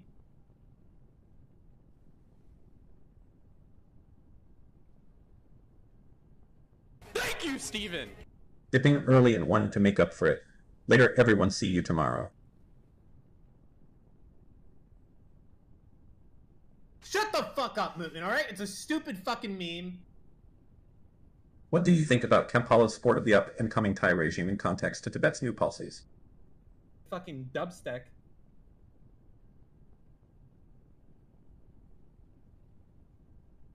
Love you, Daddy. Shut the fuck up, movement, alright? It's a stupid fucking meme.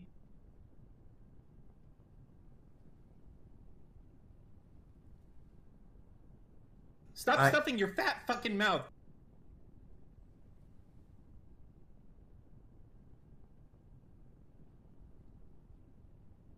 Shut the fuck up, movement, alright? It's a stupid fucking meme.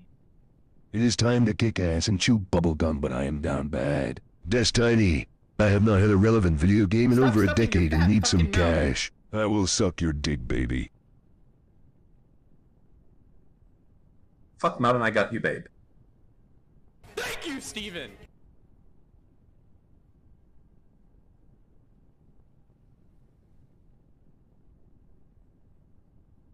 Do you ever feel like an NPC? What the fuck did you in just someone else's life?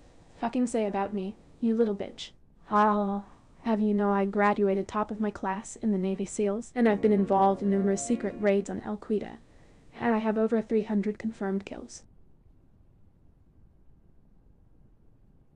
Have a girl suck 10 dicks and she'll be called a whore, but reverse the roles, and I'm called gay.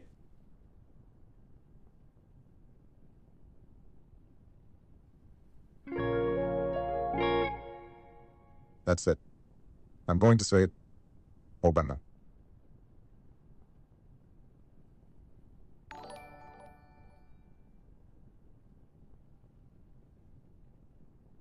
Lisa been chilling, binkling. Oh, shut the fuck up, 7.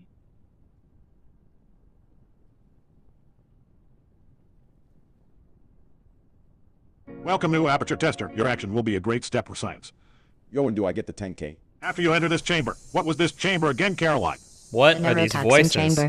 Why? Hadn't have been for Cotton Eye Joe. I'd been married a long time ago. Where did you come from? Where did you go? Why are Where they did you so come from, Cotton Eye fast? Joe? Why do the voices go so fast? They added Jar Jar? Oh god. Oh boy, can't wait to post my favorite I'm putting emote. 100%. Why? That's all I clap, that's all I clap. Pepe wins.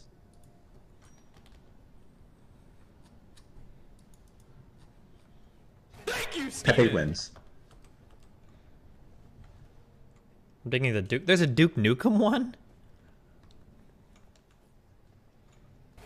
Steven.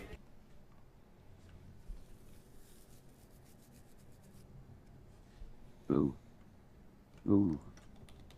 You're a genius, dude! Well. Ooh. Ooh.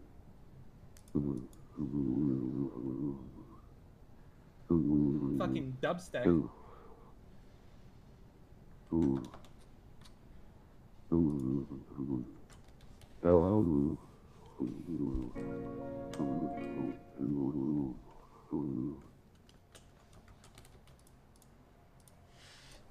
I feel like I've outpaced him intellectually.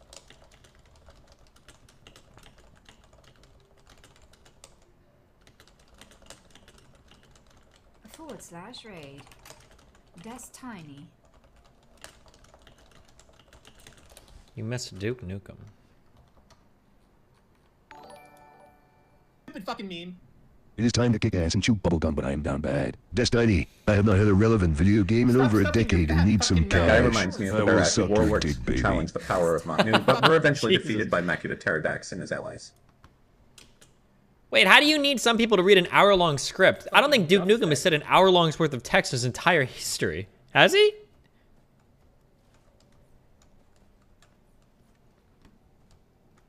Duke Nukem has had like 100 like one-sentence voice lines forever. No? Jar Jar voice. Oh my God, Chat, I'm finally here. This is amazing. I just found this amazing new website called the GG, and there's an amazing guy named Destiny who gives nothing but base cakes. Hi, everyone. DGG,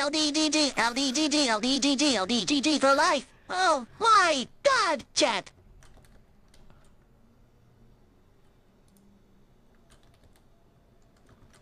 Wait, yes, there was at least an hour. I did the transcribing. Okay. What's the matter, pussy?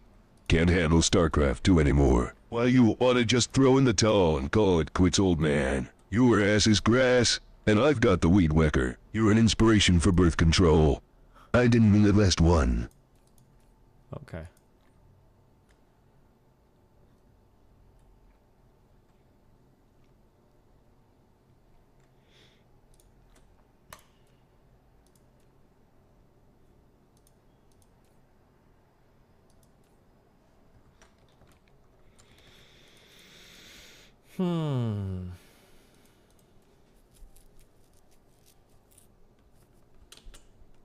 Unpause testing. Oh, I don't know how, there's like... Could have been. Could have been.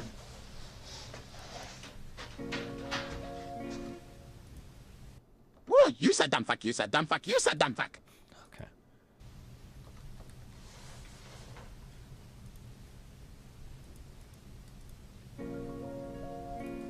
So it doesn't sound... I'm here to suck dick and chew bubble gum. But I'm all out of gum. I'm gonna suck that willy of yours so hard my slurp noises will fracture mountains by my manly throat power. I am the engine of sucking dick and you're my bitch. Okay. Very good, my case, huh? I'm sorry? My case doesn't sound very good for me, huh? Well, I mean, it is what it I is, feel right? like I've I mean, outpaced him. you admitted to a lot. I lift things up and I put them down. I lift things up and I put them down. I lift things up and I put them down. I lift things up and I put them down. Okay. Okay. A lot of the facts that we had talked about in here, and so... Will that help me? What's that? Will that help me? Well, I think... Thank you. I think Open the your lower. honesty and that puts you in a position where we can go to the prosecutor and say, hey, look, he provided us with a statement. You know, here's the facts that he gave us, and, you know, so you have to then talk with your defense attorney and figure out if you guys want to go... The man who enter passes the into sentence should cooperation. swing the sword. Winter is coming. Does that sound like Sean Bean? It feels like something is not quite there for it. Agreement with the government, or you want to fight the case and take it to trial. Those are, so the way your cooperation in this interview would help you is to show continued cooperation in the future, and that you know, like I said, the law requires that the government give you credit for cooperating with them. It's called part of the sentencing guidelines for the federal law. Says that if you give credits or if you cooperate, then you can get credit for a reduction on your sentence. So, you ready? Hang tight here.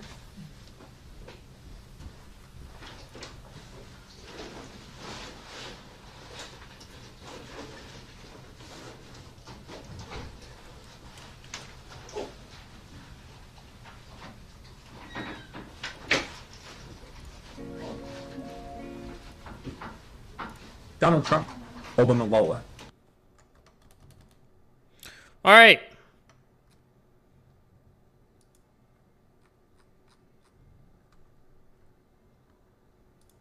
What an adventure.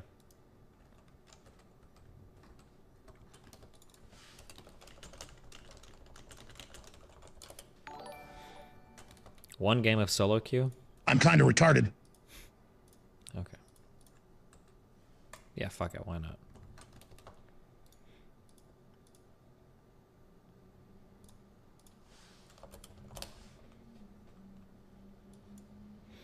Okay, some therapist guy wants to chat about something. I don't remember what exactly, but we're going to talk to him too while I play for a minute. Okay, good luck. Be careful. Don't remember what this was for. I'm muting donuts for a minute too, so if you're donating The to... Biden crime family is sealing this election. The media is covering it up. We want our freedom for the world. True. Thank you, Trump.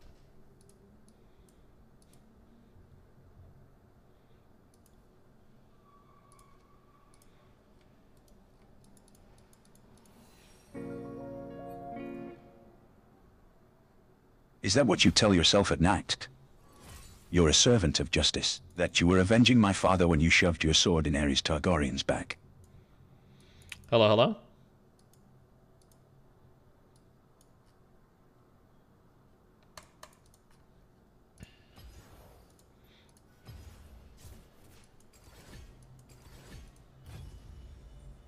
I feel like I've outpaced him intellectually. If you're talking, your microphone is not working.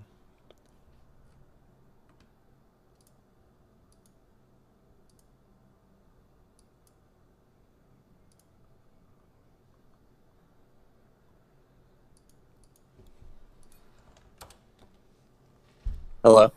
Oh, hello, hello. Hey, how's it going? Pretty good. How you doing? Cool. I had headphones on, and yeah, it wasn't working out. Well, it's working out now. All right, what's up? Do you want to introduce yourself real quick? Nice. Yeah. So, yeah, pretty new to listening to streaming, but I've caught some of like your mental health takes, and I think they're pretty good actually, which is refreshing. Yeah. So I'm a third-year school psychology student, PhD student.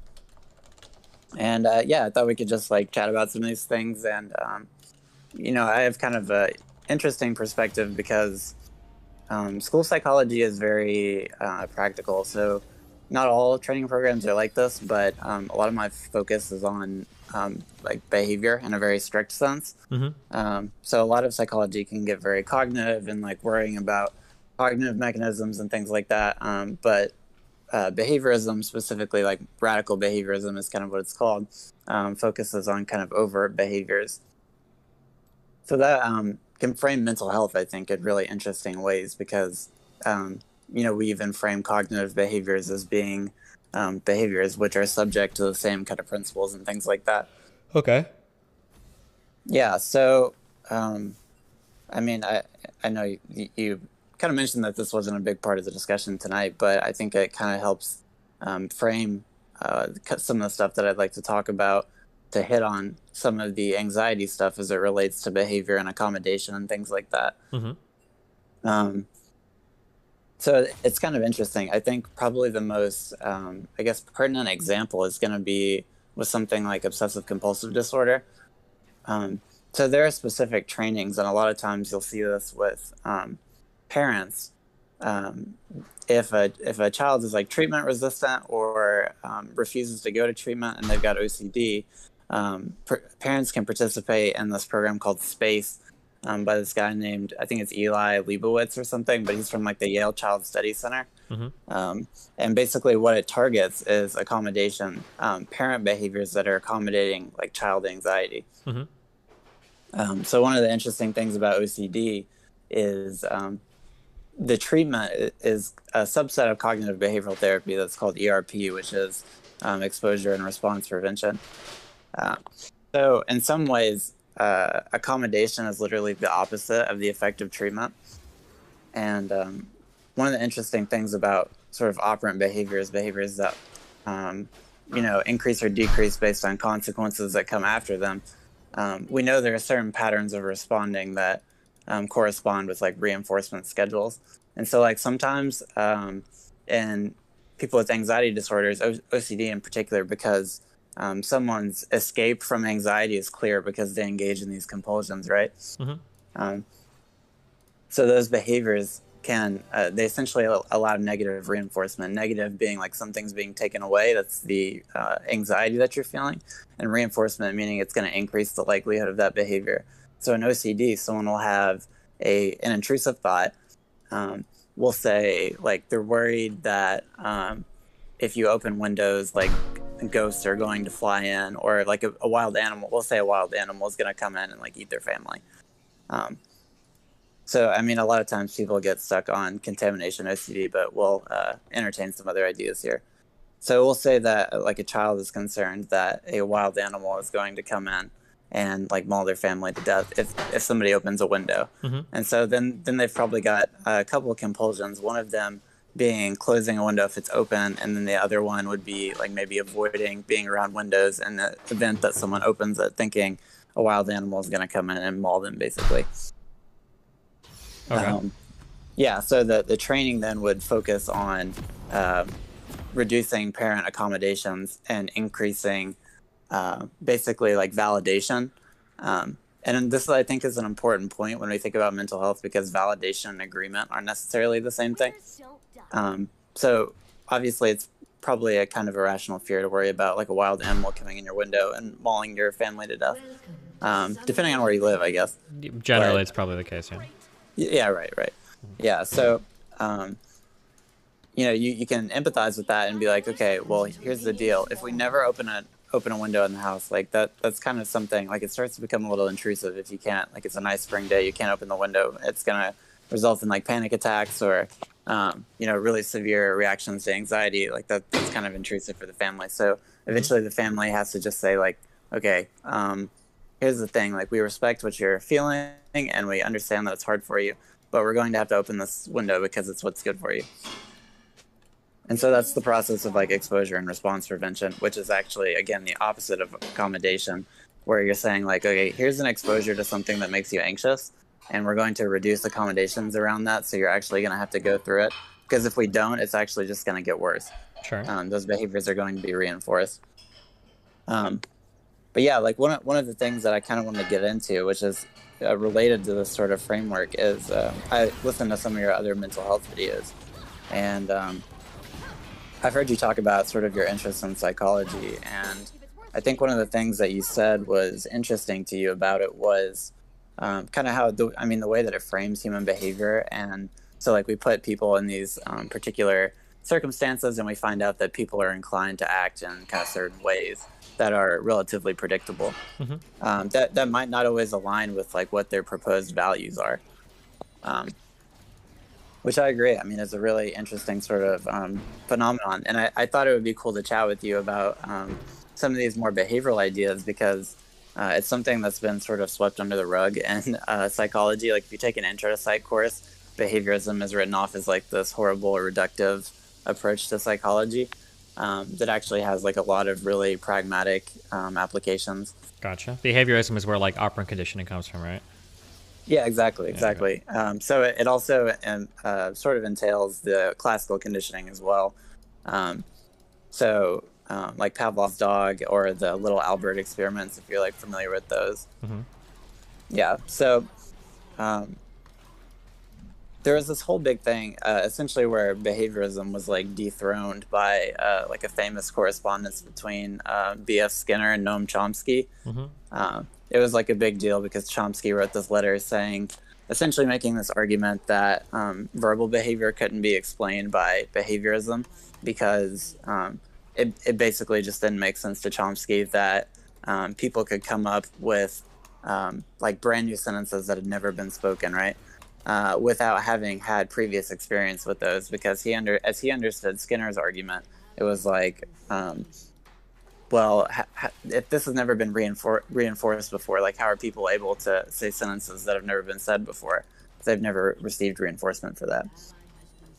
And so this was something that like Skinner did, well, has later been countered with other evidence. They've done studies where like 8-month-old babies are able to learn a nonsense language in like 2 minutes of listening to like these hodgepodge words mixed together. And then they use like sort of attentional monitoring to see, you know, like babies will look at or pay attention to novel stimuli more for longer periods of time. But this becomes really interesting because as behaviorism kind of died out in popular favor, well, it never really was in popular favor because it also sort of rose in popularity around kind of like World War II, and people were like, this is mind control. And if you're a behaviorist, you also kind of have to bite the bullet on some difficult conversations about like free will, because a lot of behaviorism operates on this inclination that it's not, you know, it's not nature or nurture. It's not nature and nurture. It's nature through nurture, but nature is a really important part. So we have these genetic endowments that are playing out and being affected by the environment in like epigenetic ways. But we also recognize that the environmental contingencies that we set up are super important. There's even been studies that talk about like in situations where children are coming from like lower socioeconomic backgrounds, that that actually genetic differences account for like less of the variance in IQ, as opposed to like children coming from higher SES backgrounds. It's like the total opposite effect. So essentially, if you're in like if you're in an environment that can't be enriching in terms of like the early childhood development, it appears that children are going to have more trouble hitting those like higher IQ. Well, the variance in IQ is going to be more attributed to the environment in those cases where the environment is worse, if that makes sense. Sure. Yeah. So we know a lot of things are really important about the environment. And so that's where some of the pragmatism of behaviorism starts to come in. So I think you're, I mean, you're like a Nebraska guy, right? You're familiar with Boys Town? Yeah. So they do like a lot of behavioral supports for, you know, kids that have had a pretty rough go at it and might have some challenging behaviors and maybe have gotten kicked out of other settings and need supports and things like that. So yeah, they use a lot of these principles, and it's essentially built on the same strategy that changing the environment in such a way to be supportive is going to be really important to having successful outcomes in regards to behavior. And yeah, so I guess in this sense, accommodation can be helpful. Look at that. But, you know, this isn't necessarily with mental health. This is accommodating the environment in such a way that that positive behaviors are more likely to be seen. Sure. I think to be really clear, it's not necessarily that accommodations are bad. It's that there has to be like the goal is to have a series of challenging or escalating stimuli such that eventually you're producing a response that isn't like a negative adaptation to for like a nonsensical adaptation or whatever, right? So for instance, like Boys Town might be a severe adaptation of the environment, but the goal is to eventually leave Boys Town, right? Okay, thank you. Thank you. You put that together. Well, because it just occurred to me in my mind that I was talking about accommodations after debunking accommodations. Sure, I guess if I'm being like clear, if I'm having like a more fleshed out conversation, it's not necessarily that accommodations are bad. Like accommodations are a requirement for any sort of therapy. Yeah, exactly. Like therapy itself is almost an accommodation, yeah. But like an accommodation has to serve a purpose generally, right? And you're going to be increasingly, like if you're talking about exposure therapy, you're getting into increasingly challenging interactions that are eventually conditioning you to not have such a horrible response to a particular stimuli, right? Yeah. So eventually, so we have these more practical applications of behavior. And sorry to backtrack to that. It just occurred to me that I was kind of flip-flopping my position there. But no, you're fine. It's not a flip-flop. I understand what you're saying. Yeah, okay. So the problem with behaviorism is that a lot of people didn't feel that it accounted for a lot of these cognitive behaviors. And that was a problem for a long time. But in the sort of like late 80s and early 90s, people started to rehash sort of Skinner's original theory of verbal behavior. And they got into what's called like relational frame theory, which can get pretty complicated. But it essentially talks about this fact that human language is a lot of what creates suffering. Which I think is really interesting and fits with a lot of like current paradigms on cognitive behavioral therapy, where we think about, you know, people have cognitive distortions and things like that. And a lot of cognitive behavioral therapy then is going to be restructuring these sort of cognitive ideas and sort of changing those schemas so that, you know, so if you're having like automatic self-doubt or like self-defeating kind of thoughts, you're learning to reframe those or come up with alternative explanations and learning these cognitive distortions like black and white thinking, all that. But this is a little bit different because it gets into sort of the unique element of human psychology that we don't see in other sort of along the evolutionary trail, things we don't see in other organisms with regards to behavior, is this ability to like somewhat arbitrarily associate stimuli. So a lot of these, like within classical conditioning, a lot of anxiety disorders, like specific phobias and things like that, are essentially just mapping on to pre-existing like sympathetic nervous response, right? So like, well, theoretically, every single response in the human body is mapping onto some sort of pre-existing thing, right? Like it's not like you're creating novel, you know, organs or something, right? Yeah, exactly. But I mean, in terms of explaining like sort of the development of pathology, it's using that kind of Pavlovian, like those frameworks already there. It's just like new stimuli are being mapped onto it. Sure. Like, okay. yeah. So like, you know, with the person, well, you know, if you were like scared of dogs or something, you probably didn't come out of the womb like immediately scared of dogs. There's some like you're starting to derive relationships there. So there's this.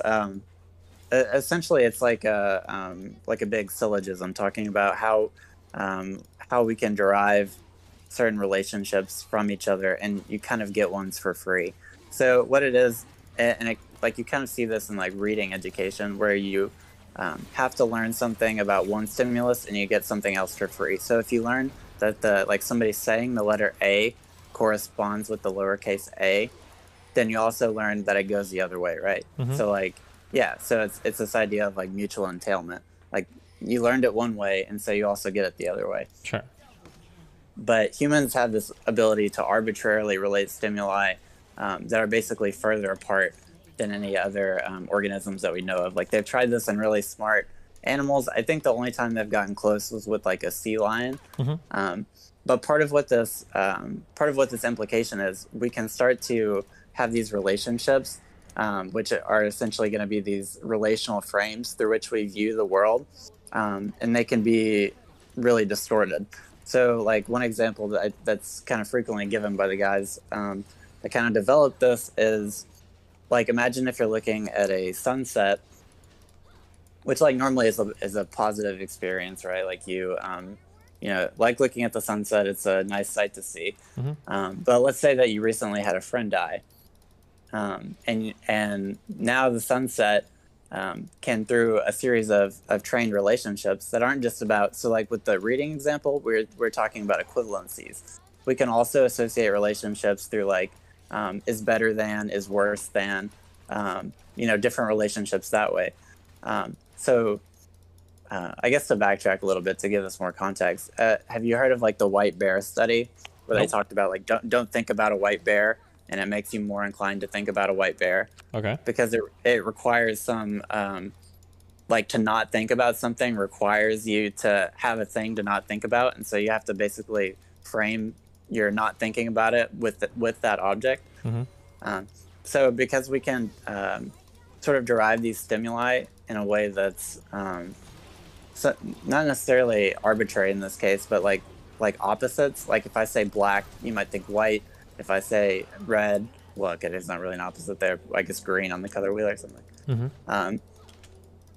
You're able to sort of derive these opposites and fill in the blanks. So sometimes, like, say you look at the sunset, which is normally a positive stimulus for you, but you recently had a friend die.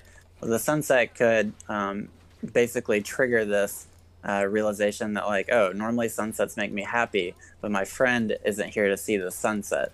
So, like, by sort of a negative relationship, you've now associated like this positive stimulus with something that can be pretty negative. And it's interesting because you can see this, like, humans have the ability to drive relationships between any stimuli with any relationship in an arbitrary way. So if you named like any two stimuli, like if you name two items, just like random items. Like a chair and a light. Okay, so like how is a chair better than a light? I can sit on a chair, I can't sit on a light. Okay, and how is a light better than a chair? A light can let me see better things, and chairs can't really do that? Yeah, exactly. And it's like convincing both ways, right? Mm-hmm. So being able to arbitrarily sort of derive these relationships can have a lot of negative psychological effects. And I think this can be a really interesting way to frame mental health discussions because I really hated doing mindfulness before I understood this technique because I was like, I don't know, my attention is too hard to manage. And I was like, I don't really understand the point of doing these activities. But part of what this theory ends up giving way to is acceptance and commitment therapy, mm-hmm. which is what I think is a really interesting approach.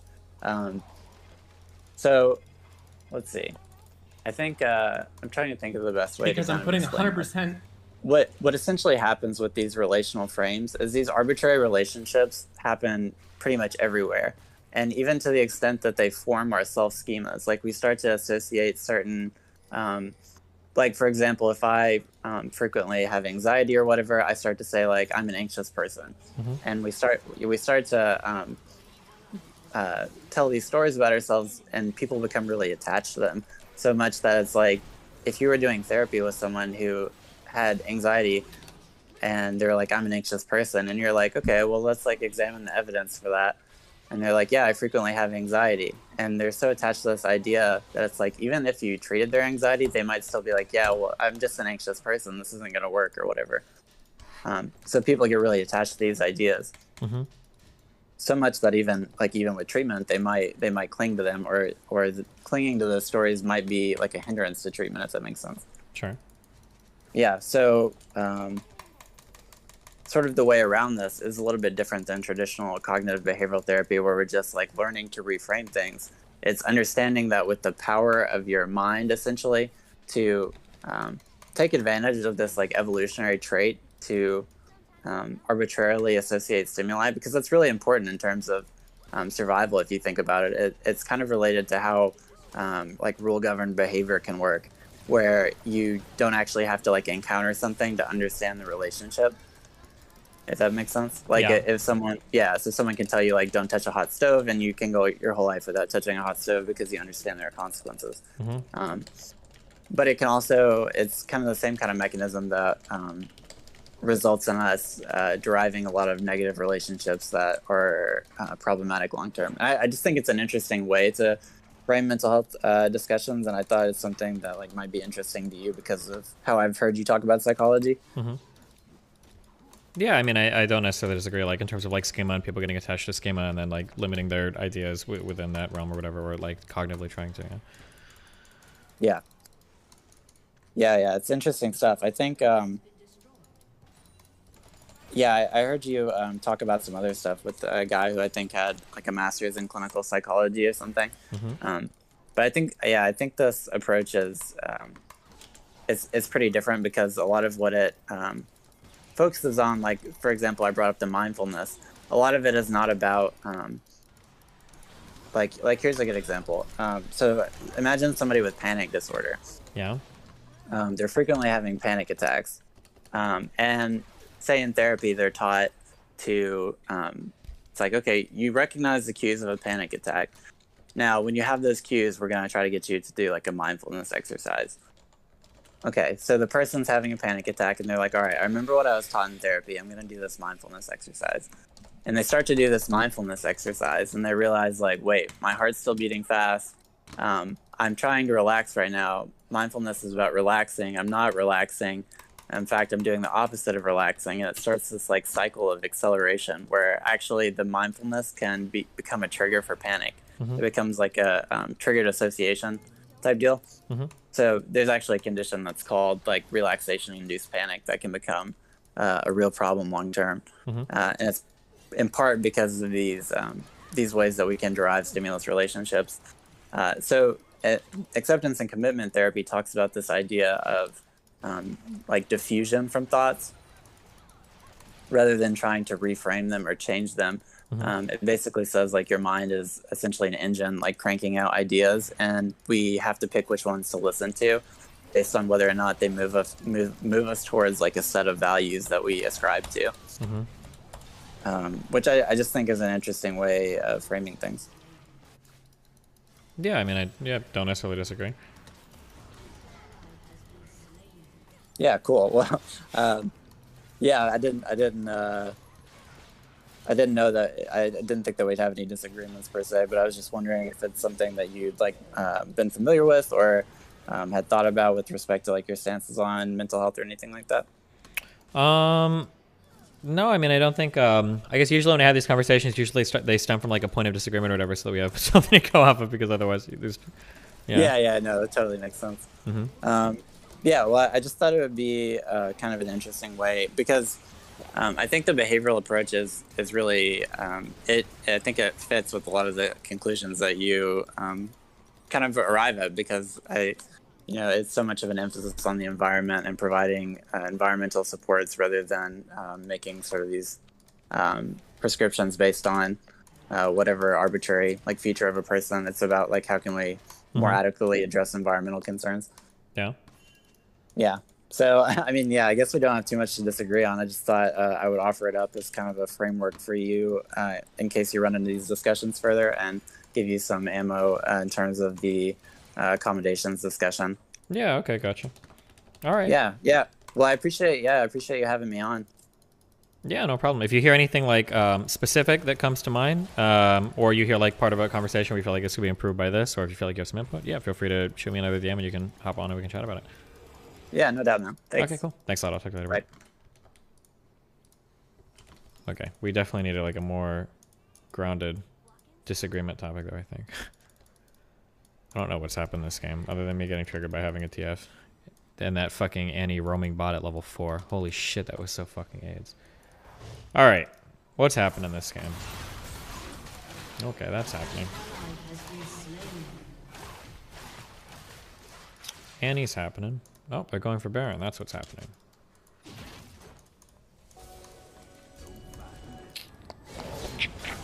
Another fed hacker him, because they always get fed in my games. Oh.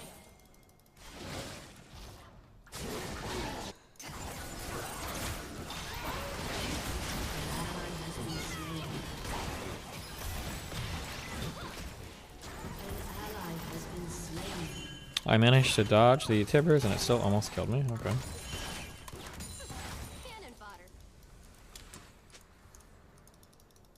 I can't walk over there. I'm gonna die.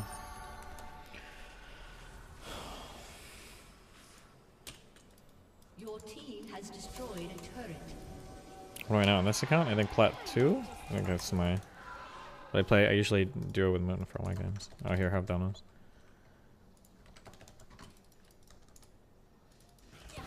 I'm hunting for a godling named Destiny. The bounty is $1.50 and I'm down bad. TF dies for free. I think at this point they're just gonna walk He around, handles my- clean up kills, and then the game is over. I don't know if we can ever win at this point. With the way everybody's playing.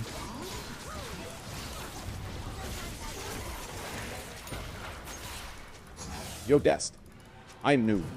Just wanted to say. I'm so heckin' grateful to find your stream. I'm now watching you 10 hours a day, and it's ruining my life. I have 0 friends, but at least I am part of the cult. Thank you for this epic experience. Def delete.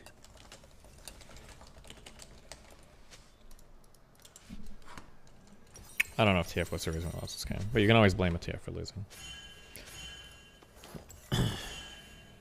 Why do you suppose I just hurled that chair at your head, Lucas? I don't know. Sure you knew. The tempo. Were you rushing or were you dragging? He was then slapped repeatedly.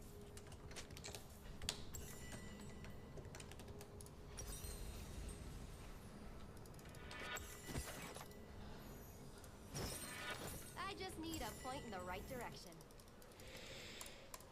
I don't think we have like any.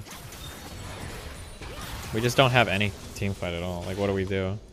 We have a rally for engage and J4 for engage, but their engage is so much better. It's like Warwick and Hecarim. So then for damage, Kog'Maw is putting way more damage out there. Actually, I don't know if Kog'Maw is. But he might be just because his front line is so much bigger at the moment. And then Annie is just so much of a better team fighter than a fucking TF who is doing nothing for us. Oh, random people dying again, so another 5v4, probably to end the game. Nice. Oh, maybe TF will get caught again. Nope, not quite. That Annie is fucking her shit up so hard, so many times.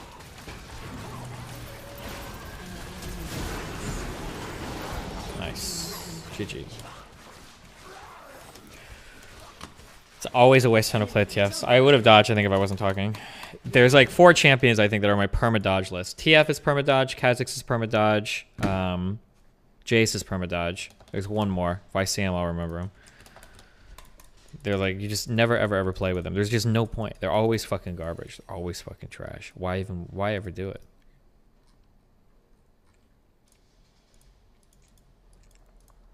Nidalee and Syndra or whatever, they're meh. But like those 3 champs are like guaranteed lost champs. They do nothing. My fellow Americans, I have an important message. Obano, obano, obano, obano, obano, obano, obano, obano, obano.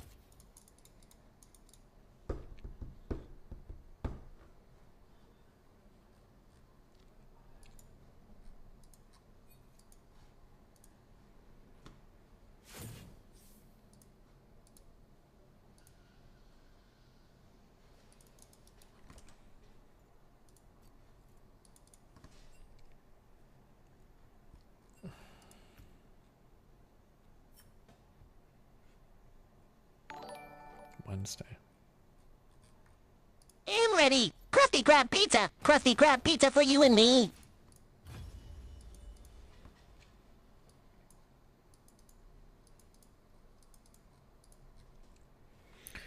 Garen is an insta-dodge for me? I think Garen's always winnable. Garen can do shit.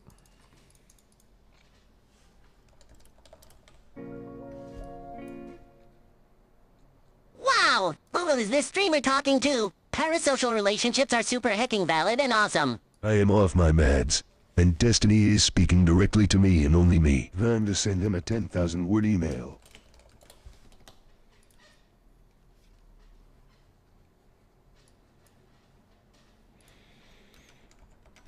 This guy is trying way too hard. You know, concentration camps are getting tortured and raped every day.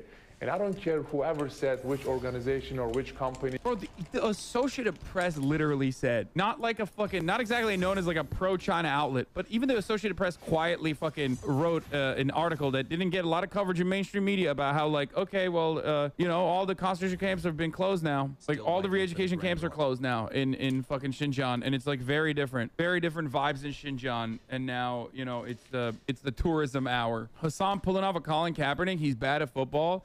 Okay, I don't care. Destiny context.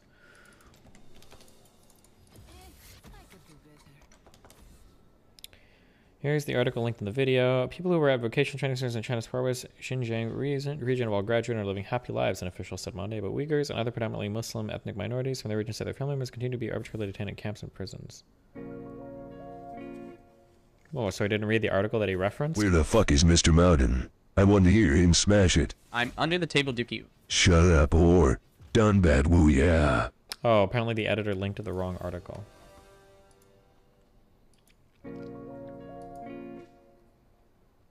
Okay, this is absolute fucking bullshit. I went to see Cars in the theater yesterday, and when Lightning McQueen got HOT with Sally in Radiator Spring Boner Engage. When Lightning McQueen said "Caught Chow," I couldn't help it.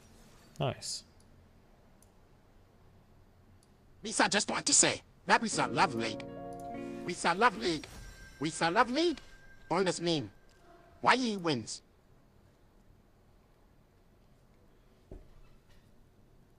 I will be phenomenal to the women. I mean, I want to help women. Grab him by the pussy. Okay. Once a vandal gunner, always a vandal gunner.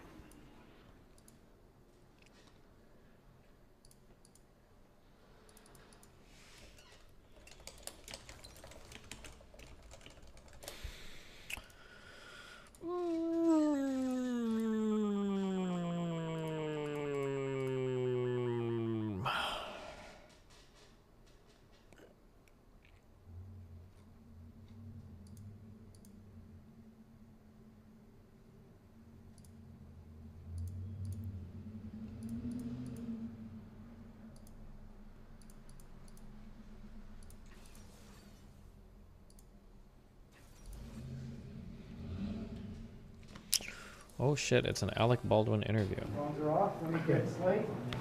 Marker? Good. Great. More, Tony? Alec, thank you for doing this. You haven't said much in public since that tragic accident. Why speak out now? Well, I think that there's a criminal investigation. That could be a while. There's all kinds of civil litigation, and I felt there were a number of misconceptions, most of it from sources I really wouldn't concern myself about, but a couple that I did concern myself about, where there were these... Okay, maybe we'll watch this tomorrow.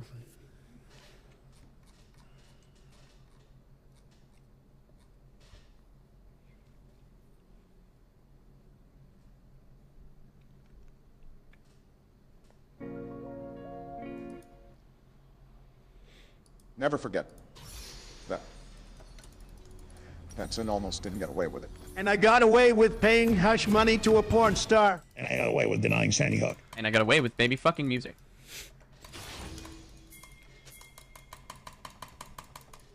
Good one. True based. I feel like I've outpaced him intellectually.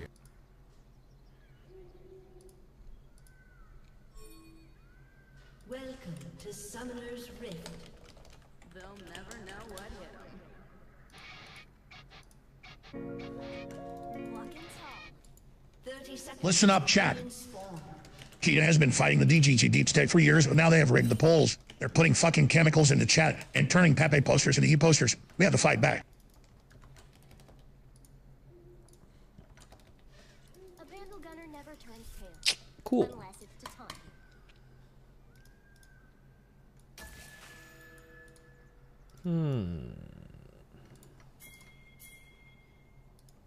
Imagine if you fucking morons just sat in the goddamn bush.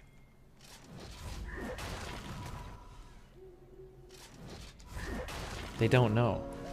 This is what we call... I've got balls of steel. Balls, balls, balls, balls, Okay, balls, balls, balls.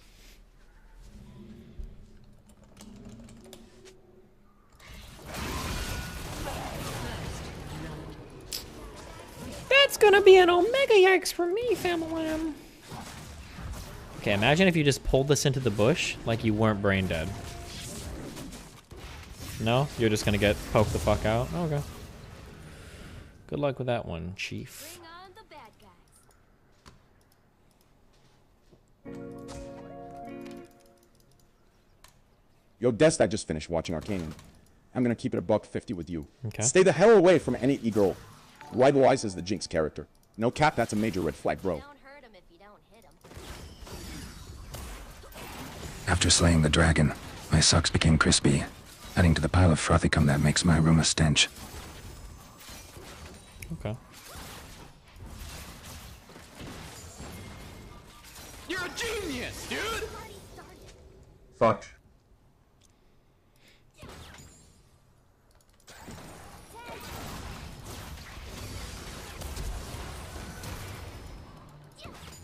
We got a flash and a heal there, right? Let me get in there.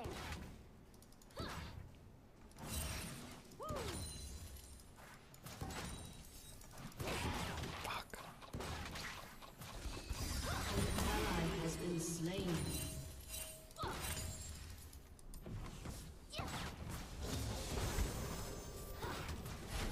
If it's worth shooting once, it's probably worth shooting.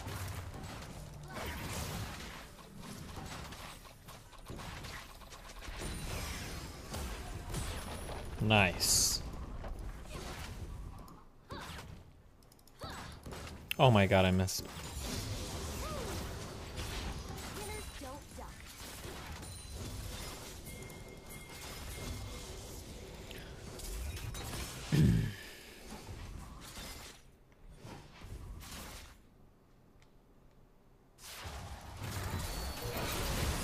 I just exhausted the wrong person. Give me a new bush.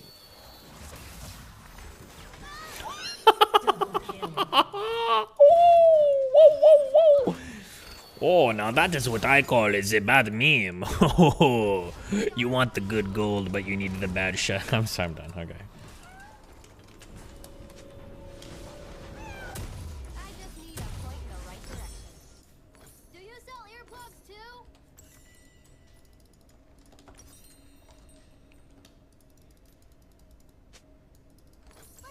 Makes it through the first explosion.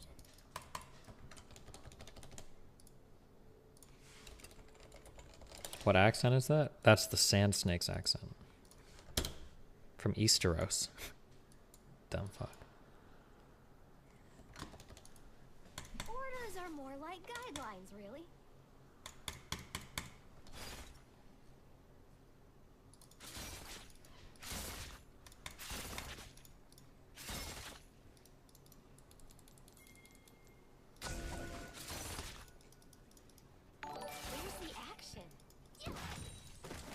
I wish you would step back from that void, Steven. You could. Cut ties with all the lanes that you've been dying in. And if you did not want to do it again, I would understand.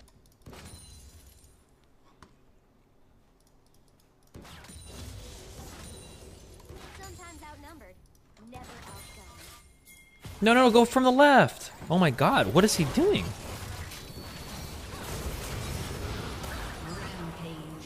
Wait, what? Where did he get the speed boost from? Predator boots is what he bought. Unique active Predator. Wait, they brought back the boot enchantments? What?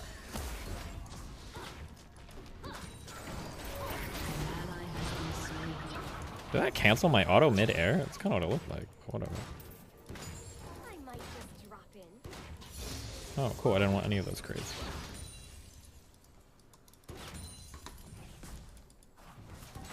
It's a ruin? Oh. Why? I feel like I haven't seen it in a long time. Oh god, I would... I like to open up chat and indiscriminately post me on a hype. Cool. Everyone is yumping at me and only me. Good timing, my friend.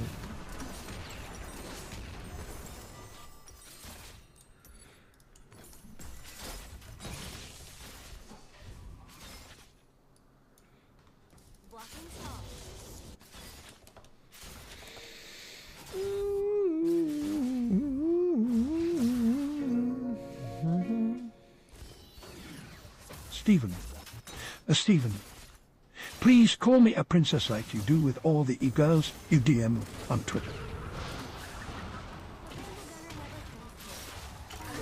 Oh, wait for me? Nah.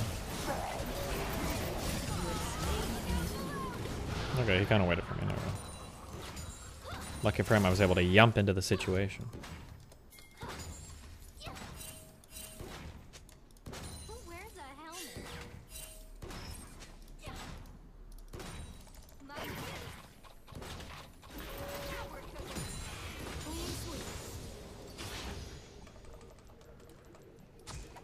Do you think if I went over there I could get Jinx coming alone to lane? Nah, I think Jenna would be with her. That would be an epic fucking gank though, wouldn't it? Do you think I could 2v1 them? Their sums must be down, right?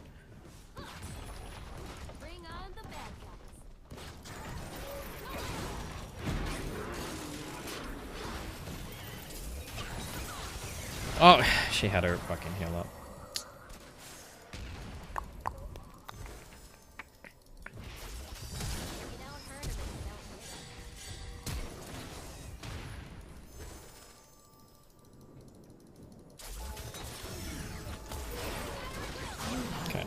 Just kidding. They had all of their sums up, apparently.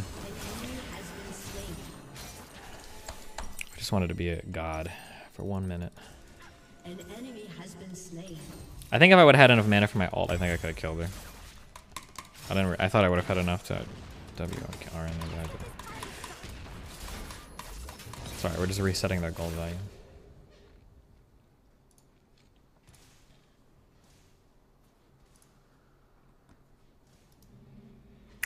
Walnut said he didn't pull the trigger with the gun in front of me. Is that possible? It's possible. It's also possible that he's just saying that because his lawyer told him to as well. Who knows? We don't know yet. Like I said, anybody making definitive statements on it before, like, there's going to be a case. We're going to see all the data. Like, just chill.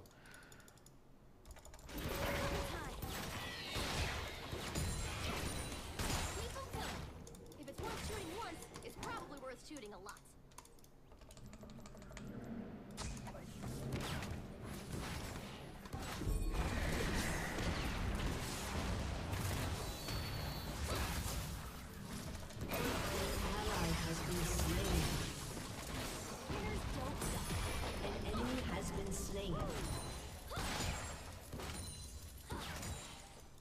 I wonder if I could have jumped in there. Jannas always make me nervous. We off the grid, grid this for my kid for when my kid, kids have kids, everything we did for the crib, everything we did. How we live all this smoke, gotta send all that smoke, kept us sent everything I spoke, what I meant. Good one, dude.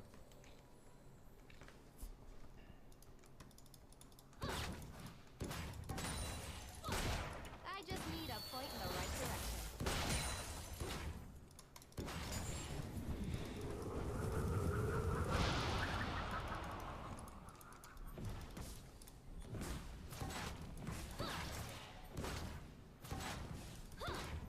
Your team has destroyed a turret.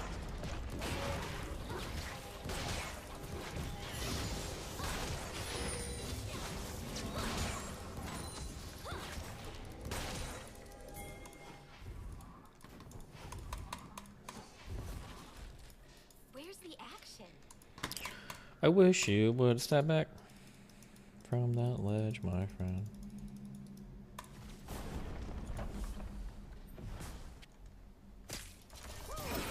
Oh my god. Wow.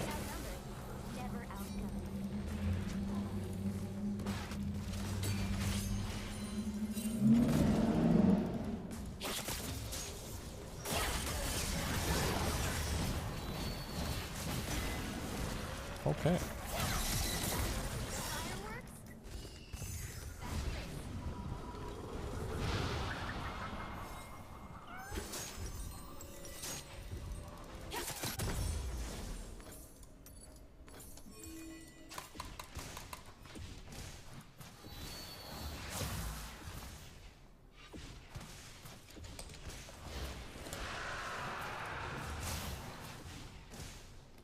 Shut down. Not so fast. Have some.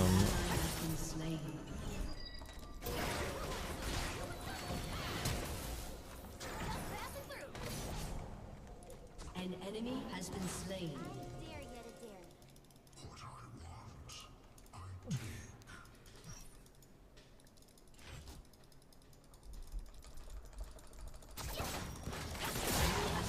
Get the fuck away, mortar shitter. Remember you'd saying you'd never off yourself under any I feel circumstance like I've whatsoever? outpaced him Yeah, because I like living. He wins. Non-existent sounds pretty spooky to me, man. But I also like existing, so, you know.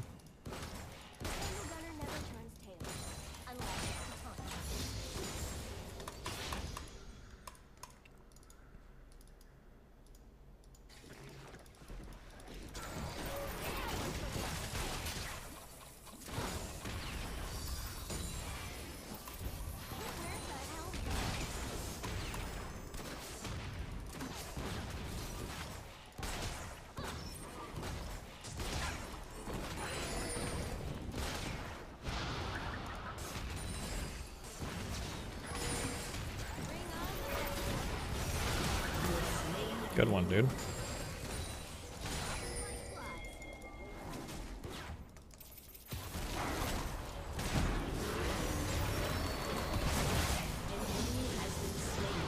I almost fucked the Vigor so hard.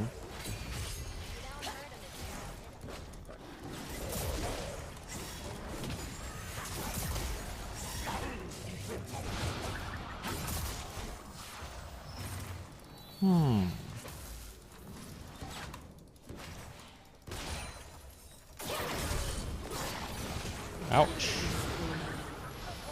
Good haul.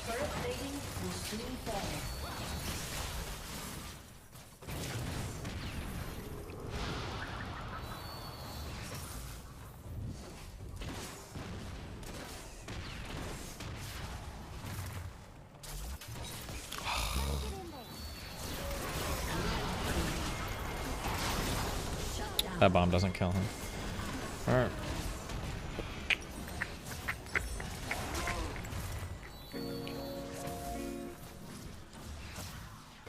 Target acquired. Engaging split subroutines. Tier banks full. Loading gas wall. EXE. Running nucases. Primary drive engaged. Why would you call me princess? Crying. Why did you bring my voice into the world? I'm incomprehensible. This is no good. Alan, I meant the harvest reactions from the yield is like so the Russia crop. My family will surely starve without the validation from chat. Cool.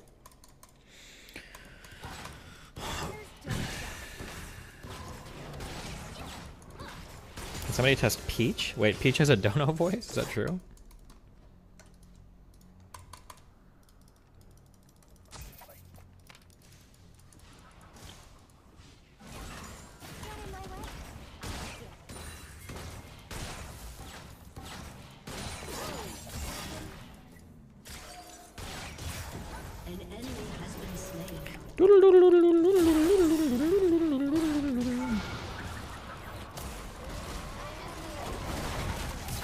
So fuck, that pillar is so fucking AIDS. The writing needs to fucking stop. If that means white redneck militia dudes. Good one.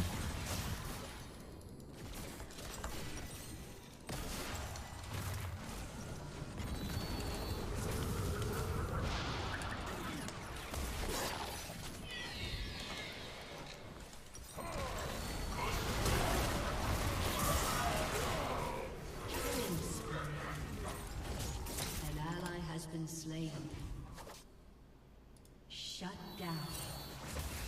Orders are more like guidelines, really.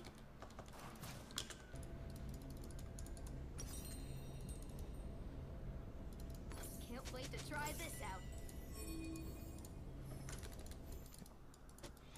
Okay, I'm not gonna lie, my brain is not here for League tonight, okay?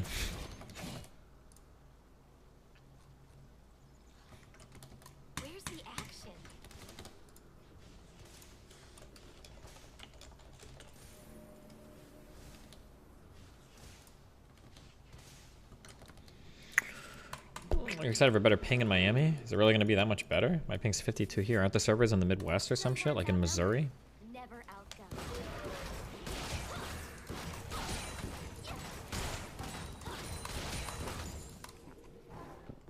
They're in Chicago?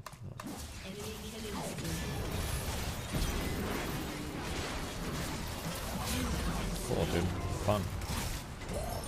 Cool, we lost Drake too.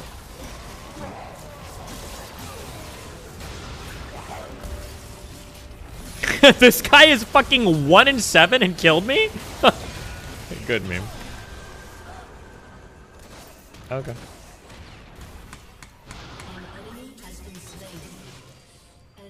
I feel like I've outpaced him intellectually.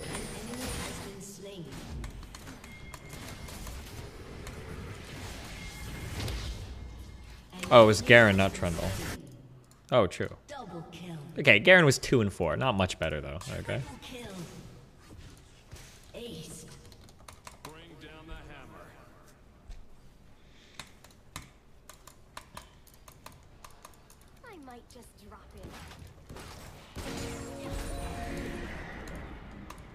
Where's Mountain? Well, you know I have. I have a few things planned. Get your ass back here, dash gasm. Nice try.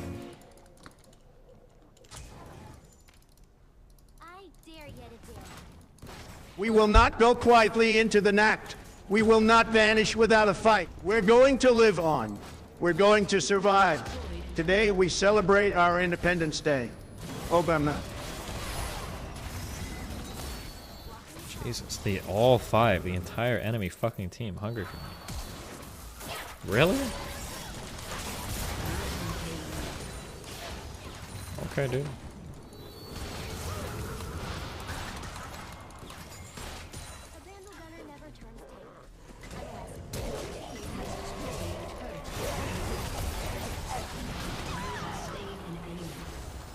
The glove, glow, gab, gallo. The SH wobble dabble for the blabber blab, and for the say truly lever kind, and the yeast of thoughts and minds. SH wobble dabble glibble glabble shibble SH wab blab.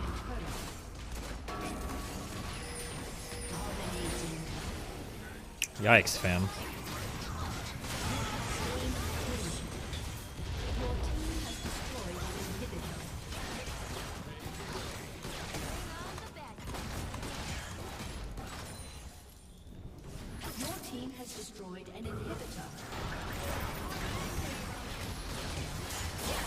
She actually survived. That's disgusting. Cheers, look!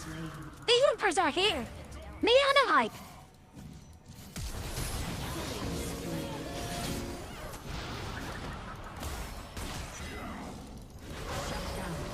Steven? How the frick are you perma-stuck plat 2 and you don't know what Predator is? Haven't you been playing this poop game for a decade? Nice. Also, it's not VJ. It's Vagar. Stop being a dumb fuck or I'll become hacking Pikachu again. Your team has destroyed a turret. I'll play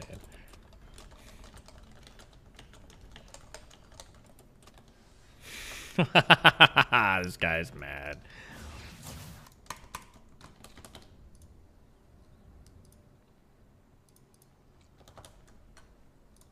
Does Trundle's dildo thing do damage? I didn't think it did, but apparently it does, so.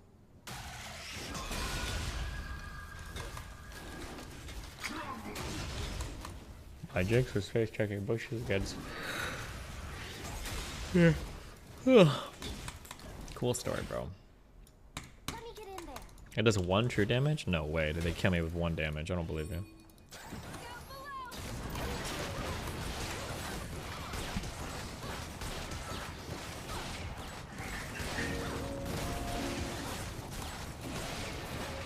Yo, Des. I'm gonna keep it a $1.50. Okay. Stop. You're gonna be sexist. Yo, Peach, I think you're misunderstanding me. You're being psychotic right now. Wait, that's sexist though. Squad W. Okay, good job. Pretty soon you guys will be entertaining yourselves. That's the ultimate end goal of these dono voices, so I don't have to do any work at all. An enemy has been slain. You guys are both the performers and the audience.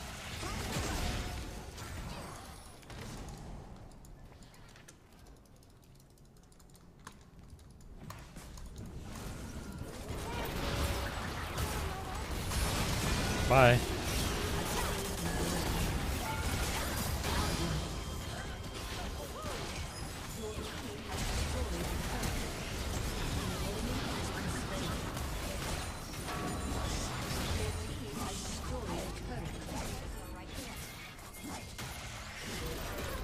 Fuck!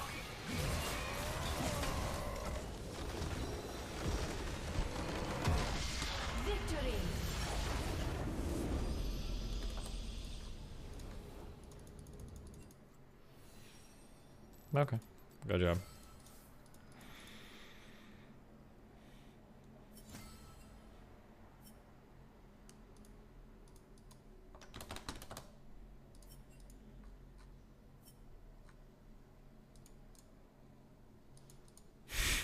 Good meme, I see it. Jesus. What the fuck is this tweet? Thanks, Joe Biden. Good job, Joe Biden. In just 7 days, he managed to bring down gas prices single-handedly. You guys don't see the videos of Biden out there mining oil with his bare fucking hands. So you forgot to honor someone. Biden with his tugboat bringing bringing the oceans across the ocean. Okay, he brings things to other places we not even thought possible. Okay, that's what Biden does. He's a goddamn global hero. All right. Never one. Without the other? Tell me again. Little lamb. Which things are mine to take? All things, dear wolf.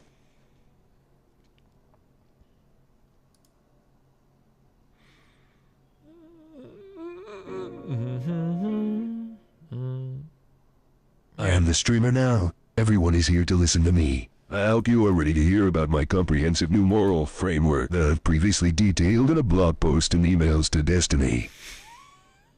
We're ready. Didn't he do this? Trying to help. Not betting a ban, by the way. Oh, when they talked about the strategic reserves. I don't know how much that actually impacted things.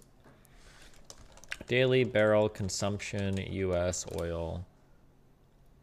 We consume a lot, and our reserves are pretty small.